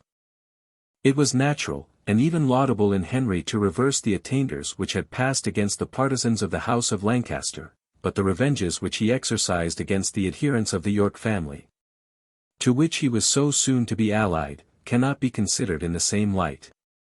Yet the Parliament, at his instigation, passed an act of attainder against the late king himself, against the Duke of Norfolk, the Earl of Surrey, Viscount Lovell, the Lords Zouche and Ferrars of Chartley, Sir Walter and Sir James Harrington, Sir William Berkeley, Sir Humphrey Stafford, Catesby, and about 20 other gentlemen who had fought on Richard's side in the Battle of Bosworth. How men could be guilty of treason by supporting the king in possession against the Earl of Richmond, who assumed not the title of king, it is not easy to conceive. And nothing but a servile complaisance in the Parliament could have engaged them to make this stretch of justice. Nor was it a small mortification to the people in general, to find that the king, prompted either by avarice or resentment could, in the very beginning of his reign, so far violate the cordial union which had previously been concerted between the parties, and to the expectation of which he had plainly owed his succession to the throne. The king, having gained so many points of consequence from the Parliament, thought it not expedient to demand any supply from them, which the profound peace enjoyed by the nation, and the late forfeiture of Richard's adherents, seemed to render somewhat superfluous. The Parliament, however, conferred on him during life the duty of tonnage and poundage, which had been enjoyed in the same manner by some of his immediate predecessors, and they added, before they broke up, other money bills of no great moment. The king, on his part, made returns of grace and favour to his people. He published his royal proclamation, offering pardon to all such as had taken arms, or formed any attempts against him, provided they submitted themselves to mercy by a certain day, and took the usual oath of fealty and allegiance. Upon this proclamation many came out of their sanctuaries, and the minds of men were everywhere much quieted. Henry chose to take wholly to himself the merit of an act of grace so agreeable to the nation, rather than communicate it with the Parliament, as was his first intention, by passing a bill to that purpose. The Earl of Surrey, however, though he had submitted, and delivered himself into the king's hands, was sent prisoner to the Tower. During this Parliament, the king also bestowed favours and honours on some particular persons who were attached to him. Edward Stafford, eldest son of the Duke of Buckingham attainted in the late reign, was restored to the honours of his family, as well as to his fortune, which was very ample. This generosity, so unusual in Henry, was the effect of his gratitude to the memory of Buckingham, who had first concerted the plan of his elevation, and who by his own ruin had made way for that great event. Chandos of Brittany was created Earl of Bath, Sir Giles Daubeny, Lord Daubeny, and Sir Robert Willoughby, Lord Broke. These were all the titles of nobility conferred by the king during this session of Parliament. But the ministers whom Henry most trusted and favoured were not chosen from among the nobility, or even from among the laity. John Morton and Richard Fox, two clergymen persons of industry, vigilance, and capacity, were the men to whom he chiefly confided his affairs and secret counsels. They had shared with him all his former dangers and distresses, and he now took care to make them participate in his good fortune. They were both called to the Privy Council. Morton was restored to the bishopric of Ely, Fox was created Bishop of Exeter. The former, soon after, upon the death of Bortia, was raised to the see of Canterbury. The latter was made Privy Seal, and successively Bishop of Bath and Wells, Durham, and Winchester. For Henry, as Lord Bacon observes, loved to employ and advance prelates. Because, having rich bishoprics to bestow, it was easy for him to reward their services, and it was his maxim to raise them by slow steps, and make them first pass through the interior seas. He probably expected that, as they were naturally more dependent on him than the nobility, who during that age enjoyed possessions and jurisdictions dangerous to royal authority, so the prospect of further elevation would render them still more active in his service, and more obsequious to his commands. 1486. In presenting the Bill of Tonnage and Poundage, the Parliament, anxious to preserve the legal, undisputed succession to the crown, had petitioned Henry, with demonstrations of the greatest zeal, to espouse the Princess Elizabeth. But they covered their true reason under the dutiful pretence of their desire to have heirs of his body. He now thought in earnest of satisfying the minds of his people in that particular. His marriage was celebrated at London, and that with greater appearance of universal joy than either his first entry or his coronation. Henry remarked with much displeasure this general favour borne to the House of York. The suspicions which arose from it not only disturbed his tranquillity during his whole reign, but bred disgust towards his consort herself, and poisoned all his domestic enjoyments. Though virtuous, amiable, and obsequious to the last degree, she never met with a proper return of affection, or even of complaisance, from her husband. And the malignant ideas of faction still, in his sullen mind, prevailed over all the sentiments of conjugal tenderness. The king had been carried along with such a tide of success ever since his arrival in England, that he thought nothing could withstand the fortune and authority which attended him. He now resolved to make a progress into the north, where the friends of the House of York, and even the partisans of Richard, were numerous, in hopes of curing, by his presence and conversation, the prejudices of the male contents. When he arrived at Nottingham, he heard that Viscount Lovell, with Sir Humphrey Stafford, and Thomas his brother, had secretly withdrawn themselves from their sanctuary at Colchester, but this news appeared not to him of such importance as to stop his journey. And he proceeded forward to York. He there heard that the Staffords had levied an army, and were marching to besiege the city of Worcester, and that Lovell, at the head of 3,000 or 4,000 men, was approaching to attack him in York. Henry was not dismayed with this intelligence. His active courage, full of resources, immediately prompted him to find the proper remedy. Though surrounded with enemies in these disaffected counties, he assembled a small body of troops, in whom he could confide, and he put them under the command of the Duke of Bedford. He joined to them all his own attendants. But he found that this hasty armament was more formidable by their spirit and their zealous attachment to him, than by the arms or military stores with which they were provided. He therefore gave Bedford orders not to approach the enemy, but previously to try every proper expedient to disperse them.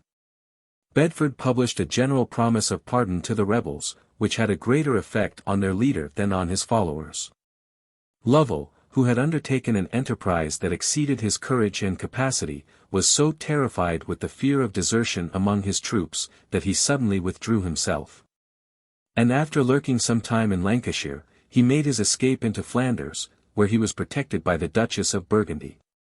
His army submitted to the king's clemency. And the other rebels, hearing of this success, raised the siege of Worcester, and dispersed themselves. The Staffords took sanctuary in the church of Colnham, a village near Abingdon.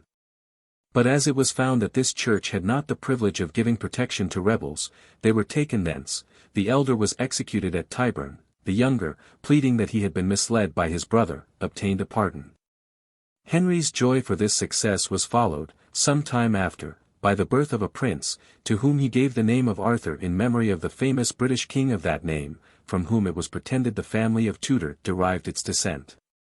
Though Henry had been able to defeat this hasty rebellion raised by the relics of Richard's partisans, his government was become in general unpopular, the source of public discontent arose chiefly from his prejudices against the House of York, which was generally beloved by the nation, and which, for that very reason, became every day more the object of his hatred and jealousy. Not only a preference on all occasions, it was observed, was given to the Lancastrians, but many of the opposite party had been exposed to great severity, and had been bereaved of their fortunes by acts of attainder. A general resumption likewise had passed of all grants made by the princes of the House of York. And though this rigor had been covered under the pretence that the revenue was become insufficient to support the dignity of the crown, and though the grants during the later years of Henry VI were resumed by the same law, yet the York party, as they were the principal sufferers by the resumption, thought it chiefly levelled against them. The severity exercised against the Earl of Warwick begot compassion for youth and innocence exposed to such oppression. And his confinement in the Tower, the very place where Edward's children had been murdered by their uncle, made the public expect a like catastrophe for him, and led them to make a comparison between Henry and that detested tyrant. And when it was remarked that the Queen herself met with harsh treatment, and even after the birth of a son, was not admitted to the honour of a public coronation, Henry's prepossessions were then concluded to be inveterate. And men became equally obstinate in their disgust to his government. Nor was the manner and address of the king calculated to cure these prejudices contracted against his administration, but had in everything a tendency to promote fear, or at best reverence, rather than goodwill and affection. While the high idea entertained of his policy and vigour retained the nobility in men of character in obedience, the effects of his unpopular government soon appeared, by incidents of an extraordinary nature. There lived in Oxford one Richard Simon, a priest, who possessed some subtlety, and still more enterprise and temerity.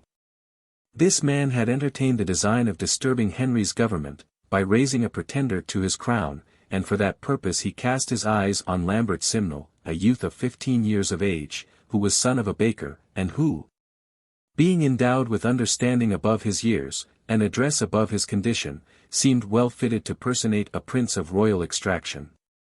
A report had been spread among the people, and received, with great avidity, that Richard, Duke of York, second son of Edward IV, had, by a secret escape, saved himself from the cruelty of his uncle, and lay somewhere concealed in England.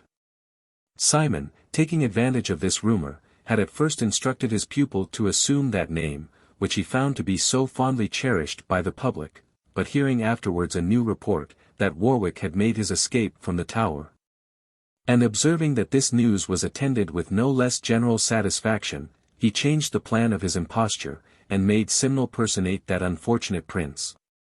Though the youth was qualified by nature for the part which he was instructed to act, yet was it remarked, that he was better informed in circumstances relating to the royal family, particularly in the adventures of the Earl of Warwick, than he could be supposed to have learned from one of Simon's condition, and it was thence conjectured, that persons of higher rank, partisans of the House of York, had laid the plan of this conspiracy, and had conveyed proper instructions to the actors. The Queen Dowager herself was exposed to suspicion, and it was indeed the general opinion, however unlikely it might seem, that she had secretly given her consent to the imposture. This woman was of a very restless disposition. Finding that, instead of receiving the reward of her services in contributing to Henry's elevation, she herself was fallen into absolute insignificance, her daughter treated with severity, and all her friends brought under subjection, she had conceived the most violent animosity against him, and had resolved to make him feel the effects of her resentment. She knew that the impostor, however successful, might easily at last be set aside. And if a way could be found at his risk to subvert the government, she hoped that a scene might be opened, which, though difficult at present exactly to foresee, would gratify her revenge, and be on the whole less irksome to her than that slavery and contempt to which she was now reduced. But whatever care Simon might take to convey instruction to his pupil Simnel, he was sensible that the imposture would not bear a close inspection, and he was therefore determined to open the first public scene of it in Ireland. That island, which was zealously attached to the House of York, and bore an affectionate regard to the memory of Clarence, Warwick's father, who had been their lieutenant, was improvidently allowed by Henry to remain in the same condition in which he found it. And all the councillors and officers, who had been appointed by his predecessor, still retained their authority. No sooner did Simnel present himself to Thomas Fitzgerald, Earl of Kildare, the deputy, and claim his protection as the unfortunate Warwick, than that credulous nobleman, not suspecting so bold an imposture, gave attention to him, and began to consult some persons of rank with regard to this extraordinary incident. These he found even more sanguine in their zeal and belief than himself, and in proportion as the story diffused itself among those of lower condition, it became the object of still greater passion and credulity. Till the people in Dublin with one consent tendered their allegiance to Simnel, as to the true Plantagenet. Fond of a novelty which flattered their natural propension, they overlooked the daughters of Edward IV, who stood before Warwick in the order of succession. They paid the pretended prince attendance as their sovereign, lodged him in the castle of Dublin, crowned him with a diadem taken from a statue of the Virgin, and publicly proclaimed him king, by the appellation of Edward VI. The whole island followed the example of the capital, and not a sword was anywhere drawn in Henry's quarrel. When this intelligence was conveyed to the king, it reduced him to some perplexity. Determined always to face his enemies in person, he yet scrupled at present to leave England, where he suspected the conspiracy was first framed, and where he knew many persons of condition, and the people in general, were much disposed to give it countenance. In order to discover the secret source of the contrivance, and take measures against this open revolt, he held frequent consultations with his ministers and councillors, and laid plans for a vigorous defence of his authority, and the suppression of his enemies. The first event which followed these deliberations gave surprise to the public. It was the seizure of the Queen Dowager, the forfeiture of all her lands and revenue, and the close confinement of her person in the nunnery of Bermondsey. The act of authority was covered with a very thin pretence. It was alleged that, notwithstanding the secret agreement to marry her daughter to Henry, she had yet yielded to the solicitations and menaces of Richard, and had delivered that princess and her sisters into the hands of the tyrant. This crime, which was now become obsolete, and might admit of alleviations, was therefore suspected not to be the real cause of the severity with which she was treated. And men believed that the king, unwilling to accuse so near a relation of a conspiracy against him, had cloaked his vengeance or precaution under colour of an offence known to the whole world. They were afterwards the more confirmed in this suspicion, when they found that the unfortunate queen, though she survived this disgrace several years, was never treated with any more lenity, but was allowed to end her life in poverty, solitude, and confinement. The next measure of the king's was of a less exceptionable nature. He ordered that Warwick should be taken from the Tower, be led in procession through the streets of London, be conducted to St. Paul's, and there exposed to the view of the whole people. He even gave directions, that some men of rank, attached to the House of York, and best acquainted with the person of this prince, should approach him and converse with him, and he trusted that these, being convinced of the absurd imposture of Simnel, would put a stop to the credulity of the populace. The expedient had its effect in England, but in Ireland the people still persisted in their revolt, and zealously retorted on the king the reproach of propagating an imposture, and of having shown a counterfeit Warwick to the public. Henry had soon reason to apprehend, that the design against him was not laid on such slight foundations as the absurdity of the contrivance seemed to indicate. John, Earl of Lincoln, son of John de la Pole, Duke of Suffolk, and of Elizabeth, eldest sister to Edward IV, was engaged to take part in the conspiracy. This nobleman, who possessed capacity and courage, had entertained very aspiring views. And his ambition was encouraged by the known intentions of his uncle Richard, who had formed a design, in case he himself should die without issue, of declaring Lincoln successor to the crown. The king's jealousy against all eminent persons of the York party, and his rigor towards Warwick, had further struck Lincoln with apprehensions, and made him resolve to seek for safety in the most dangerous counsels. Having fixed a secret correspondence with Sir Thomas Broughton, a man of great interest in Lancashire, he retired to Flanders, where Lovell had arrived a little before him. And he lived during some time in the court of his aunt the Duchess of Burgundy, by whom he had been invited over. Margaret, widow of Charles the Bold, Duke of Burgundy, not having any children of her own, attached herself with an entire friendship to her daughter-in-law, married to Maximilian, Archduke of Austria. And after the death of that princess, she persevered in her affection to Philip and Margaret, her children, and occupied herself in the care of their education and of their persons. By her virtuous conduct and demeanour she had acquired great authority among the Flemings and lived with much dignity, as well as economy, upon that ample dowry which she inherited from her husband. The resentments of this princess were no less warm than her friendships. And that spirit of faction, which it is so difficult for a social and sanguine temper to guard against, had taken strong possession of her heart, and entrenched somewhat on the probity which shone forth in the other parts of her character. Hearing of the malignant jealousy entertained by Henry against her family, and his oppression of all its partisans, she was moved with the highest indignation. And she determined to make him repent of that enmity to which so many of her friends, without any reason or necessity, had fallen victims. 1487. After consulting with Lincoln and Lovell she hired a body of 2,000 veteran Germans, under the command of Martin Swart, a brave and experienced officer, and sent them over, together with these two noblemen, to join Simnel in Ireland. The countenance given by persons of such high rank, and the accession of this military force, much raised the courage of the Irish, and made them entertain the resolution of invading England, where they believed the spirit of disaffection as prevalent as it appeared to be in Ireland. The poverty also under which they labored, made it impossible for them to support any longer their new court and army, and inspired them with a strong desire of enriching themselves by plunder and preferment in England. Henry was not ignorant of these intentions of his enemies, and he prepared himself for defense. He ordered troops to be levied in different parts of the kingdom, and put them under the command of the Duke of Bedford and Earl of Oxford. He confined the Marquis of Dorset, who, he suspected, would resent the injuries suffered by his mother, the Queen Dowager, and, to gratify the people by an appearance of devotion, he made a pilgrimage to Our Lady of Walsingham, famous for miracles. And there offered up prayers for success, and for deliverance from his enemies. Being informed that Simnel was landed at Fowdry in Lancashire, he drew together his forces, and advanced towards the enemy as far as Coventry. The rebels had entertained hopes that the disaffected counties in the north would rise in their favour.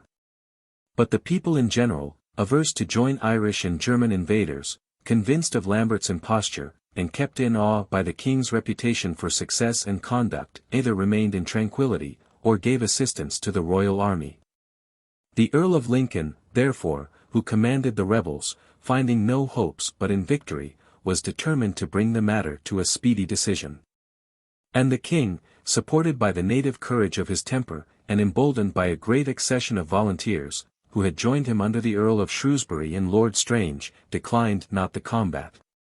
The hostile armies met at Stoke, in the county of Nottingham, and fought a battle, which was bloody, and more obstinately disputed than could have been expected from the inequality of their force. All the leaders of the rebels were resolved to conquer or to perish, and they inspired their troops with like resolution.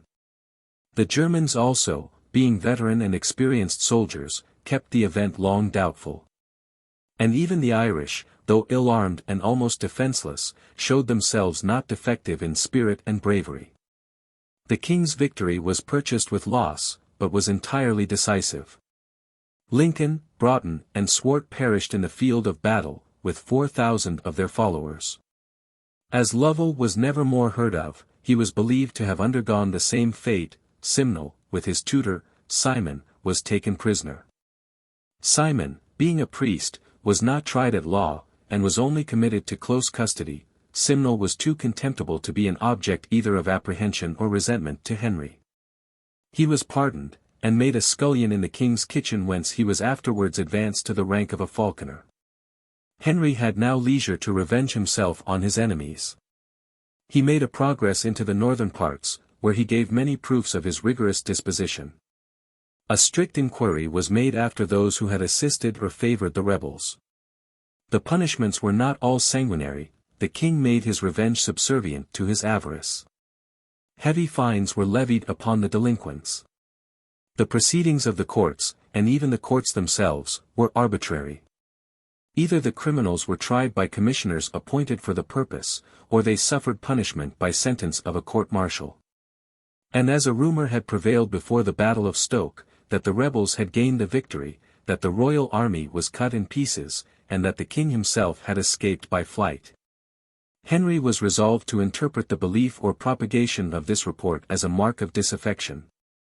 And he punished many for that pretended crime.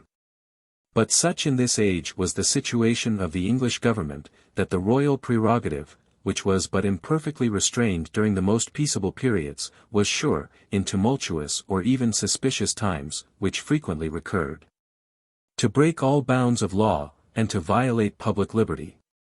After the king had gratified his rigor by the punishment of his enemies, he determined to give contentment to the people in a point which, though a mere ceremony, was passionately desired by them.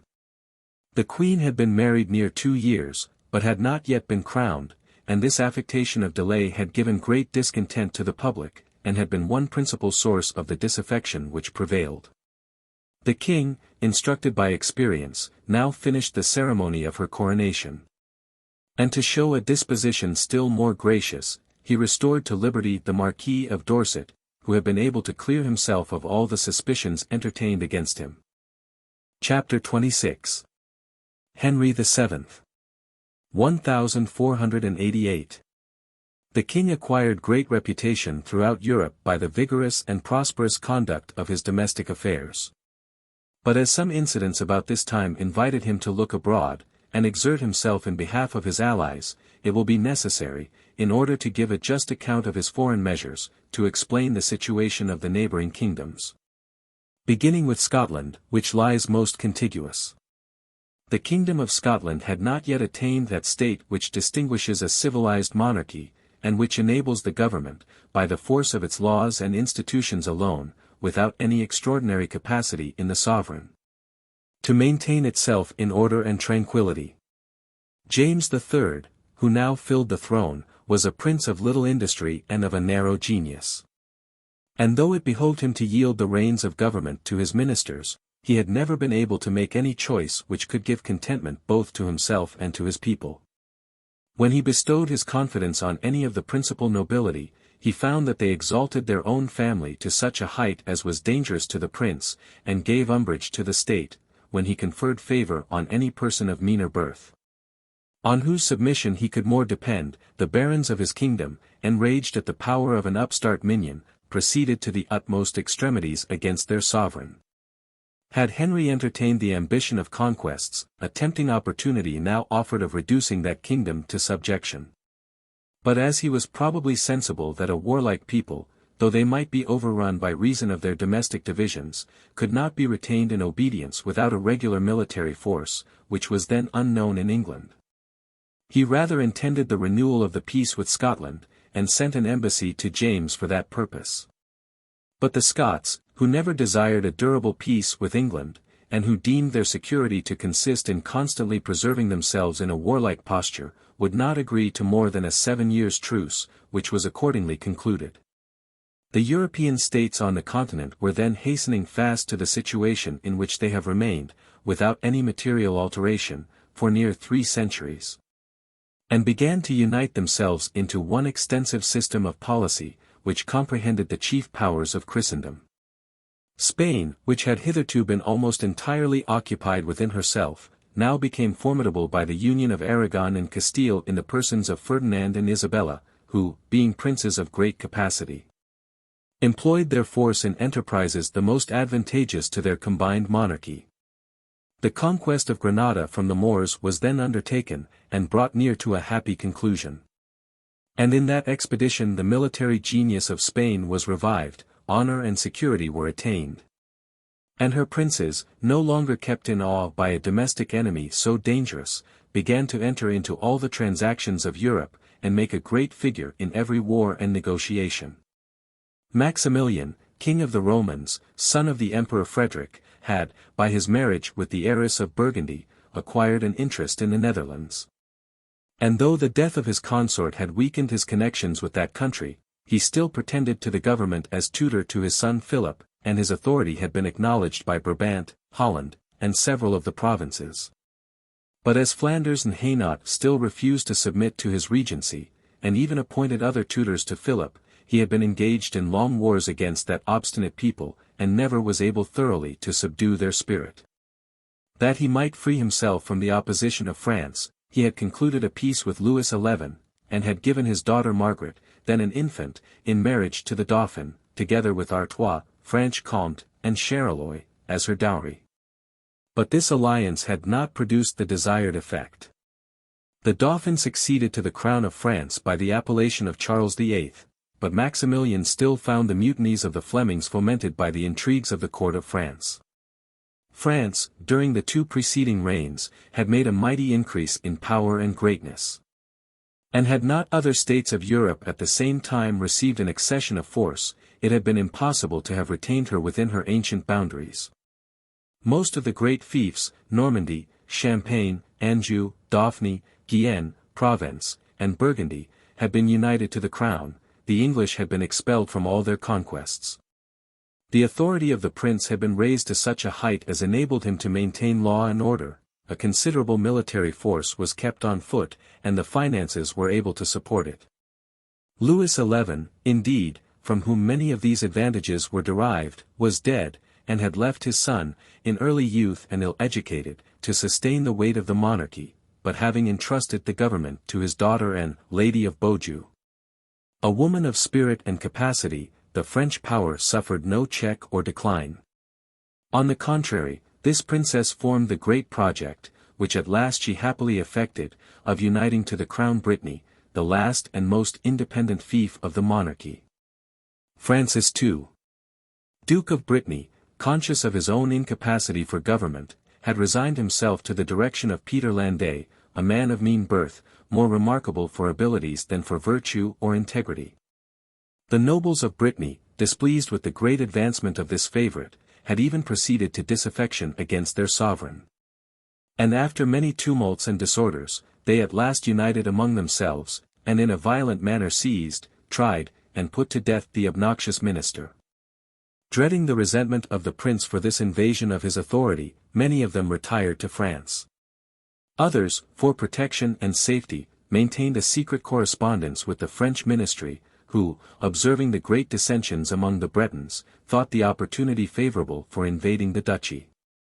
And so much the rather as they could cover their ambition under the specious pretence of providing for domestic security. Louis, Duke of Orleans, first prince of the blood, and presumptive heir of the monarchy, had disputed the administration with the Lady of Beaujeu. And though his pretensions had been rejected by the states, he still maintained cabals with many of the grandees, and laid schemes for subverting the authority of that princess. Finding his conspiracies detected, he took to arms, and fortified himself in Bourgogne. But as his revolt was precipitate, before his confederates were ready to join him, he had been obliged to submit, and to receive such conditions as the French ministry were pleased to impose upon him. Actuated, however, by his ambition, and even by his fears, he soon retired out of France, and took shelter with the Duke of Brittany, who was desirous of strengthening himself against the designs of the Lady of Beaujeu by the friendship and credit of the Duke of Orleans. This latter prince also, perceiving the ascendant which he soon acquired over the Duke of Brittany, had engaged many of his partisans to join him at that court, and had formed the design of aggrandizing himself by a marriage with Anne, the heir of that opulent duchy. The barons of Brittany, who saw all favour engrossed by the Duke of Orleans in his train, renewed a stricter correspondence with France, and even invited the French king to make an invasion on their country. Desirous, however, of preserving its independency, they had regulated the number of succours which France was to send them, and had stipulated that no fortified place in Brittany should remain in the possession of that monarchy.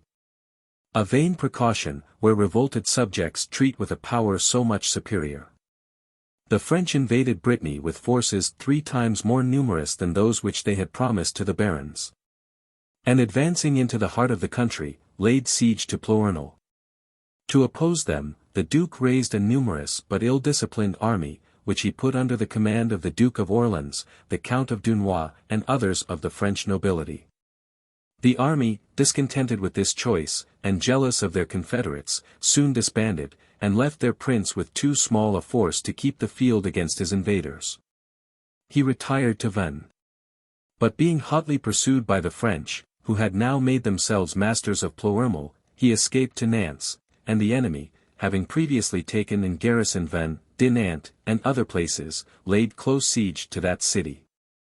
The barons of Brittany, finding their country menaced with total subjection, began gradually to withdraw from the French army, and to make peace with their sovereign. This desertion, however, of the Bretons discouraged not the court of France from pursuing her favorite project of reducing Brittany to subjection. The situation of Europe appeared favorable to the execution of this design. Maximilian was indeed engaged in close alliance with the Duke of Brittany and had even opened a treaty for marrying his daughter. But he was on all occasions so indigent, and at that time so disquieted by the mutinies of the Flemings, that little effectual assistance could be expected from him. Ferdinand was entirely occupied in the conquest of Granada. And it was also known, that if France would resign to him Roussillon and Cerdagne, to which he had pretensions, she could at any time engage him to abandon the interests of Brittany. England, alone, was both enabled by her power, and engaged by her interests, to support the independency of that duchy, and the most dangerous opposition was therefore, by Anne of Beaujeu, expected from that quarter. In order to cover her real designs, no sooner was she informed of Henry's success against Simnel and his partisans, than she dispatched ambassadors to the court of London, and made professions of the greatest trust and confidence in that monarch. The ambassadors, after congratulating Henry on his late victory, and communicating to him, in the most cordial manner, as to an intimate friend, some successes of their master against Maximilian, came in the progress of their discourse to mention the late transactions in Brittany. They told him that the Duke having given protection to French fugitives and rebels, the king had been necessitated, contrary to his intention and inclination, to carry war into that duchy. That the honor of the crown was interested not to suffer a vassal so far to forget his duty to his liege lord. Nor was the security of the government less concerned to prevent the consequences of this dangerous temerity, that the fugitives were no mean or obscure persons. But among others, the Duke of Orleans, first prince of the blood, who, finding himself obnoxious to justice for treasonable practices in France, had fled into Brittany, where he still persevered in laying schemes of rebellion against his sovereign, that the war being thus, on the part of the French monarch, entirely defensive, it would immediately cease, when the Duke of Brittany, by returning to his duty, should remove the causes of it, that their master was sensible of the obligations which the Duke, in very critical times, had conferred on Henry.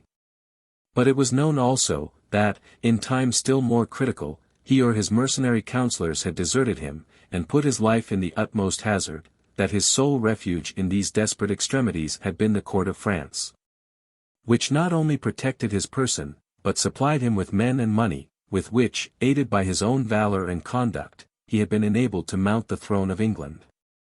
That France in this transaction had, from friendship to Henry, acted contrary to what, in a narrow view, might be esteemed her own interest. Since, instead of an odious tyrant, she had contributed to establish on a rival throne a prince endowed with such virtue and abilities. And that, as both the justice of the cause and the obligations conferred on Henry thus preponderated on the side of France, she reasonably expected that, if the situation of his affairs did not permit him to give her assistance, he would at least preserve a neutrality between the contending parties. This discourse of the French ambassadors was plausible. And to give it greater weight, they communicated to Henry, as in confidence, their master's intention, after he should have settled the differences with Brittany, to lead an army into Italy, and make good his pretensions to the kingdom of Naples. A project which, they knew, would give no umbrage to the court of England. But all these artifices were in vain employed against the penetration of the king. He clearly saw that France had entertained the view of subduing Brittany. But he also perceived, that she would meet with great, and, as he thought, insuperable difficulties in the execution of her project. The native force of that duchy, he knew, had always been considerable, and had often, without any foreign assistance, resisted the power of France. The natural temper of the French nation, he imagined, would make them easily abandon any enterprise which required perseverance. And as the heir of the crown was confederated with the Duke of Brittany, the ministers would be still more remiss in prosecuting a scheme which must draw on them his resentment and displeasure. Should even these internal obstructions be removed, Maximilian, whose enmity to France was well known, and who now paid his addresses to the heiress of Brittany, would be able to make a diversion on the side of Flanders. Nor could it be expected that France, if she prosecuted such ambitious projects, would be allowed to remain in tranquillity by Ferdinand and Isabella. Above all, he thought the French court could never expect that England, so deeply interested to preserve the independency of Brittany, so able by her power and situation to give effectual and prompt assistance, would permit such an accession of force to her rival. He imagined, therefore, that the ministers of France, convinced of the impracticability of their scheme, would at last embrace pacific views, and would abandon an enterprise so obnoxious to all the potentates of Europe. This reasoning of Henry was solid, and might justly engage him in dilatory and cautious measures, but there entered into his conduct another motive, which was apt to draw him beyond the just bounds, because founded on a ruling passion. His frugality, which by degrees degenerated into avarice, made him averse to all warlike enterprises and distant expeditions, and engaged him previously to try the expedient of negotiation. He despatched Urswick, his almoner, a man of address and abilities, to make offer of his mediation to the contending parties, an offer which, he thought, if accepted by France, would soon lead to a composure of all differences. If refused or eluded, would at least discover the perseverance of that court in her ambitious projects. Urswick found the Lady of Beaujeu, now Duchess of Bourbon, engaged in the siege of Nantes, and had the satisfaction to find that his master's offer of mediation was readily embraced and with many expressions of confidence and moderation. That able princess concluded, that the Duke of Orleans, who governed the court of Brittany, foreseeing that every accommodation must be made at his expense, would use all his interest to have Henry's proposal rejected, and would by that means make an apology for the French measures, and draw on the Bretons the reproach of obstinacy and injustice. The event justified her prudence.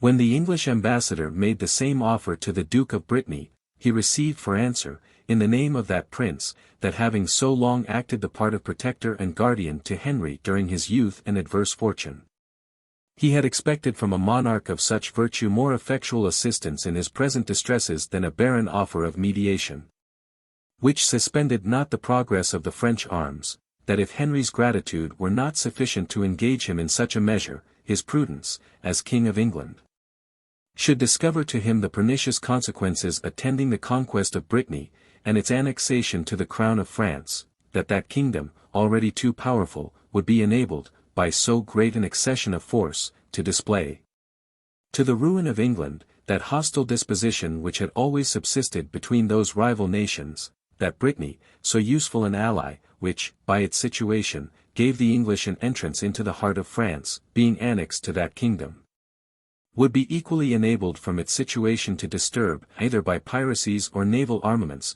the commerce and peace of England, and that if the Duke rejected Henry's mediation, it proceeded neither from an inclination to a war, which he experienced to be ruinous to him, nor from a confidence in his own force, which he knew to be much inferior to that of the enemy, but, on the contrary, from a sense of his present necessities, which must engage the king to act the part of his confederate, not that of a mediator. When this answer was reported to the king, he abandoned not the plan which he had formed. He only concluded that some more time was requisite to quell the obstinacy of the Bretons, and make them submit to reason. And when he learned that the people of Brittany, anxious for their duke's safety, had formed a tumultuary army of 60,000 men, and had obliged the French to raise the siege of Nantes, he fortified himself the more in his opinion that the court of France would at last be reduced, by multiplied obstacles and difficulties, to abandon the project of reducing Brittany to subjection. He continued, therefore, his scheme of negotiation, and thereby exposed himself to be deceived by the artifices of the French ministry, who, still pretending pacific intentions, sent Lord Bernard d'Aubigny, a Scotchman of quality, to London, and pressed Henry not to be discouraged in offering his mediation to the court of Brittany. The king, on his part, despatched another embassy, consisting of Urswick, the abbot of Abingdon, and Sir Richard Tunstall, who carried new proposals for an amicable treaty. No effectual succours, meanwhile, were provided for the distressed Bretons. Lord Woodville, brother to the Queen Dowager, having asked leave to raise underhand a body of volunteers, and to transport them into Brittany, met with a refusal from the king, who was desirous of preserving the appearance of a strict neutrality. That nobleman, however, still persisted in his purpose. He went over to the Isle of Wight, of which he was governor, levied a body of 400 men. And having at last obtained, as is supposed, the secret permission of Henry, sailed with them to Brittany. This enterprise proved fatal to the leader, and brought small relief to the unhappy duke. The Bretons rashly engaged in a general action with the French at St. Aubin, and were discomfited. Woodville and all the English were put to the sword, together with a body of Bretons, who had been accoutred in the garb of Englishmen in order to strike a greater terror into the French, to whom the martial prowess of that nation was always formidable. The Duke of Orleans, the Prince of Orange, and many other persons of rank were taken prisoners, and the military force of Brittany was totally broken. The death of the Duke, which followed soon after, threw affairs into still greater confusion, and seemed to threaten the state with a final subjection. Though the king did not prepare against these events, so hurtful to the interests of England, with sufficient vigor and precaution, he had not altogether overlooked them. Determined to maintain a pacific conduct, as far as the situation of affairs would permit, he yet knew the warlike temper of his subjects, and observed that their ancient and inveterate animosity to France was now revived by the prospect of this great accession to her power and grandeur. He resolved, therefore, to make advantage of this disposition, and draw some supplies from the people, on pretence of giving assistance to the Duke of Brittany. He had summoned a parliament at Westminster, and he soon persuaded them to grant him a considerable subsidy. But this supply, though voted by Parliament, involved the king in unexpected difficulties. The counties of Durham and York, always discontented with Henry's government, and further provoked by the late oppressions under which they had laboured, after the suppression of Simnel's rebellion, resisted the commissioners who were appointed to levy the tax. The commissioners, terrified with this appearance of sedition, made application to the Earl of Northumberland, and desired of him advice and assistance in the execution of their office. That nobleman thought the matter of importance enough to consult the king, who, unwilling to yield to the humours of a discontented populace, and foreseeing the pernicious consequence of such a precedent, renewed his orders for strictly levying the imposition. Northumberland summoned together the justices and chief freeholders, and delivered the king's commands in the most imperious terms which, he thought, would enforce obedience, but which tended only to provoke the people, and make them believe him the adviser of those orders which he delivered to them. They flew to arms, attacked Northumberland in his house, and put him to death. Having incurred such deep guilt, their mutinous humour prompted them to declare against the king himself. And being instigated by John a Camber, a seditious fellow of low birth, they chose Sir John Egremond their leader, and prepared themselves for a vigorous resistance. Henry was not dismayed with an insurrection so precipitate and ill-supported. He immediately levied a force, which he put under the command of the Earl of Surrey, whom he had freed from confinement and received into favour. His intention was to send down these troops, in order to check the progress of the rebels, while he himself should follow with a greater body, which would absolutely ensure success. But Surrey thought himself strong enough to encounter alone a raw and unarmed multitude, and he succeeded in the attempt. The rebels were dissipated. John a Camber was taken prisoner, and afterwards executed with some of his accomplices. Sir John Egremond fled to the Duchess of Burgundy, who gave him protection. The greater number of the rebels received a pardon. Henry had probably expected, when he obtained this grant from Parliament, that he should be able to terminate the affair of Brittany by negotiation, and that he might thereby fill his coffers with the money levied by the imposition. But as the distresses of the Bretons still multiplied, and became every day more urgent, he found himself under the necessity of taking more vigorous measures, in order to support them. On the death of the Duke, the French had revived some antiquated claims to the dominion of the duchy, and as the Duke of Orleans was now captive in France, their former pretence for hostilities could no longer serve as a cover to their ambition.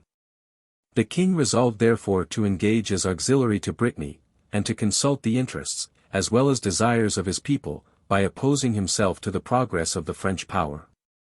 Besides entering into a league with Maximilian, and another with Ferdinand, which were distant resources, he levied a body of troops, to the number of 6,000 men, with an intention of transporting them into Brittany. 1489. Still anxious, however, for the repayment of his expenses, he concluded a treaty with the young Duchess, by which she engaged to deliver into his hands 2 seaport towns, there to remain till she should entirely refund the charges of the armament. Though he engaged for the service of these troops during the space of 10 months only, yet was the Duchess obliged, by the necessity of her affairs, to submit to such rigid conditions, imposed by any ally so much concerned in interest to protect her. The forces arrived under the command of Lord Willoughby of Broke, and made the Bretons, during some time, masters of the field. The French retired into their garrisons, and expected by dilatory measures to waste the fire of the English, and disgust them with the enterprise. The scheme was well laid, and met with success.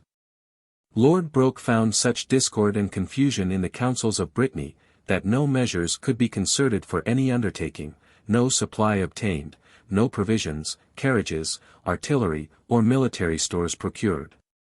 The whole court was rent into factions, no one minister had acquired the ascendant, and whatever project was formed by one, was sure to be traversed by another. The English, disconcerted in every enterprise by these animosities and uncertain counsels, returned home as soon as the time of their service was elapsed, leaving only a small garrison in those towns which had been consigned into their hands. During their stay in Brittany, they had only contributed still further to waste the country, and by their departure, they left it entirely at the mercy of the enemy. So feeble was the succor which Henry in this important conjuncture afforded his ally, whom the invasion of a foreign enemy, concurring with domestic dissensions, had reduced to the utmost distress. The great object of the domestic dissensions in Brittany was the disposal of the young Duchess in marriage. The Mareschal Rose, favoured by Henry, seconded the suit of the Lord d'Albret, who led some forces to her assistance. The Chancellor Montauban, observing the aversion of the Duchess to this suitor, insisted that a petty prince, such as d'Albret, was unable to support and in her present extremities. And he recommended some more powerful alliance, particularly that of Maximilian, King of the Romans. 1490. This party at last prevailed, the marriage with Maximilian was celebrated by proxy, and the Duchess thenceforth assumed the title of Queen of the Romans. But this magnificent appellation was all she gained by her marriage. Maximilian, destitute of troops and money, and embarrassed with the continual revolts of the Flemings, could send no succor to his distressed consort. While d'Albret, enraged at the preference given to his rival, deserted her cause, and received the French into Nantes, the most important place in the duchy both for strength and riches. The French court now began to change their scheme with regard to the subjection of Brittany. Charles had formerly been affianced to Margaret, daughter of Maximilian, who, though too young for the consummation of her marriage, had been sent to Paris to be educated, and at this time bore the title of Queen of France. Besides the rich dowry which she brought the king, she was, after her brother Philip, then in early youth, heir to all the dominions of the House of Burgundy, and seemed in many respects the most proper match that could be chosen for the young monarch. These circumstances had so blinded both Maximilian and Henry, that they never suspected any other intentions in the French court. Nor were they able to discover that engagements, seemingly so advantageous and so solemnly entered into, could be infringed and set aside. But Charles began to perceive that the conquest of Brittany, in opposition to the natives, and to all the great powers of Christendom, would prove a difficult enterprise. And that even if he should overrun the country and make himself master of the fortresses, it would be impossible for him long to retain possession of them. The marriage alone of the Duchess could fully re-annex that fief to the crown. And the present and certain enjoyment of so considerable a territory, seemed preferable to the prospect of inheriting the dominions of the House of Burgundy, a prospect which became every day more distant and precarious. Above all, the marriage of Maximilian and appeared destructive to the grandeur and even security of the French monarchy. While that prince, possessing Flanders on the one hand, and Brittany on the other, might thus, from both quarters, make inroads into the heart of the country. The only remedy for these evils was therefore concluded to be the dissolution of the two marriages, which had been celebrated, but not consummated, and the espousal of the Duchess of Brittany by the King of France. It was necessary that this expedient, which had not been foreseen by any court in Europe, and which they were all so much interested to oppose, should be kept a profound secret, and should be discovered to the world only by the full execution of it. The measures of the French ministry in the conduct of this delicate enterprise were wise and political. While they pressed Brittany with all the rigors of war, they secretly gained the Count of Dunois, who possessed great authority with the Bretons. And having also engaged in their interests the Prince of Orange, cousin german to the Duchess, they gave him his liberty, and sent him into Brittany. These partisans, supported by other emissaries of France, prepared the minds of men for the great revolution projected, and displayed, though still with many precautions, all the advantages of a union with the French monarchy. They represented to the barons of Brittany, that their country, harassed during so many years with perpetual war, had need of some repose, and of a solid and lasting peace with the only power that was formidable to them, that their alliance with Maximilian was not able to afford them even present protection. And, by closely uniting them to a power which was rival to the greatness of France, fixed them in perpetual enmity with that potent monarchy, that their vicinity exposed them first to the inroads of the enemy. And the happiest event which, in such a situation, could befall them, would be to attain a peace, though by a final subjection to France, and by the loss of that liberty transmitted to them from their ancestors, and that any other expedient, compatible with the honor of the state and their duty to their sovereign, was preferable to a scene of such disorder and devastation. These suggestions had influence with the Bretons, but the chief difficulty lay in surmounting the prejudices of the young Duchess herself.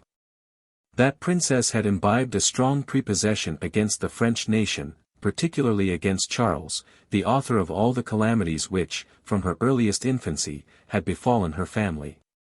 She had also fixed her affections on Maximilian. And as she now deemed him her husband, she could not, she thought, without incurring the greatest guilt, and violating the most solemn engagements, contract a marriage with any other person. 1491. In order to overcome her obstinacy, Charles gave the Duke of Orleans his liberty, who, though formerly a suitor to the Duchess, was now contented to ingratiate himself with the king, by employing in his favor all the interest which he still possessed in Brittany. Mareschal Ruz and Chancellor Montauban were reconciled by his mediation, and these rival ministers now concurred with the Prince of Orange and the Count of Dunois, in pressing the conclusion of a marriage with Charles. By their suggestion, Charles advanced with a powerful army, and invested Rennes, at that time the residence of the Duchess, who, assailed on all hands, and finding none to support her in her inflexibility, at last opened the gates of the city, and agreed to espouse the King of France. She was married at Lagny, in Touraine, conducted to Saint Denis, where she was crowned. Thence made her entry into Paris, amidst the joyful acclamations of the people, who regarded this marriage as the most prosperous event that could have befallen the monarchy. The triumph and success of Charles was the most sensible mortification to the King of the Romans. He had lost a considerable territory, which he thought he had acquired, and an accomplished princess, whom he had espoused. He was affronted in the person of his daughter Margaret, who was sent back to him, after she had been treated during some years as Queen of France. He had reason to reproach himself with his own supine security, in neglecting the consummation of his marriage, which was easily practicable for him, and which would have rendered the tie indissoluble. These considerations threw him into the most violent rage, which he vented in very indecent expressions. And he threatened France with an invasion from the united arms of Austria, Spain, and England. The King of England had also just reason to reproach himself with misconduct in this important transaction. And though the affair had terminated in a manner which he could not precisely foresee, his negligence, in leaving his most useful ally so long exposed to the invasion of superior power, could not but appear on reflection the result of timid caution and narrow politics. As he valued himself on his extensive foresight and profound judgment, the ascendant acquired over him by a raw youth, such as Charles, could not but give him the highest displeasure, and prompt him to seek vengeance. After all, remedy for his miscarriage was become absolutely impracticable.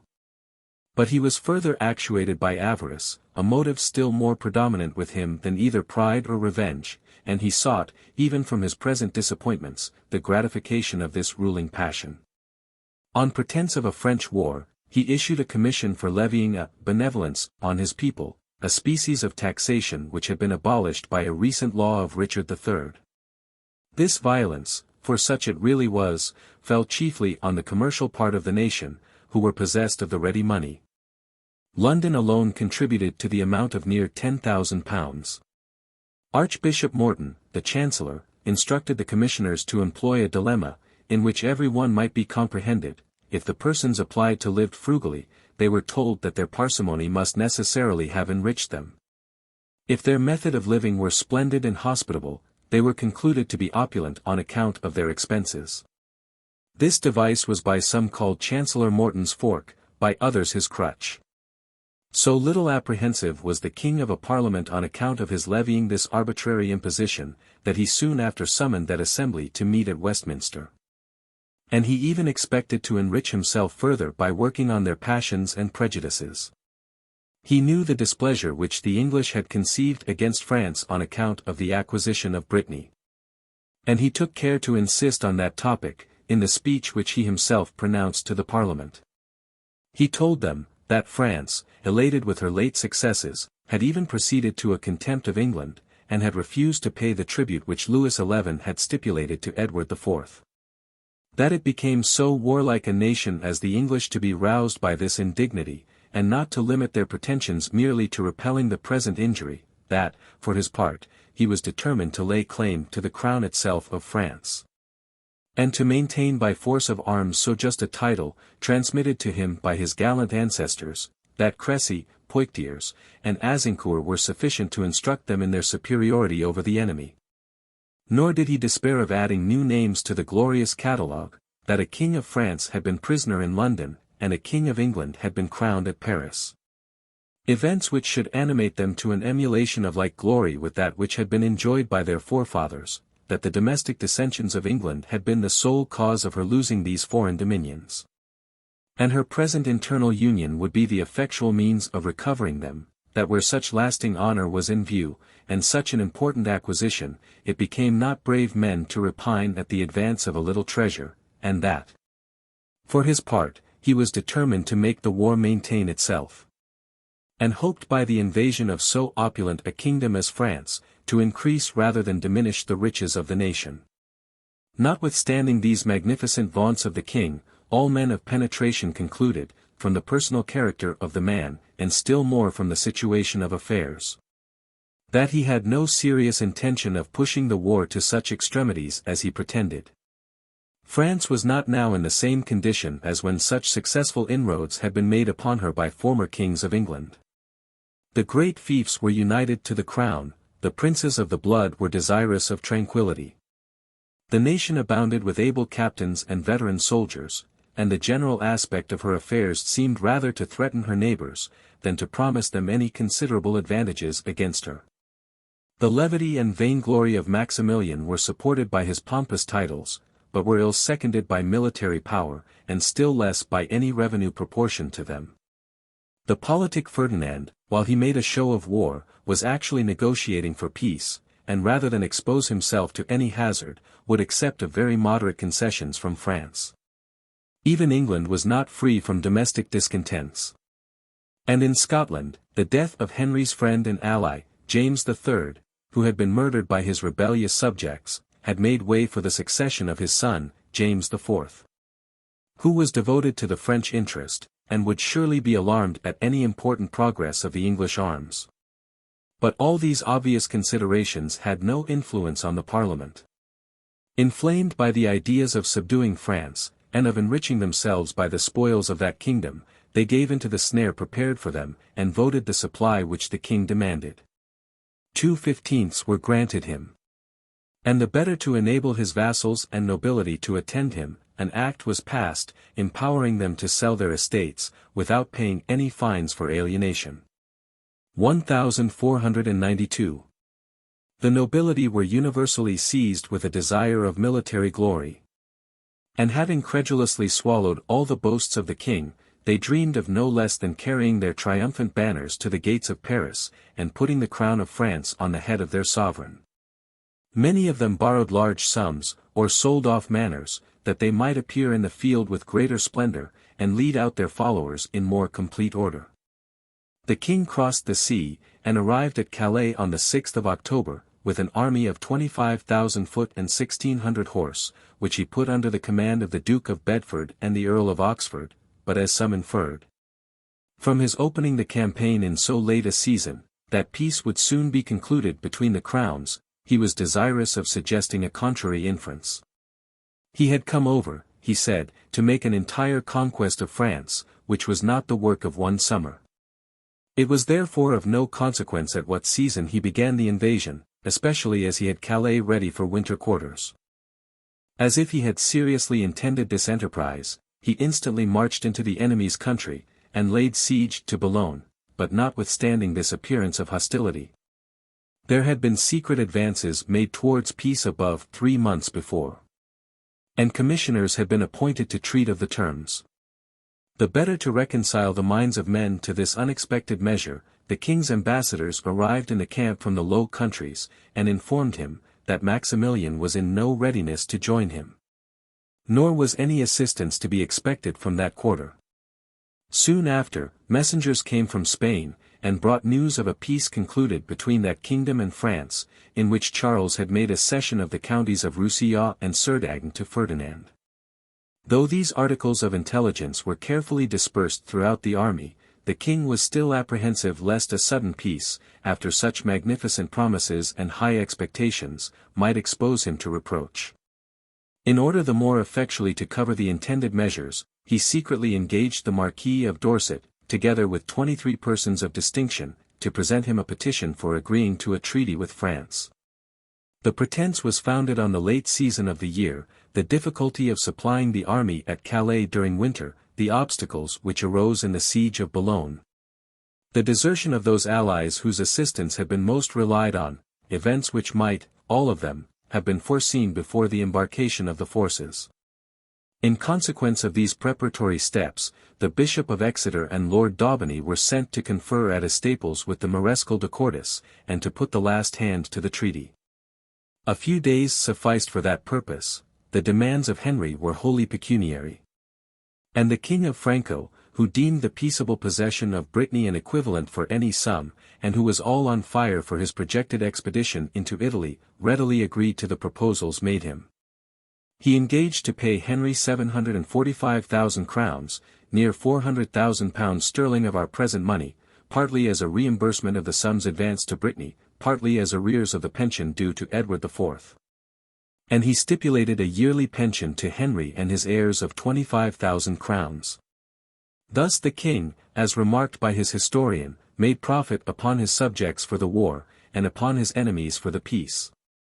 And the people agreed that he had fulfilled his promise, when he said to the Parliament that he would make the war maintain itself. Maximilian was, if he pleased, comprehended in Henry's treaty. But he disdained to be in any respect beholden to an ally, of whom, he thought, he had reason to complain. He made a separate peace with France, and obtained restitution of Artois, Franche-Comté, and Charleroi, which had been ceded as the dowry of his daughter when she was affianced to the King of France. The peace concluded between England and France was the more likely to continue, because Charles, full of ambition and youthful hopes, bent all his attention to the side of Italy, and soon after undertook the conquest of Naples. An enterprise which Henry regarded with the greater indifference, as Naples lay remote from him, and France had never, in any age, been successful in that quarter. The king's authority was fully established at home. And every rebellion which had been attempted against him, had hitherto tended only to confound his enemies, and consolidate his power and influence. His reputation for policy and conduct was daily augmenting. His treasures had increased even from the most unfavorable events, the hopes of all pretenders to his throne were cut off, as well by his marriage as by the issue which it had brought him. In this prosperous situation, the king had reason to flatter himself with the prospect of durable peace and tranquility. But his inveterate and indefatigable enemies, whom he had wantonly provoked, raised him an adversary, who long kept him in inquietude, and sometimes even brought him into danger. The Duchess of Burgundy, full of resentment for the depression of her family and its partisans, rather irritated than discouraged by the ill success of her past enterprises, was determined at least to disturb that government which she found it so difficult to subvert. By means of her emissaries, she propagated a report that her nephew, Richard Plantagenet, Duke of York, had escaped from the Tower when his elder brother was murdered, and that he still lay somewhere concealed, and finding this rumor, however improbable, to be greedily received by the people, she had been looking out for some young man proper to personate that unfortunate prince. There was one Osbeck, or Warbeck, a renegade Jew of Tournai, who had been carried by some business to London in the reign of Edward IV, and had there a son born to him. Having had opportunities of being known to the king, and obtaining his favour, he prevailed with that prince, whose manners were very affable, to stand godfather to his son, to whom he gave the name of Peter, corrupted, after the Flemish manner, into Peterkin, or Perkin. It was by some believed that Edward, among his amorous adventures, had a secret commerce with Warbeck's wife, and people thence accounted for that resemblance which was afterwards remarked between young Perkin and that monarch. Some years after the birth of this child, Warbeck returned to Tournai, where Perkin, his son, did not long remain, but by different accidents, was carried from place to place, and his birth and fortunes became thereby unknown, and difficult to be traced by the most diligent inquiry. The variety of his adventures had happily favoured the natural versatility and sagacity of his genius, and he seemed to be a youth perfectly fitted to act any part, or assume any character. In this light he had been represented to the Duchess of Burgundy, who, struck with the concurrence of so many circumstances suited to her purpose, desired to be made acquainted with the man, on whom she already began to ground her hopes of success. She found him to exceed her most sanguine expectations, so comely did he appear in his person, so graceful in his air, so courtly in his address, so full of docility and good sense in his behavior and conversation. The lessons necessary to be taught him, in order to his personating the Duke of York, were soon learned by a youth of such quick apprehension. But as the season seemed not then favourable for their enterprise, Margaret, in order the better to conceal him, sent him, under the care of Lady Brampton, into Portugal, where he remained a year unknown to all the world. The war, which was then ready to break out between France and England, seemed to afford a proper opportunity for the discovery of this new phenomenon. And Ireland, which still retained its attachments to the House of York, was chosen as the proper place for his first appearance that he landed at Cork. And immediately assuming the name of Richard Plantagenet, drew to him partisans among that credulous people. He wrote letters to the Earls of Desmond and Kildare, inviting them to join his party. He dispersed everywhere the strange intelligence of his escape from the cruelty of his uncle Richard, and men, fond of everything new and wonderful, began to make him the general subject of their discourse, and even the object of their favour. The news soon reached France, and Charles, prompted by the secret solicitations of the Duchess of Burgundy, and the intrigues of one Frian, a secretary of Henry's, who had deserted his service, sent Perkin an invitation to repair to him at Paris. He received him with all the marks of regard due to the Duke of York, settled on him a handsome pension, assigned him magnificent lodgings, and in order to provide at once for his dignity and security, gave him a guard for his person, of which Lord Congresal accepted the office of captain. The French courtiers readily embraced a fiction which their sovereign thought it his interest to adopt. Perkin, both by his deportment and personal qualities, supported the prepossession which was spread abroad of his royal pedigree, and the whole kingdom was full of the accomplishments, as well as the singular adventures and misfortunes, of the young Plantagenet. Wonders of this nature are commonly augmented at a distance.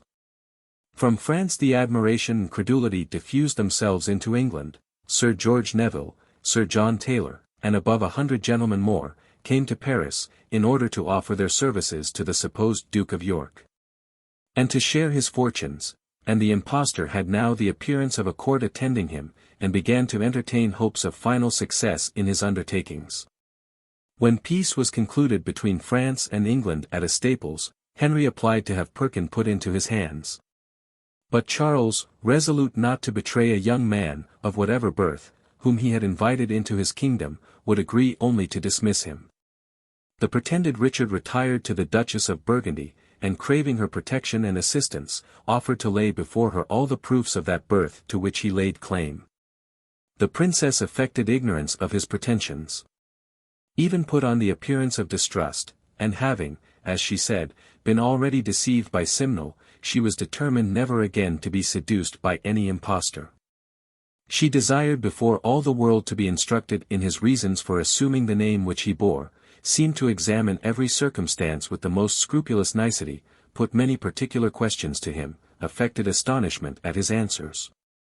And at last, after long and severe scrutiny, burst out into joy and admiration at his wonderful deliverance, embraced him as her nephew, the true image of Edward, the sole heir of the Plantagenets, and the legitimate successor to the English throne. 1493.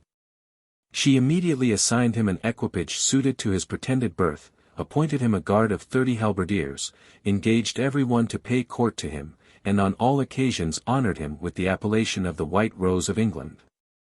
The Flemings, moved by the authority which Margaret, both from her rank and personal character, enjoyed among them, readily adopted the fiction of Perkin's royal descent.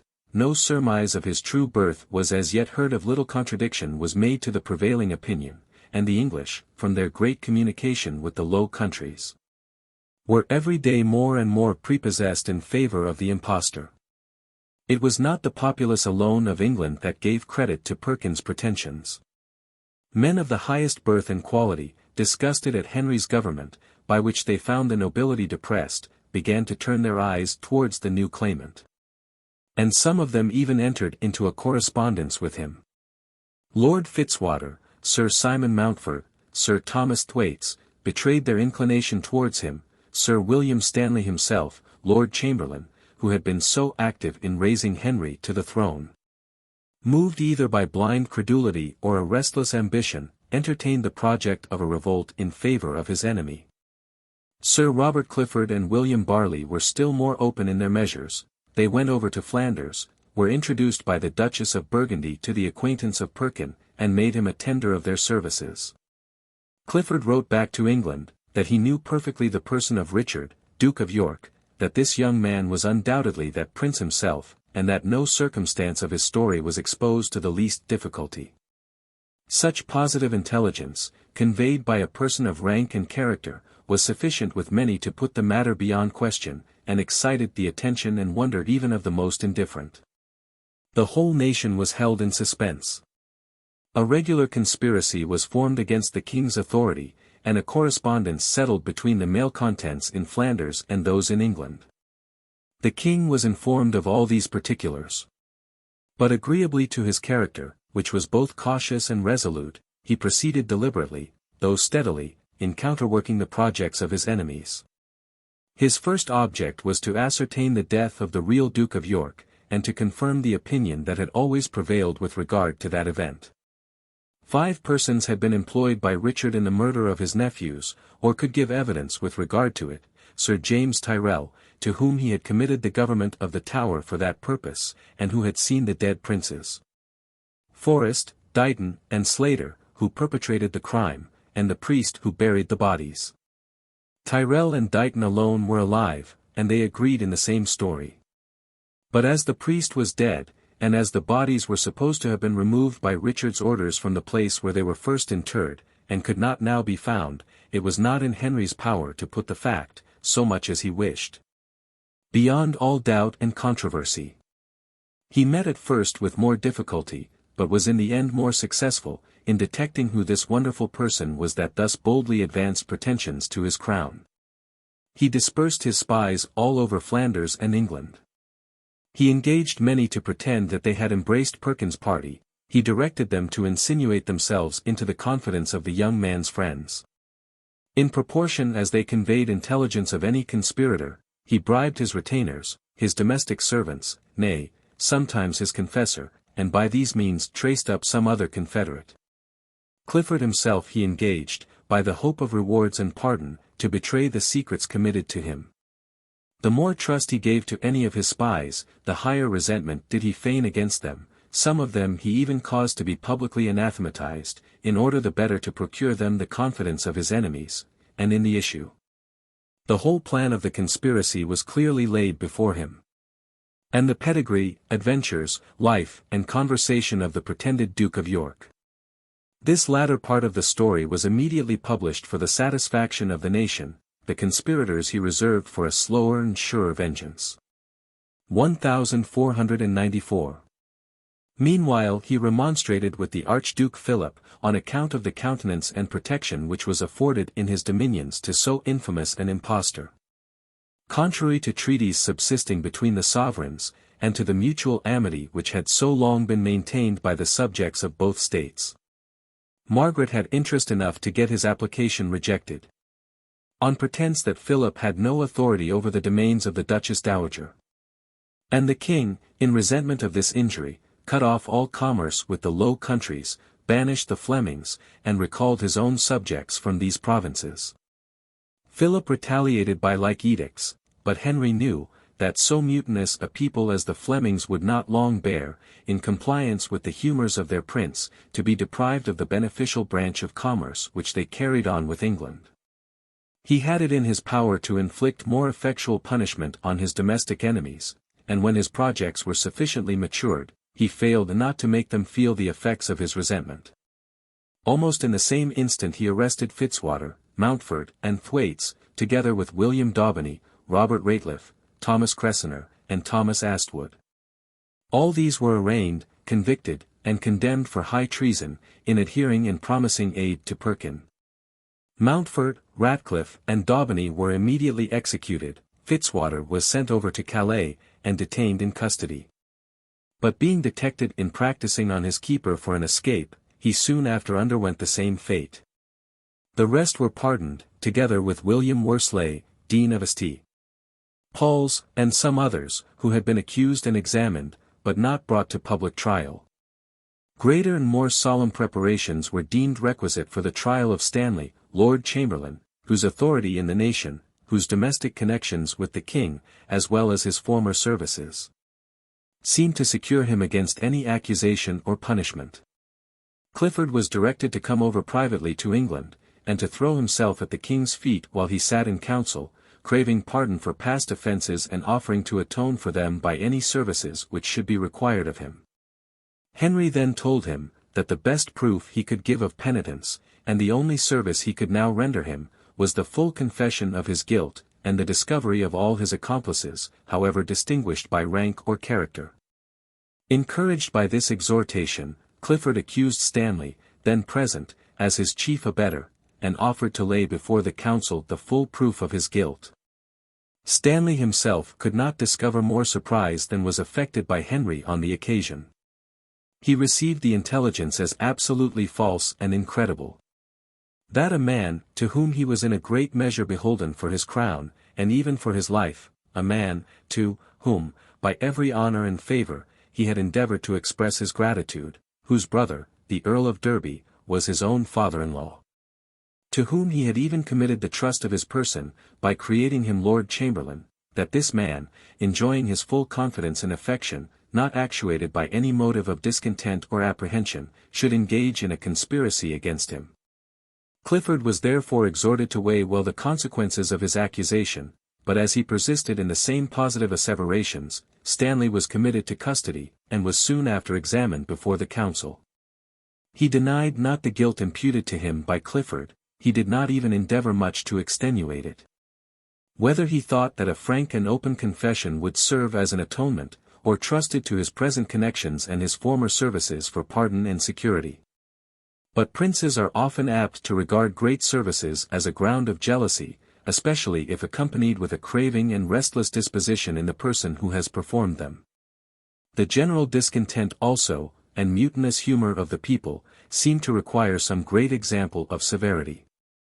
And as Stanley was one of the most opulent subjects in the kingdom, being possessed of above £3,000 a year in land, and 40,000 marks in plate and money, besides other property of great value, The prospect of so rich a forfeiture was deemed no small motive for Henry's proceeding to extremities against him. 1495. After 6 weeks' delay, which was interposed in order to show that the king was restrained by doubts and scruples, the prisoner was brought to his trial, condemned, and presently after beheaded. Historians are not agreed with regard to the crime which was proved against him.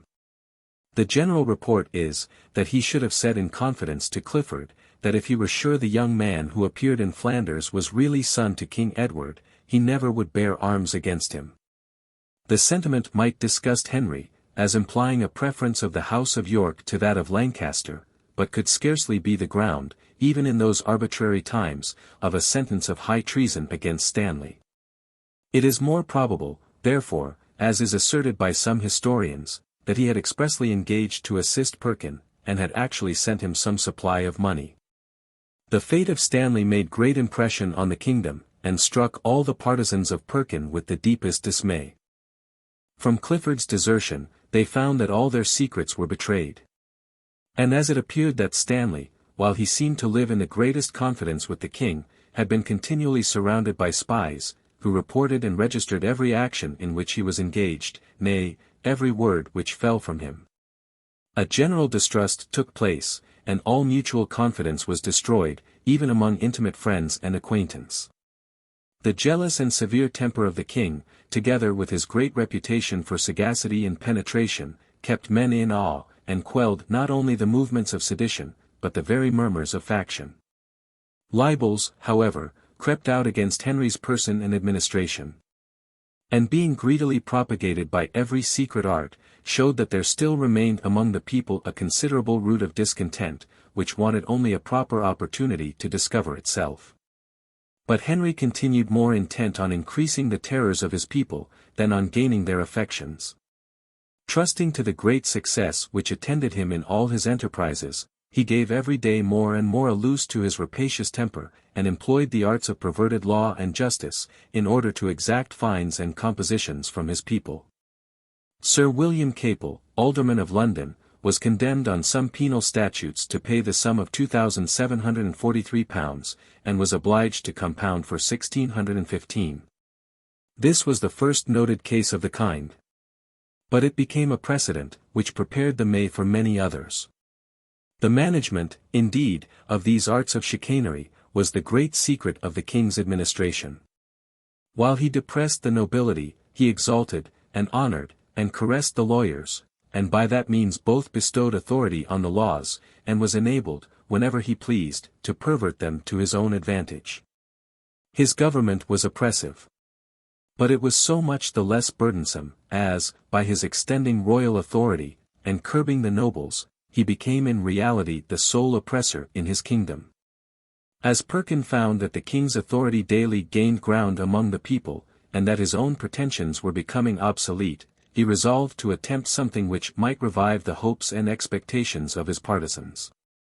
Having collected a band of outlaws, pirates, robbers, and necessitous persons of all nations, to the number of 600 men, he put to sea, with a resolution of making a descent in England, and of exciting the common people to arms. Since all his correspondence with the nobility was cut off by Henry's vigilance and severity.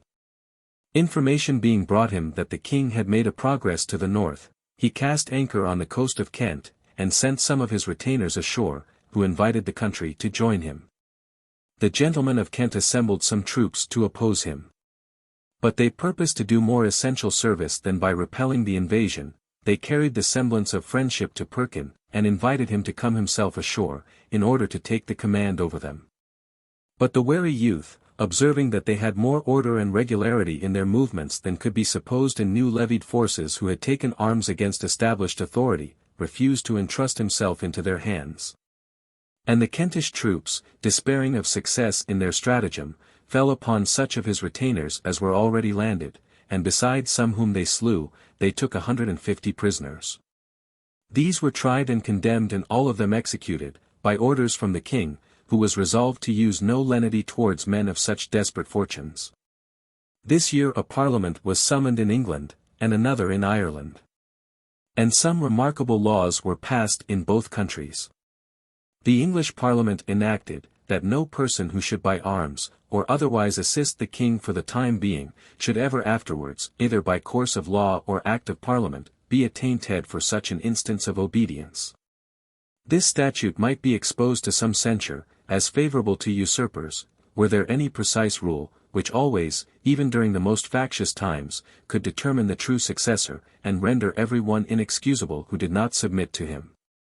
But as the titles of princes are then the great subject of dispute, and each party pleads topics in its own favour, it seems but equitable to secure those who act in support of public tranquillity. An object at all times of undoubted benefit and importance.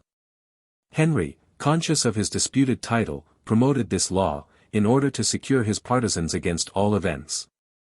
But as he had himself observed a contrary practice with regard to Richard's adherents, he had reason to apprehend that, during the violence which usually ensues on public convulsions, his example, rather than his law, would, in case of a new revolution, be followed by his enemies. And the attempt to bind the legislature itself, by prescribing rules to future parliaments, was contradictory to the plainest principles of political government. This parliament also passed an act, empowering the king to levy, by course of law, all the sums which any person had agreed to pay by way of benevolence, a statute by which that arbitrary method of taxation was indirectly authorized and justified. The king's authority appeared equally prevalent and uncontrolled in Ireland. Sir Edward Poynings had been sent over to that country, with an intention of quelling the partisans of the House of York, and of reducing the natives to subjection. He was not supported by forces sufficient for that enterprise. The Irish, by flying into their woods, and morasses, and mountains, for some time eluded his efforts, but Poynings summoned a parliament at Dublin, where he was more successful. He passed that memorable statute, which still bears his name, and which establishes the authority of the English government in Ireland. By this statute, all the former laws of England were made to be of force in Ireland. And no bill can be introduced into the Irish Parliament, unless it previously received the sanction of the Council of England. This latter clause seems calculated for ensuring the dominion of the English, but was really granted at the desire of the Irish Commons, who intended, by that means, to secure themselves from the tyranny of their lords, particularly of such lieutenants or deputies as were of Irish birth.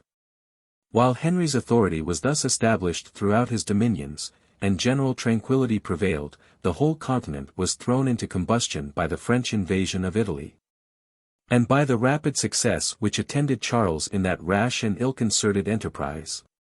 The Italians, who had entirely lost the use of arms, and who, in the midst of continual wars, had become every day more unwarlike, were astonished to meet an enemy that made the field of battle, not a pompous tournament, but a scene of blood, and sought, at the hazard of their own lives, the death of their enemy. Their effeminate troops were dispersed everywhere on the approach of the French army, their best fortified cities opened their gates, kingdoms and states were in an instant overturned. And through the whole length of Italy, which the French penetrated without resistance, they seemed rather to be taking quarters in their own country, than making conquests over an enemy. The maxims which the Italians during that age followed in negotiations, were as ill calculated to support their states, as the habits to which they were addicted in war, a treacherous, deceitful, and inconsistent system of politics prevailed. And even those small remains of fidelity and honor, which were preserved in the councils of the other European princes, were ridiculed in Italy, as proofs of ignorance and rusticity. Ludovico, Duke of Milan, who invited the French to invade Naples, had never desired or expected their success, and was the first that felt terror from the prosperous issue of those projects which he himself had concerted. By his intrigues, a league was formed among several potentates, to oppose the progress of Charles's conquests, and secure their own independency. This league was composed of Ludovico himself, the Pope, Maximilian, King of the Romans, Ferdinand of Spain, and the Republic of Venice. Henry too entered into the confederacy, but was not put to any expense or trouble in consequence of his engagements. The King of France, terrified by so powerful a combination, retired from Naples with the greater part of his army, and returned to France. The forces which he left in his new conquest were, partly by the revolt of the inhabitants, partly by the invasion of the Spaniards, soon after subdued. And the whole kingdom of Naples suddenly returned to its allegiance under Ferdinand, son to Alfonso, who had been suddenly expelled by the eruption of the French. Ferdinand died soon after, and left his uncle Frederick in full possession of the throne. Chapter 27. Henry VII. 1495. After Perkin was repulsed from the coast of Kent, he retired into Flanders. But as he found it impossible to procure subsistence for himself and his followers while he remained in tranquillity, he soon after made an attempt upon Ireland, which had always appeared forward to join every invader of Henry's authority. But Poynings had now put the affairs of that island in so good a posture, that Perkin met with little success. And being tired of the savage life which he was obliged to lead, while skulking among the wild Irish, he bent his course towards Scotland, and presented himself to James IV, who then governed that kingdom. He had been previously recommended to this prince by the King of France, who was disgusted at Henry for entering into the general league against him. And this recommendation was even seconded by Maximilian, who, though one of the confederates, was also displeased with the king, on account of his prohibiting in England all commerce with the Low Countries. The countenance given to Perkin by these princes procured him a favourable reception with the King of Scotland, who assured him, that, whatever he were, he never should repent putting himself in his hands. The insinuating address and plausible behaviour of the youth himself, seemed to have gained him credit and authority. James, whom years had not yet taught distrust or caution, was seduced to believe the story of Perkin's birth and adventures. And he carried his confidence so far as to give him in marriage the Lady Catherine Gordon, daughter of the Earl of Huntly, and related to himself, a young lady too, eminent for virtue as well as beauty. 1496. There subsisted at that time a great jealousy between the courts of England and Scotland, and James was probably the more forward on that account to adopt any fiction which he thought might reduce his enemy to distress or difficulty. He suddenly resolved to make an inroad into England, attended by some of the borderers, and he carried Perkin along with him, in hopes that the appearance of the pretended prince might raise an insurrection in the northern counties. Perkin himself dispersed a manifesto, in which he set forth his own story, and craved the assistance of all his subjects in expelling the usurper, whose tyranny and maladministration, whose depression of the nobility by the elevation of mean persons, whose oppression of the people by multiplied impositions and vexations, had justly, he said, rendered him odious to all men. But Perkin's pretensions, attended with repeated disappointments, were now become stale in the eyes even of the populace. And the hostile dispositions which subsisted between the kingdoms, rendered a prince supported by the Scots but an unwelcome present to the English nation. The ravages also committed by the borderers, accustomed to license and disorder, struck a terror into all men, and made the people prepare rather for repelling the invaders than for joining them. Perkin, that he might support his pretensions to royal birth, feigned great compassion for the misery of his plundered subjects, and publicly remonstrated with his ally against the depredations exercised by the Scottish army. But James told him, that he doubted his concern was employed only in behalf of an enemy, and that he was anxious to preserve what never should belong to him. That prince now began to perceive that his attempt would be fruitless. And hearing of an army which was on its march to attack him, he thought proper to retreat into his own country. The king discovered little anxiety to procure either reparation or vengeance for this insult committed on him by the Scottish nation. His chief concern was to draw advantage from it, by the pretence which it might afford him to levy impositions on his own subjects. He summoned a parliament, to whom he made bitter complaints against the eruption of the Scots, the absurd imposture countenanced by that nation, the cruel devastations committed in the northern counties, and the multiplied insults thus offered both to the king and kingdom of England. The Parliament made the expected return to this discourse, by granting a subsidy to the amount of £120,000, together with 2/15. After making this grant, they were dismissed. 1497. The vote of Parliament for imposing the tax was without much difficulty procured by the authority of Henry, but he found it not so easy to levy the money upon his subjects. The people, who were acquainted with the immense treasures which he had amassed, could ill brook the new impositions raised on every slight occasion. And it is probable that the flaw which was universally known to be in his title, made his reign the more subject to insurrections and rebellions. When the subsidy began to be levied in Cornwall, the inhabitants, numerous and poor, robust and courageous, murmured against a tax occasioned by a sudden inroad of the Scots, from which they esteemed themselves entirely secure, and which had usually been repelled by the force of the northern counties. Their ill humour was further incited by one Michael Joseph, a farrier of Bodmin, a notable prating fellow, who, by thrusting himself forward on every occasion, and being loudest in every complaint against the government, had acquired an authority among those rude people. Thomas Flammock, too, a lawyer, who had become the oracle of the neighbourhood, encouraged the sedition, by informing them that the tax, though imposed by Parliament, was entirely illegal. That the northern nobility were bound by their tenures to defend the nation against the Scots. And that if these new impositions were tamely submitted to, the avarice of Henry and of his ministers would soon render the burden intolerable to the nation.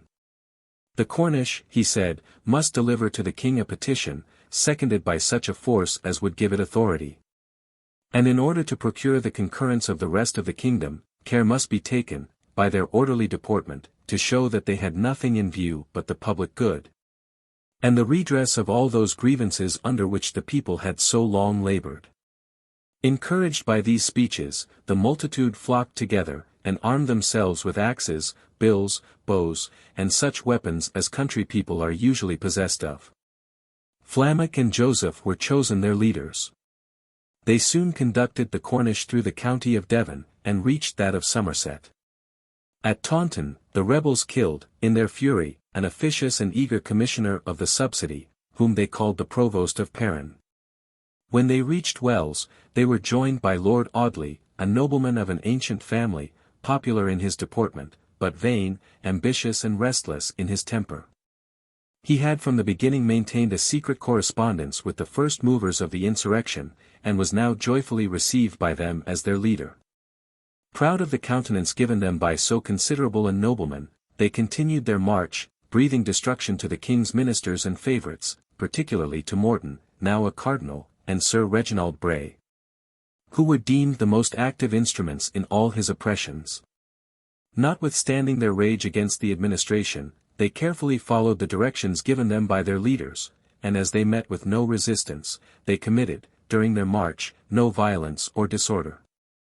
The rebels had been told by Flammock that the inhabitants of Kent, as they had ever, during all ages, remained unsubdued, and had even maintained their independence during the Norman conquest, would surely embrace their party, and declare themselves for a cause which was no other than that of public good and general liberty. But the Kentish people had very lately distinguished themselves by repelling Perkin's invasion. And as they had received from the king many gracious acknowledgments for this service, their affections were by that means much conciliated to his government. It was easy, therefore, for the Earl of Kent, Lord Abergavenny, and Lord Cobham, who possessed great authority in those parts, to retain the people in obedience. And the Cornish rebels, though they pitched their camp near Eltham, at the very gates of London, and invited all the people to join them, got reinforcement from no quarter. There wanted not discontents everywhere, but no one would take part in so rash and ill-concerted an enterprise, and besides, the situation in which the king's affairs then stood discouraged even the boldest and most daring. Henry, in order to oppose the Scots, had already levied an army, which he put under the command of Lord Daubeny, the Chamberlain, and as soon as he heard of the Cornish insurrection, he ordered it to march southwards and suppress the rebels. Not to leave the northern frontier defenceless, he dispatched thither the Earl of Surrey, who assembled the forces on the borders, and made head against the enemy. Henry found here the concurrence of the three most fatal incidents that can befall a monarchy: a foreign enemy, a domestic rebellion, and a pretender to his crown.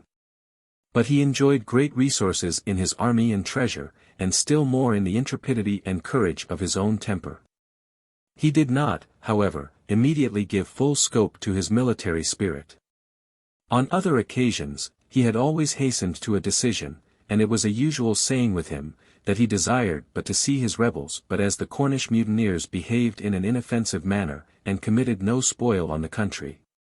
As they received no accession of force on their march or in their encampment, and as such hasty and popular tumults might be expected to diminish every moment by delay, he took post in London, and assiduously prepared the means of ensuring victory. After all his forces were collected, he divided them into 3 bodies, and marched out to assail the enemy. The first body, commanded by the Earl of Oxford, and under him by the Earls of Essex and Suffolk, were appointed to place themselves behind the hill on which the rebels were encamped. The second, and most considerable, Henry put under the command of Lord Daubeny, and ordered him to attack the enemy in front, and bring on the action. The third he kept as a body of reserve about his own person, and took post in St. George's Fields, where he secured the city, and could easily, as occasion served, either restore the fight or finish the victory. To put the enemy off their guard, he had spread a report that he was not to attack them till some days after, and the better to confirm them in this opinion, he began not the action till near the evening. Daubeny beat a detachment of the rebels from Deptford Bridge, and before their main body could be in order to receive him, he had gained the ascent of the hill, and placed himself in array before them. They were formidable from their numbers, being 16,000 strong, and were not defective in valor, but being tumultuary troops, ill-armed, and not provided with cavalry or artillery, they were but an unequal match for the king's forces. Daubeny began the attack with courage, and even with a contempt of the enemy which had almost proved fatal to him. He rushed into the midst of them, and was taken prisoner, but soon after was released by his own troops. After some resistance, the rebels were broken and put to flight. Lord Audley, Flammock, and Joseph, their leaders, were taken, and all 3 executed. The latter seemed even to exult in his end, and boasted, with a preposterous ambition, that he should make a figure in his Tory. The rebels, being surrounded on every side by the king's troops, were almost all made prisoners, and immediately dismissed without further punishment, whether, that Henry was satisfied with the victims who had fallen in the field, and who amounted to near 2,000, or that he pitied the ignorance and simplicity of the multitude, or favored them on account of their inoffensive behavior, or was pleased that they had never, during their insurrection, disputed his title, and had shown no attachment to the House of York, the highest crime of which, in his eyes, they could have been guilty. The Scottish king was not idle during these commotions in England. He levied a considerable army, and sat down before the castle of Nareham, in Northumberland. But found that place, by the precaution of Fox, Bishop of Durham, so well provided both with men and ammunition, that he made little or no progress in the siege. Hearing that the Earl of Surrey had collected some forces, and was advancing upon him, he retreated into his own country, and left the frontiers exposed to the inroads of the English general, who besieged and took Ayton, a small castle lying a few miles beyond Berwick. These unsuccessful or frivolous attempts on both sides prognosticated a speedy end to the war, and Henry, notwithstanding his superior force, was no less desirous than James of terminating the differences between the nations. Not to depart, however, from his dignity, by making the first advances, he employed in this friendly office Peter Hylas, a man of address and learning, who had come to him as ambassador from Ferdinand and Isabella, and who was charged with a commission of negotiating the marriage of the Infanta Catherine, their daughter, with Arthur, Prince of Wales. Hylas took a journey northwards, and offered his mediation between James and Henry, as minister of a prince who was in alliance with both potentates. Commissioners were soon appointed to meet and confer on terms of accommodation. The first demand of the English was, that Perkin should be put into their hands. James replied, that he himself was no judge of the young man's pretensions. But having received him as a supplicant, and promised him protection, he was determined not to betray a man who had trusted to his good faith and his generosity. The next demand of the English met with no better reception. They required reparation for the ravages committed by the late inroads into England. The Scottish commissioners replied, that the spoils were like water spilt upon the ground, which could never be recovered, and that Henry's subjects were better able to bear the loss, than their master to repair it. Henry's commissioners next proposed, that the two kings should have an interview at Newcastle, in order to adjust all differences. But James said, that he meant to treat of a peace, not to go a begging for it. Lest the conferences should break off altogether without effect, a truce was concluded for some months. And James, perceiving that while Perkin remained in Scotland he himself never should enjoy a solid peace with Henry, privately desired him to depart the kingdom.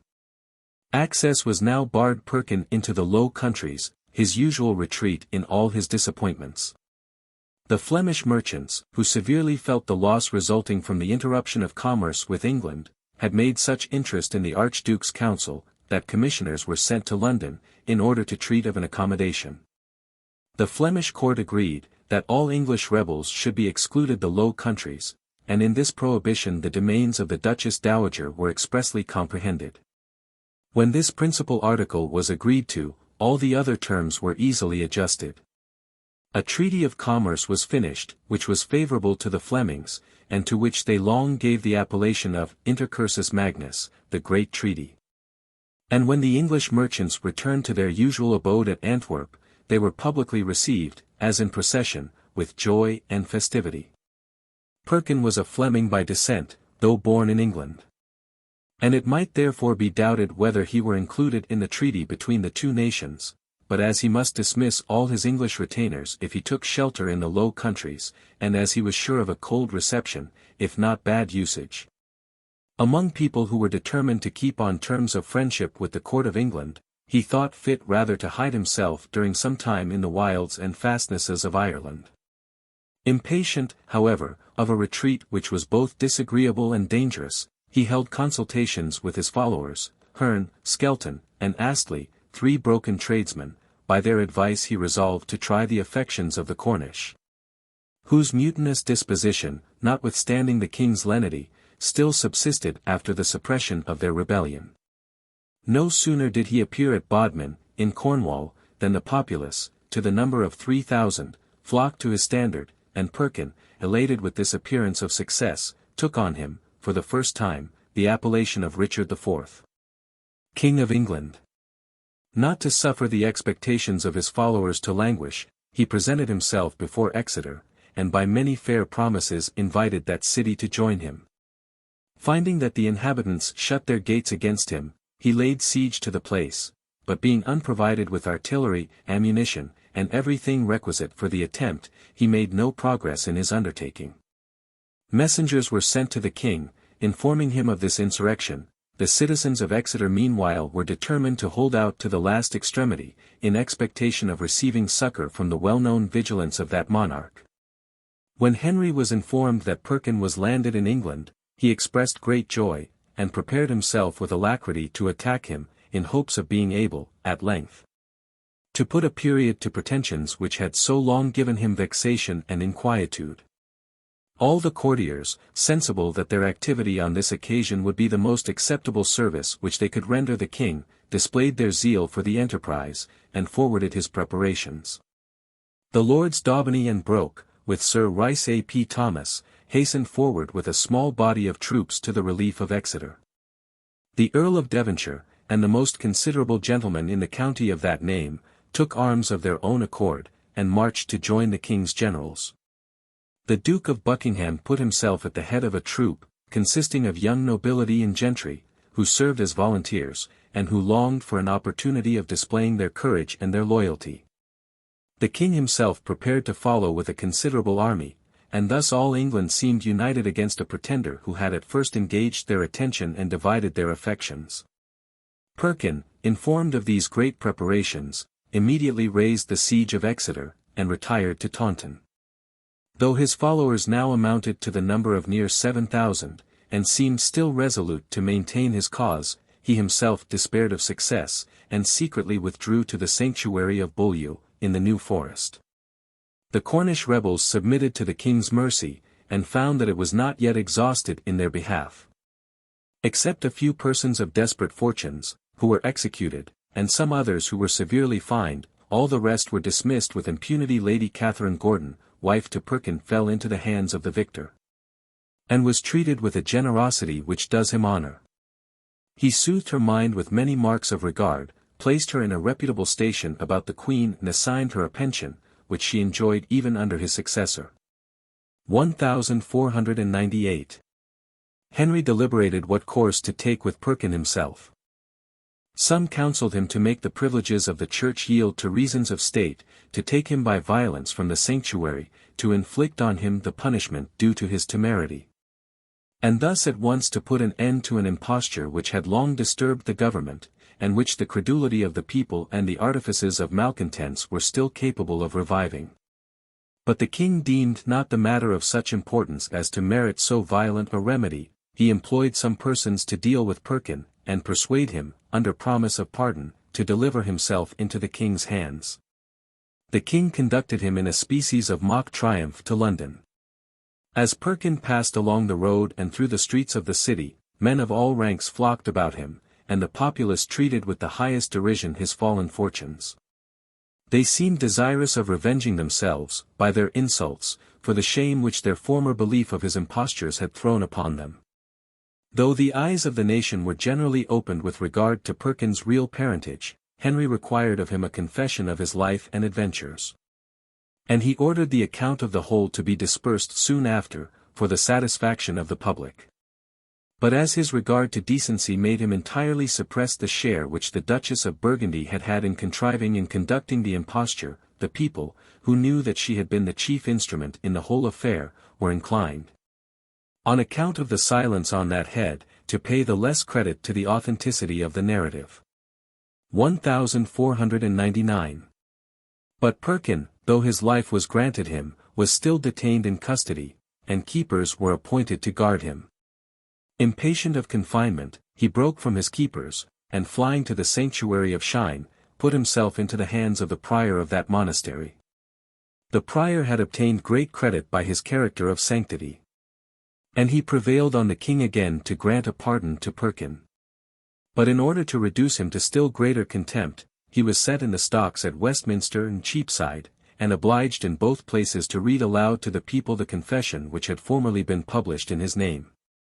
He was then confined to the Tower, where his habits of restless intrigue and enterprise followed him.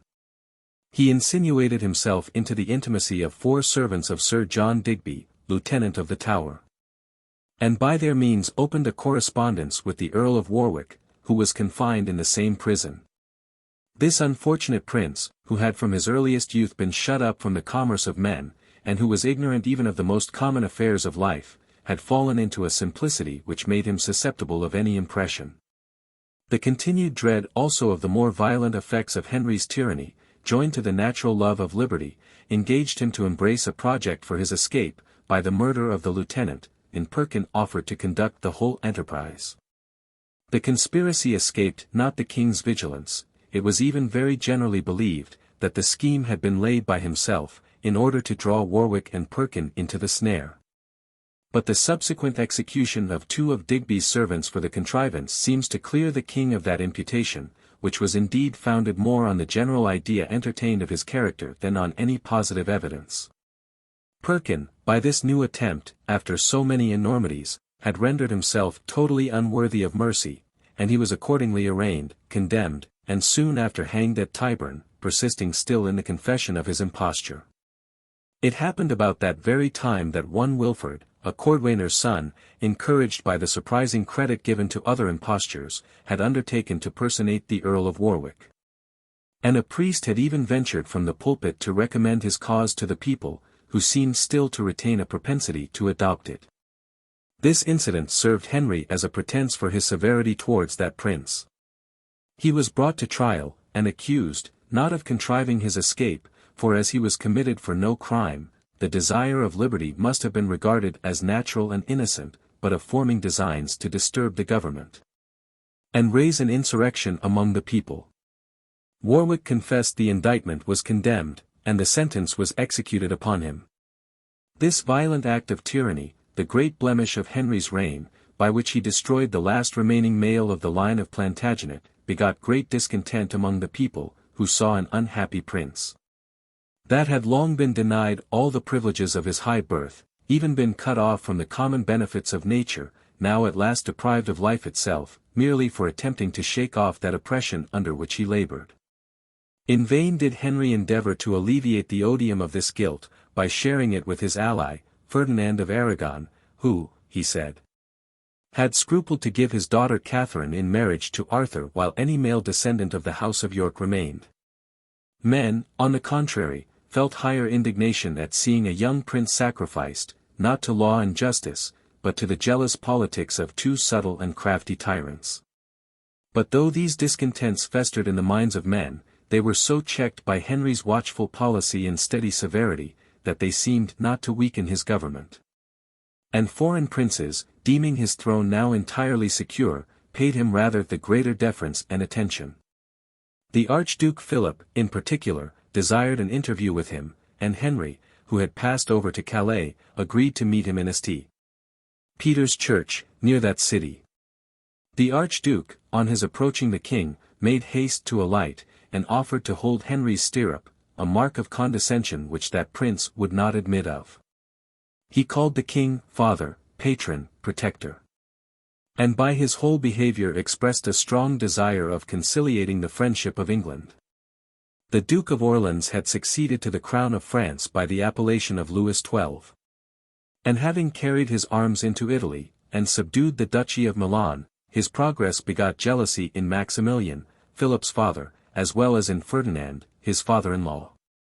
By the counsel, therefore, of these monarchs, the young prince endeavored by every art to acquire the amity of Henry, whom they regarded as the chief counterpoise to the greatness of France. No particular plan, however, of alliance seems to have been concerted between these two princes in their interview, all passed in general professions of affection and regard. At least, in remote projects of a closer union, by the future intermarriages of their children, who were then in a state of infancy. 1500. The Pope, too, Alexander VI. Neglected not the friendship of a monarch whose reputation was spread over Europe.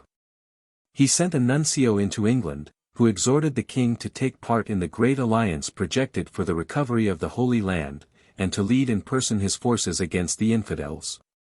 The general frenzy for crusades was now entirely exhausted in Europe, but it was still thought a necessary piece of decency to pretend zeal for those pious enterprises.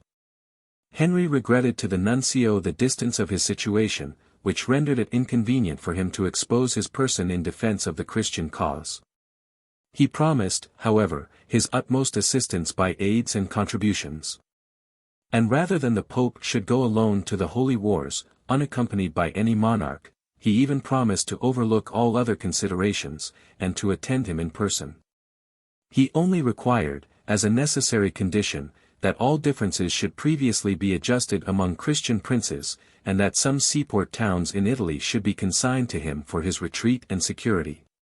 It was easy to conclude that Henry had determined not to intermeddle in any war against the Turk. But as a great name, without any real assistance, is sometimes of service, the Knights of Rhodes, who were at that time esteemed the bulwark of Christendom, chose the king protector of their order. But the prince whose alliance Henry valued the most was Ferdinand of Aragon, whose vigorous and steady policy, always attended with success, had rendered him in many respects the most considerable monarch in Europe. There was also a remarkable similarity of character between these two princes.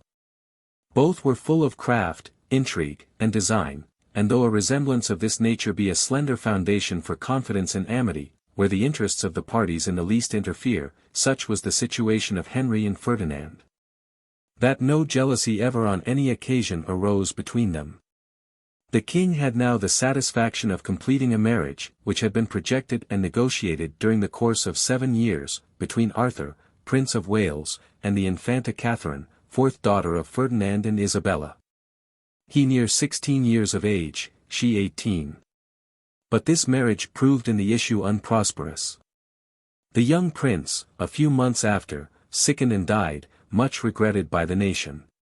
1502. Henry, desirous to continue his alliance with Spain, and also unwilling to restore Catherine's dowry, which was 200,000 ducats, obliged his second son, Henry, whom he created Prince of Wales, to be contracted to the Infanta. The prince made all the opposition of which a youth of 12 years of age was capable, but as the king persisted in his resolution, the espousals were at length, by means of the Pope's dispensation, contracted between the parties. An event which was afterwards attended with the most important consequences. The same year another marriage was celebrated, which was also, in the next age, productive of great events. The marriage of Margaret, the king's eldest daughter, with James, King of Scotland. This alliance had been negotiated during 3 years, though interrupted by several broils. And Henry hoped, from the completion of it, to remove all source of discord with that neighbouring kingdom, by whose animosity England had so often been infested. When this marriage was deliberated on in the English council, some objected, that England might, by means of that alliance, fall under the dominion of Scotland. No, replied Henry, Scotland, in that event, will only become an accession to England. 1503. Amidst these prosperous incidents, the king met with a domestic calamity, which made not such impression on him as it merited. His queen died in childbed, and the infant did not long survive her.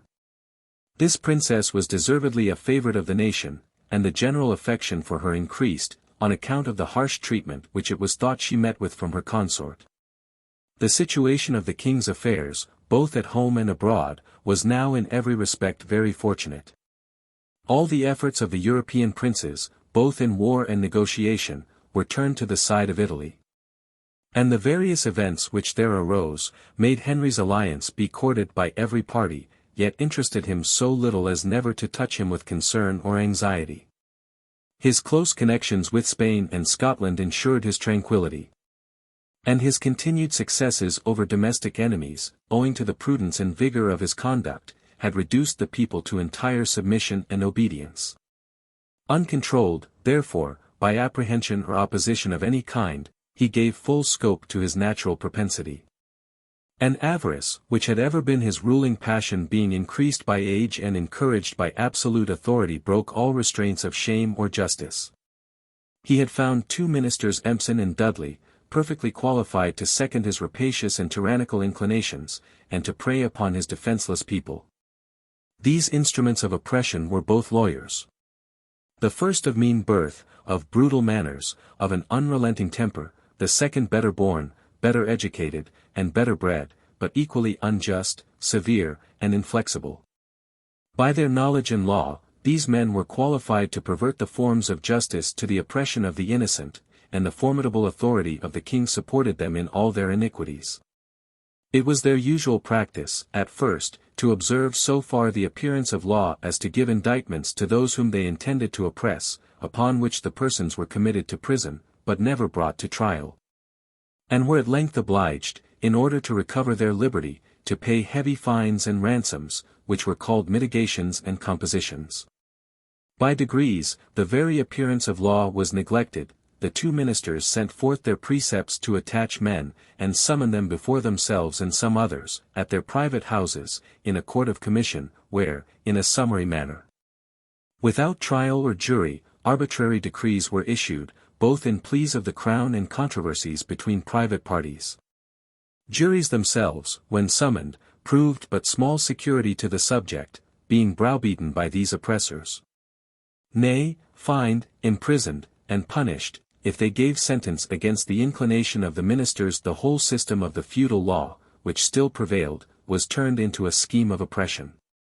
Even the king's wards, after they came of age, were not suffered to enter into possession of their lands without paying exorbitant fines.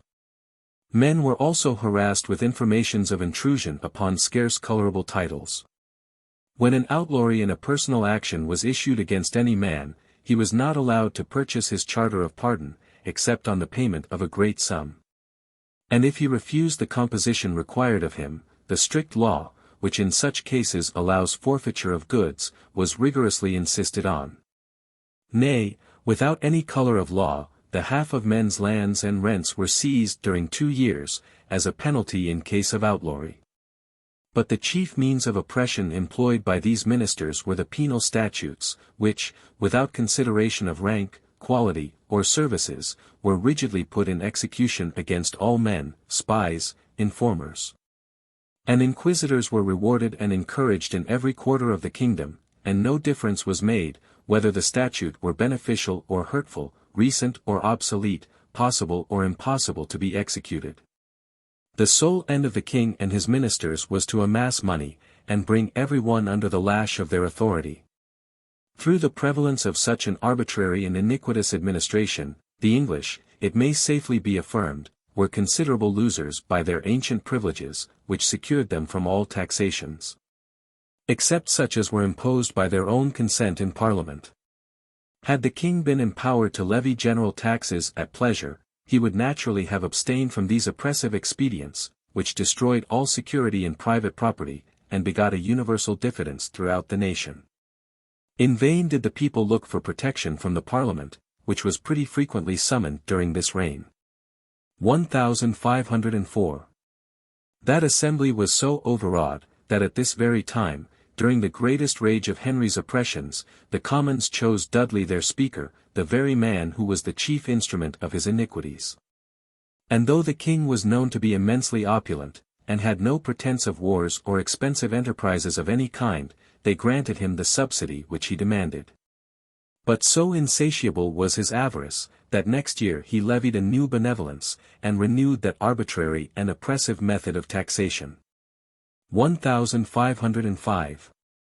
By all these arts of accumulation, joined to a rigid frugality in his expense, he so filled his coffers, that he is said to have possessed in ready money the sum of £1,800,000.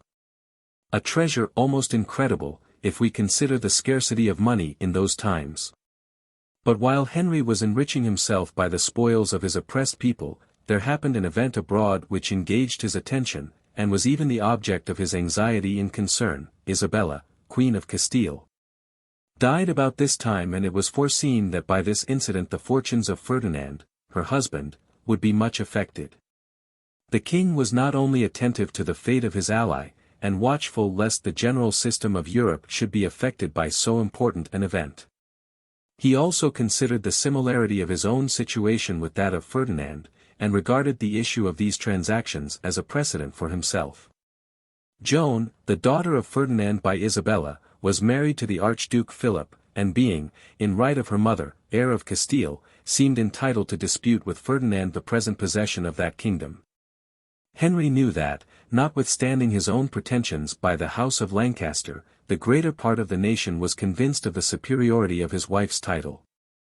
And he dreaded lest the Prince of Wales, who was daily advancing towards manhood, might be tempted by ambition to lay immediate claim to the crown. By his perpetual attention to depress the partisans of the York family, he had more closely united them into one party, and increased their desire of shaking off that yoke under which they had so long labored, and of taking every advantage which his oppressive government should give his enemies against him. And as he possessed no independent force like Ferdinand, and governed a kingdom more turbulent and unruly, which he himself by his narrow politics had confirmed in factious prejudices, he apprehended that his situation would prove in the issue still more precarious. Nothing at first could turn out more contrary to the king's wishes than the transactions in Spain.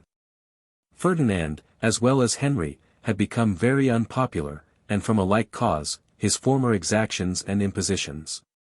And the states of Castile discovered an evident resolution of preferring the title of Philip and Joan. 1506.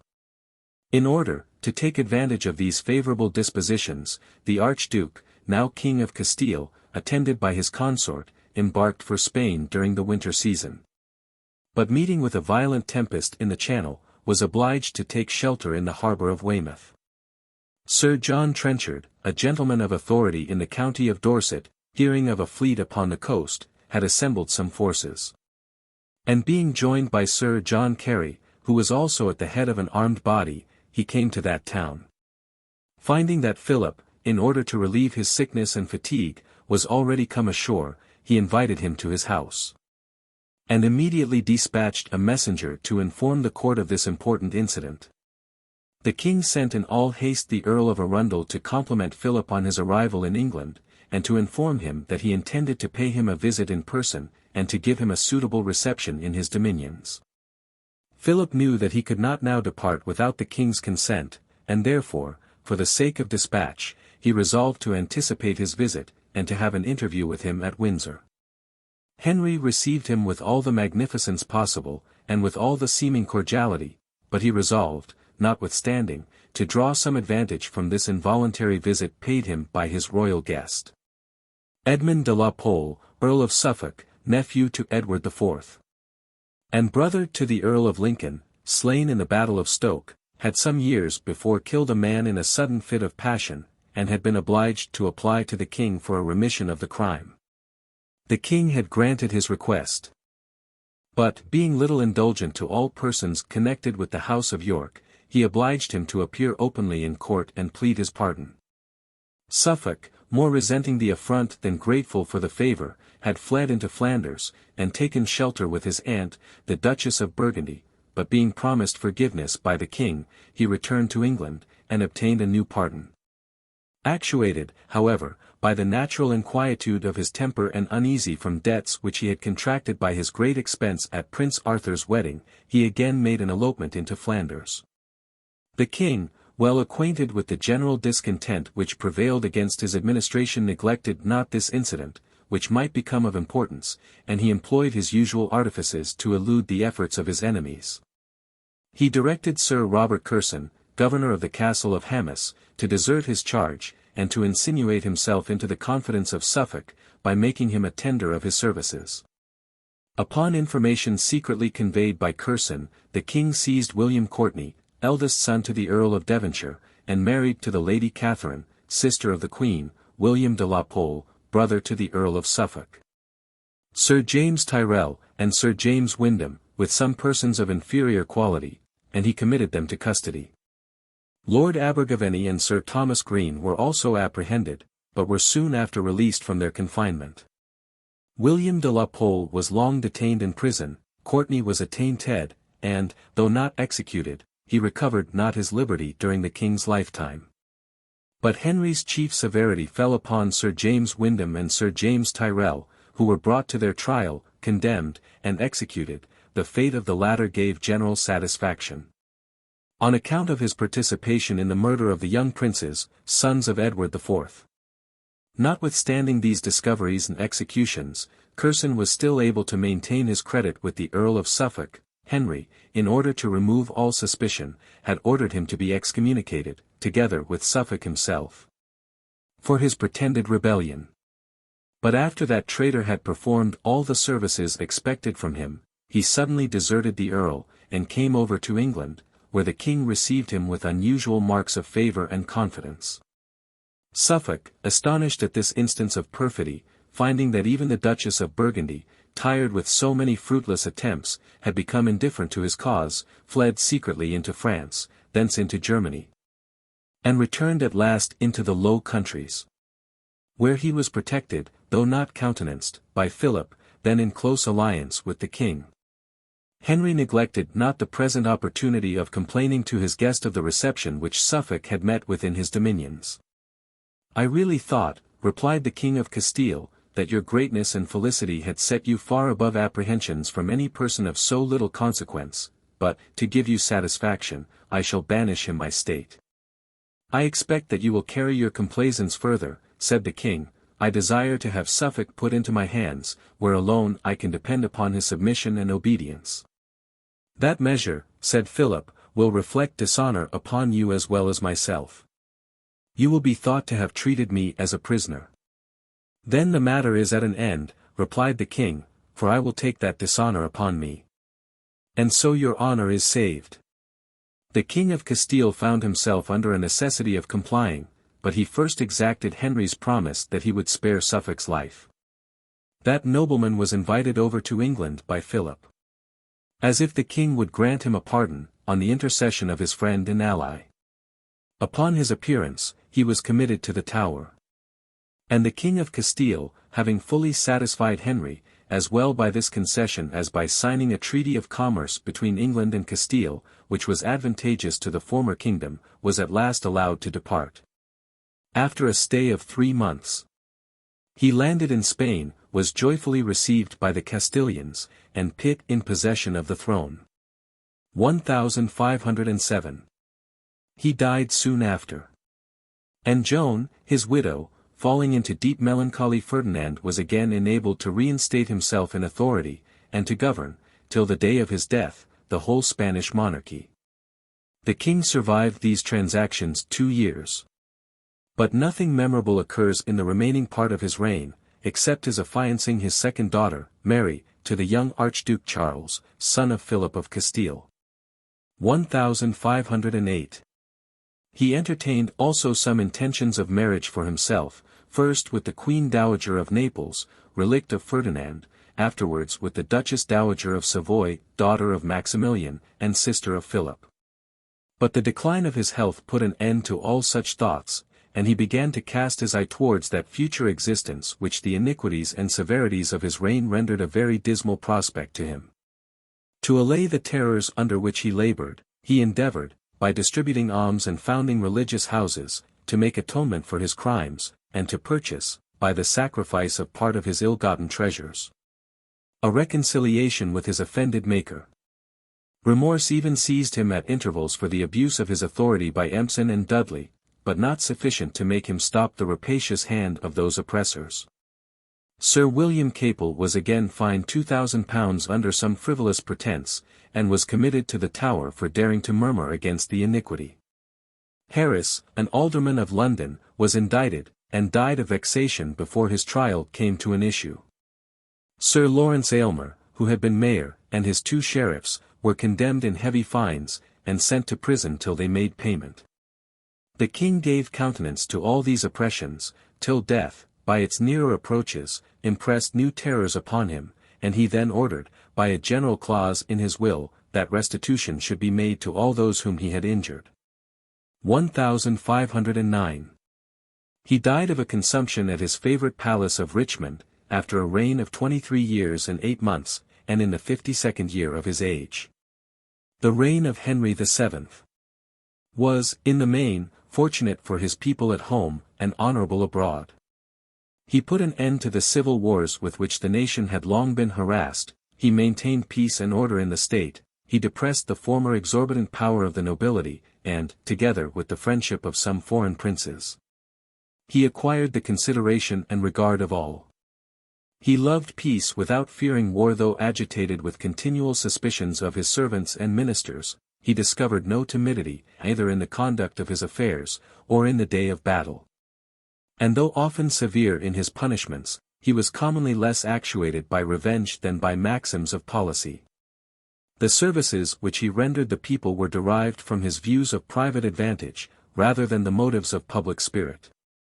And where he deviated from interested regards, it was unknown to himself, and ever from the malignant prejudices of faction, or the mean projects of avarice, not from the sallies of passion, or allurements of pleasure. Still less from the benign motives of friendship and generosity. His capacity was excellent, but somewhat contracted by the narrowness of his heart. He possessed insinuation and address, but never employed these talents, except where some great point of interest was to be gained. And while he neglected to conciliate the affections of his people, he often felt the danger of resting his authority on their fear and reverence alone. He was always extremely attentive to his affairs, but possessed not the faculty of seeing far into futurity, and was more expert at providing a remedy for his mistakes than judicious in avoiding them. Avarice was, on the whole, his ruling passion. And he remains an instance, almost singular, of a man placed a high station, and possessed of talents for great affairs, in whom that passion predominated above ambition. Even among private persons, avarice is commonly nothing but a species of ambition, and is chiefly incited by the prospect of that regard, distinction, and consideration, which attend on riches. The power of the kings of England had always been somewhat irregular or discretionary, but was scarcely ever so absolute during any former reign, at least after the establishment of the Great Charter, as during that of Henry. Besides the advantages derived from the personal character of the man, full of vigor, industry, and severity, deliberate in all projects, steady in every purpose, and attended with caution as well as good fortune in every enterprise.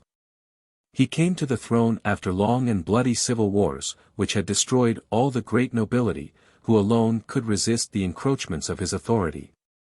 The people were tired with discord and intestine convulsions, and willing to submit to usurpations, and even to injuries, rather than plunge themselves anew into like miseries. The fruitless efforts made against him served always, as is usual, to confirm his authority, as he ruled by a faction, and the lesser faction, all those on whom he conferred offices, sensible that they owed everything to his protection, were willing to support his power, though at the expense of justice and national privileges. These seemed the chief causes which at this time bestowed on the crown so considerable an addition of prerogative, and rendered the present reign a kind of epoch in the English constitution. This prince, though he exalted his prerogative above law, is celebrated by his historian for many good laws, which he made be enacted for the government of his subjects. Several considerable regulations, indeed, are found among the statutes of this reign, both with regard to the police of the kingdom, and its commerce, but the former are generally contrived with much better judgment than the latter. The more simple ideas of order and equity are sufficient to guide a legislator in everything that regards the internal administration of justice, but the principles of commerce are much more complicated, and require long experience and deep reflection to be well understood in any state. The real consequence of a law or practice is there often contrary to first appearances. No wonder that during the reign of Henry VII, these matters were frequently mistaken. And it may safely be affirmed, that even in the age of Lord Bacon, very imperfect and erroneous ideas were formed on that subject. Laws were passed in this reign, ordaining the king's suit for murder to be carried on within a year and a day. Formerly it did not usually commence till after, and as the friends of the person murdered often in the interval compounded matters with the criminal, the crime frequently passed unpunished. Suits were given to the poor, in forma pauperis, as it is called, that is, without paying dues for the writs or any fees to the council, a good law at all times, especially in that age, when the people labored under the oppression of the great. But a law difficult to be carried into execution. A law was made against carrying off any woman by force, the benefit of clergy was abridged. And the criminal, on the first offence, was ordered to be burned in the hand with a letter denoting his crime, after which he was punished capitally for any new offence. Sheriffs were no longer allowed to fine any person, without previously summoning him before their court. It is strange that such a practice should ever have prevailed. Adeant of juries was granted in cases which exceeded £40 value. A law which has an appearance of equity, but which was afterwards found inconvenient. Actions popular were not allowed to be eluded by fraud or coven. If any servant of the king's conspired against the life of the steward, treasurer, or comptroller of the king's household, this design, though not followed by any overt act, was made liable to the punishment of felony. This statute was enacted for the security of Archbishop Morton, who found himself exposed to the enmity of great numbers. There scarcely passed any session during this reign without some statute against engaging retainers, and giving them badges or liveries.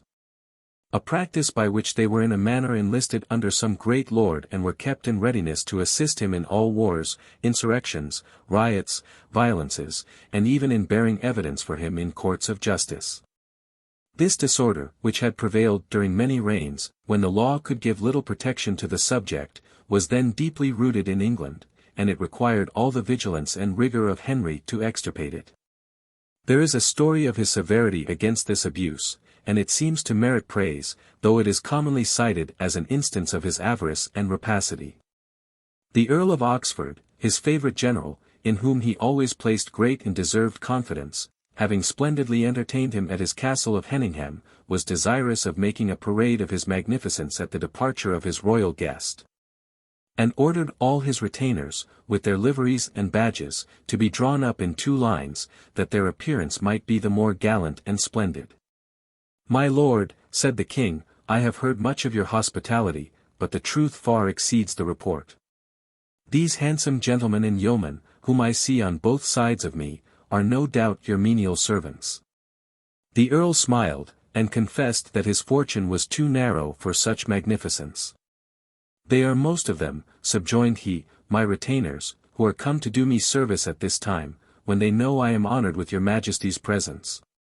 The king started a little, and said, "By my faith, my lord, I thank you for your good cheer, but I must not allow my laws to be broken in my sight.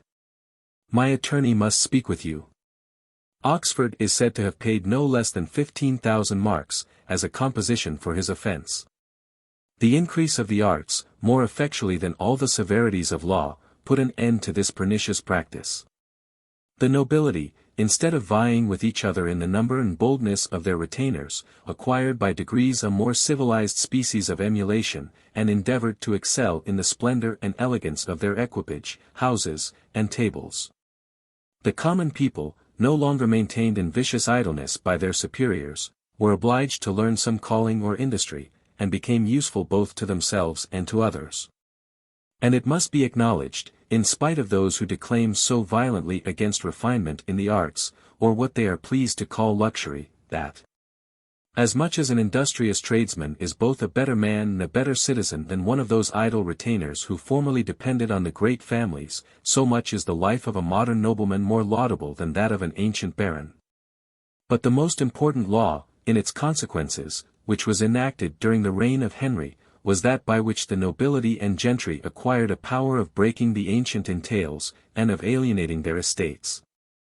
By means of this law, joined to the beginning luxury and refinements of the age, the great fortunes of the barons were gradually dissipated, and the property of the commons increased in England. It is probable that Henry foresaw and intended this consequence, because the constant scheme of his policy consisted in depressing the great, and exalting churchmen, lawyers, and men of new families, who were more dependent on him. This king's love of money naturally led him to encourage commerce, which increased his customs. But, if we may judge by most of the laws enacted during his reign, trade and industry were rather hurt than promoted by the care and attention given to them. Severe laws were made against taking interest for money, which was then denominated usury. Even the profits of exchange were prohibited, as savoring of usury, which the superstition of the age zealously proscribed. All evasive contracts, by which profits could be made from the loan of money, were also carefully guarded against.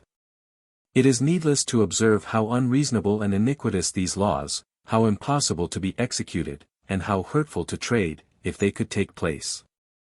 We may observe, however, to the praise of this king, that sometimes, in order to promote commerce, he lent to merchants sums of money without interest, when he knew that their stock was not sufficient for those enterprises which they had in view.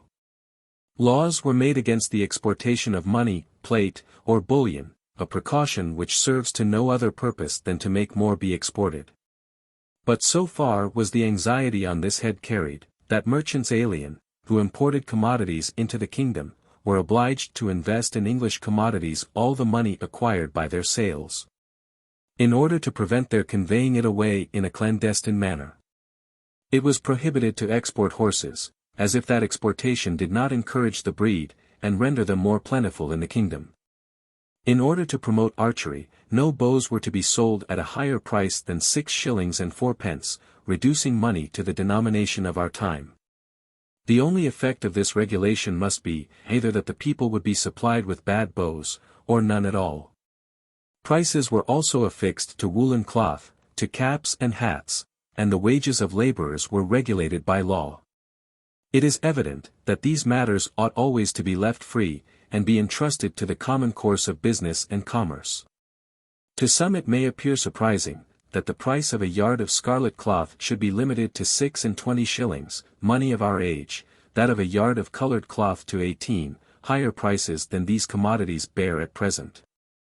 And that the wages of a tradesman, such as a mason, bricklayer, tiler, etc., should be regulated at near 10 pence a day, which is not much inferior to the present wages given in some parts of England. Labor and commodities have certainly risen since the discovery of the West Indies, but not so much in every particular as is generally imagined. The greater industry of the present times has increased the number of tradesmen and laborers, so as to keep wages nearer a par than could be expected from the great increase of gold and silver. And the additional art employed in the finer manufactures has even made some of these commodities fall below their former value. Not to mention, that merchants and dealers, being contented with less profit than formerly, afford the goods cheaper to their customers. It appears by a statute of this reign, that goods bought for 16 pence would sometimes be sold by the merchants for 3 shillings. The commodities whose price has chiefly risen, are butcher's meat, fowl, and fish, especially the latter, which cannot be much augmented in quantity by the increase of art and industry. The profession which then abounded most, and was sometimes embraced by persons of the lowest rank, was the church. By a clause of a statute, all clerks or students of the university were forbidden to beg, without a permission from the vice-chancellor. One great cause of the low state of industry during this period, was the restraints put upon it, and the Parliament, or rather the king, for he was the prime mover in everything, enlarged a little some of these limitations. But not to the degree that was requisite. A law had been enacted during the reign of Henry IV. That no man could bind his son or daughter to an apprenticeship, unless he were possessed of 20 shillings a year in land, and Henry VII. Because the decay of manufactures was complained of in Norwich from the want of hands, exempted that city from the penalties of the law. Afterwards the whole county of Norfolk obtained a like exemption with regard to some branches of the woolen manufacture. These absurd limitations proceeded from a desire of promoting husbandry, which, however, is never more effectually encouraged than by the increase of manufactures. For a like reason, the law enacted against enclosures, and for the keeping up of farm-houses scarcely deserves the high praises bestowed on it by Lord Bacon. If husbandmen understand agriculture, and have a ready vent for their commodities, we need not dread a diminution of the people employed in the country. All methods of supporting populousness, except by the interest of the proprietors, are violent and ineffectual. During a century and a half after this period, there was a frequent renewal of laws and edicts against depopulation. Whence we may infer, that none of them were ever executed. The natural course of improvement at last provided a remedy. One check to industry in England was the erecting of corporations, an abuse which is not yet entirely corrected. A law was enacted, that corporations should not pass any by-laws without the consent of 3 of the chief officers of state. They were prohibited from imposing tolls at the cities of Gloucester and Worcester had even imposed tolls on the Severn, which were abolished.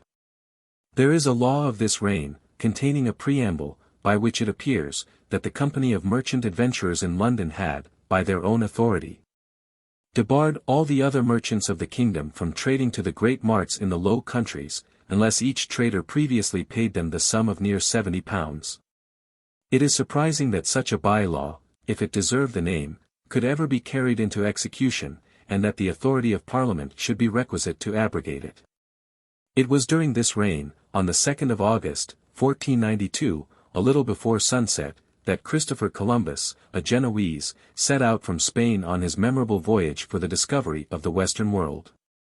And a few years after, Vasquez da Gama, a Portuguese, passed the Cape of Good Hope, and opened a new passage to the East Indies. These great events were attended with important consequences to all the nations of Europe, even to such as were not immediately concerned in those naval enterprises. The enlargement of commerce and navigation increased industry and the arts everywhere.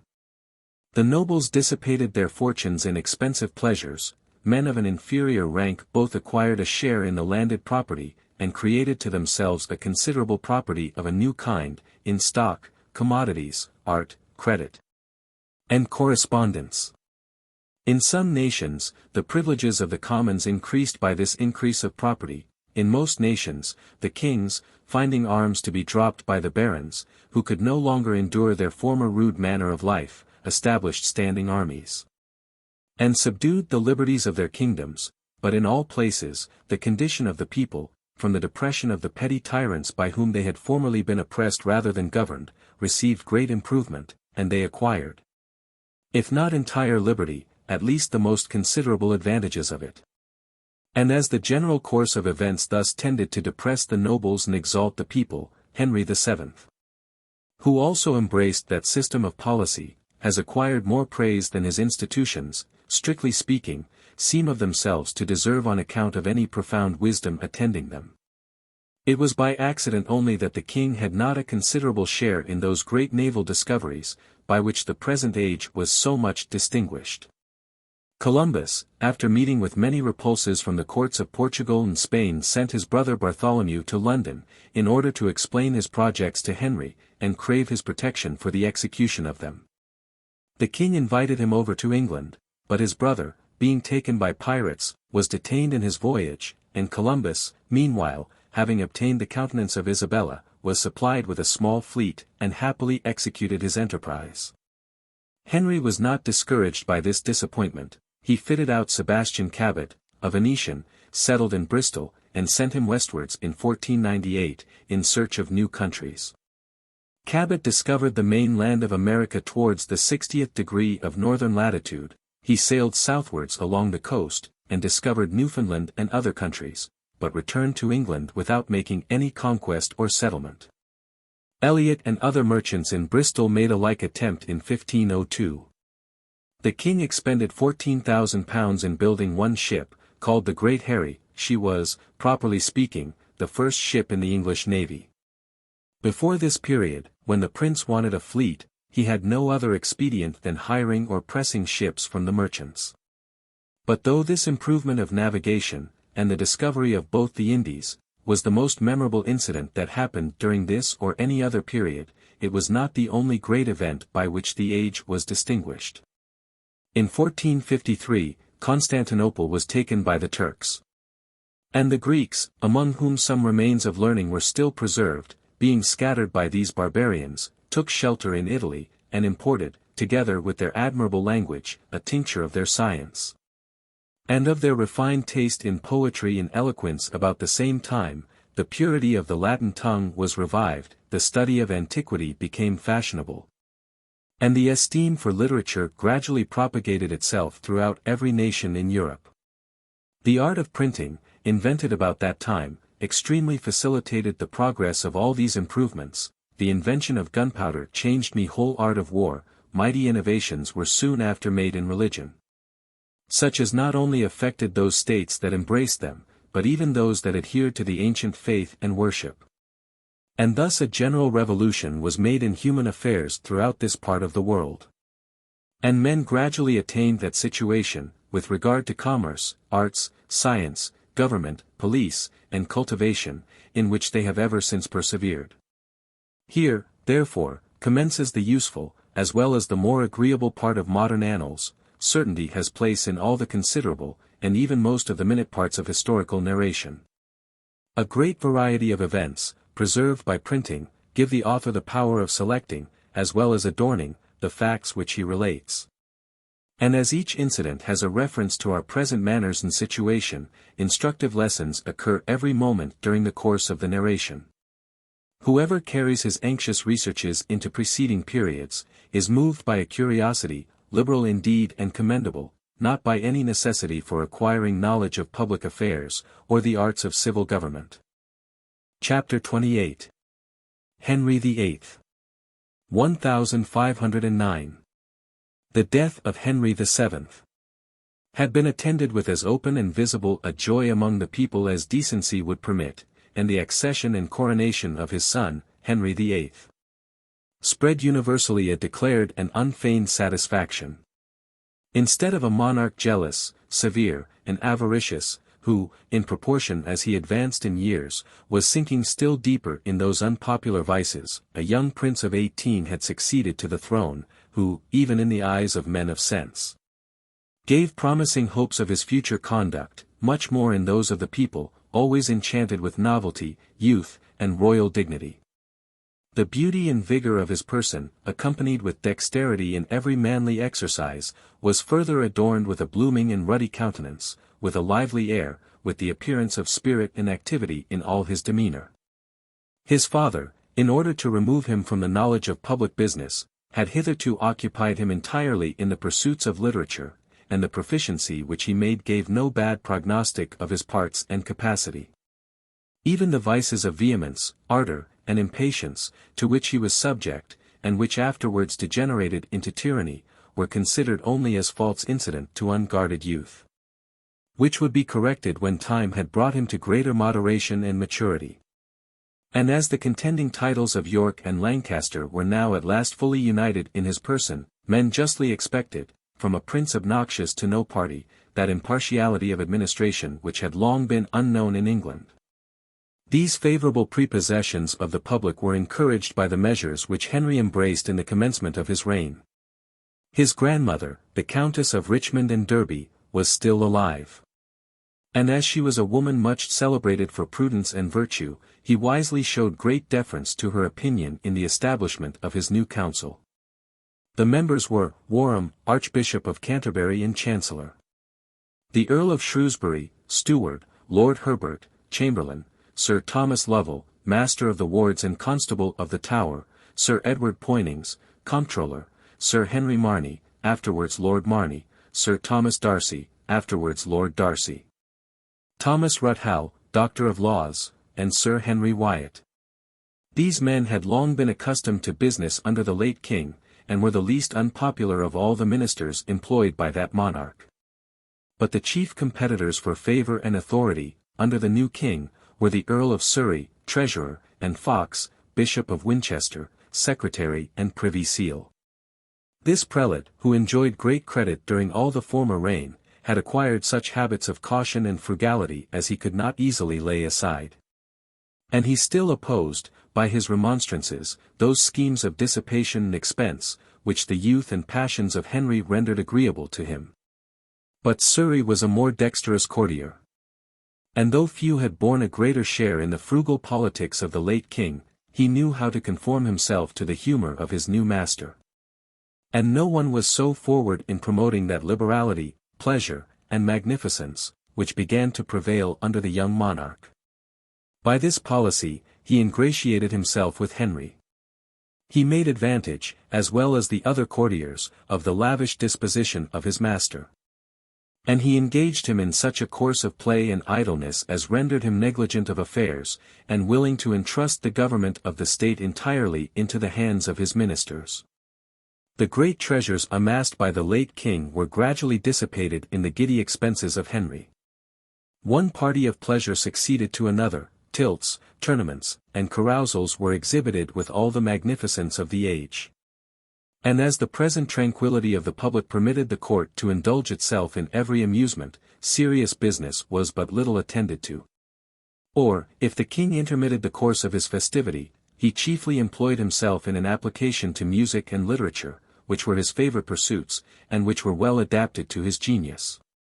He had made such proficiency in the former art, as even to compose some pieces of church music, which were sung in his chapel. He was initiated in the elegant learning of the ancients. And though he was so unfortunate as to be seduced into a study of the barren controversies of the schools, which were then fashionable, and had chosen Thomas Aquinas for his favourite author, he still discovered a capacity fitted for more useful and entertaining knowledge. The frank and careless humour of the king, as it led him to dissipate the treasures amassed by his father, rendered him negligent in protecting the instruments whom that prince had employed in his extortions. A proclamation being issued to encourage complaints, the rage of the people was let loose on all informers, who had so long exercised an unbounded tyranny over the nation. They were thrown into prison, condemned to the pillory. And most of them lost their lives by the violence of the populace. Empson and Dudley, who were most exposed to public hatred, were immediately summoned before the council, in order to answer for their conduct, which had rendered them so obnoxious. Empson made a shrewd apology for himself, as well as for his associate. He told the council, that so far from his being justly exposed to censure for his past conduct, his enemies themselves grounded their clamour on actions which seemed rather to merit reward and approbation, that a strict execution of law was the crime of which he and Dudley were accused. Though that law had been established by general consent, and though they had acted in obedience to the king, to whom the administration of justice was entrusted by the Constitution, that it belonged not to them, who were instruments in the hands of supreme power, to determine what laws were recent or obsolete, expedient or hurtful. Since they were all alike valid, so long as they remained unrepealed by the legislature, that it was natural for a licentious populace to murmur against the restraints of authority. But all wise states had ever made their glory consist in the just distribution of rewards and punishments, and had annexed the former to the observance and enforcement of the laws, the latter to their violation and infraction. And that a sudden overthrow of all government might be expected where the judges were committed to the mercy of the criminals, the rulers to that of the subjects. Notwithstanding this defence, Empson and Dudley were sent to the Tower, and soon after brought to their trial. The strict execution of laws, however obsolete, could never be imputed to them as a crime in a court of judicature. And it is likely that, even where they had exercised arbitrary power, the king, as they had acted by the secret commands of his father, was not willing that their conduct should undergo too severe a scrutiny. In order, therefore, to gratify the people with the punishment of these obnoxious ministers, crimes very improbable, or indeed absolutely impossible, were charged upon them, that they had entered into a conspiracy against the sovereign, and had intended, on the death of the late king, to have seized by force the administration of government. The jury were so far moved by popular prejudices, joined to court influence, as to give a verdict against them, which was afterwards confirmed by a bill of attainder in Parliament, and, at the earnest desire of the people, was executed by warrant from the king. Thus, in those arbitrary times, justice was equally violated, whether the king sought power and riches, or courted popularity. Henry, while he punished the instruments of past tyranny, had yet such a deference to former engagements as to deliberate, immediately after his accession, concerning the celebration of his marriage with the Infanta Catherine, to whom he had been affianced during his father's lifetime. Her former marriage with his brother, and the inequality of their years were the chief objections urged against his espousing her, but, on the other hand, the advantages of her known virtue, modesty, and sweetness of disposition were insisted on. The affection which she bore to the king, the large dowry to which she was entitled as Princess of Wales, the interest of cementing a close alliance with Spain, the necessity of finding some confederate to counterbalance the power of France, the expediency of fulfilling the engagements of the late king. When these considerations were weighed, they determined the council, though contrary to the opinion of the primate, to give Henry their advice for celebrating the marriage. The Countess of Richmond, who had concurred in the same sentiments with the council, died soon after the marriage of her grandson. The popularity of Henry's government, his undisputed title, his extensive authority, his large treasures, the tranquility of his subjects, were circumstances which rendered his domestic administration easy and prosperous. The situation of foreign affairs was no less happy and desirable. Italy continued still, as during the late reign, to be the center of all the wars and negotiations of the European princes, and Henry's alliance was courted by all parties, at the same time that he was not engaged by any immediate interest or necessity to take part with any. Louis XII. Of France, after his conquest of Milan, was the only great prince that possessed any territory in Italy. And could he have remained in tranquillity, he was enabled by his situation to prescribe laws to all the Italian princes and republics, and to hold the balance among them. But the desire of making a conquest of Naples, to which he had the same title or pretensions with his predecessor, still engaged him in new enterprises, and, as he foresaw opposition from Ferdinand, who was connected both by treaties and affinity with Frederick of Naples, he endeavored by the offers of interest, to which the ears of that monarch were ever open, to engage him in an opposite confederacy. He settled with him a plan for the partition of the kingdom of Naples, and the expulsion of Frederick. A plan which the politicians of that age regarded as the most egregious imprudence in the French monarch, and the greatest perfidy in the Spanish. Frederick, supported only by subjects who were either discontented with his government or indifferent about his fortunes, was unable to resist so powerful a confederacy, and was deprived of his dominions, but he had the satisfaction to see Naples immediately prove the source of contention among his enemies. Ferdinand gave secret orders to his general, Gonsalvo, whom the Spaniards honor with the appellation of the Great Captain, to attack the armies of France, and make himself master of all the dominions of Naples.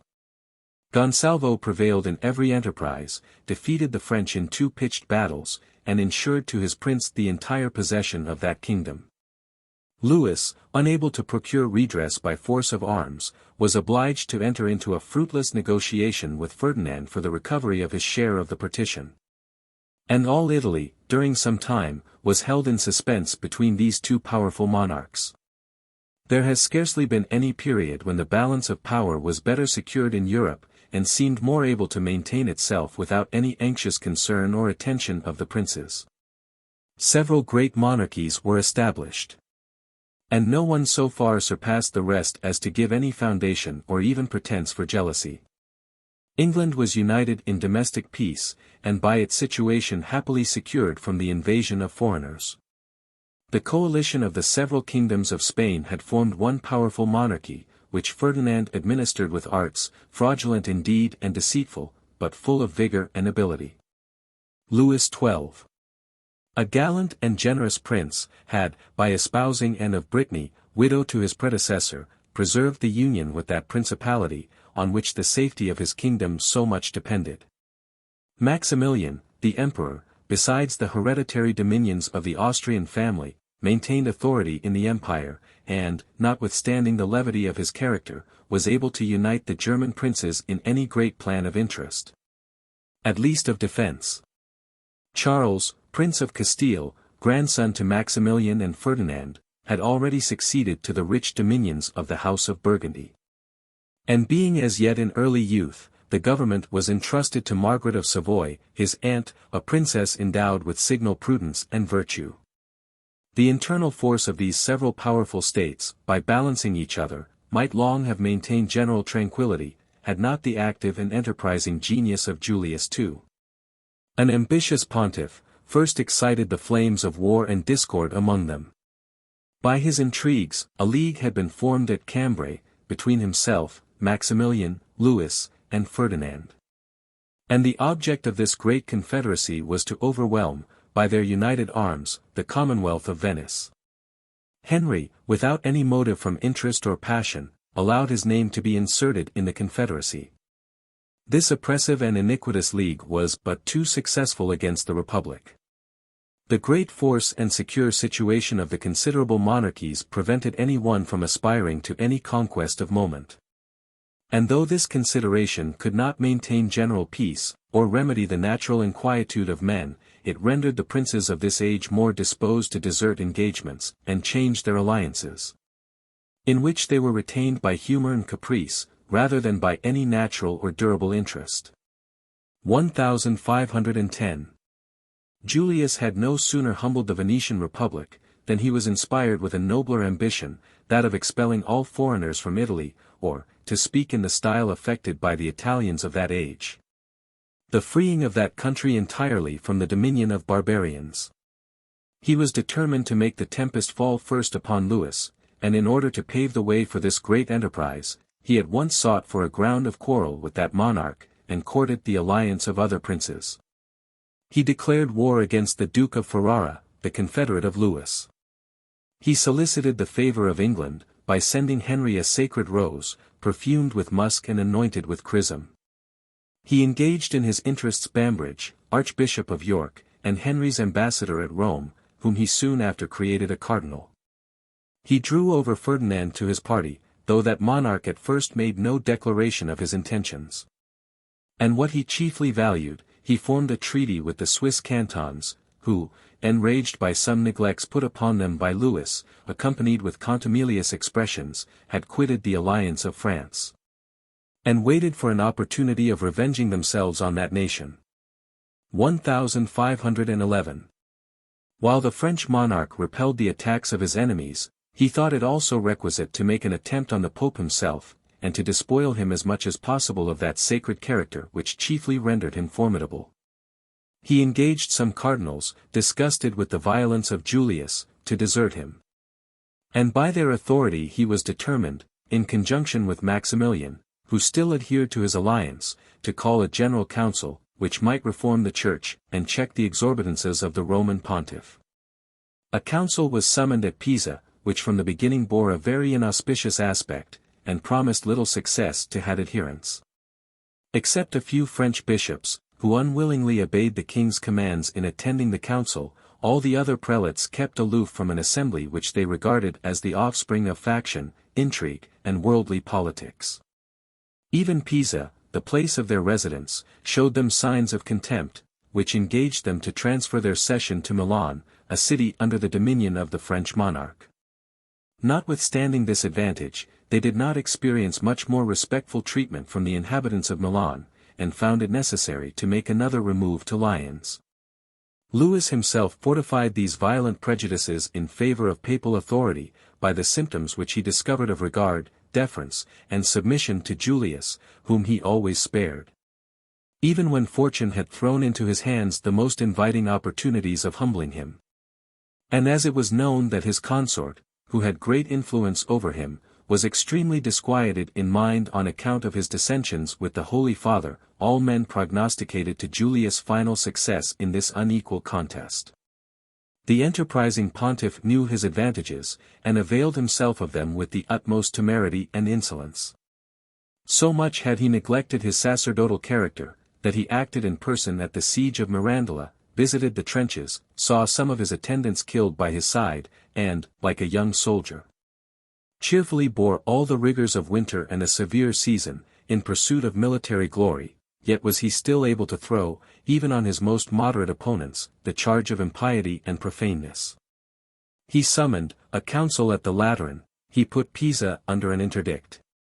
And all the places which gave shelter to the schismatical council, he excommunicated the cardinals and prelates who attended it, he even pointed his spiritual thunder against the princes who adhered to it, he freed their subjects from all oaths of allegiance, and gave their dominions to every one who could take possession of them.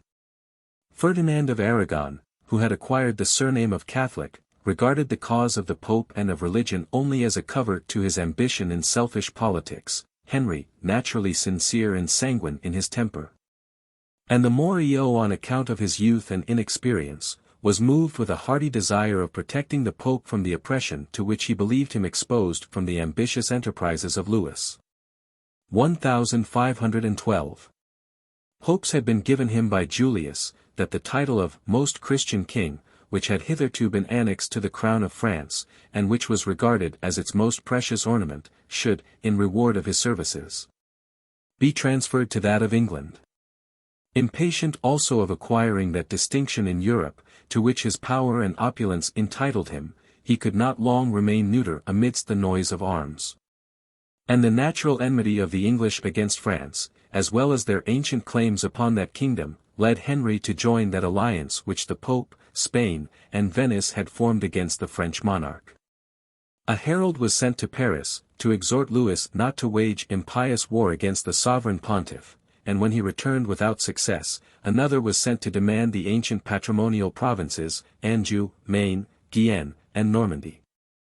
This message was understood to be a declaration of war, and a parliament, being summoned, readily granted supplies for a purpose so much favored by the English nation. Bonaviso, an agent of the Pope's at London, had been corrupted by the court of France, and had previously revealed to Louis all the measures which Henry was concerting against him. But this infidelity did the king inconsiderable prejudice, in comparison of the treachery which he experienced from the selfish purposes of the ally on whom he chiefly relied for assistance. Ferdinand, his father-in-law, had so long persevered in a course of crooked politics, that he began even to value himself on his dexterity in fraud and artifice, and he made a boast of those shameful successes. Being told one day, that Louis, a prince of a very different character, had complained of his having once cheated him, he lies, the drunkard, said he, I have cheated him above 20 times. This prince considered his close connections with Henry only as the means which enabled him the better to take advantage of his want of experience. He advised him not to invade France by the way of Calais, where he himself should not have it in his power to assist him. He exhorted him rather to send forces to Fontarabia, whence he could easily make a conquest of Guienne, a province in which it was imagined the English had still some adherents. He promised to assist this conquest by the junction of a Spanish army. And so forward did he seem to promote the interests of his son-in-law, that he even sent vessels to England, in order to transport over the forces which Henry had levied for that purpose. The Marquis of Dorset commanded this armament, which consisted of 10,000 men, mostly infantry. Lord Howard, son of the Earl of Surrey, Lord Broke, Lord Ferrars, and many others of the young gentry and nobility, accompanied him in this service. All were on fire to distinguish themselves by military achievements, and to make a conquest of importance for their master. The secret purpose of Ferdinand, in this unexampled generosity, was suspected by nobody. The small kingdom of Navarre lies on the frontiers between France and Spain. And as John d'Albert, the sovereign, was connected by friendship and alliance with Louis, the opportunity seemed favorable to Ferdinand, while the English forces were conjoined with his own. And while all adherents to the Council of Pisa lay under the sentence of excommunication, to put himself in possession of these dominions.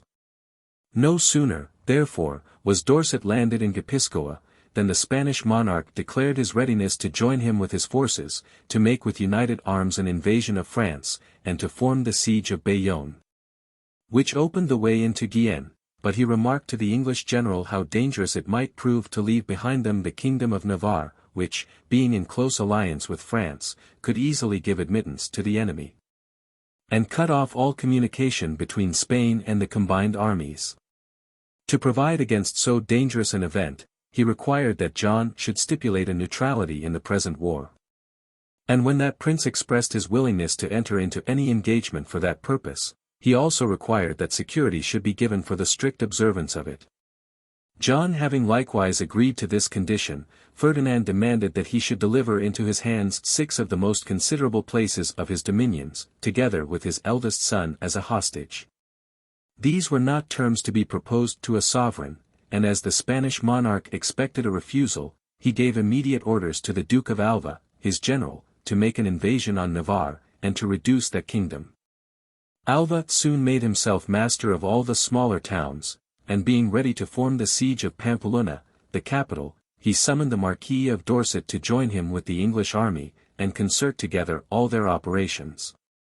Dorset began to suspect that the interests of his master were very little regarded in all these transactions, and having no orders to invade the kingdom of Navarre, or make war anywhere but in France, he refused to take any part in the enterprise. He remained therefore in his quarters at Fontarabia. But so subtle was the contrivance of Ferdinand, that even while the English army lay in that situation, it was almost equally serviceable to his purpose, as if it had acted in conjunction with his own. It kept the French army in awe, and prevented it from advancing to succor the kingdom of Navarre, so that Alva, having full leisure to conduct the siege, made himself master of Pamplona, and obliged John to seek for shelter in France. The Spanish general applied again to Dorset, and proposed to conduct with united counsels the operations of the Holy League, so it was called, against Louis, but as he still declined forming the siege of Bayonne, and rather insisted on the invasion of the Principality of Béarn, a part of the King of Navarre's dominions which lies on the French side of the Pyrenees, Dorset, justly suspicious of his sinister intentions, represented that, without new orders from his master, he could not concur in such an undertaking. In order to procure these orders, Ferdinand dispatched Martin de Ampios to London, and persuaded Henry that, by the refractory and scrupulous humour of the English general, the most favourable opportunities were lost, and that it was necessary he should on all occasions act in concert with the Spanish commander, who was best acquainted with the situation of the country, and the reasons of every operation. But before orders to this purpose reached Spain, Dorset had become extremely impatient. And observing that his further stay served not to promote the main undertaking, and that his army was daily perishing by want and sickness, he demanded shipping from Ferdinand to transport them back into England. Ferdinand, who was bound by treaty to furnish him with this supply whenever demanded, was at length, after many delays, obliged to yield to his importunity, and Dorset, embarking his troops, prepared himself for the voyage. Meanwhile the messenger arrived with orders from Henry, that the troops should remain in Spain. But the soldiers were so discontented with the treatment which they had met with, that they mutinied, and obliged their commanders to set sail for England. Henry was much displeased with the ill success of this enterprise. And it was with difficulty that Dorset, by explaining the fraudulent conduct of Ferdinand, was at last able to appease him. There happened this summer an action at sea, which brought not any more decisive advantage to the English. Sir Thomas Knevet, master of horse, was sent to the coast of Brittany with a fleet of 45 sail. And he carried with him Sir Charles Brandon, Sir John Carew, and many other young courtiers, who longed for an opportunity of displaying their valour. After they had committed some depredations, a French fleet of 39 sail issued from Brest, under the command of Primauget, and began an engagement with the English. Fire seized the ship of Primauget, who, finding his destruction inevitable, bore down upon the vessel of the English admiral, and grappling with her, resolved to make her share his fate. Both fleets stood some time in suspense, as spectators of this dreadful engagement. And all men saw with horror the flames which consumed both vessels, and heard the cries of fury and despair which came from the miserable combatants. At last the French vessel blew up, and at the same time destroyed the English. The rest of the French fleet made their escape into different harbors. The war which England waged against France, though it brought no advantage to the former kingdom, was of great prejudice to the latter. And by obliging Louis to withdraw his forces for the defence of his own dominions, lost him that superiority which his arms in the beginning of the campaign had attained in Italy. Gaston de Foix, his nephew, a young hero, had been entrusted with the command of the French forces, and in a few months performed such feats of military art and prowess, as were sufficient to render illustrious the life of the oldest captain. His career finished with the great battle of Ravenna, which, after the most obstinate conflict, he gained over the Spanish and Papal armies. He perished the very moment his victory was complete. And with him perished the fortune of the French arms in Italy. The Swiss, who had rendered themselves extremely formidable by their bands of disciplined infantry, invaded the Milanese with a numerous army, and raised up that inconstant people to a revolt against the dominion of France. Genoa followed the example of the duchy, and thus Louis in a few weeks entirely lost his Italian conquests, except some garrisons, and Maximilian Sforza, the son of Ludovic, was reinstated in possession of Milan. 1513. Julius discovered extreme joy on the discomfiture of the French, and the more so as he had been beholden for it to the Swiss, a people whose counsels he hoped he should always be able to influence and govern.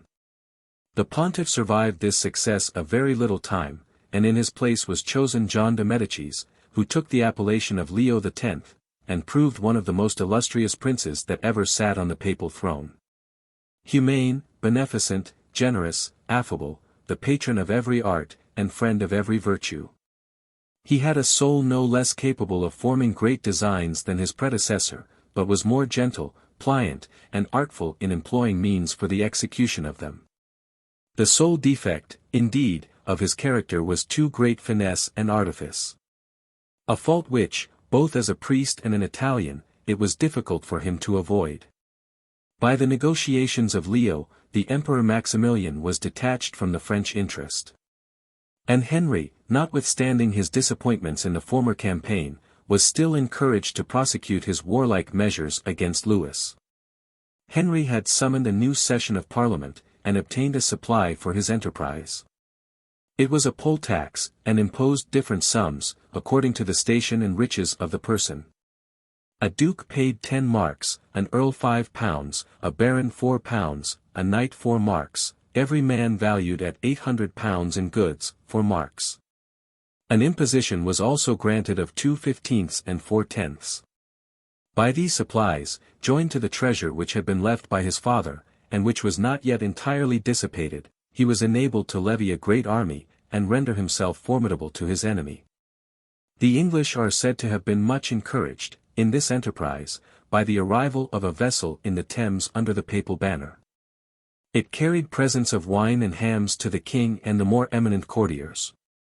And such fond devotion was at that time entertained towards the court of Rome, that these trivial presents were everywhere received with the greatest triumph and exultation.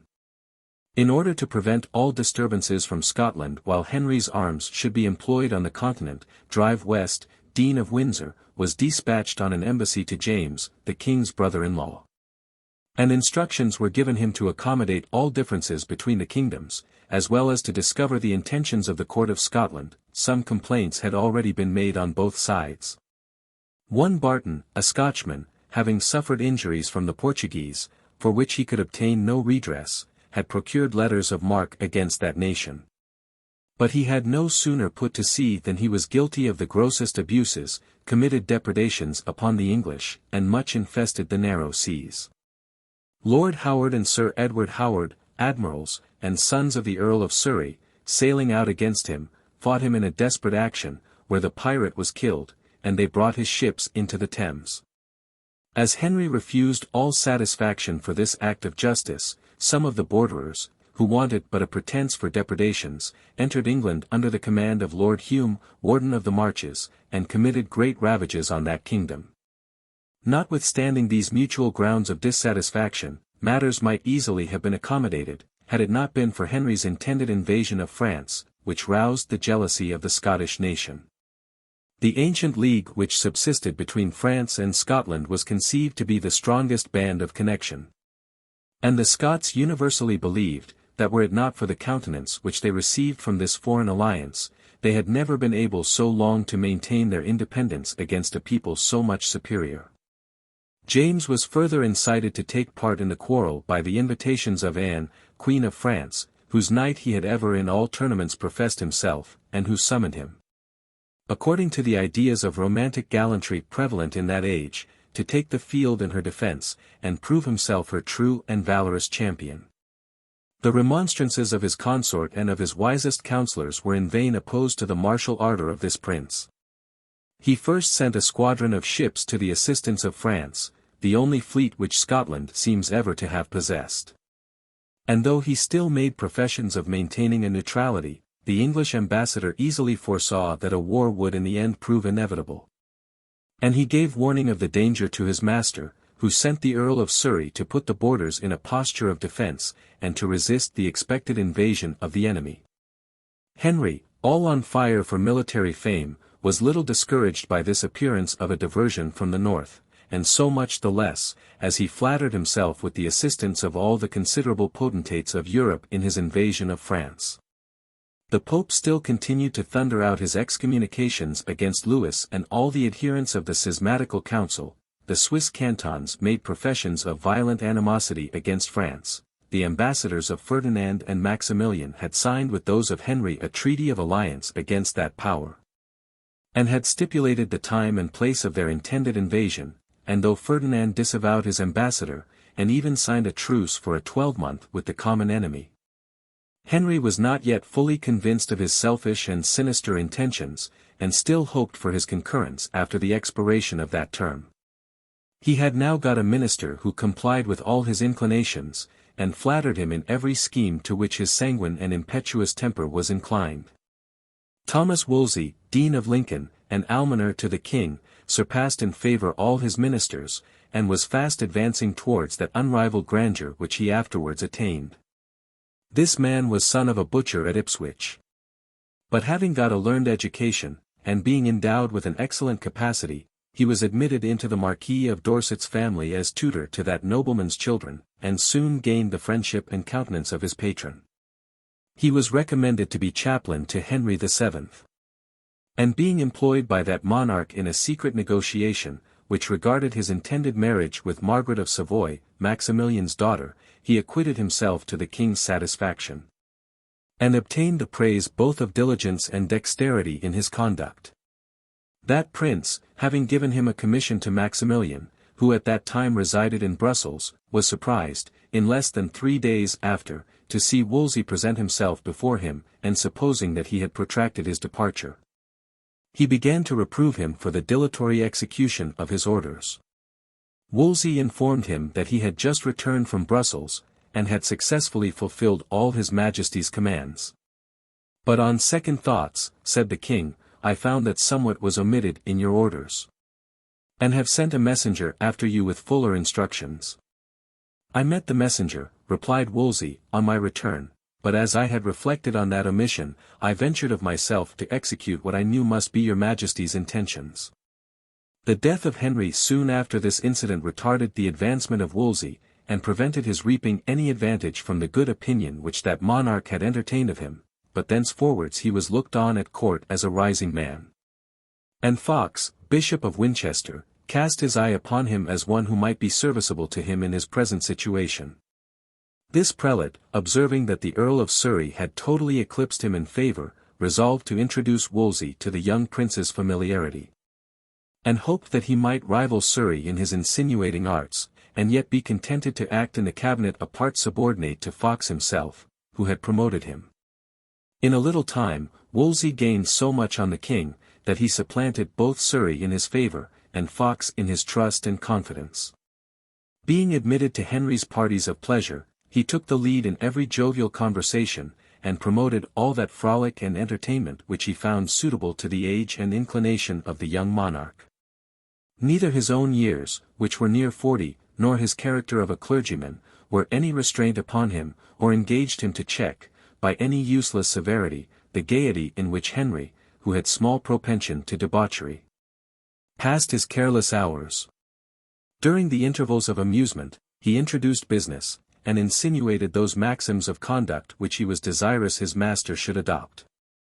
He observed to him that while he entrusted his affairs into the hands of his father's counsellors, he had the advantage indeed of employing men of wisdom and experience, but men who owed not their promotion to his favour, and who scarcely thought themselves accountable to him for the exercise of their authority, that by the factions, and cabals, and jealousies which had long prevailed among them, they more obstructed the advancement of his affairs than they promoted it by the knowledge which age and practice had conferred upon them, that while he thought proper to pass his time in those pleasures to which his age and royal fortune invited him, and in those studies which would in time enable him to sway the sceptre with absolute authority, his best system of government would be, to entrust his authority into the hands of some one person who was the creature of his will, and who could entertain no view but that of promoting his service, and that if this minister had also the same relish for pleasure with himself, and the same taste for science, he could more easily,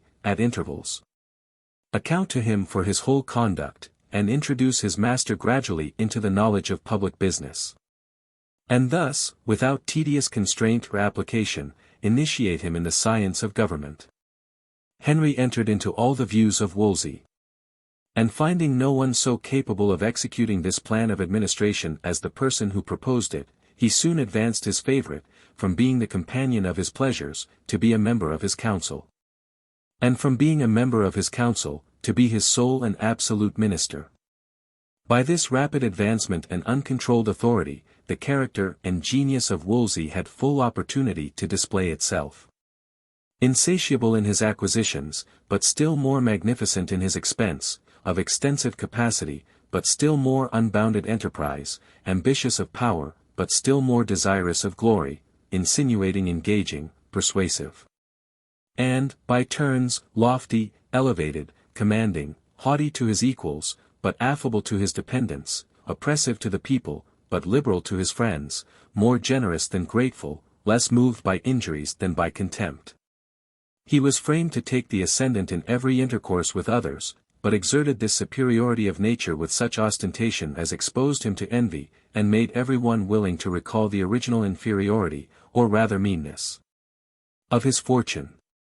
The branch of administration in which Henry most exerted himself, while he gave his entire confidence to Wolsey, was the military, which, as it suited the natural gallantry and bravery of his temper, as well as the ardour of his youth, was the principal object of his attention. Finding that Louis had made great preparations both by sea and land to resist him, he was no less careful to levy a formidable army and equip a considerable fleet for the invasion of France. The command of the fleet was entrusted to Sir Edward Howard, who, after scouring the Channel for some time, presented himself before Brest, where the French navy then lay, and he challenged them to a combat. The French admiral, who expected from the Mediterranean a reinforcement of some galleys under the command of President de Bidoux, kept within the harbour, and saw with patience the English burn and destroy the country in the neighbourhood. At last President arrived with 6 galleys, and put into Conquet, a place within a few leagues of Brest, where he secured himself behind some batteries, which he had planted on rocks that lay on each side of him. Howard was, notwithstanding, determined to make an attack upon him, and as he had but 2 galleys, he took himself the command of one, and gave the other to Lord Ferrars. He was followed by some robarges and some crayers under the command of Sir Thomas Cheney, Sir William Sidney, and other officers of distinction. He immediately fastened on President's ship, and leaped on board of her, attended by 1 Carras, a Spanish cavalier, and 17 Englishmen. The cable, meanwhile, which fastened his ship to that of the enemy, being cut, the admiral was thus left in the hands of the French, and as he still continued the combat with great gallantry, he was pushed overboard by their pikes. Lord Ferrars, seeing the admiral's galley fall off, followed with the other small vessels, and the whole fleet was so discouraged by the loss of their commander, that they retired from before Brest. The French navy came out of harbour, and even ventured to invade the coast of Sussex. They were repulsed, and Pregent, their commander, lost an eye by the shot of an arrow. Lord Howard, brother to the deceased admiral, succeeded to the command of the English fleet, and little memorable passed at sea during this summer. Great preparations had been making at land, during the whole winter, for an invasion on France by the way of Calais, but the summer was well advanced before everything was in sufficient readiness for the intended enterprise. The long peace which the kingdom had enjoyed had somewhat unfitted the English for military expeditions. And the great change which had lately been introduced in the art of war, had rendered it still more difficult to inure them to the use of the weapons now employed in action. The Swiss, and after them the Spaniards, had shown the advantage of a stable infantry, who fought with pike and sword, and were able to repulse even the heavy-armed cavalry, in which the great force of the armies formerly consisted. The practice of firearms was become common. Though the caliver, which was the weapon now in use, was so inconvenient, and attended with so many disadvantages, that it had not entirely discredited the bow, a weapon in which the English excelled all European nations. A considerable part of the forces which Henry levied for the invasion of France consisted of archers. And as soon as affairs were in readiness, the vanguard of the army, amounting to 8,000 men, under the command of the Earl of Shrewsbury, sailed over to Calais. Shrewsbury was accompanied by the Earl of Derby, the Lords Fitzwater, Hastings, Cobham, and Sir Rice A. P. Thomas, captain of the light horse. Another body of 6,000 men soon after followed under the command of Lord Herbert the Chamberlain, attended by the Earls of Northumberland and Kent, the Lords Audley and Delaware, together with Carew, Curson, and other gentlemen. The king himself prepared to follow with the main body in rear of the army, and he appointed the Queen Regent of the kingdom during his absence. That he might secure her administration from all disturbance, he ordered Edmund de la Pole, Earl of Suffolk, to be beheaded in the Tower, the nobleman who had been attainted and imprisoned during the late reign. Henry was led to commit this act of violence by the dying commands, as is imagined, of his father, who told him that he never would be free from danger while a man of so turbulent a disposition as Suffolk was alive. And as Richard de la Pole, brother of Suffolk, had accepted of a command in the French service, and foolishly attempted to revive the York faction, and to instigate them against the present government. He probably by that means drew more suddenly the king's vengeance on this unhappy nobleman. At last, Henry, attended by the Duke of Buckingham and many others of the nobility, arrived at Calais, and entered upon his French expedition, from which he fondly expected so much success and glory. Of all those allies on whose assistance he relied, the Swiss alone fully performed their engagements. Being put in motion by a sum of money sent them by Henry, and incited by their victories obtained in Italy and by their animosity against France, they were preparing to enter that kingdom with an army of 25,000 men. And no equal force could be opposed to their incursion. Maximilian had received an advance of 120,000 crowns from Henry, and had promised to reinforce the Swiss with 8,000 men, but failed in his engagements. That he might make atonement to the king, he himself appeared in the Low Countries, and joined the English army with some German and Flemish soldiers, who were useful in giving an example of discipline to Henry's new-levied forces. Observing the disposition of the English monarch to be more bent on glory than on interest, he enlisted himself in his service, wore the cross of St. George, and received pay, 100 crowns a day, as one of his subjects and captains. But while he exhibited this extraordinary spectacle, of an emperor of Germany serving under a king of England, he was treated with the highest respect by Henry, and really directed all the operations of the English army. Before the arrival of Henry and Maximilian in the camp, the Earl of Shrewsbury and Lord Herbert had formed the siege of Terouanne, a town situated on the frontiers of Picardy, and they began to attack the place with vigor. Teligny and Creaky commanded in the town, and had a garrison not exceeding 2,000 men, yet made they such stout resistance as protracted the siege a month. And they at last found themselves more in danger from want of provisions and ammunition than from the assaults of the besiegers. Having conveyed intelligence of their situation to Louis, who had advanced to Amiens with his army, that prince gave orders to throw relief into the place. Fontrailles appeared at the head of 800 horsemen, each of whom carried a sack of gunpowder behind him, and 2 quarters of bacon. With this small force he made a sudden and unexpected eruption into the English camp, and, surmounting all resistance, advanced to the fosse of the town, where each horseman threw down his burden. They immediately returned at the gallop, and were so fortunate as again to break through the English and to suffer little or no loss in this dangerous attempt. But the English had, soon after, full revenge for the insult. Henry had received intelligence of the approach of the French horse, who had advanced to protect another incursion of Fontrailles, and he ordered some troops to pass the Lys, in order to oppose them. The cavalry of France, though they consisted chiefly of gentlemen, who had behaved with great gallantry in many desperate actions in Italy, were, on sight of the enemy, seized with so unaccountable a panic, that they immediately took to flight, and were pursued by the English. The Duke of Longueville, who commanded the French, Bussy d'Amboise, Clermont, Imbercourt, the Chevalier Bayard, and many other officers of distinction were made prisoners. This action, or rather rout, is sometimes called the Battle of Guénégates, from the place where it was fought, but more commonly the Battle of Spurs, because the French that day made more use of their spurs than of their swords or military weapons. After so considerable an advantage, the king, who was at the head of a complete army of above 50,000 men, might have made incursions to the gates of Paris, and spread confusion and desolation everywhere. It gave Louis great joy when he heard that the English, instead of pushing their victory, and attacking the dismayed troops of France, returned to the siege of so inconsiderable a place as Terouanne. The governors were obliged soon after to capitulate.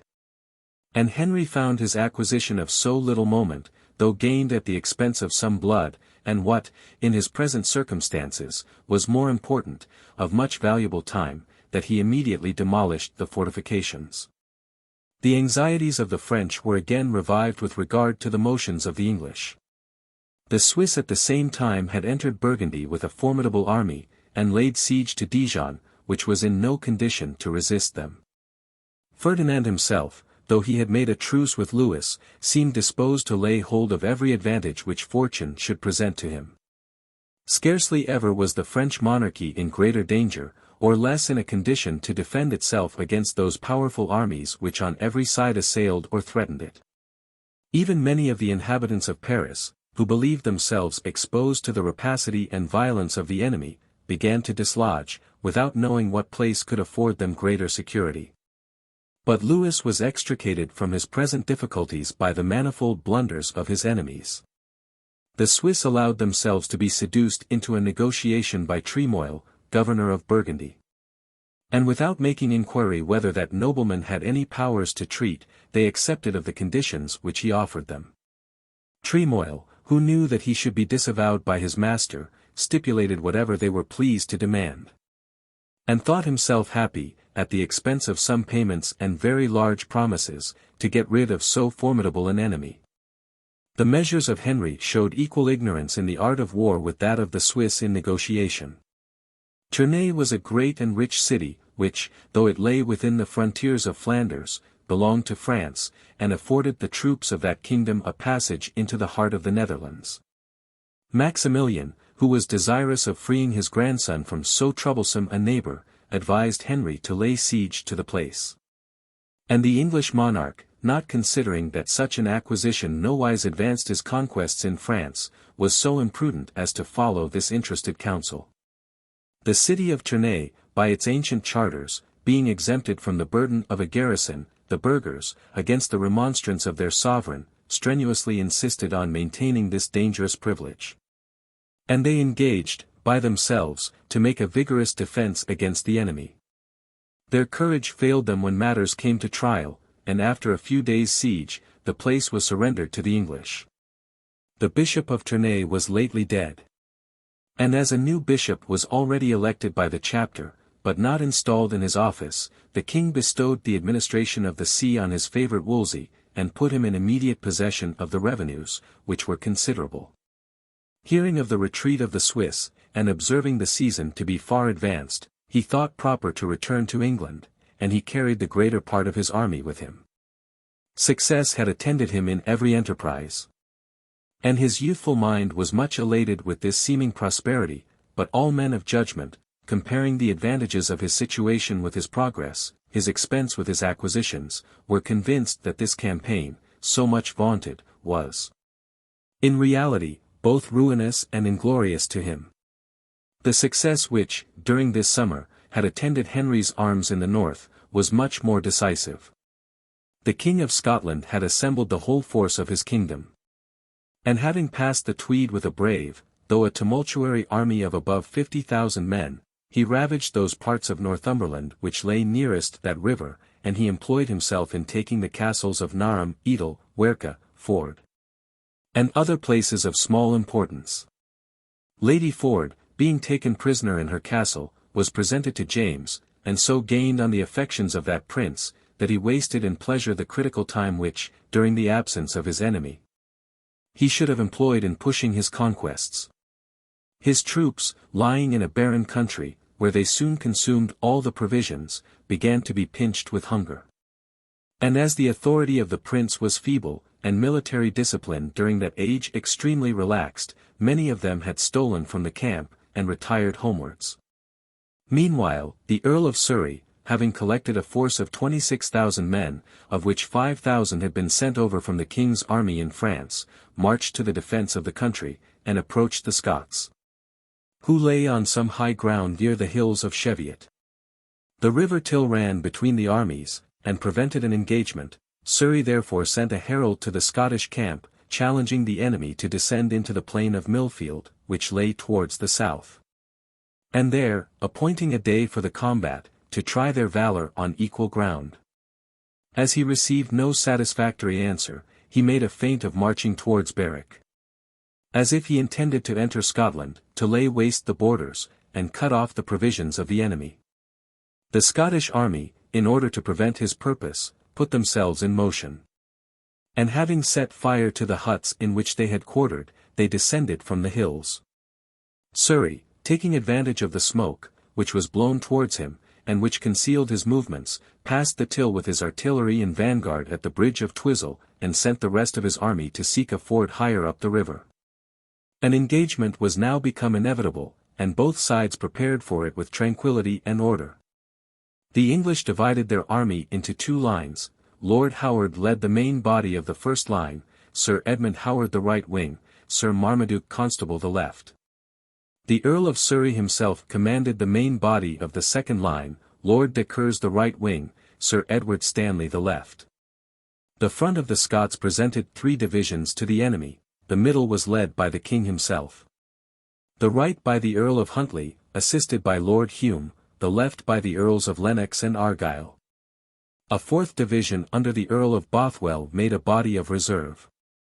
Huntly began the battle, and, after a sharp conflict, put to flight the left wing of the English, and chased them off the field, but on returning from the pursuit, he found the whole Scottish army in great disorder.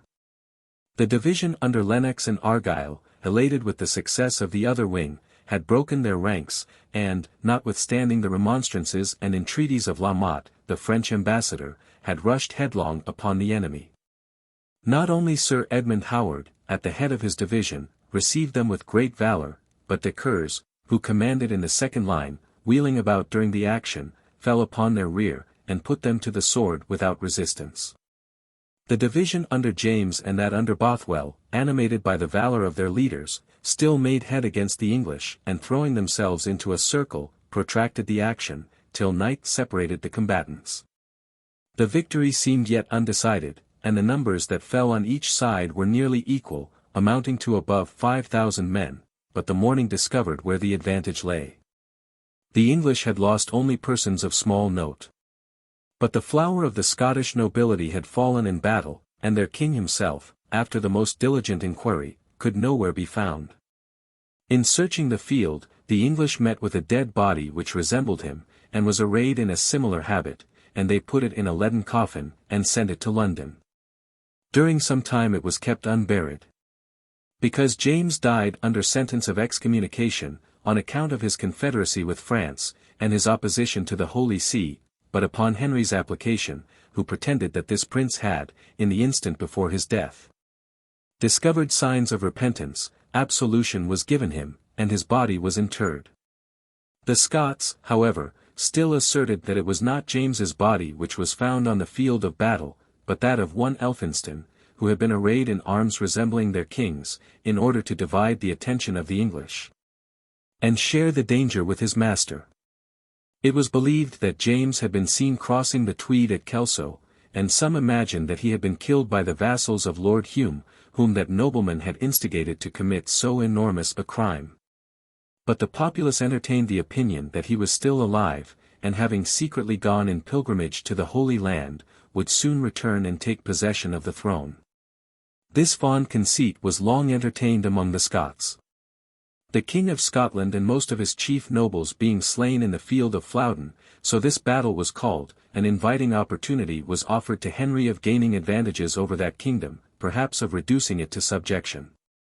But he discovered on this occasion a mind truly great and generous.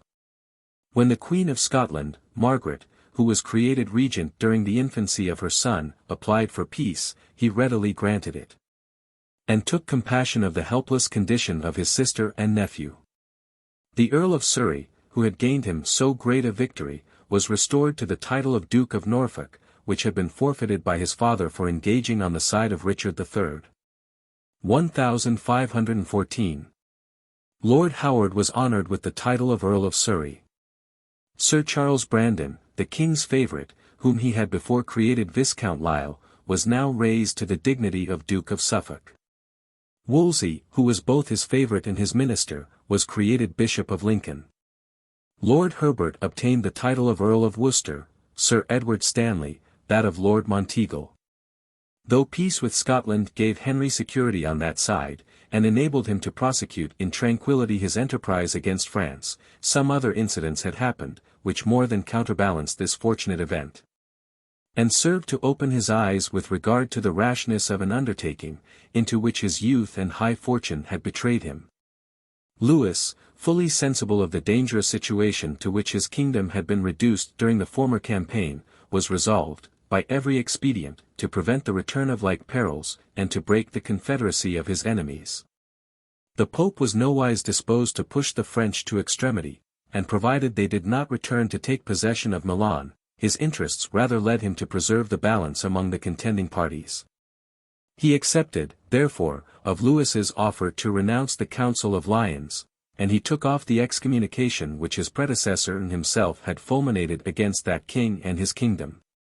Ferdinand was now fast declining in years, and as he entertained no further ambition than that of keeping possession of Navarre, which he had subdued by his arms and policy, he readily hearkened to the proposals of Louis for prolonging the truce another year. And he even showed an inclination of forming a more intimate connection with that monarch.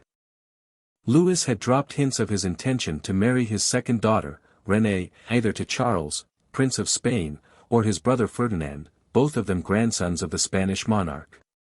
And he declared his resolution of bestowing on her, as her portion, his claim to the Duchy of Milan. Ferdinand not only embraced these proposals with joy, but also engaged the Emperor Maximilian in the same views, and procured his accession to a treaty which opened so inviting a prospect of aggrandizing their common grandchildren.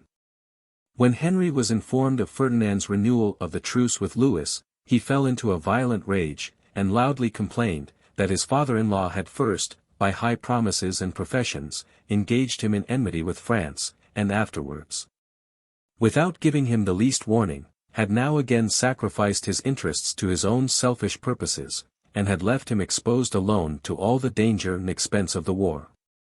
In proportion to his easy credulity, and his unsuspecting reliance on Ferdinand, was the vehemence with which he exclaimed against the treatment which he met with, and he threatened revenge for this egregious treachery and breach of faith.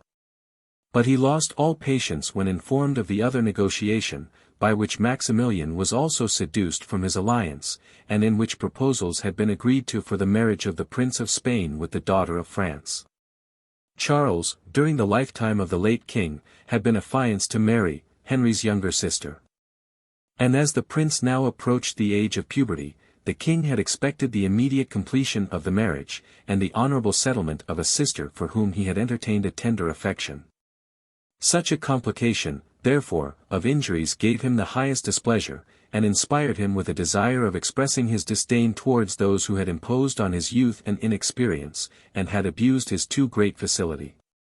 The Duke of Longueville, who had been made prisoner at the Battle of Gumgate, and who was still detained in England, was ready to take advantage of all these dispositions of Henry, in order to procure a peace, and even an alliance, which he knew to be passionately desired by his master.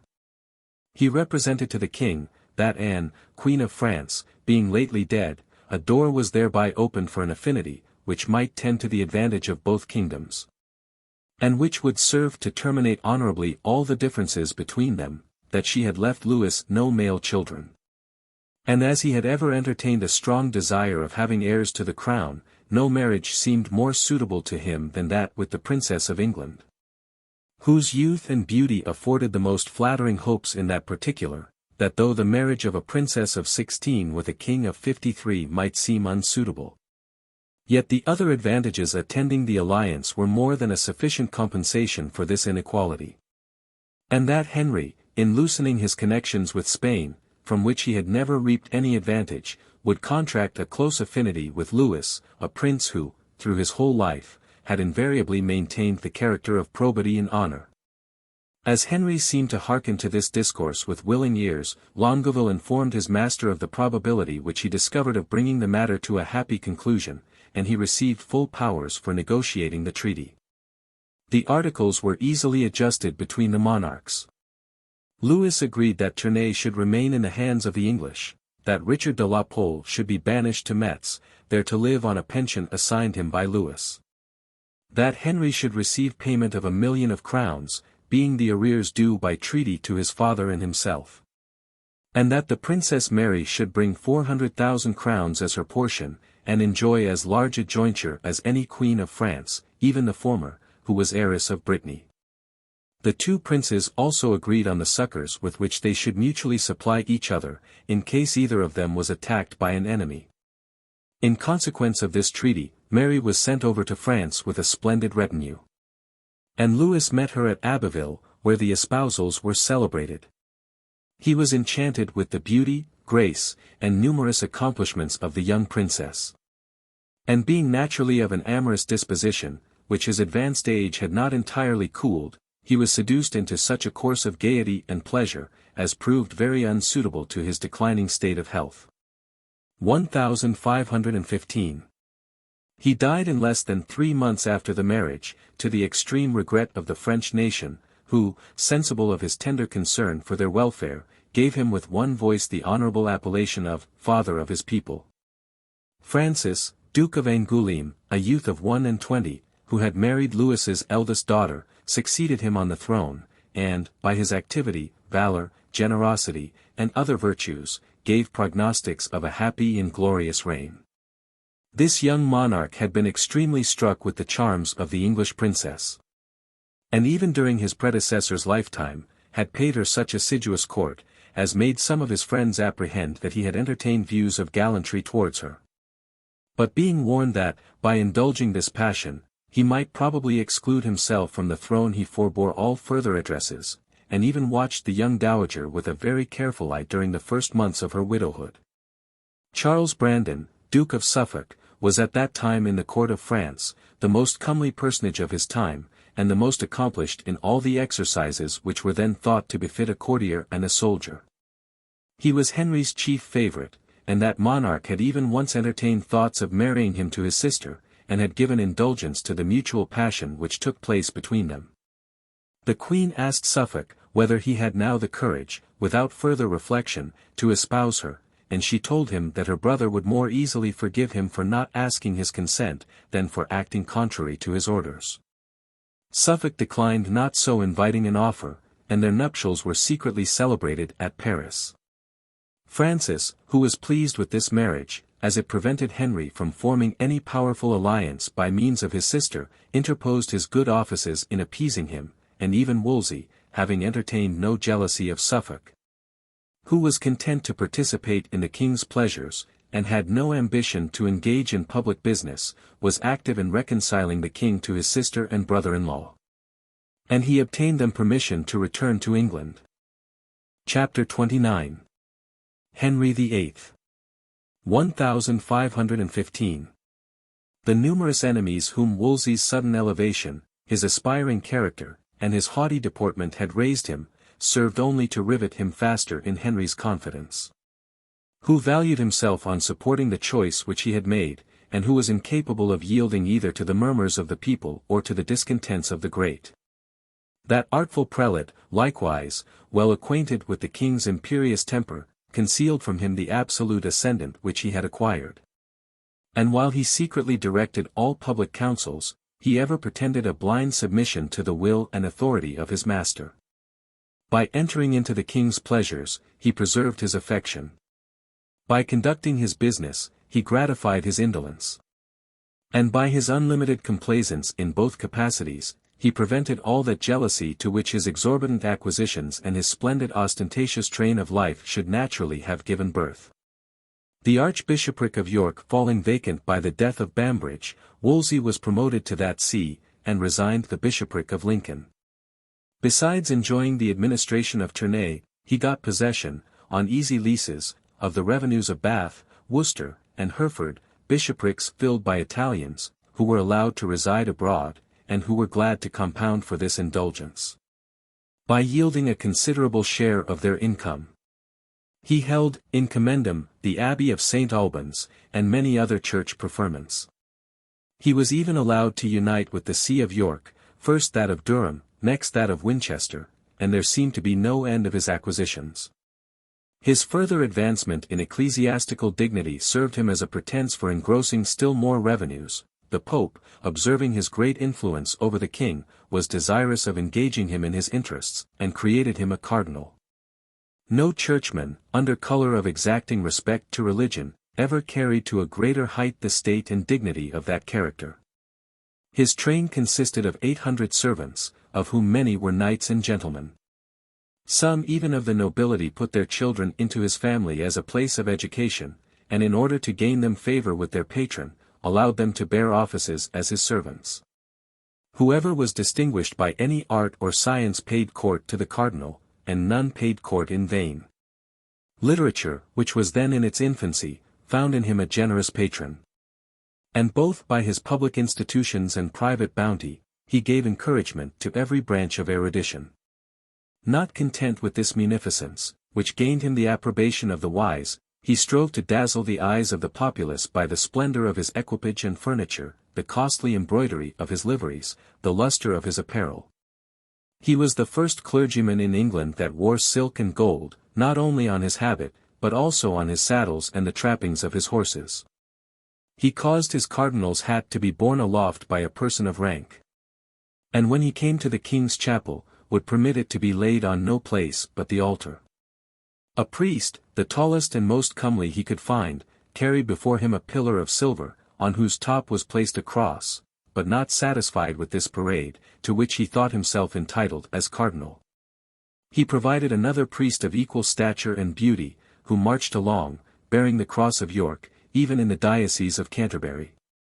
Contrary to the ancient rule and the agreement between the prelates of these rival sees, the people made merry with the cardinal's ostentation. And said, they were now sensible that one crucifix alone was not sufficient for the expiation of his sins and offences. Warham, Chancellor and Archbishop of Canterbury, a man of a moderate temper, averse to all disputes, chose rather to retire from public employment, than maintain an unequal contest with the haughty cardinal. He resigned his office of Chancellor. And the Great Seal was immediately delivered to Wolsey. If this new accumulation of dignity increased his enemies, it also served to exalt his personal character, and prove the extent of his capacity. A strict administration of justice took place during his enjoyment of this high office, and no chancellor ever discovered greater impartiality in his decisions, deeper penetration of judgment, or more enlarged knowledge of law and equity. The Duke of Norfolk, finding the king's money almost entirely exhausted by projects and pleasures, while his inclination for expense still continued, was glad to resign his office of treasurer and retire from court. His rival, Fox, Bishop of Winchester, reaped no advantage from his absence, but partly overcome by years and infirmities, partly disgusted at the ascendant acquired by Wolsey, withdrew himself wholly to the care of his diocese. The Duke of Suffolk had also taken offence, that the king, by the cardinal's persuasion, had refused to pay a debt which he had contracted during his residence in France, and he thenceforth affected to live in privacy. These incidents left Wolsey to enjoy without a rival the whole power and favour of the king, and they put into his hands every kind of authority. In vain did Fox, before his retirement, warn the king not to suffer the servant to be greater than his master. Henry replied, that he well knew how to retain all his subjects in obedience. But he continued still an unlimited deference in everything to the directions and counsels of the cardinal. The public tranquillity was so well established in England, the obedience of the people so entire, the general administration of justice, by the cardinal's means, so exact, that no domestic occurrence happened considerable enough to disturb the repose of the king and his minister. They might even have dispensed with giving any strict attention to foreign affairs. Were it possible for men to enjoy any situation in absolute tranquillity, or abstain from projects and enterprises however fruitless and unnecessary. The will of the late King of Scotland, who left his widow regent of the kingdom, and the vote of the Convention of States, which confirmed that destination, had expressly limited her authority to the condition of her remaining unmarried. But, notwithstanding this limitation, a few months after her husband's death, she espoused the Earl of Angus, of the name of Douglas, a young nobleman of great family and promising hopes. Some of the nobility now proposed the electing of Angus to the regency, and recommended this choice as the most likely means of preserving peace with England. But the jealousy of the great families, and the fear of exalting the Douglases, begot opposition to this measure. Lord Hume in particular, the most powerful chieftain in the kingdom, insisted on recalling the Duke of Albany, son to a brother of James III, who had been banished into France, and who, having there married, had left posterity that were the next heirs to the crown, and the nearest relations to their young sovereign. Albany, though first prince of the blood, had never been in Scotland, was totally unacquainted with the manners of the people, ignorant of their situation, unpractised in their language. Yet such was the favour attending the French alliance, and so great the authority of Hume, that this prince was invited to accept the reins of government. Francis, careful not to give offence to the King of England, detained Albany some time in France. But at length, sensible how important it was to keep Scotland in his interests, he permitted him to go over and take possession of the regency. He even renewed the ancient league with that kingdom, though it implied such a close connection as might be thought somewhat to entrench on his alliance with England. When the regent arrived in Scotland, he made inquiries concerning the state of the country, and character of the people, and he discovered a scene with which he was hitherto but little acquainted. That turbulent kingdom, he found, was rather to be considered as a confederacy, and that not a close one, of petty princes, than a regular system of civil polity. And even the king, much more a regent, possessed an authority very uncertain and precarious. Arms, more than laws, prevailed, and courage, preferably to equity or justice, was the virtue most valued and respected. The nobility, in whom the whole power resided, were so connected by hereditary alliances, or so divided by inveterate enmities, that it was impossible, without employing an armed force, either to punish the most flagrant guilt, or give security to the most entire innocence. Rapine and violence, when exercised on a hostile tribe, instead of making a person odious among his own clan, rather recommended him to their esteem and approbation, and by rendering him useful to the chieftain, entitled him to a preference above his fellows. And though the necessity of mutual support served as a close cement of amity among those of the same kindred, the spirit of revenge against enemies, and the desire of prosecuting the deadly feuds, so they were called, still appeared to be passions the most predominant among that uncultivated people. The persons to whom Albany, on his arrival, first applied for information with regard to the state of the country, happened to be inveterate enemies of Hume. And they represented that powerful nobleman as the chief source of public disorders, and the great obstacle to the execution of the law, and the administration of justice. Before the authority of the magistrate could be established, it was necessary, they said, to make an example of this great offender, and, by the terror of his punishment, teach all lesser criminals to pay respect to the power of their sovereign.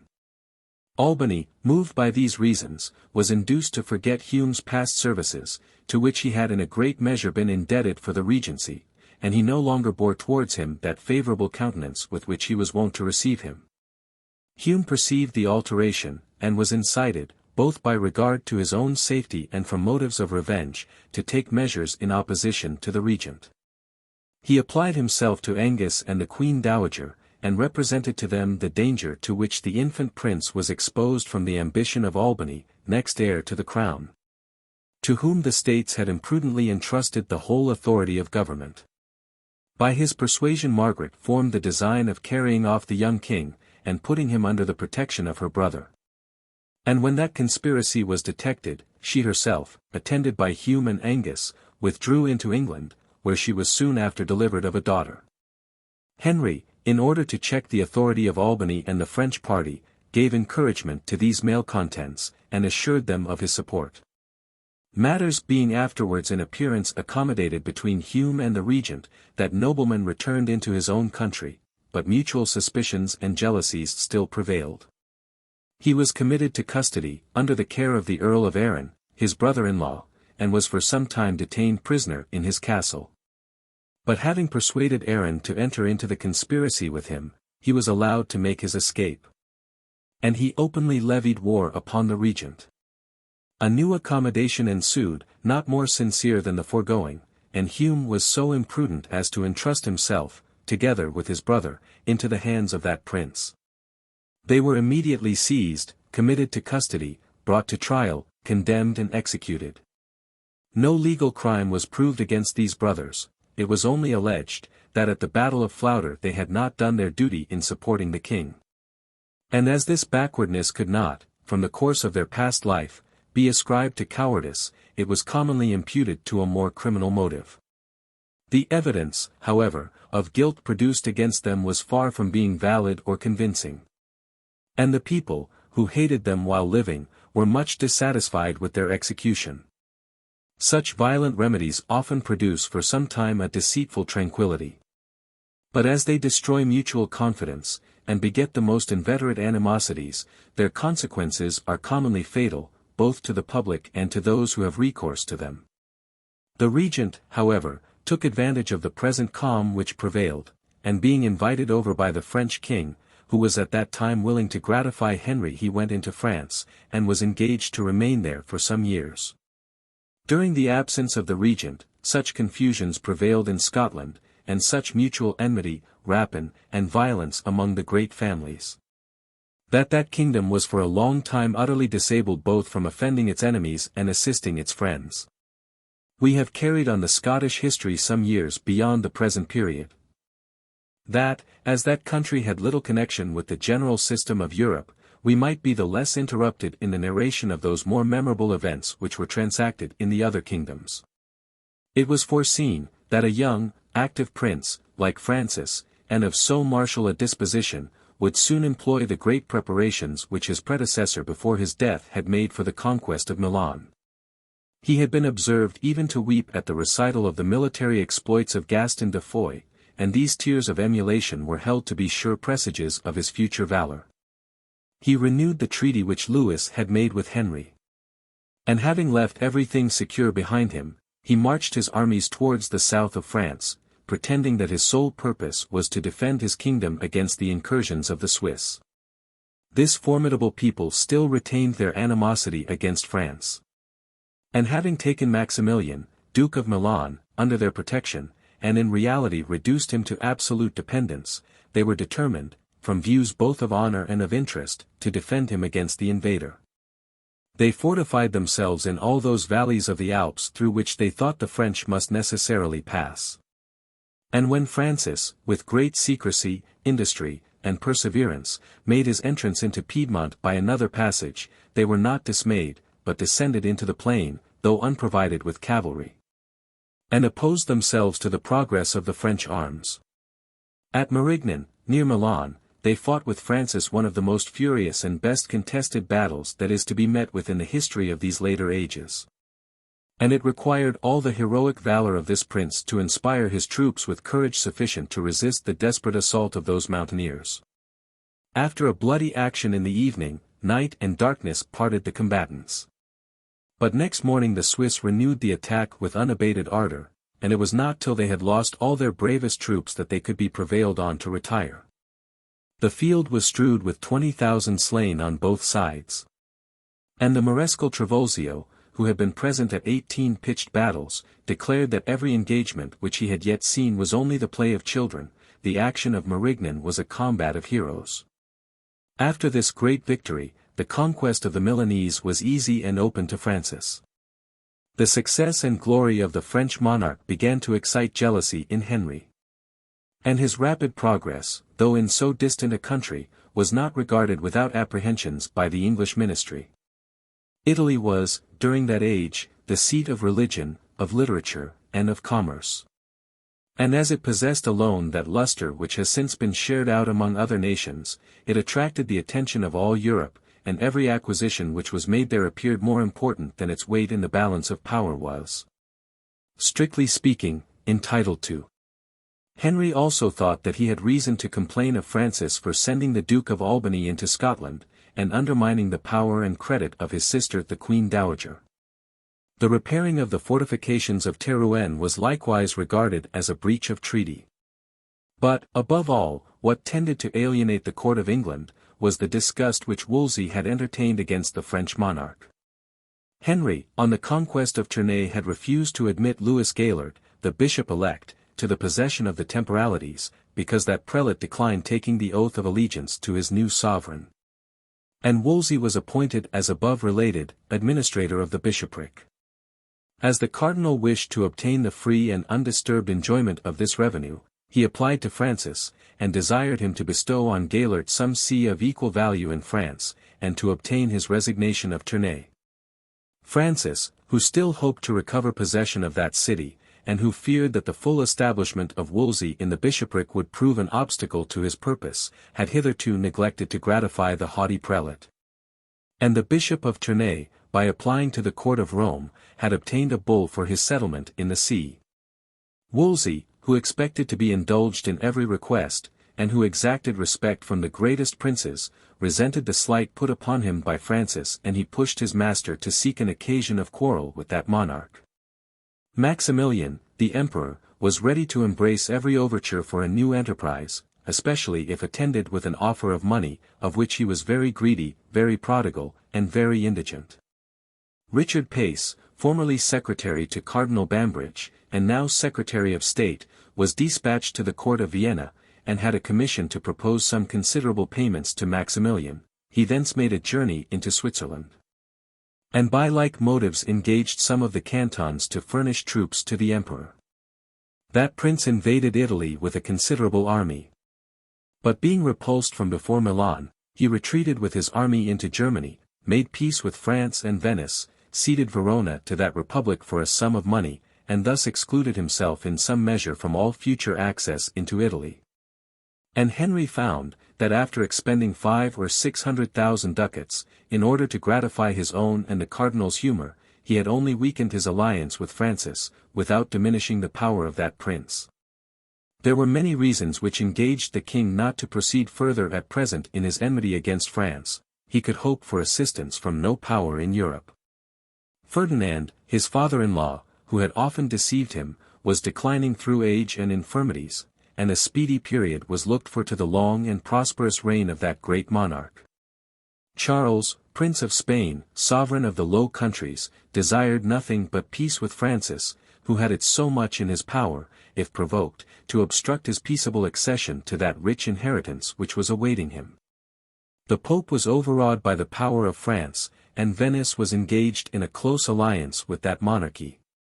Henry, therefore, was constrained to remain in tranquillity during some time, and seemed to give himself no concern with regard to the affairs of the continent. In vain did Maximilian endeavour to allure him into some expense, by offering to make a resignation of the imperial crown in his favour. The artifice was too gross to succeed, even with a prince so little politic as Henry. And Pace, his envoy, who was perfectly well acquainted with the emperor's motives and character, gave him warning that the sole view of that prince, in making him so liberal an offer, was to draw money from him. 1516. While a universal peace prevailed in Europe, that event happened which had so long been looked for, and from which such important consequences were expected, the death of Ferdinand the Catholic, and the succession of his grandson Charles to his extensive dominions. The more Charles advanced in power and authority, the more was Francis sensible of the necessity he himself lay under of gaining the confidence and friendship of Henry. And he took at last the only method by which he could obtain success, the paying of court, by presents and flattery, to the haughty cardinal. 1518. Bonnevet, Admiral of France, was dispatched to London, and he was directed to employ all his insinuation and address, qualities in which he excelled, to procure himself a place in Wolsey's good graces. After the ambassador had succeeded in his purpose, he took an opportunity of expressing his master's regret that, by mistakes and misapprehensions, he had been so unfortunate as to lose a friendship which he so much valued as that of his eminence. Wolsey was not deaf to these honourable advances from so great a monarch, and he was thenceforth observed to express himself, on all occasions, in favour of the French alliance. The more to engage him in his interests, Francis entered into such confidence with him, that he asked his advice even in his most secret affairs, and had recourse to him in all difficult emergencies, as to an oracle of wisdom and profound policy. The cardinal made no secret to the king of this private correspondence, and Henry was so prepossessed in favour of the great capacity of his minister, that he said he verily believed he would govern Francis as well as himself. When matters seemed sufficiently prepared, Bonnevet opened to the cardinal his master's desire of recovering Tournay, and Wolsey immediately, without hesitation, engaged to effect his purpose. He took an opportunity of representing to the king and council, that Tournay lay so remote from Calais, that it would be very difficult, if not impossible, in case of war, to keep the communication open between these two places. That as it was situated on the frontiers both of France and the Netherlands, it was exposed to attacks from both these countries, and must necessarily, either by force or famine, fall into the hands of the first assailant. That even in time of peace it could not be preserved without a large garrison, to restrain the numerous and mutinous inhabitants, ever discontented with the English government. And that the possession of Tournay, as it was thus precarious and expensive, so was it entirely useless, and afforded little or no means of annoying, on occasion, the dominions either of Charles or of Francis. These reasons were of themselves convincing, and were sure of meeting with no opposition when they came from the mouth of the cardinal. A treaty therefore was catered into for the ceding of Tournay. And in order to give to that measure a more graceful appearance, it was agreed, that the Dauphin and the Princess Mary, both of them infants, should be betrothed, and that this city should be considered as the dowry of the princess. Such kinds of agreement were then common among sovereigns, though it was very rare that the interests and views of the parties continued so steady as to render the intended marriages effectual. But as Henry had been at considerable expense in building a citadel at Tournay, Francis agreed to pay him 600,000 crowns at 12 annual payments, and to put into his hands 8 hostages, all of them men of quality, for the performance of the article. And lest the cardinal should think himself neglected in these stipulations, Francis promised him a yearly pension of 12,000 livres, as an equivalent for his administration of the bishopric of Tournay. The French monarch, having succeeded so well in this negotiation, began to enlarge his views, and to hope for more considerable advantages by practicing on the vanity and self-conceit of the favourite. He redoubled his flatteries to the cardinal, consulted him more frequently in every doubt or difficulty, called him in each letter father, tutor, governor, and professed the most unbounded deference to his advice and opinion. All these caresses were preparatives to a negotiation for the delivery of Calais, in consideration of a sum of money to be paid for it. And if we may credit Polydore Virgil, who bears a particular ill will to Wolsey, on account of his being dispossessed of his employment and thrown into prison by that minister, so extraordinary a proposal met with a favourable reception from the cardinal. He ventured not, however, to lay the matter before the council. He was content to sound privately the opinion of the other ministers, by dropping hints in conversation, as if he thought Calais a useless burden to the kingdom, but when he found that all men were strongly riveted in a contrary persuasion, he thought it dangerous to proceed any further in his purpose. And as he fell soon after into new connections with the King of Spain, the great friendship between Francis and him began gradually to decline. The pride of Wolsey was now further increased by a great accession of power and dignity. Cardinal Campeggio had been sent as legate into England, in order to procure a lithe from the clergy, for enabling the Pope to oppose the progress of the Turks. A danger which was become real, and was formidable to all Christendom, but on which the politics of the court of Rome had built so many interested projects that it had lost all influence on the minds of men. The clergy refused to comply with Leo's demands, Campeggio was recalled. And the king desired of the Pope that Wolsey, who had been joined in this commission, might alone be invested with the legate in power, together with the right of visiting all the clergy in monasteries, and even with suspending all the laws of the Church during a 12-month. Wolsey, having obtained this new dignity, made a new display of that state and parade to which he was so much addicted. On solemn feast days, he was not content without saying Mass after the manner of the Pope himself. Not only he had bishops and abbots to serve him, he even engaged the first nobility to give him water and the towel. He affected a rank superior to what had ever been claimed by any churchman in England. Warham, the primate, having written him a letter in which he subscribed himself, "Your loving brother," Wolsey complained of his presumption in thus challenging an equality with him. When Warham was told what offence he had given, he made light of the matter.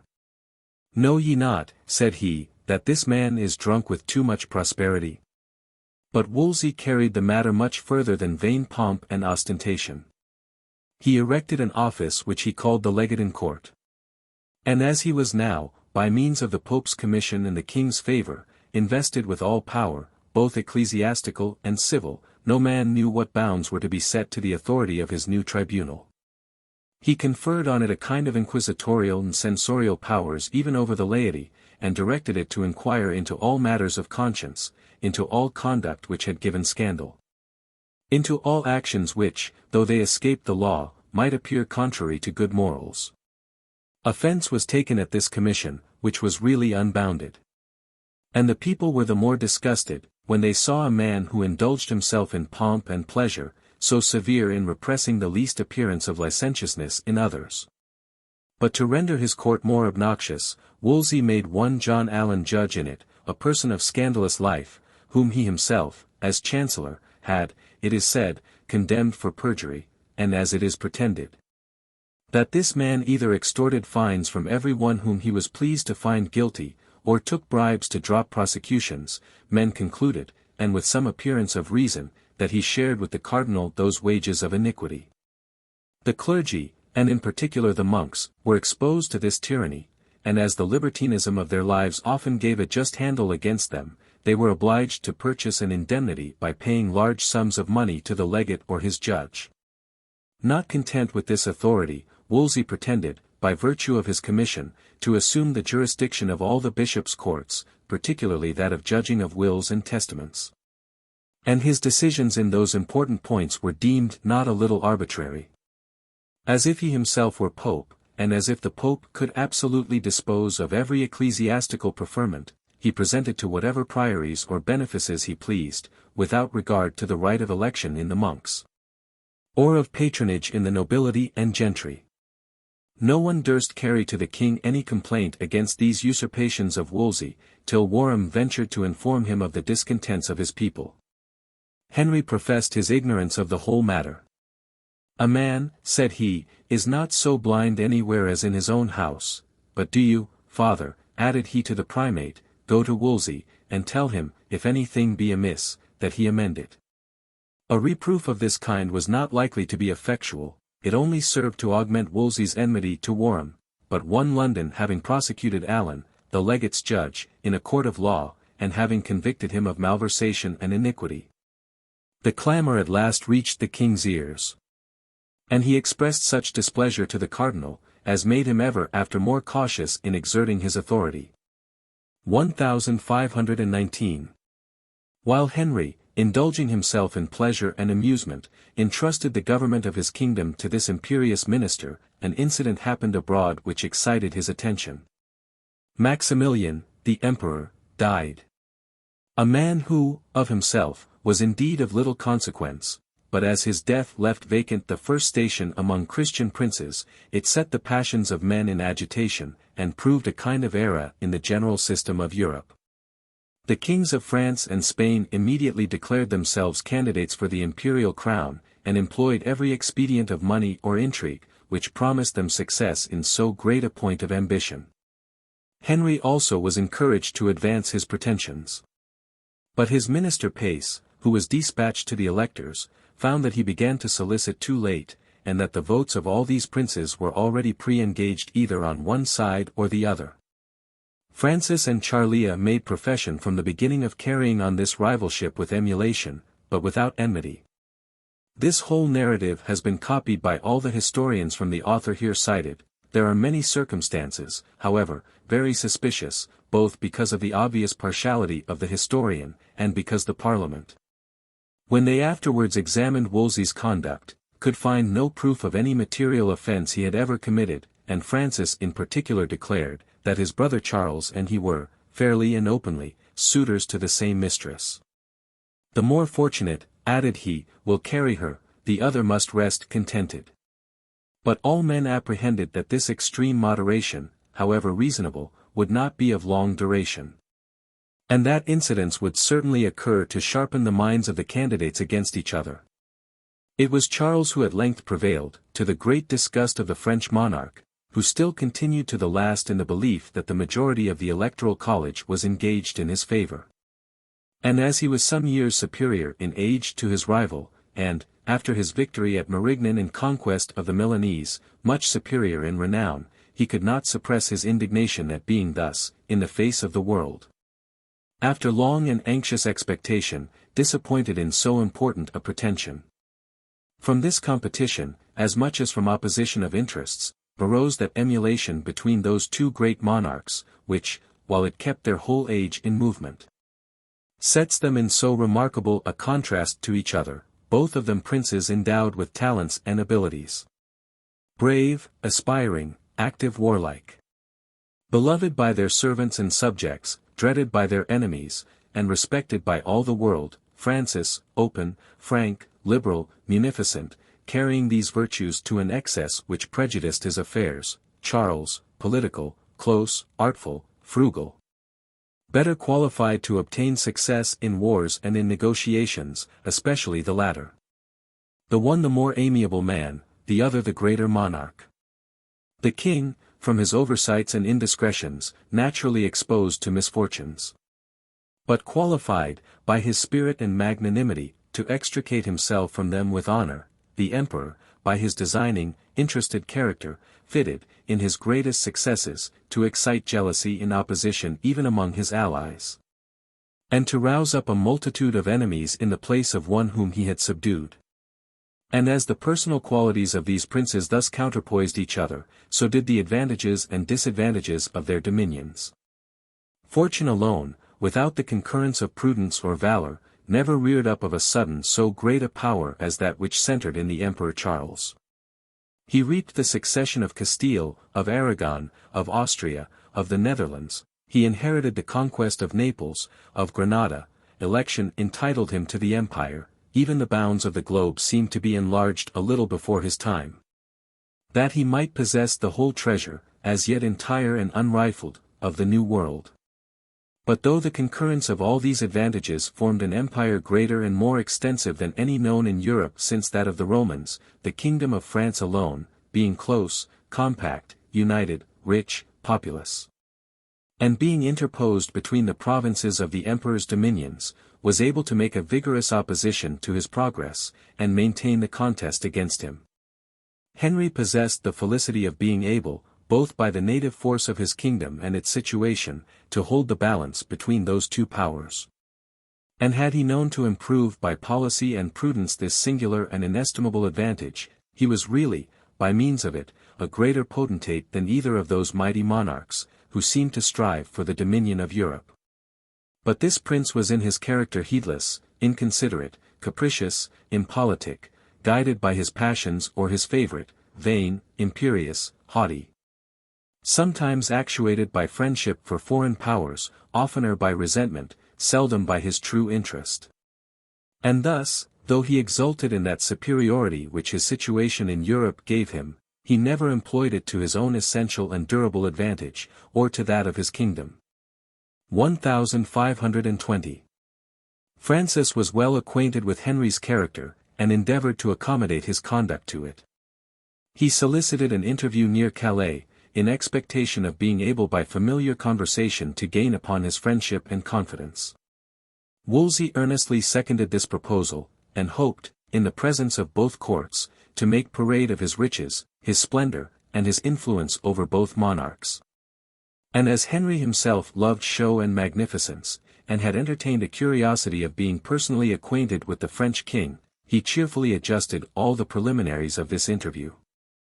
The nobility of both nations vied with each other in pomp and expense, many of them involved themselves in great debts, and were not able, by the penury of their whole lives, to repair the vain splendor of a few days. The Duke of Buckingham, who, though very rich, was somewhat addicted to frugality, finding his preparations for this festival amount to immense sums, threw out some expressions of displeasure against the cardinal, whom he believed the author of that measure. An imprudence which was not forgotten by this minister. While Henry was preparing to depart for Calais, he heard that the emperor was arrived at Dover. And he immediately hastened thither with the queen, in order to give a suitable reception to his royal guest. That great prince, politic though young, being informed of the intended interview between Francis and Henry, was apprehensive of the consequences, and was resolved to take the opportunity, in his passage from Spain to the Low Countries, to make the king still a higher compliment, by paying him a visit in his own dominions. Besides the marks of regard and attachment which he gave to Henry, he strove by every testimony of friendship, by flattery, protestations, promises, and presents, to gain on the vanity, the avarice, and the ambition of the cardinal. He here instilled into this aspiring prelate the hope of attaining the papacy. And as that was the sole point of elevation beyond his present greatness, it was sure to attract his wishes with the same ardor as if fortune had never yet favored him with any of her presents.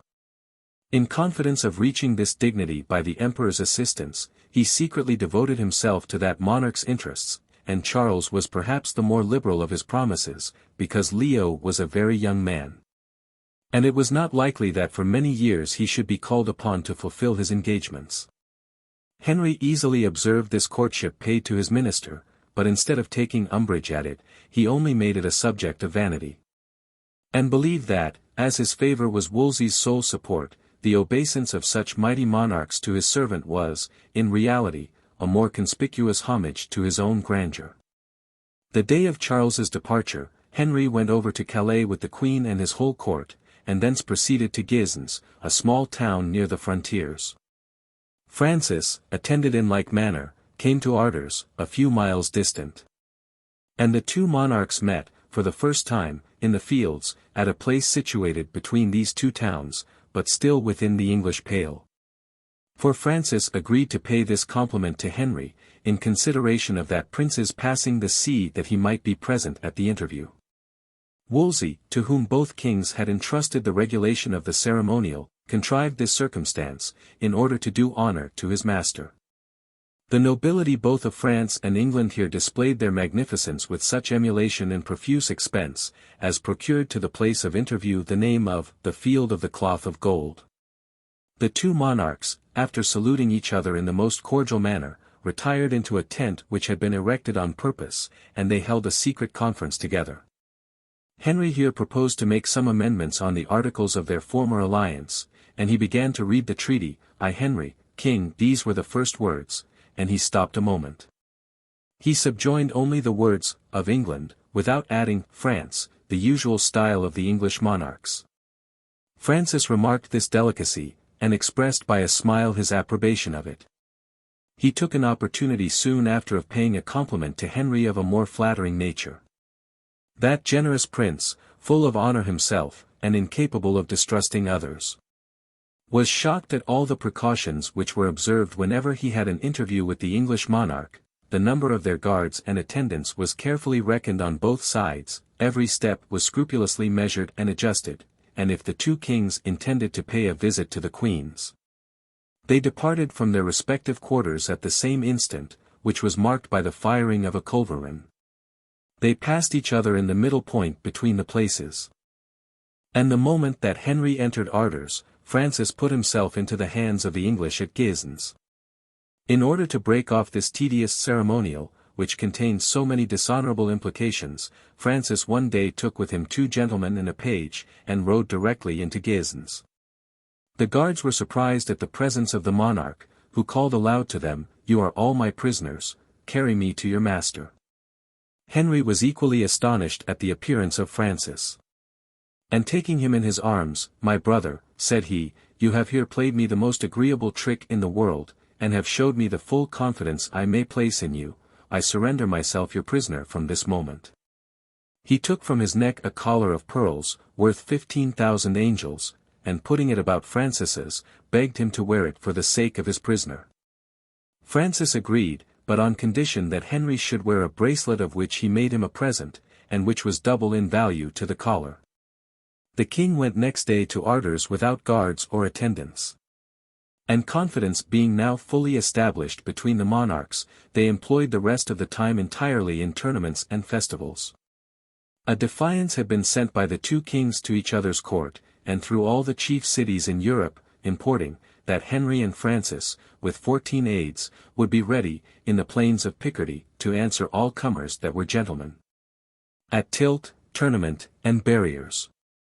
The monarchs, in order to fulfill this challenge, advanced into the field on horseback, Francis surrounded with Henry's guards, and Henry with those of Francis. They were gorgeously apparelled. And were both of them the most comely personages of their age, as well as the most expert in every military exercise. They carried away the prize at all trials in those rough and dangerous pastimes. And several horses and riders were overthrown by their vigor and dexterity. The ladies were the judges in these feats of chivalry, and put an end to the rencounter whenever they judged it expedient. Henry erected a spacious house of wood and canvas, which had been framed in London, and he there feasted the French monarch. He had placed a motto on this fabric, under the figure of an English archer embroidered on it, Tue adherio priest, he prevails whom I favor, expressing his own situation, as holding in his hands the balance of power among the potentates of Europe.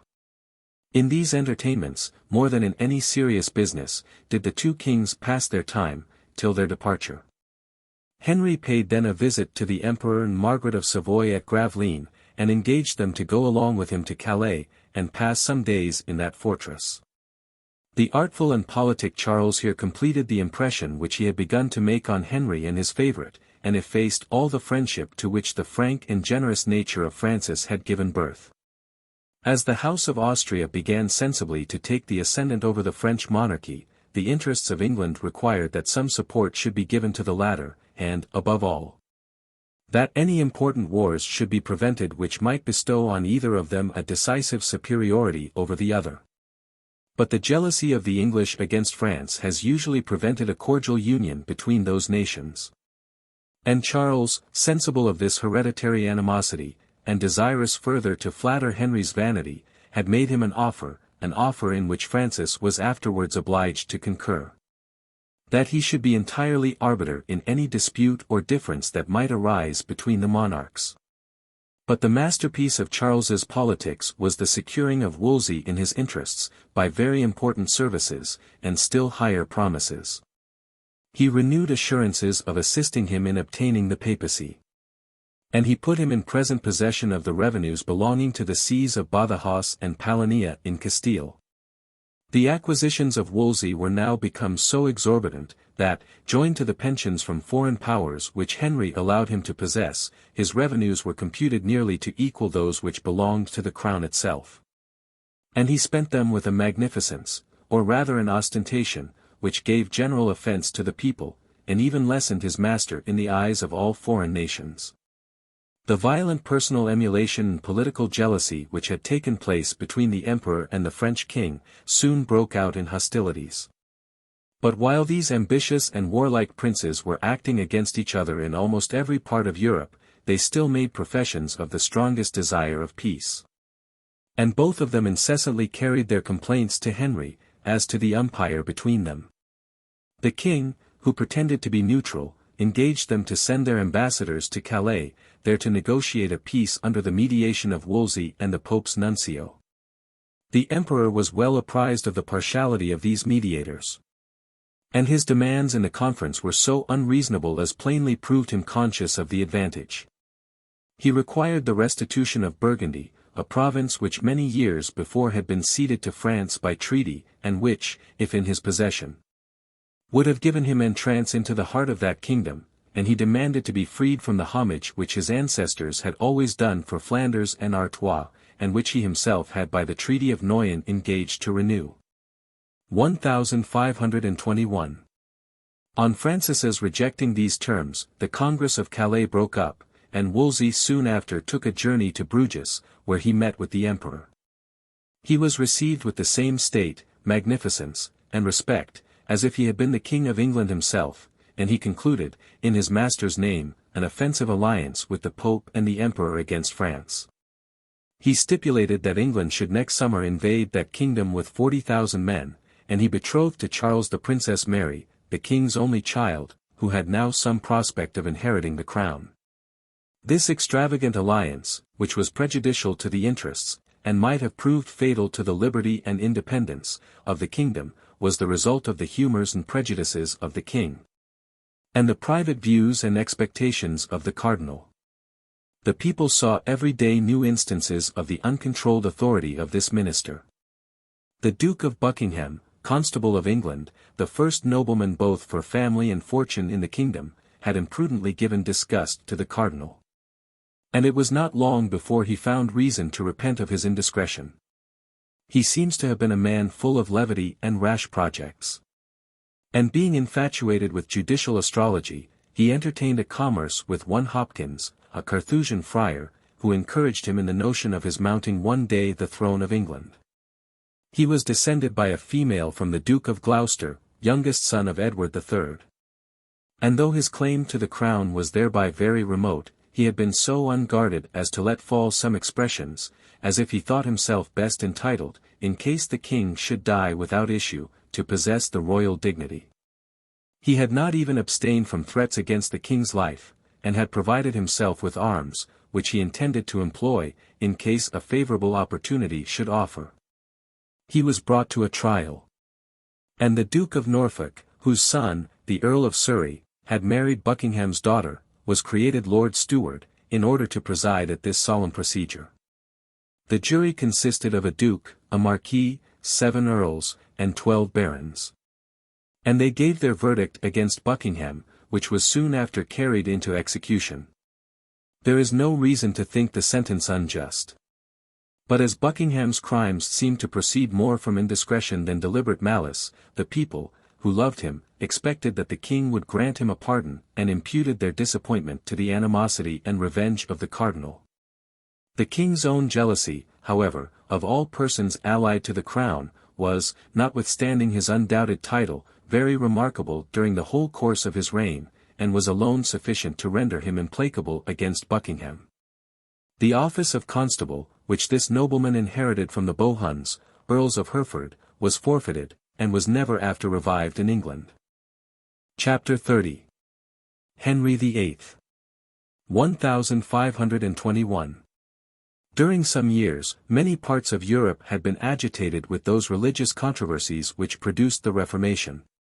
One of the greatest events in history, but as it was not till this time that the King of England publicly took part in the quarrel, we had no occasion to give any account of its rise and progress. It will now be necessary to explain these theological disputes. Or, what is more material, to trace from their origin those abuses which so generally diffused the opinion, that a reformation of the church or ecclesiastical order was become highly expedient, if not absolutely necessary. We shall be better enabled to comprehend the subject if we take the matter a little higher, and reflect a moment on the reasons why there must be an ecclesiastical order and a public establishment of religion in every civilized community. The importance of the present occasion will, I hope, excuse this short digression. Most of the arts and professions in a state are of such a nature, that, while they promote the interests of the society, they are also useful or agreeable to some individuals. And, in that case, the the constant rule of the magistrate, except, perhaps, on the first introduction of any art, is to leave the profession to itself and trust its encouragement to those who reap the benefit of it. The artisans, finding their profits to rise by the favor of their customers, increase as much as possible their skill and industry. And as matters are not disturbed by any injudicious tampering, the commodity is always sure to be at all times nearly proportioned to the demand. But there are also some callings which, though useful and even necessary in a state, bring no particular advantage or pleasure to any individual. And the supreme power is obliged to alter its conduct with regard to the retainers of those professions. It must give them public encouragement in order to their subsistence. And it must provide against that negligence to which they will naturally be subject, either by annexing peculiar honors to the profession, by establishing a long subordination of ranks and a strict dependence, or by some other expedient. The persons employed in the finances, armies, fleets, and magistracy, are instances of this order of men. It may naturally be thought, at first sight, that the ecclesiastics belong to the first class, and that their encouragement, as well as that of lawyers and physicians, may safely be entrusted to the liberality of individuals who are attached to their doctrines, and who find benefit or consolation from their spiritual ministry and assistance. Their industry and vigilance will no doubt be whetted by such an additional motive. And their skill in their profession, as well as their address in governing the minds of the people, must receive daily increase from their increasing practice, study, and attention. But if we consider the matter more closely, we shall find that this interested diligence of the clergy is what every wise legislator will study to prevent. Because in every religion, except the true, it is highly pernicious, and it has even a natural tendency to pervert the true, by infusing into it a strong mixture of superstition, folly, and delusion. Each ghostly practitioner, in order to render himself more precious and sacred in the eyes of his retainers, will inspire them with the most violent abhorrence of all other sects, and continually endeavor, by some novelty, to excite the languid devotion of his audience. No regard will be paid to truth, morals, or decency, in the doctrines inculcated. Every tenet will be adopted that best suits the disorderly affections of the human frame. Customers will be drawn to each conventicle by new industry and address, in practicing on the passions and credulity of the populace. And, in the end, the civil magistrate will find, that he has dearly paid for his pretended frugality, in saving a fixed establishment for the priests. And that in reality the most decent and advantageous composition which he can make with the spiritual guides is to bribe their indolence, by assigning stated salaries to their profession, and rendering it superfluous for them to be further active than merely to prevent their flock from straying in quest of new pastures. And in this manner ecclesiastical establishments, though commonly they arose at first from religious views, prove in the end advantageous to the political interests of society. But we may observe, that few ecclesiastical establishments have been fixed upon a worse foundation than that of the Church of Rome, or have been attended with circumstances more hurtful to the peace and happiness of mankind. The large revenues, privileges, immunities, and powers of the clergy, rendered them formidable to the civil magistrate. And armed with too extensive authority an order of men who always adhere closely together, and who never want a plausible pretense for their encroachments and usurpations. The higher dignities of the Church served, indeed, to the support of gentry and nobility, but by the establishment of monasteries, many of the lowest vulgar were taken from the useful arts, and maintained in those receptacles of sloth and ignorance. The supreme head of the Church was a foreign potentate, guided by interests always different from those of the community, sometimes contrary to them. And as the hierarchy was necessarily solicitous to preserve a unity of faith, rites, and ceremonies, all liberty of thought ran a manifest risk of being extinguished. And violent persecutions, or, what was worse, a stupid and abject credulity, took place everywhere. To increase these evils, the Church, though she possessed large revenues, was not contented with her acquisitions, but retained a power of practicing further on the ignorance of mankind. She even bestowed on each individual priest a power of enriching himself by the voluntary oblations of the faithful, and left him still an urgent motive for diligence and industry in his calling. And thus that Church, though an expensive and burdensome establishment, was liable to many of the inconveniences which belonged to an order of priests, trusting entirely to their own art and invention for obtaining a subsistence. The advantages attending the Romish hierarchy were but a small compensation for its inconveniences. The ecclesiastical privileges, during barbarous times, had served as a check on the despotism of kings. The union of all the Western churches under the supreme pontiff facilitated the intercourse of nations, and tended to bind all the parts of Europe into a close connection with each other. And the pomp and splendor of worship which belonged to so opulent an establishment, contributed in some respect to the encouragement of the fine arts, and began to diffuse a general elegance of taste by uniting it with religion. It will easily be conceived that, though the balance of evil prevailed in the Romish Church, this was not the chief reason which produced the Reformation. A concurrence of incidents must have contributed to forward that great revolution. Leo X, by his generous and enterprising temper, had much exhausted his treasury, and was obliged to employ every invention which might yield money, in order to support his projects, pleasures, and liberalities. The scheme of selling indulgences was suggested to him, as an expedient which had often served in former times to draw money from the Christian world, and make devout people willing contributors to the grandeur and riches of the court of Rome. The Church, it was supposed, was possessed of a great stock of merit, as being entitled to all the good works of all the saints, beyond what were employed in their own justification. And even to the merits of Christ himself, which were infinite and unbounded.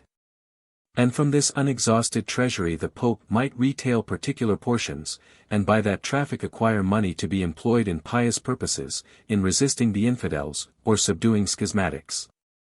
When the money came into his exchequer, the greater part of it was usually diverted to other purposes.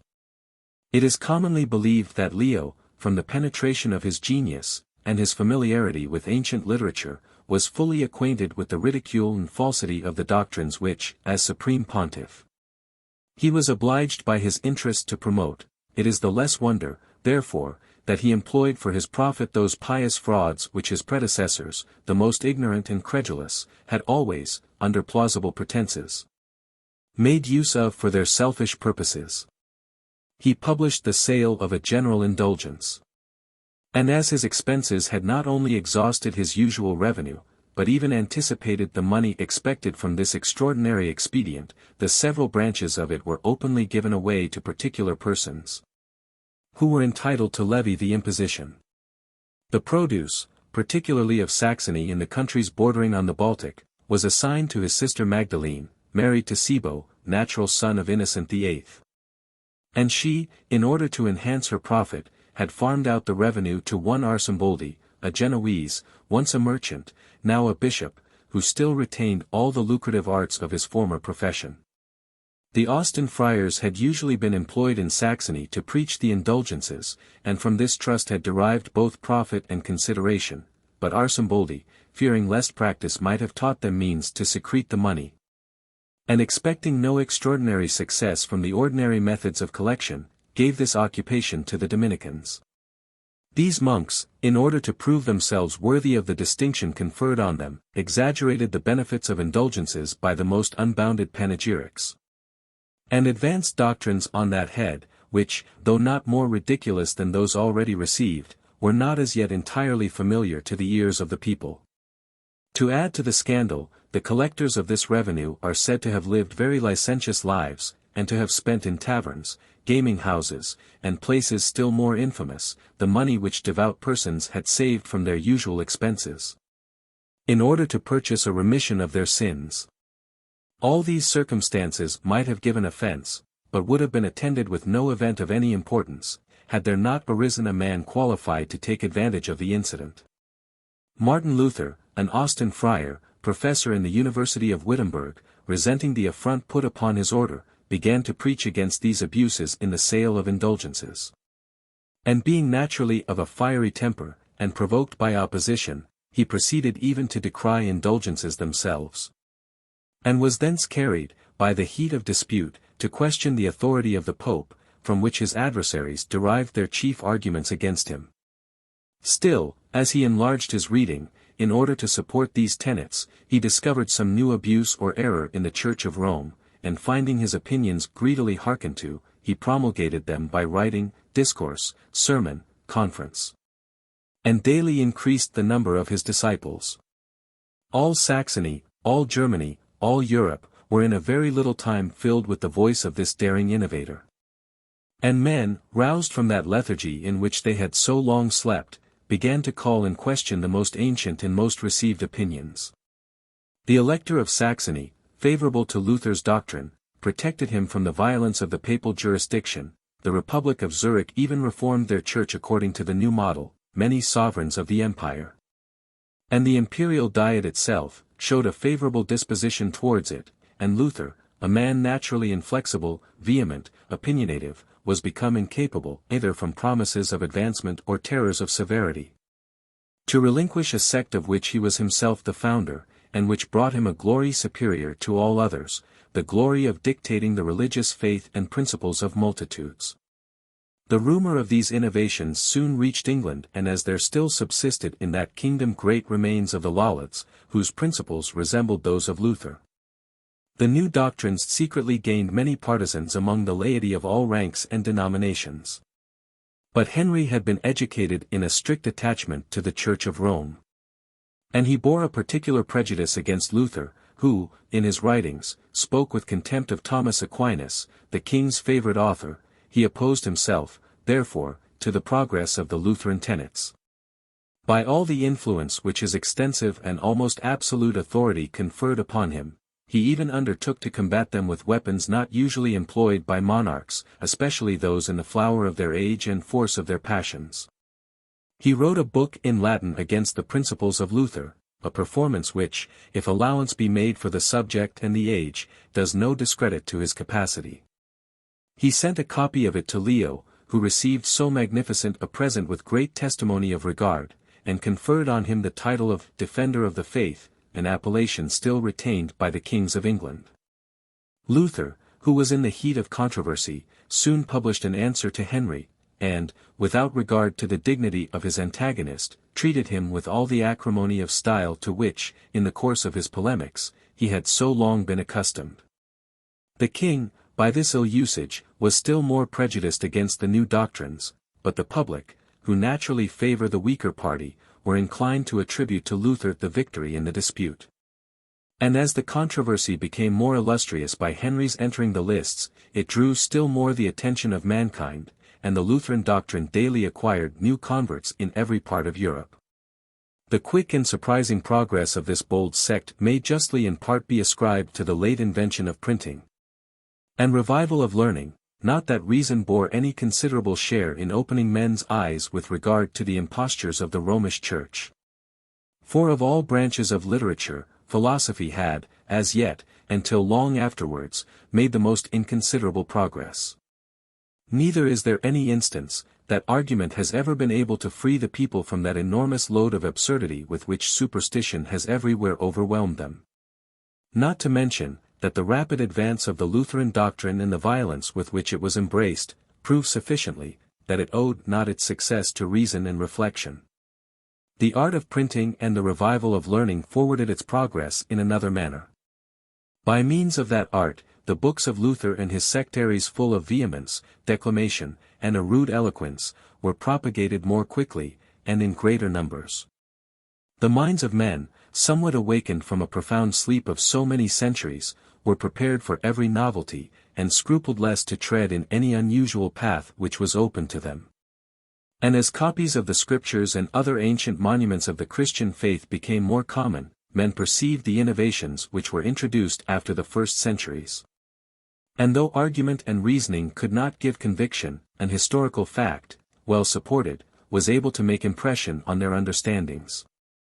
Many of the powers, indeed, assumed by the Church of Rome, were very ancient, and were prior to almost every political government established in Europe, but as the ecclesiastics would not agree to possess their privileges as matters of civil right, which time might render valid, but appealed still to a divine origin, men were tempted to look into their primitive charter, and they could, without much difficulty, perceive its defect in truth and authenticity.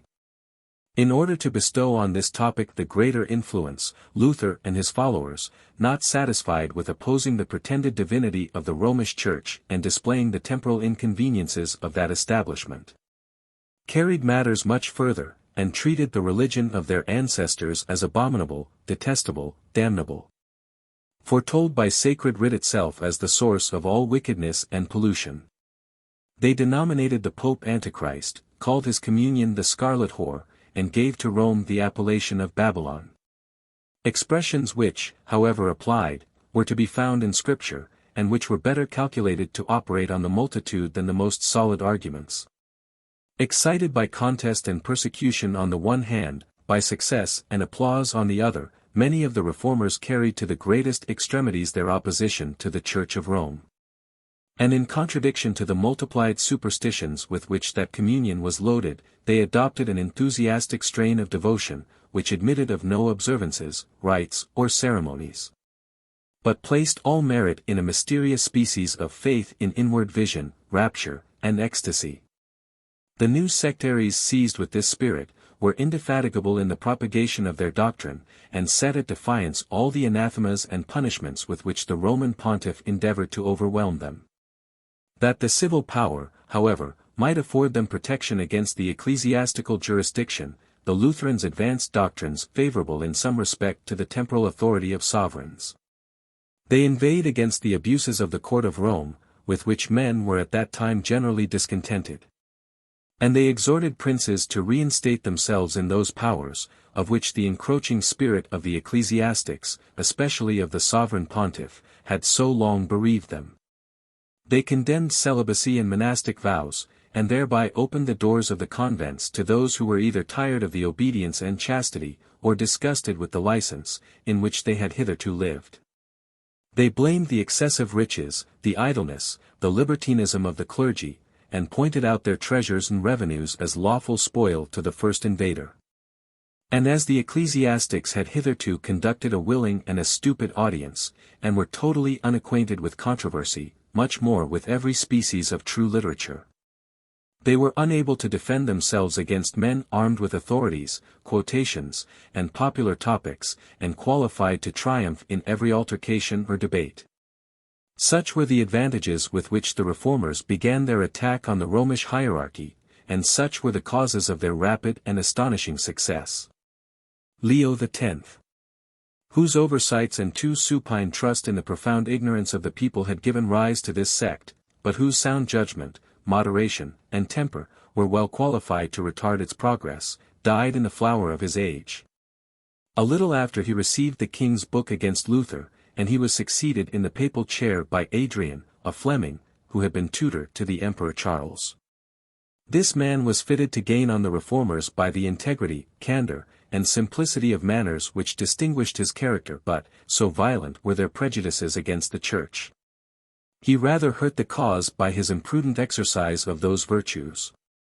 He frankly confessed, that many abominable and detestable practices prevailed in the court of Rome, and by this sincere avowal, he gave occasion of much triumph to the Lutherans. This pontiff also, whose penetration was not equal to his good intentions, was seduced to concur in that league which Charles and Henry had formed against France. And he thereby augmented the scandal occasioned by the practice of so many preceding popes, who still made their spiritual arms subservient to political purposes. 1522. The emperor, who knew that Wolsey had received a disappointment in his ambitious hopes by the election of Adrian, and who dreaded the resentment of that haughty minister, was solicitous to repair the breach made in their friendship by this incident. He paid another visit to England, and besides flattering the vanity of the king and the cardinal, he renewed to Wolsey all the promises which he had made him of seconding his pretensions to the papal throne. Wolsey, sensible that Adrian's great age and infirmities promised a speedy vacancy, dissembled his resentment, and was willing to hope for a more prosperous issue to the next election. The emperor renewed the treaty made at Bruges, to which some articles were added, and he agreed to indemnify both the king and Wolsey for the revenue which they should lose by a breach with France. The more to ingratiate himself with Henry and the English nation, he gave to Surrey, Admiral of England, a commission for being admiral of his dominions, and he himself was installed Knight of the Garter at London. After a stay of 6 weeks in England, he embarked at Southampton, and in 10 days arrived in Spain, where he soon pacified the tumults which had arisen in his absence. The king declared war against France. And this measure was founded on so little reason, that he could allege nothing as a ground of quarrel, but Francis's refusal to submit to his arbitration, and his sending Albany into Scotland. This last step had not been taken by the French king, till he was quite assured of Henry's resolution to attack him. Surrey landed some troops at Cherbourg, in Normandy. And after laying waste the country, he sailed to Morlaix, a rich town in Brittany, which he took and plundered. The English merchants had great property in that place, which was no more spared by the soldiers than the goods of the French. Surrey then left the charge of the fleet to the vice-admiral, and sailed to Calais, where he took the command of the English army destined for the invasion of France. This army, when joined by forces from the Low Countries, under the command of the Count de Buren, amounted in the whole to 18,000 men. The French had made it a maxim, in almost all their wars with the English since the reign of Charles V, never, without great necessity, to hazard a general engagement. And the Duke of Vendôme, who commanded the French army, now embraced this wise policy. He supplied the towns most exposed, especially Boulogne, Montreuil, Terouenne, Haydn with strong garrisons and plenty of provisions. He himself took post at Abbeville, with some Swiss and French infantry. And a body of cavalry, the Count of Guise encamped under Montreuil with 6,000 men. These two bodies were in a situation to join upon occasion, to throw supply into any town that was threatened, and to harass the English in every movement. Surrey, who was not provided with magazines, first divided his troops for the convenience of subsisting them. But finding that his quarters were every moment beaten up by the activity of the French generals, he drew together his forces, and laid siege to Haydn. But neither did he succeed in this enterprise. The garrison made vigorous sallies upon his army, the French forces assaulted him from without, great rains fell, fatigue and bad weather threw the soldiers into dysenteries, and Surrey was obliged to raise the siege, and put his troops into winter quarters about the end of October. His rear guard was attacked at Pas, in Artois, and 500 or 600 men were cut off, nor could all his efforts make him master of one place within the French frontier. The Allies were more successful in Italy. Lautrec, who commanded the French, lost a great battle at Bicocca, near Milan, and was obliged to retire with the remains of his army. This misfortune, which proceeded from Francis's negligence in not supplying Lautrec with money, was followed by the loss of Genoa. The castle of Cremona was the sole fortress in Italy which remained in the hands of the French.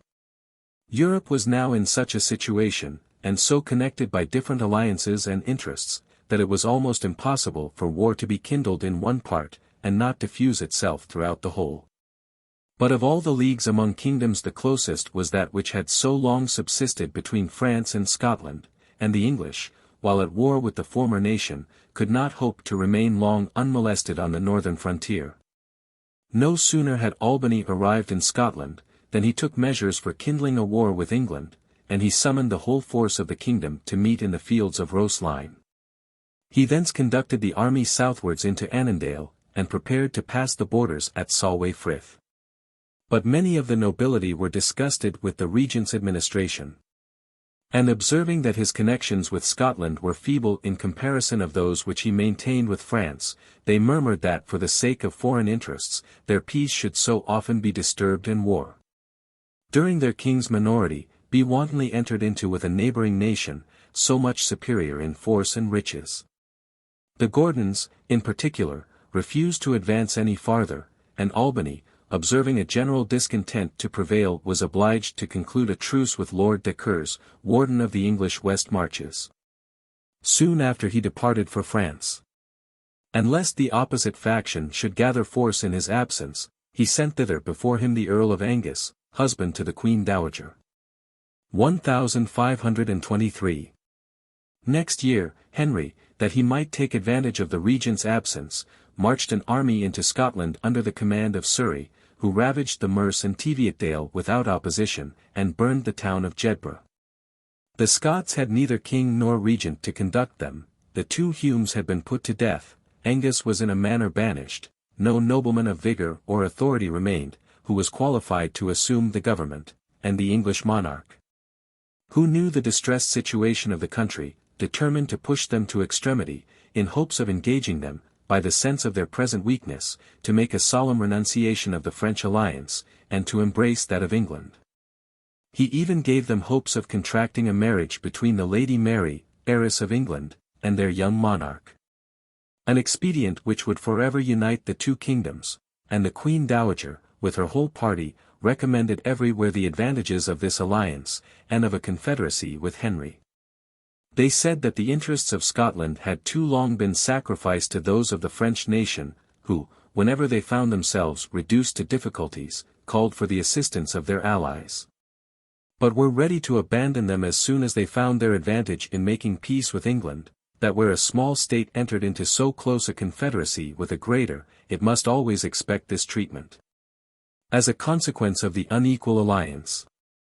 But there were peculiar circumstances in the situation of the kingdoms, which, in the present case, rendered it inevitable, that France was so distant, and so divided from them by sea, that she scarcely could, by any means, and never could in time, send succours to the Scots, sufficient to protect them against ravages from the neighbouring kingdom, that nature had, in a manner, formed an alliance between the two British nations, having enclosed them in the same island, given them the same manners, language, laws, and form of government, and prepared everything for an intimate union between them, and that, if national antipathies were abolished, which would soon be the effect of peace, these two kingdoms, secured by the ocean and by their domestic force, could set at defiance all foreign enemies, and remain forever safe and unmolested.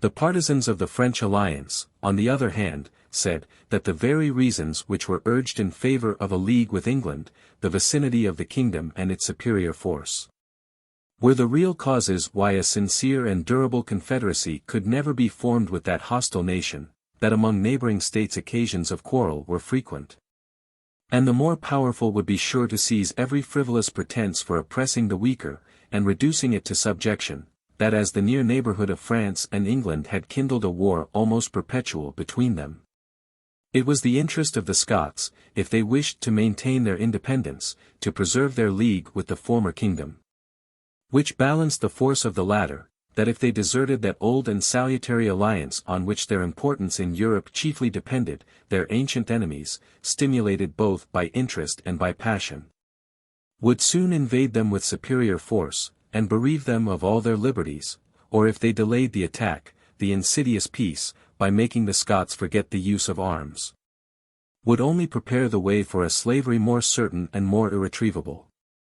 The arguments employed by the French party, being seconded by the natural prejudices of the people, seemed most prevalent, and when the regent himself, who had been long detained beyond his appointed time by the danger from the English fleet, at last appeared among them, he was able to throw the balance entirely on that side. By authority of the Convention of States, he assembled an army, with a view of avenging the ravages committed by the English in the beginning of the campaign, and he led them southwards towards the borders. But when they were passing the Tweed at the bridge of Melross, the English party raised again such opposition, that Albany thought proper to make a retreat. He marched downwards along the banks of the Tweed, keeping that river on his right, and fixed his camp opposite to Workcastle, which Surrey had lately repaired. He sent over some troops to besiege this fortress, who made a breach in it, and stormed some of the outworks, but the regent, hearing of the approach of an English army, and discouraged by the advanced season, thought proper to disband his forces and retire to Edinburgh. Soon after, he went over to France, and never again returned to Scotland. The Scottish nation, agitated by their domestic factions, were not, during several years, in a condition to give any more disturbance to England. And Henry had full leisure to prosecute his designs on the continent. The reason why the war against France proceeded so slowly on the part of England, was the want of money. All the treasures of Henry VII were long ago dissipated. The king's habits of expense still remained, and his revenues were unequal even to the ordinary charge of government, much more to his military enterprises. He had last year caused a general survey to be made of the kingdom. The numbers of men, their years, profession, stock, revenue, and expressed great satisfaction on finding the nation so opulent. He then issued privy seals to the most wealthy, demanding loans of particular sums. This act of power, though somewhat irregular and tyrannical, had been formerly practiced by kings of England, and the people were now familiarized to it. But Henry, this year, carried his authority much further. He published an edict for a general tax upon his subjects, which he still called a loan, and he levied 5 shillings in the pound upon the clergy, 2 shillings upon the laity. This pretended loan, as being more regular, was really more dangerous to the liberties of the people, and was a precedent for the king's imposing taxes without consent of Parliament. Henry soon after summoned a Parliament, together with a convocation, and found neither of them in a disposition to complain of the infringement of their privileges. It was only doubted how far they would carry their liberality to the king. Wolsey, who had undertaken the management of the affair, began with the convocation, in hopes that their example would influence the Parliament to grant a large supply. He demanded a moiety of the ecclesiastical revenues to be levied in 5 years, or 2 shillings in the pound during that time. And though he met with opposition, he reprimanded the refractory members in such severe terms, that his request was at last complied with. The cardinal afterwards, attended by several of the nobility and prelates, came to the House of Commons. And in a long and elaborate speech laid before them the public necessities, the danger of an invasion from Scotland, the affronts received from France, the league in which the king was engaged with the Pope and the Emperor. And he demanded a grant of £800,000, divided into 4 yearly payments. A sum computed, from the late survey or valuation, to be equal to 4 shillings in the pound of 1 year's revenue, or 1 shilling in the pound yearly, according to the division proposed. So large a grant was unusual from the Commons. And though the Cardinal's demand was seconded by Sir Thomas More the Speaker, and several other members attached to the court, the House could not be prevailed with to comply. They only voted 2 shillings in the pound on all who enjoyed £20 a year and upwards, 1 shilling on all who possessed between £20 and 40 shillings a year. And on the other subjects above 16 years of age, a groat a head. This last sum was divided into 2 yearly payments, the former into 4, and was not therefore at the utmost above 6 in the pound. The grant of the Commons was but the moiety of the sum demanded, and the Cardinal, therefore, much mortified with the disappointment, came again to the House, and desired to reason with such as refused to comply with the king's request. He was told that it was a rule of the House never to reason but among themselves, and his desire was rejected. The Commons, however, enlarged a little their former grant, and voted an imposition of 3 shillings in the pound on all possessed of £50 a year and upwards. The proceedings of this House of Commons evidently discover the humour of the times. They were extremely tenacious of their money, and refused a demand of the Crown which was far from being unreasonable. But they allowed an encroachment on national privileges to pass uncensured, though its direct tendency was to subvert entirely the liberties of the people. The king was so dissatisfied with this saving disposition of the Commons, that, as he had not called a Parliament during 7 years before, he allowed 7 more to elapse before he summoned another. And on pretence of necessity, he levied in 1 year, from all who were worth £40, what the Parliament had granted him payable in 4 years, a new invasion of national privileges. These irregularities were commonly ascribed to the Cardinal's councils, who, trusting to the protection afforded him by his ecclesiastical character, was the less scrupulous in his encroachment on the civil rights of the nation. That ambitious prelate received this year a new disappointment in his aspiring views. The Pope, Adrian VI, died, and Clement VII, of the family of Medicis, was elected in his place, by the concurrence of the imperial party. Wolsey could not perceive the insincerity of the emperor, and he concluded that that prince would never second his pretensions to the papal chair. As he highly resented this injury, he began thenceforth to estrange himself from the imperial court, and to pave the way for a union between his master and the French king. Meanwhile he concealed his disgust. and after congratulating the new pope on his promotion, applied for a continuation of the legatine powers which the two former popes had conferred upon him. Clement, knowing the importance of gaining his friendship, granted him a commission for life, and, by this unusual concession, he in a manner transferred to him the whole papal authority in England. In some particulars Wolsey made a good use of this extensive power. He erected 2 colleges, one at Oxford, another at Ipswich, the place of his nativity. He sought all over Europe for learned men to supply the chairs of these colleges. And in order to bestow endowments on them, he suppressed some smaller monasteries, and distributed the monks into other convents. The execution of this project became the less difficult for him, because the Romish Church began to perceive that she overabounded in monks, and that she wanted some supply of learning, in order to oppose the inquisitive, or rather disputative humor of the reformers. The confederacy against France seemed more formidable than ever, on the opening of the campaign. Adrian before his death had renewed the league with Charles and Henry. The Venetians had been induced to desert the French alliance, and to form engagements for securing Francis Sforza, brother to Maximilian, in possession of the Milanese. The Florentines, the Dukes of Ferrara and Mantua, and all the powers of Italy, combined in the same measure. The emperor in person menaced France with a powerful invasion on the side of Guienne. The forces of England and the Netherlands hovered over Picardy, a numerous body of Germans were preparing to ravage Burgundy, but all these perils from foreign enemies were less threatening than a domestic conspiracy, which had been formed, and which was now come to full maturity, against the French monarch. Charles, Duke of Bourbon, Constable of France, was a prince of the most shining merit, and, besides distinguishing himself in many military enterprises, he was adorned with every accomplishment which became a person of his high station. His virtues, embellished with the graces of youth, had made such impression on Louise of Savoy, Francis's mother, that, without regard to the inequality of their years, she made him proposals of marriage. And meeting with a repulse, she formed schemes of unrelenting vengeance against him. She was a woman false, deceitful, vindictive, malicious. But, unhappily for France, had, by her capacity, which was considerable, acquired an absolute ascendant over her son. By her instigation, Francis put many affronts on the constable, which it was difficult for a gallant spirit to endure.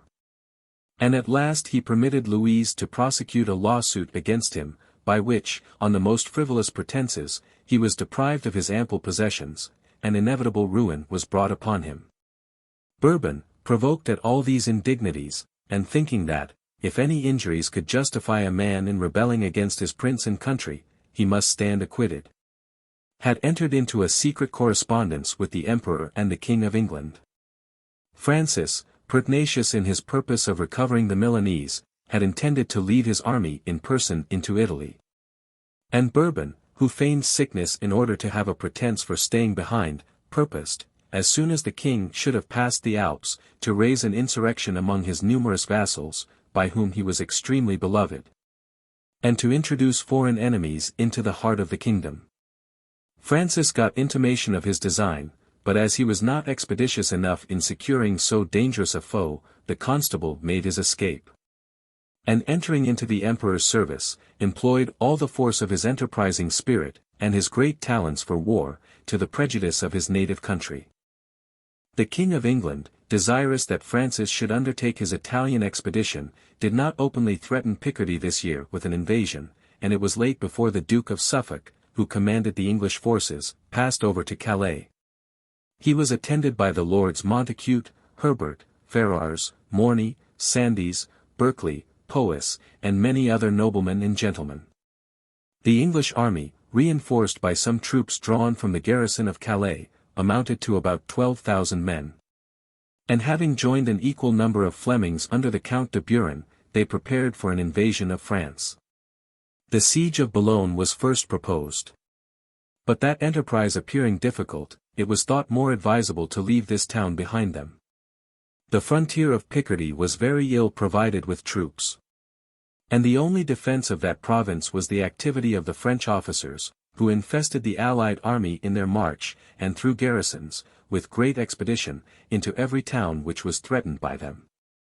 After coasting the Somme, and passing Hayden, Montreuil, Darlens, the English and Flemings presented themselves before Bray, a place of small force, which commanded a bridge over that river. Here they were resolved to pass, and, if possible, to take up winter quarters in France, but Crequi threw himself into the town and seemed resolute to defend it. The Allies attacked him with vigor and success. And when he retreated over the bridge, they pursued him so hotly, that they allowed him not time to break it down, but passed it along with him, and totally routed his army. They next advanced to Montdidier, which they besieged, and took by capitulation. Meeting with no opposition, they proceeded to the river Oise, within 11 leagues of Paris, and threw that city into great consternation. Till the Duke of Vendôme hastened with some forces to its relief. The Confederates, afraid of being surrounded, and of being reduced to extremities during so advanced a season, thought proper to retreat. Montdidier was abandoned. And the English and Flemings, without effecting anything, retired into their respective countries. France defended herself from the other invasions with equal facility and equal good fortune. 12,000 lansquenets broke into Burgundy under the command of the Count of Furstenberg. The Count of Guise, who defended that frontier, had nothing to oppose to them but some militia, and about 900 heavy-armed cavalry. He threw the militia into the garrison towns, and with his cavalry he kept the field, and so harassed the Germans, that they were glad to make their retreat into Lorraine. Guise attacked them as they passed the Meuse, put them into disorder, and cut off the greater part of their rear. The Emperor made great preparations on the side of Navarre. And though that frontier was well guarded by nature, it seemed now exposed to danger from the powerful invasion which threatened it. Charles besieged Fontarabia, which a few years before had fallen into Francis's hands. And when he had drawn thither Lautrec, the French general, he of a sudden raised the siege, and sat down before Bayonne. Lautrec, aware of that stratagem, made a sudden march, and threw himself into Bayonne, which he defended with such vigor and courage, that the Spaniards were constrained to raise the siege. The Emperor would have been totally unfortunate on this side, had he not turned back upon Fontarabia, and, contrary to the advice of all his generals, sitten down in the winter season before that city, well fortified and strongly garrisoned. The cowardice or misconduct of the governor saved him from the shame of a new disappointment. The place was surrendered in a few days, and the Emperor, having finished this enterprise, put his troops into winter quarters. So obstinate was Francis in prosecuting his Italian expedition, that, notwithstanding these numerous invasions with which his kingdom was menaced on every side, he had determined to lead in person a powerful army to the conquest of Milan. The intelligence of Bourbon's conspiracy and escape stopped him at Lyons. And fearing some insurrection in the kingdom from the intrigues of a man so powerful and so much beloved, he thought it prudent to remain in France and to send forward his army under the command of Admiral Bonnevet. The Duchy of Milan had been purposely left in a condition somewhat defenseless, with a view of alluring Francis to attack it, and thereby facilitating the enterprises of Bourbon. And no sooner had Bonnevet passed the Tesin, than the army of the League, and even Prosper Colonna, who commanded it, a prudent general, were in the utmost confusion. It is agreed, that if Bonnevet had immediately advanced to Milan, that great city, on which the whole duchy depends, would have opened its gates without resistance, but as he wasted his time in frivolous enterprises. Colonna had opportunity to reinforce the garrison, and to put the place in a posture of defense. Bonnevet was now obliged to attempt reducing the city by blockade and famine, and he took possession of all the posts which commanded the passages to it. But the army of the League, meanwhile, was not inactive. And they so straitened and harassed the quarters of the French, that it seemed more likely the latter should themselves perish by famine, than reduce the city to that extremity. 1524. Sickness, and fatigue, and want had wasted them to such a degree, that they were ready to raise the blockade. And their only hopes consisted in a great body of Swiss, which was levied for the service of the French king, and whose arrival was every day expected. But these mountaineers no sooner came within sight of the French camp, than they stopped, from a sudden caprice and resentment. And instead of joining Bonnevet, they sent orders to a great body of their countrymen, who then served under him, immediately to begin their march, and to return home in their company. After this desertion of the Swiss, Bonnevet had no other choice but that of making his retreat as fast as possible into France. The French being thus expelled Italy, the Pope, the Venetians, the Florentines, were satisfied with the advantage obtained over them, and were resolved to prosecute their victory no further. All these powers, especially Clement, had entertained a violent jealousy of the emperor's ambition. And their suspicions were extremely augmented when they saw him refuse the investiture of Milan, a fief of the empire, to Francis Sforza, whose title he had acknowledged, and whose defense he had embraced. They all concluded that he intended to put himself in possession of that important duchy, and reduce Italy to subjection. Clement in particular, actuated by this jealousy, proceeded so far in opposition to the emperor, that he sent orders to his nuncio at London to mediate a reconciliation between France and England. But affairs were not yet fully ripe for this change. Wolsey, disgusted with the emperor, but still more actuated by vainglory, was determined that he himself should have the renown of bringing about that great alteration. And he engaged the king to reject the pope's mediation. A new treaty was even concluded between Henry and Charles for the invasion of France.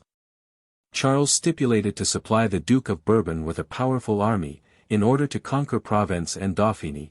Henry agreed to pay him 100,000 crowns for the first month.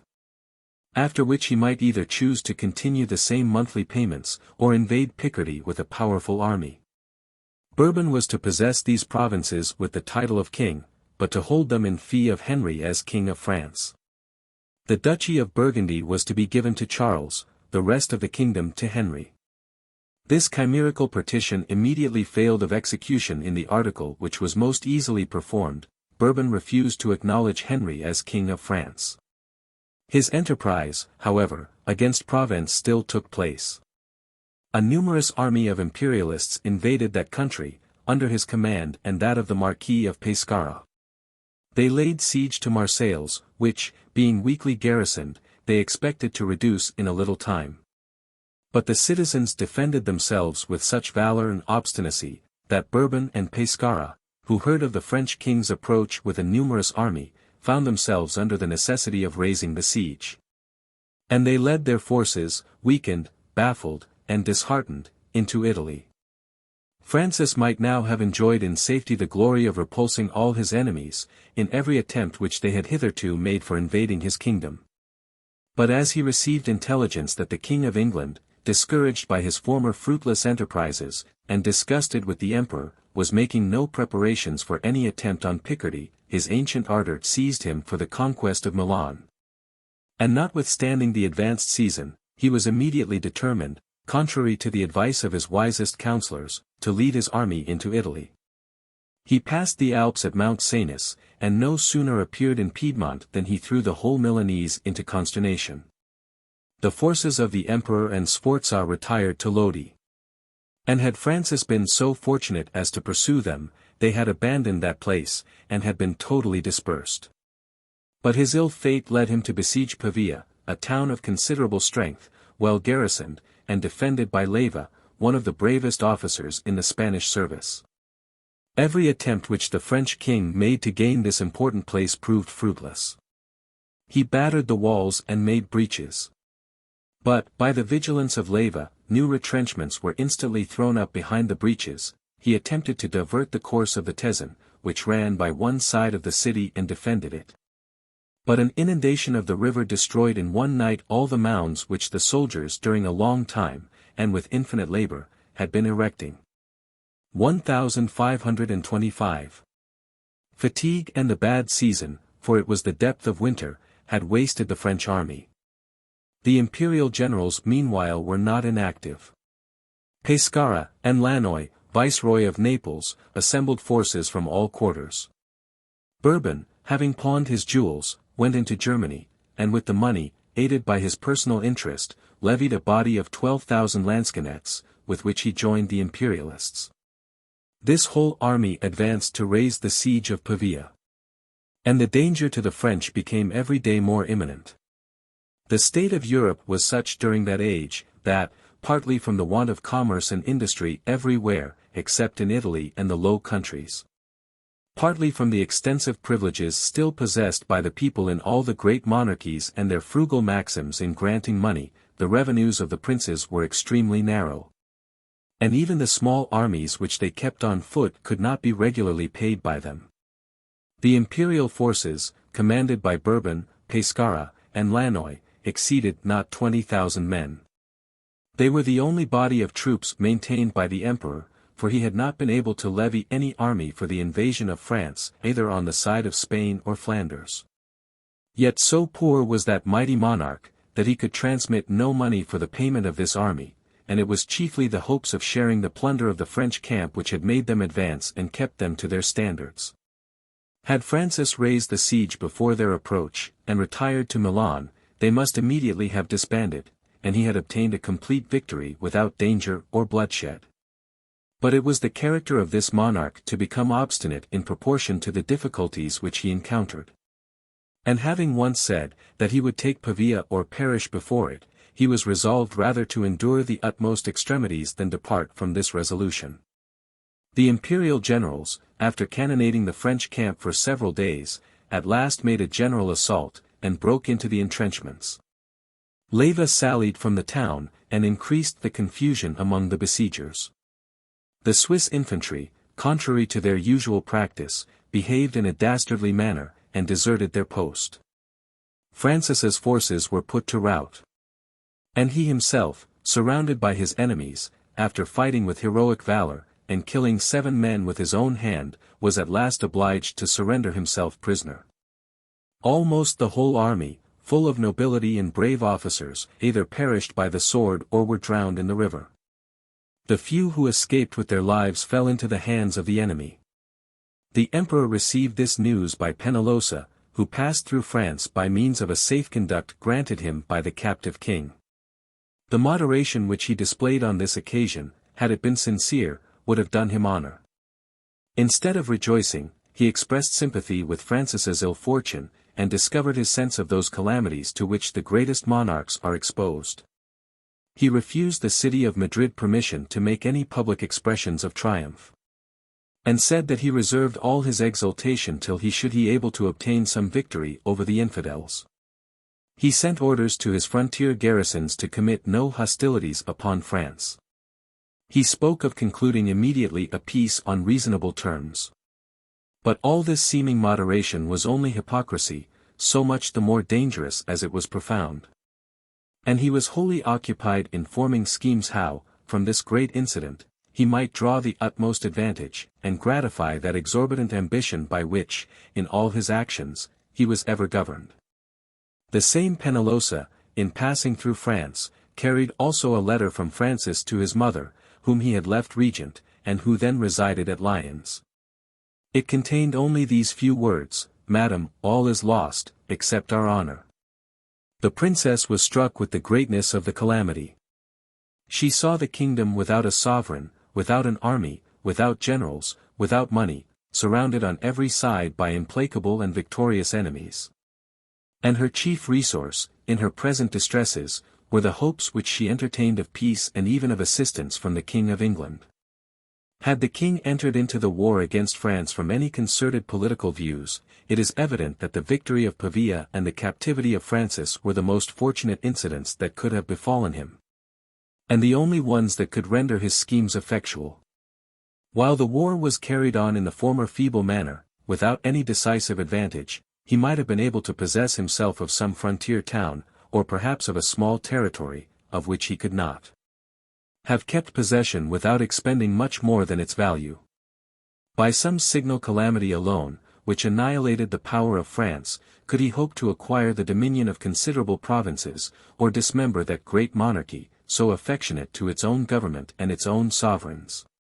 But as it is probable that Henry had never before carried his reflections so far, he was startled at this important event, and became sensible of his own danger, as well as that of all Europe, from the loss of a proper counterpoise to the power of Charles.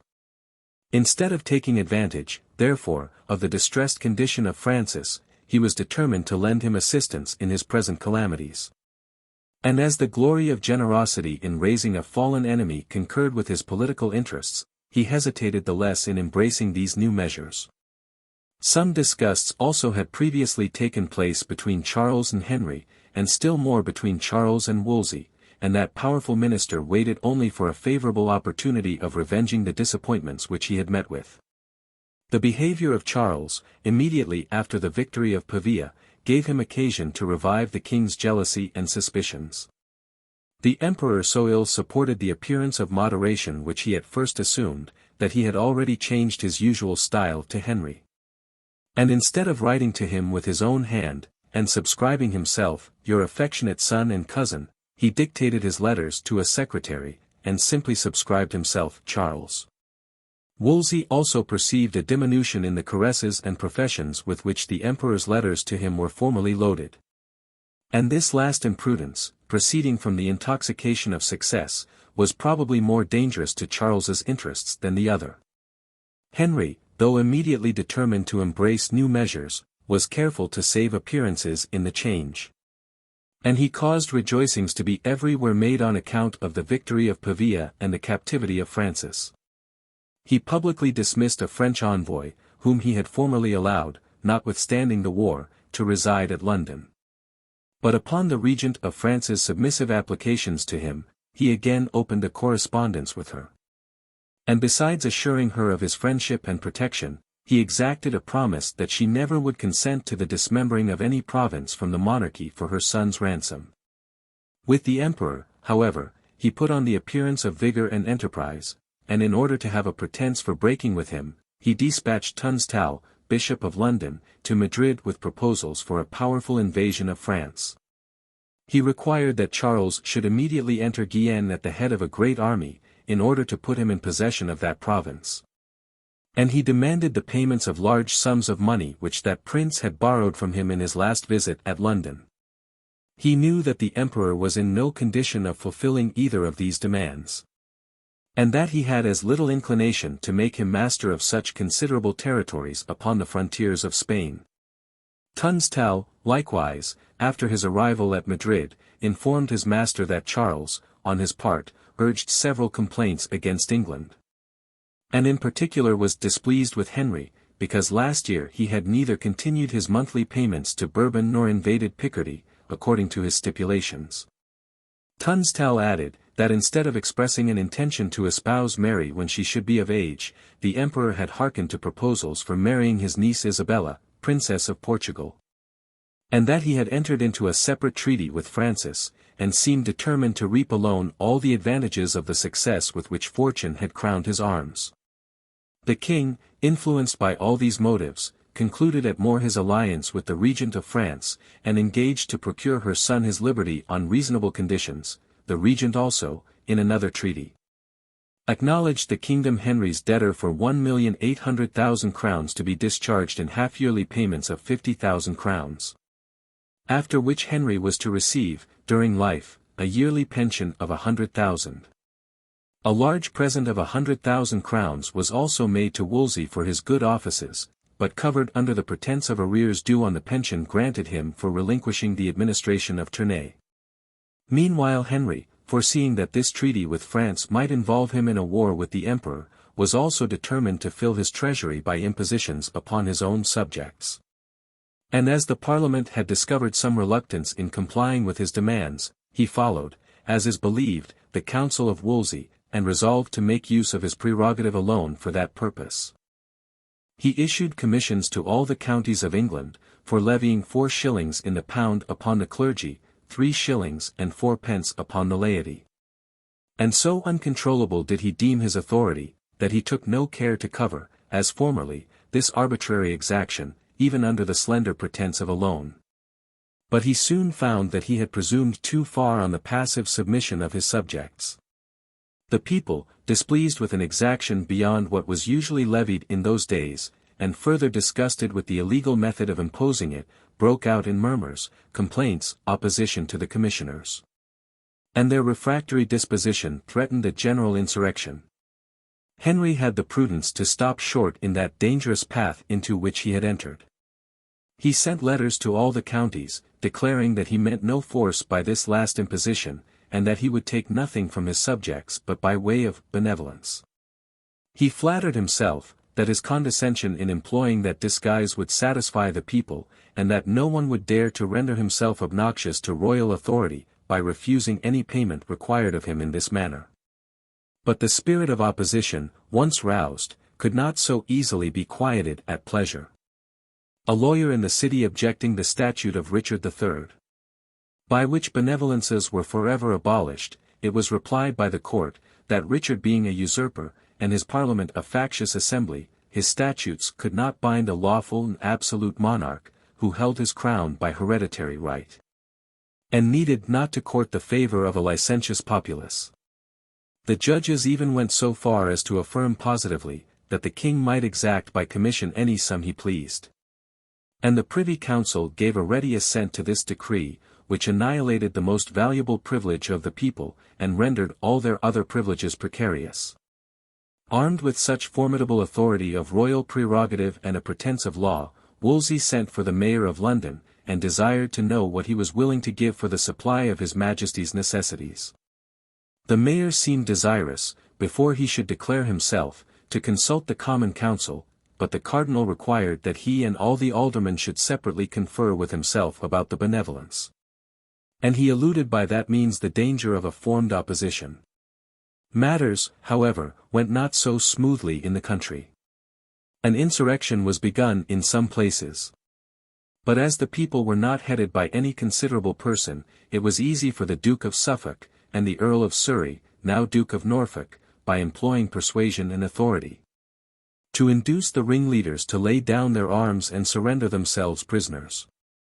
The king, finding it dangerous to punish criminals engaged in so popular a cause, was determined, notwithstanding his violent, imperious temper, to grant them a general pardon. And he prudently imputed their guilt, not to their want of loyalty or affection, but to their poverty.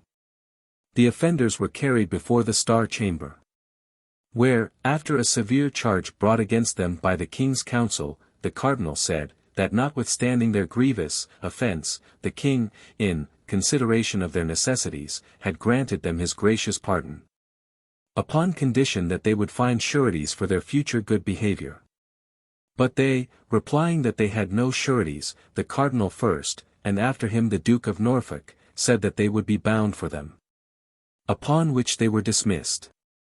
These arbitrary impositions being imputed, though on what grounds is unknown, to the counsels of the cardinal, increased the general odium under which he labored, and the clemency of the pardon, being ascribed to the king, was considered as an atonement on his part for the illegality of the measure.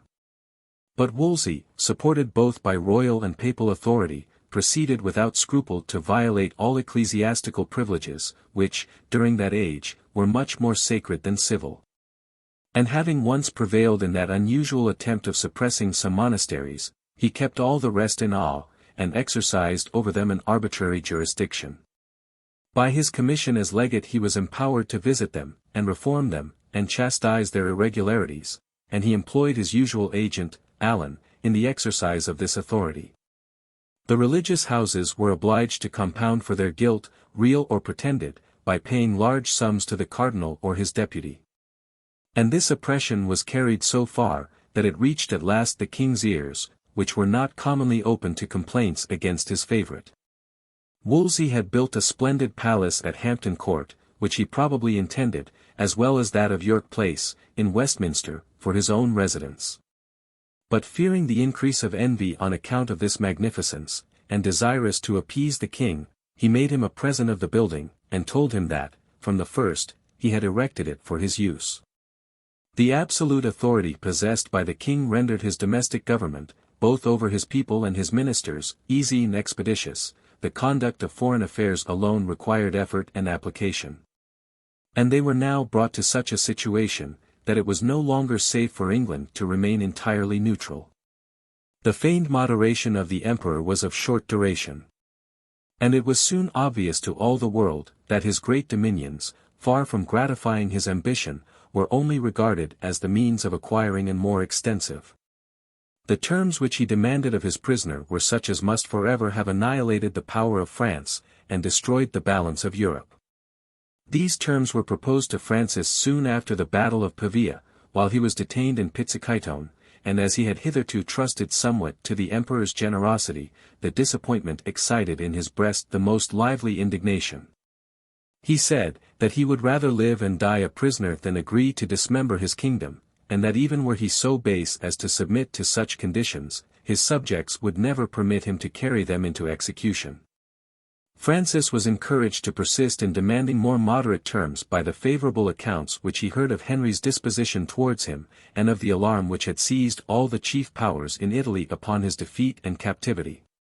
He was uneasy, however, to be so far distant from the emperor, with whom he must treat.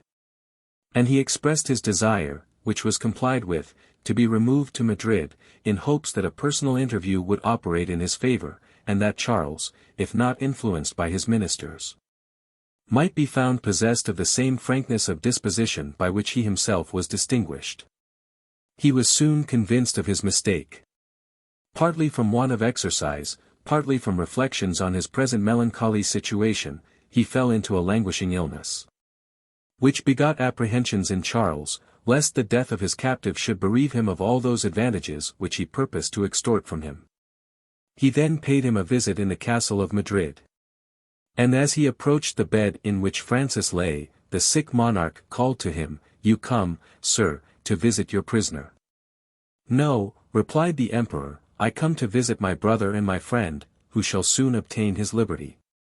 He soothed his afflictions with many speeches of a like nature, which had so good an effect that the king daily recovered, and thenceforth employed himself in concerting with the ministers of the emperor the terms of his treaty. 1526. At last, the emperor, dreading a general combination against him, was willing to abate somewhat of his rigor, and the Treaty of Madrid was signed, by which, it was hoped an end would be finally put to the differences between these great monarchs. The principal condition was the restoring of Francis's liberty, and the delivery of his two eldest sons as hostages to the emperor for the cession of Burgundy. If any difficulty should afterwards occur in the execution of this last article, from the opposition of the states either of France or of that province, Francis stipulated, that in 6 weeks' time, he should return to his prison, and remain there till the full performance of the treaty. There were many other articles in this famous convention, all of them extremely severe upon the captive monarch, and Charles discovered evidently his intention of reducing Italy, as well as France, to subjection and dependence. Many of Charles's ministers foresaw that Francis, how solemn soever the oaths, promises, and protestations exacted of him, never would execute a treaty so disadvantageous, or rather ruinous and destructive, to himself, his posterity, and his country.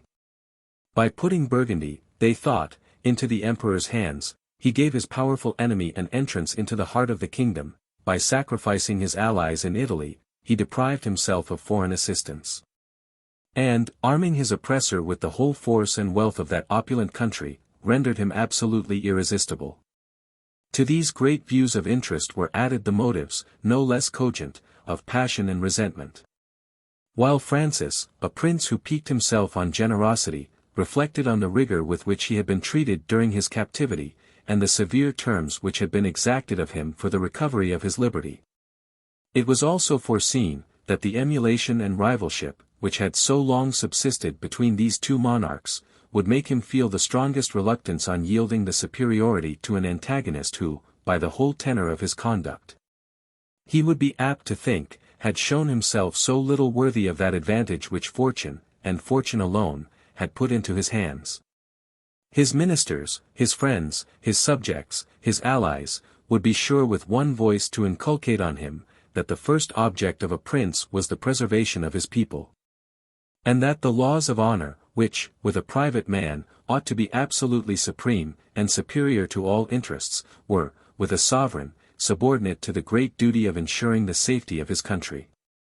Nor could it be imagined that Francis would be so romantic in his principles, as not to hearken to a casuistry which was so plausible in itself, and which so much flattered all the passions by which, either as a prince or a man, he was strongly actuated. Francis, on entering his own dominions, delivered his two eldest sons as hostages into the hands of the Spaniards. He mounted a Turkish horse, and immediately putting him to the gallop, he waved his hand, and cried aloud several times, "I am yet a king." He soon reached Bayonne, where he was joyfully received by the regent and his whole court. He immediately wrote to Henry, acknowledging that to his good offices alone he owed his liberty, and protesting that he should be entirely governed by his counsels in all transactions with the emperor. When the Spanish envoy demanded his ratification of the Treaty of Madrid, now that he had fully recovered his liberty, he declined the proposal. Under color that it was previously necessary to assemble the states both of France and of Burgundy, and to obtain their consent. The states of Burgundy soon met. And declaring against the clause which contained an engagement for alienating their province, they expressed their resolution of opposing, even by force of arms, the execution of so ruinous and unjust an article. The imperial minister then required that Francis, in conformity to the Treaty of Madrid, should now return to his prison. But the French monarch, instead of complying, made public the treaty which a little before he had secretly concluded at Cognac, against the ambitious schemes and usurpations of the emperor. The Pope, the Venetians, and other Italian states, who were deeply interested in these events, had been held in the most anxious suspense with regard to the resolutions which Francis should take after the recovery of his liberty. And Clement, in particular, who suspected that this prince would never execute a treaty so hurtful to his interests, and even destructive of his independency, had very frankly offered him a dispensation from all his oaths and engagements. Francis remained not in suspense, but entered immediately into the confederacy proposed to him. It was stipulated by that king, the Pope, the Venetians, the Swiss, the Florentines, and the Duke of Milan, among other articles, that they would oblige the emperor to deliver up the two young princes of France on receiving a reasonable sum of money, and to restore Milan to Sforza, without further condition or encumbrance. The King of England was invited to accede, not only as a contracting party, but as protector of the Holy League, so it was called. And if Naples should be conquered from the emperor, in prosecution of this confederacy, it was agreed that Henry should enjoy a principality in that kingdom of the yearly revenue of 30,000 ducats. And that Cardinal Wolsey, in consideration of the services which he had rendered to Christendom, should also, in such an event, be put in possession of a revenue of 10,000 ducats. Francis was desirous that the appearance of this great confederacy should engage the emperor to relax somewhat in the extreme rigor of the Treaty of Madrid, and while he entertained these hopes, he was the more remiss in his warlike preparations. Nor did he send in due time reinforcements to his allies in Italy. 1527. The Duke of Bourbon had got possession of the whole Milanese, of which the emperor intended to grant him the investiture. And having levied a considerable army in Germany, he became formidable to all the Italian potentates, and not the less so because Charles, destitute, as usual, of money, had not been able to remit any pay to the forces. The general was extremely beloved by his troops. And in order to prevent those mutinies which were ready to break out every moment, and which their affection alone for him had hitherto restrained, he led them to Rome, and promised to enrich them by the plunder of that opulent city. He was himself killed, as he was planting a scaling ladder against the walls. But his soldiers, rather enraged than discouraged by his death, mounted to the assault with the utmost valor, and entering the city sword in hand, exercised all those brutalities which may be expected from ferocity excited by resistance, and from insolence which takes place when that resistance is no more. This renowned city, exposed by her renown alone to so many calamities, never endured, in any age, even from the barbarians by whom she was often subdued, such indignities as she was now compelled to suffer. The unrestrained massacre and pillage, which continued for several days, were the least ills to which the unhappy Romans were exposed. Whatever was respectable in modesty or sacred in religion, seemed but the more to provoke the insults of the soldiery. Virgins suffered violation in the arms of their parents, and upon those very altars to which they had fled for protection. Aged prelates, after enduring every indignity, and even every torture, were thrown into dungeons, and menaced with the most cruel death, in order to make them reveal their secret treasures, or purchase liberty by exorbitant ransoms.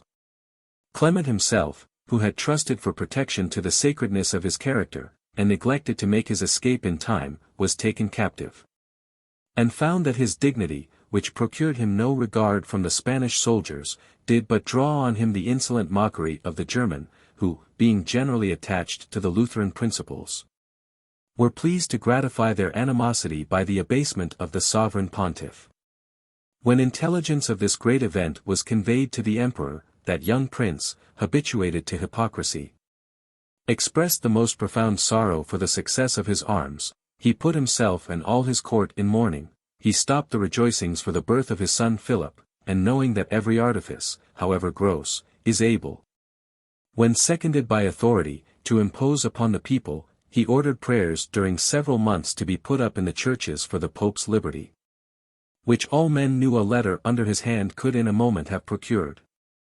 The concern expressed by Henry and Francis for the calamity of their ally was more sincere.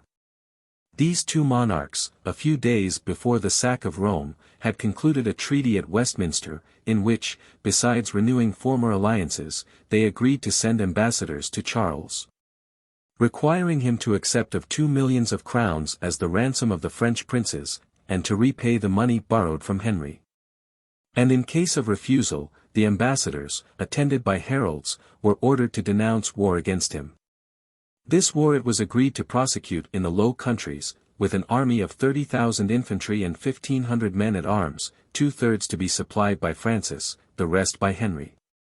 And in order to strengthen the alliance between the princes, it was stipulated, that either Francis, or his son, the Duke of Orleans, as should afterwards be agreed on, should espouse the Princess Mary, Henry's daughter.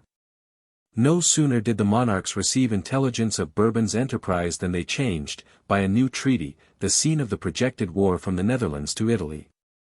And hearing of the Pope's captivity, they were further stimulated to undertake the war with vigor for restoring him to liberty. Wolsey himself crossed the sea, in order to have an interview with Francis and to concert measures for that purpose. And he displayed all that grandeur and magnificence with which he was so much intoxicated. He was attended by a train of 1,000 horse. The Cardinal of Lorraine, and the Chancellor Alassa, met him at Boulogne.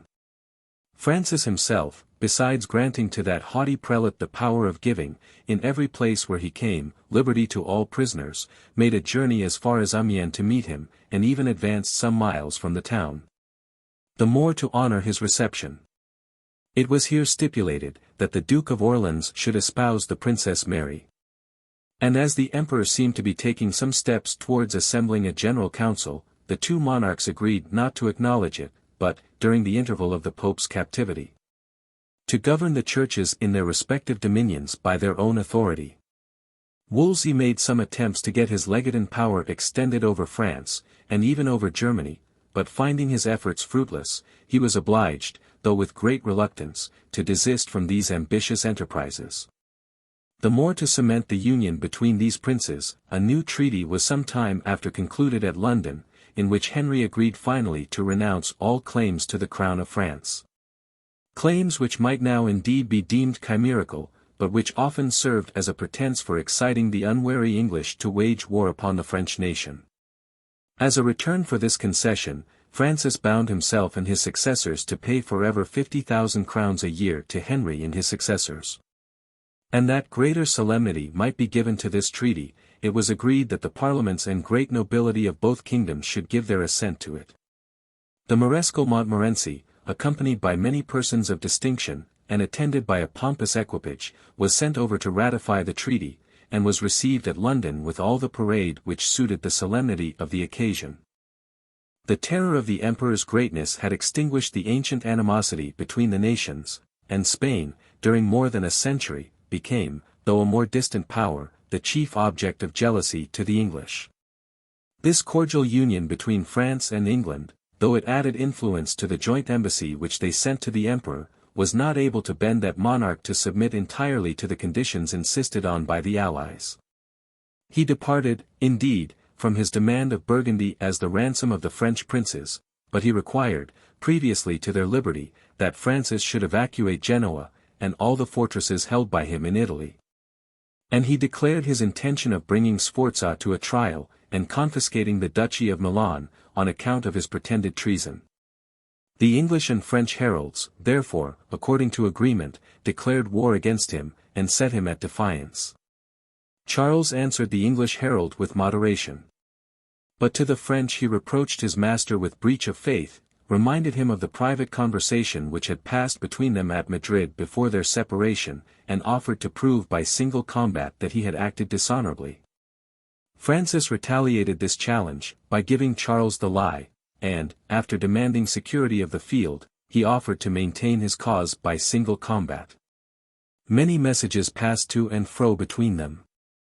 But though both princes were undoubtedly brave, the intended duel never took place. The French and Spaniards, during that age, zealously disputed which of the monarchs incurred the blame of this failure. But all men of moderation everywhere lamented the power of fortune, that the prince the more candid, generous, and sincere, should, by unhappy incidents, have been reduced to so cruel a situation. That nothing but his violation of treaty could preserve his people, and that he must ever after, without being able to make a proper reply, bear to be reproached with breach of promise, by a rival inferior to him both in honor and virtue. But though this famous challenge between Charles and Francis had no immediate consequence with regard to these monarchs themselves, it produced a considerable alteration on the manners of the age.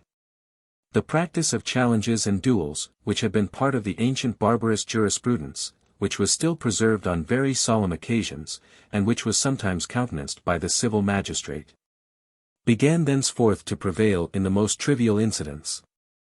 And men, on any affront or injury, thought themselves entitled, or even required in honor, to take revenge on their enemies, by openly vindicating their right in single combat. These absurd, though generous maxims, shed much of the best blood in Christendom, during more than 2 centuries. And notwithstanding the severity of law and authority of reason, such is the prevailing force of custom, they are far from being as yet entirely exploded.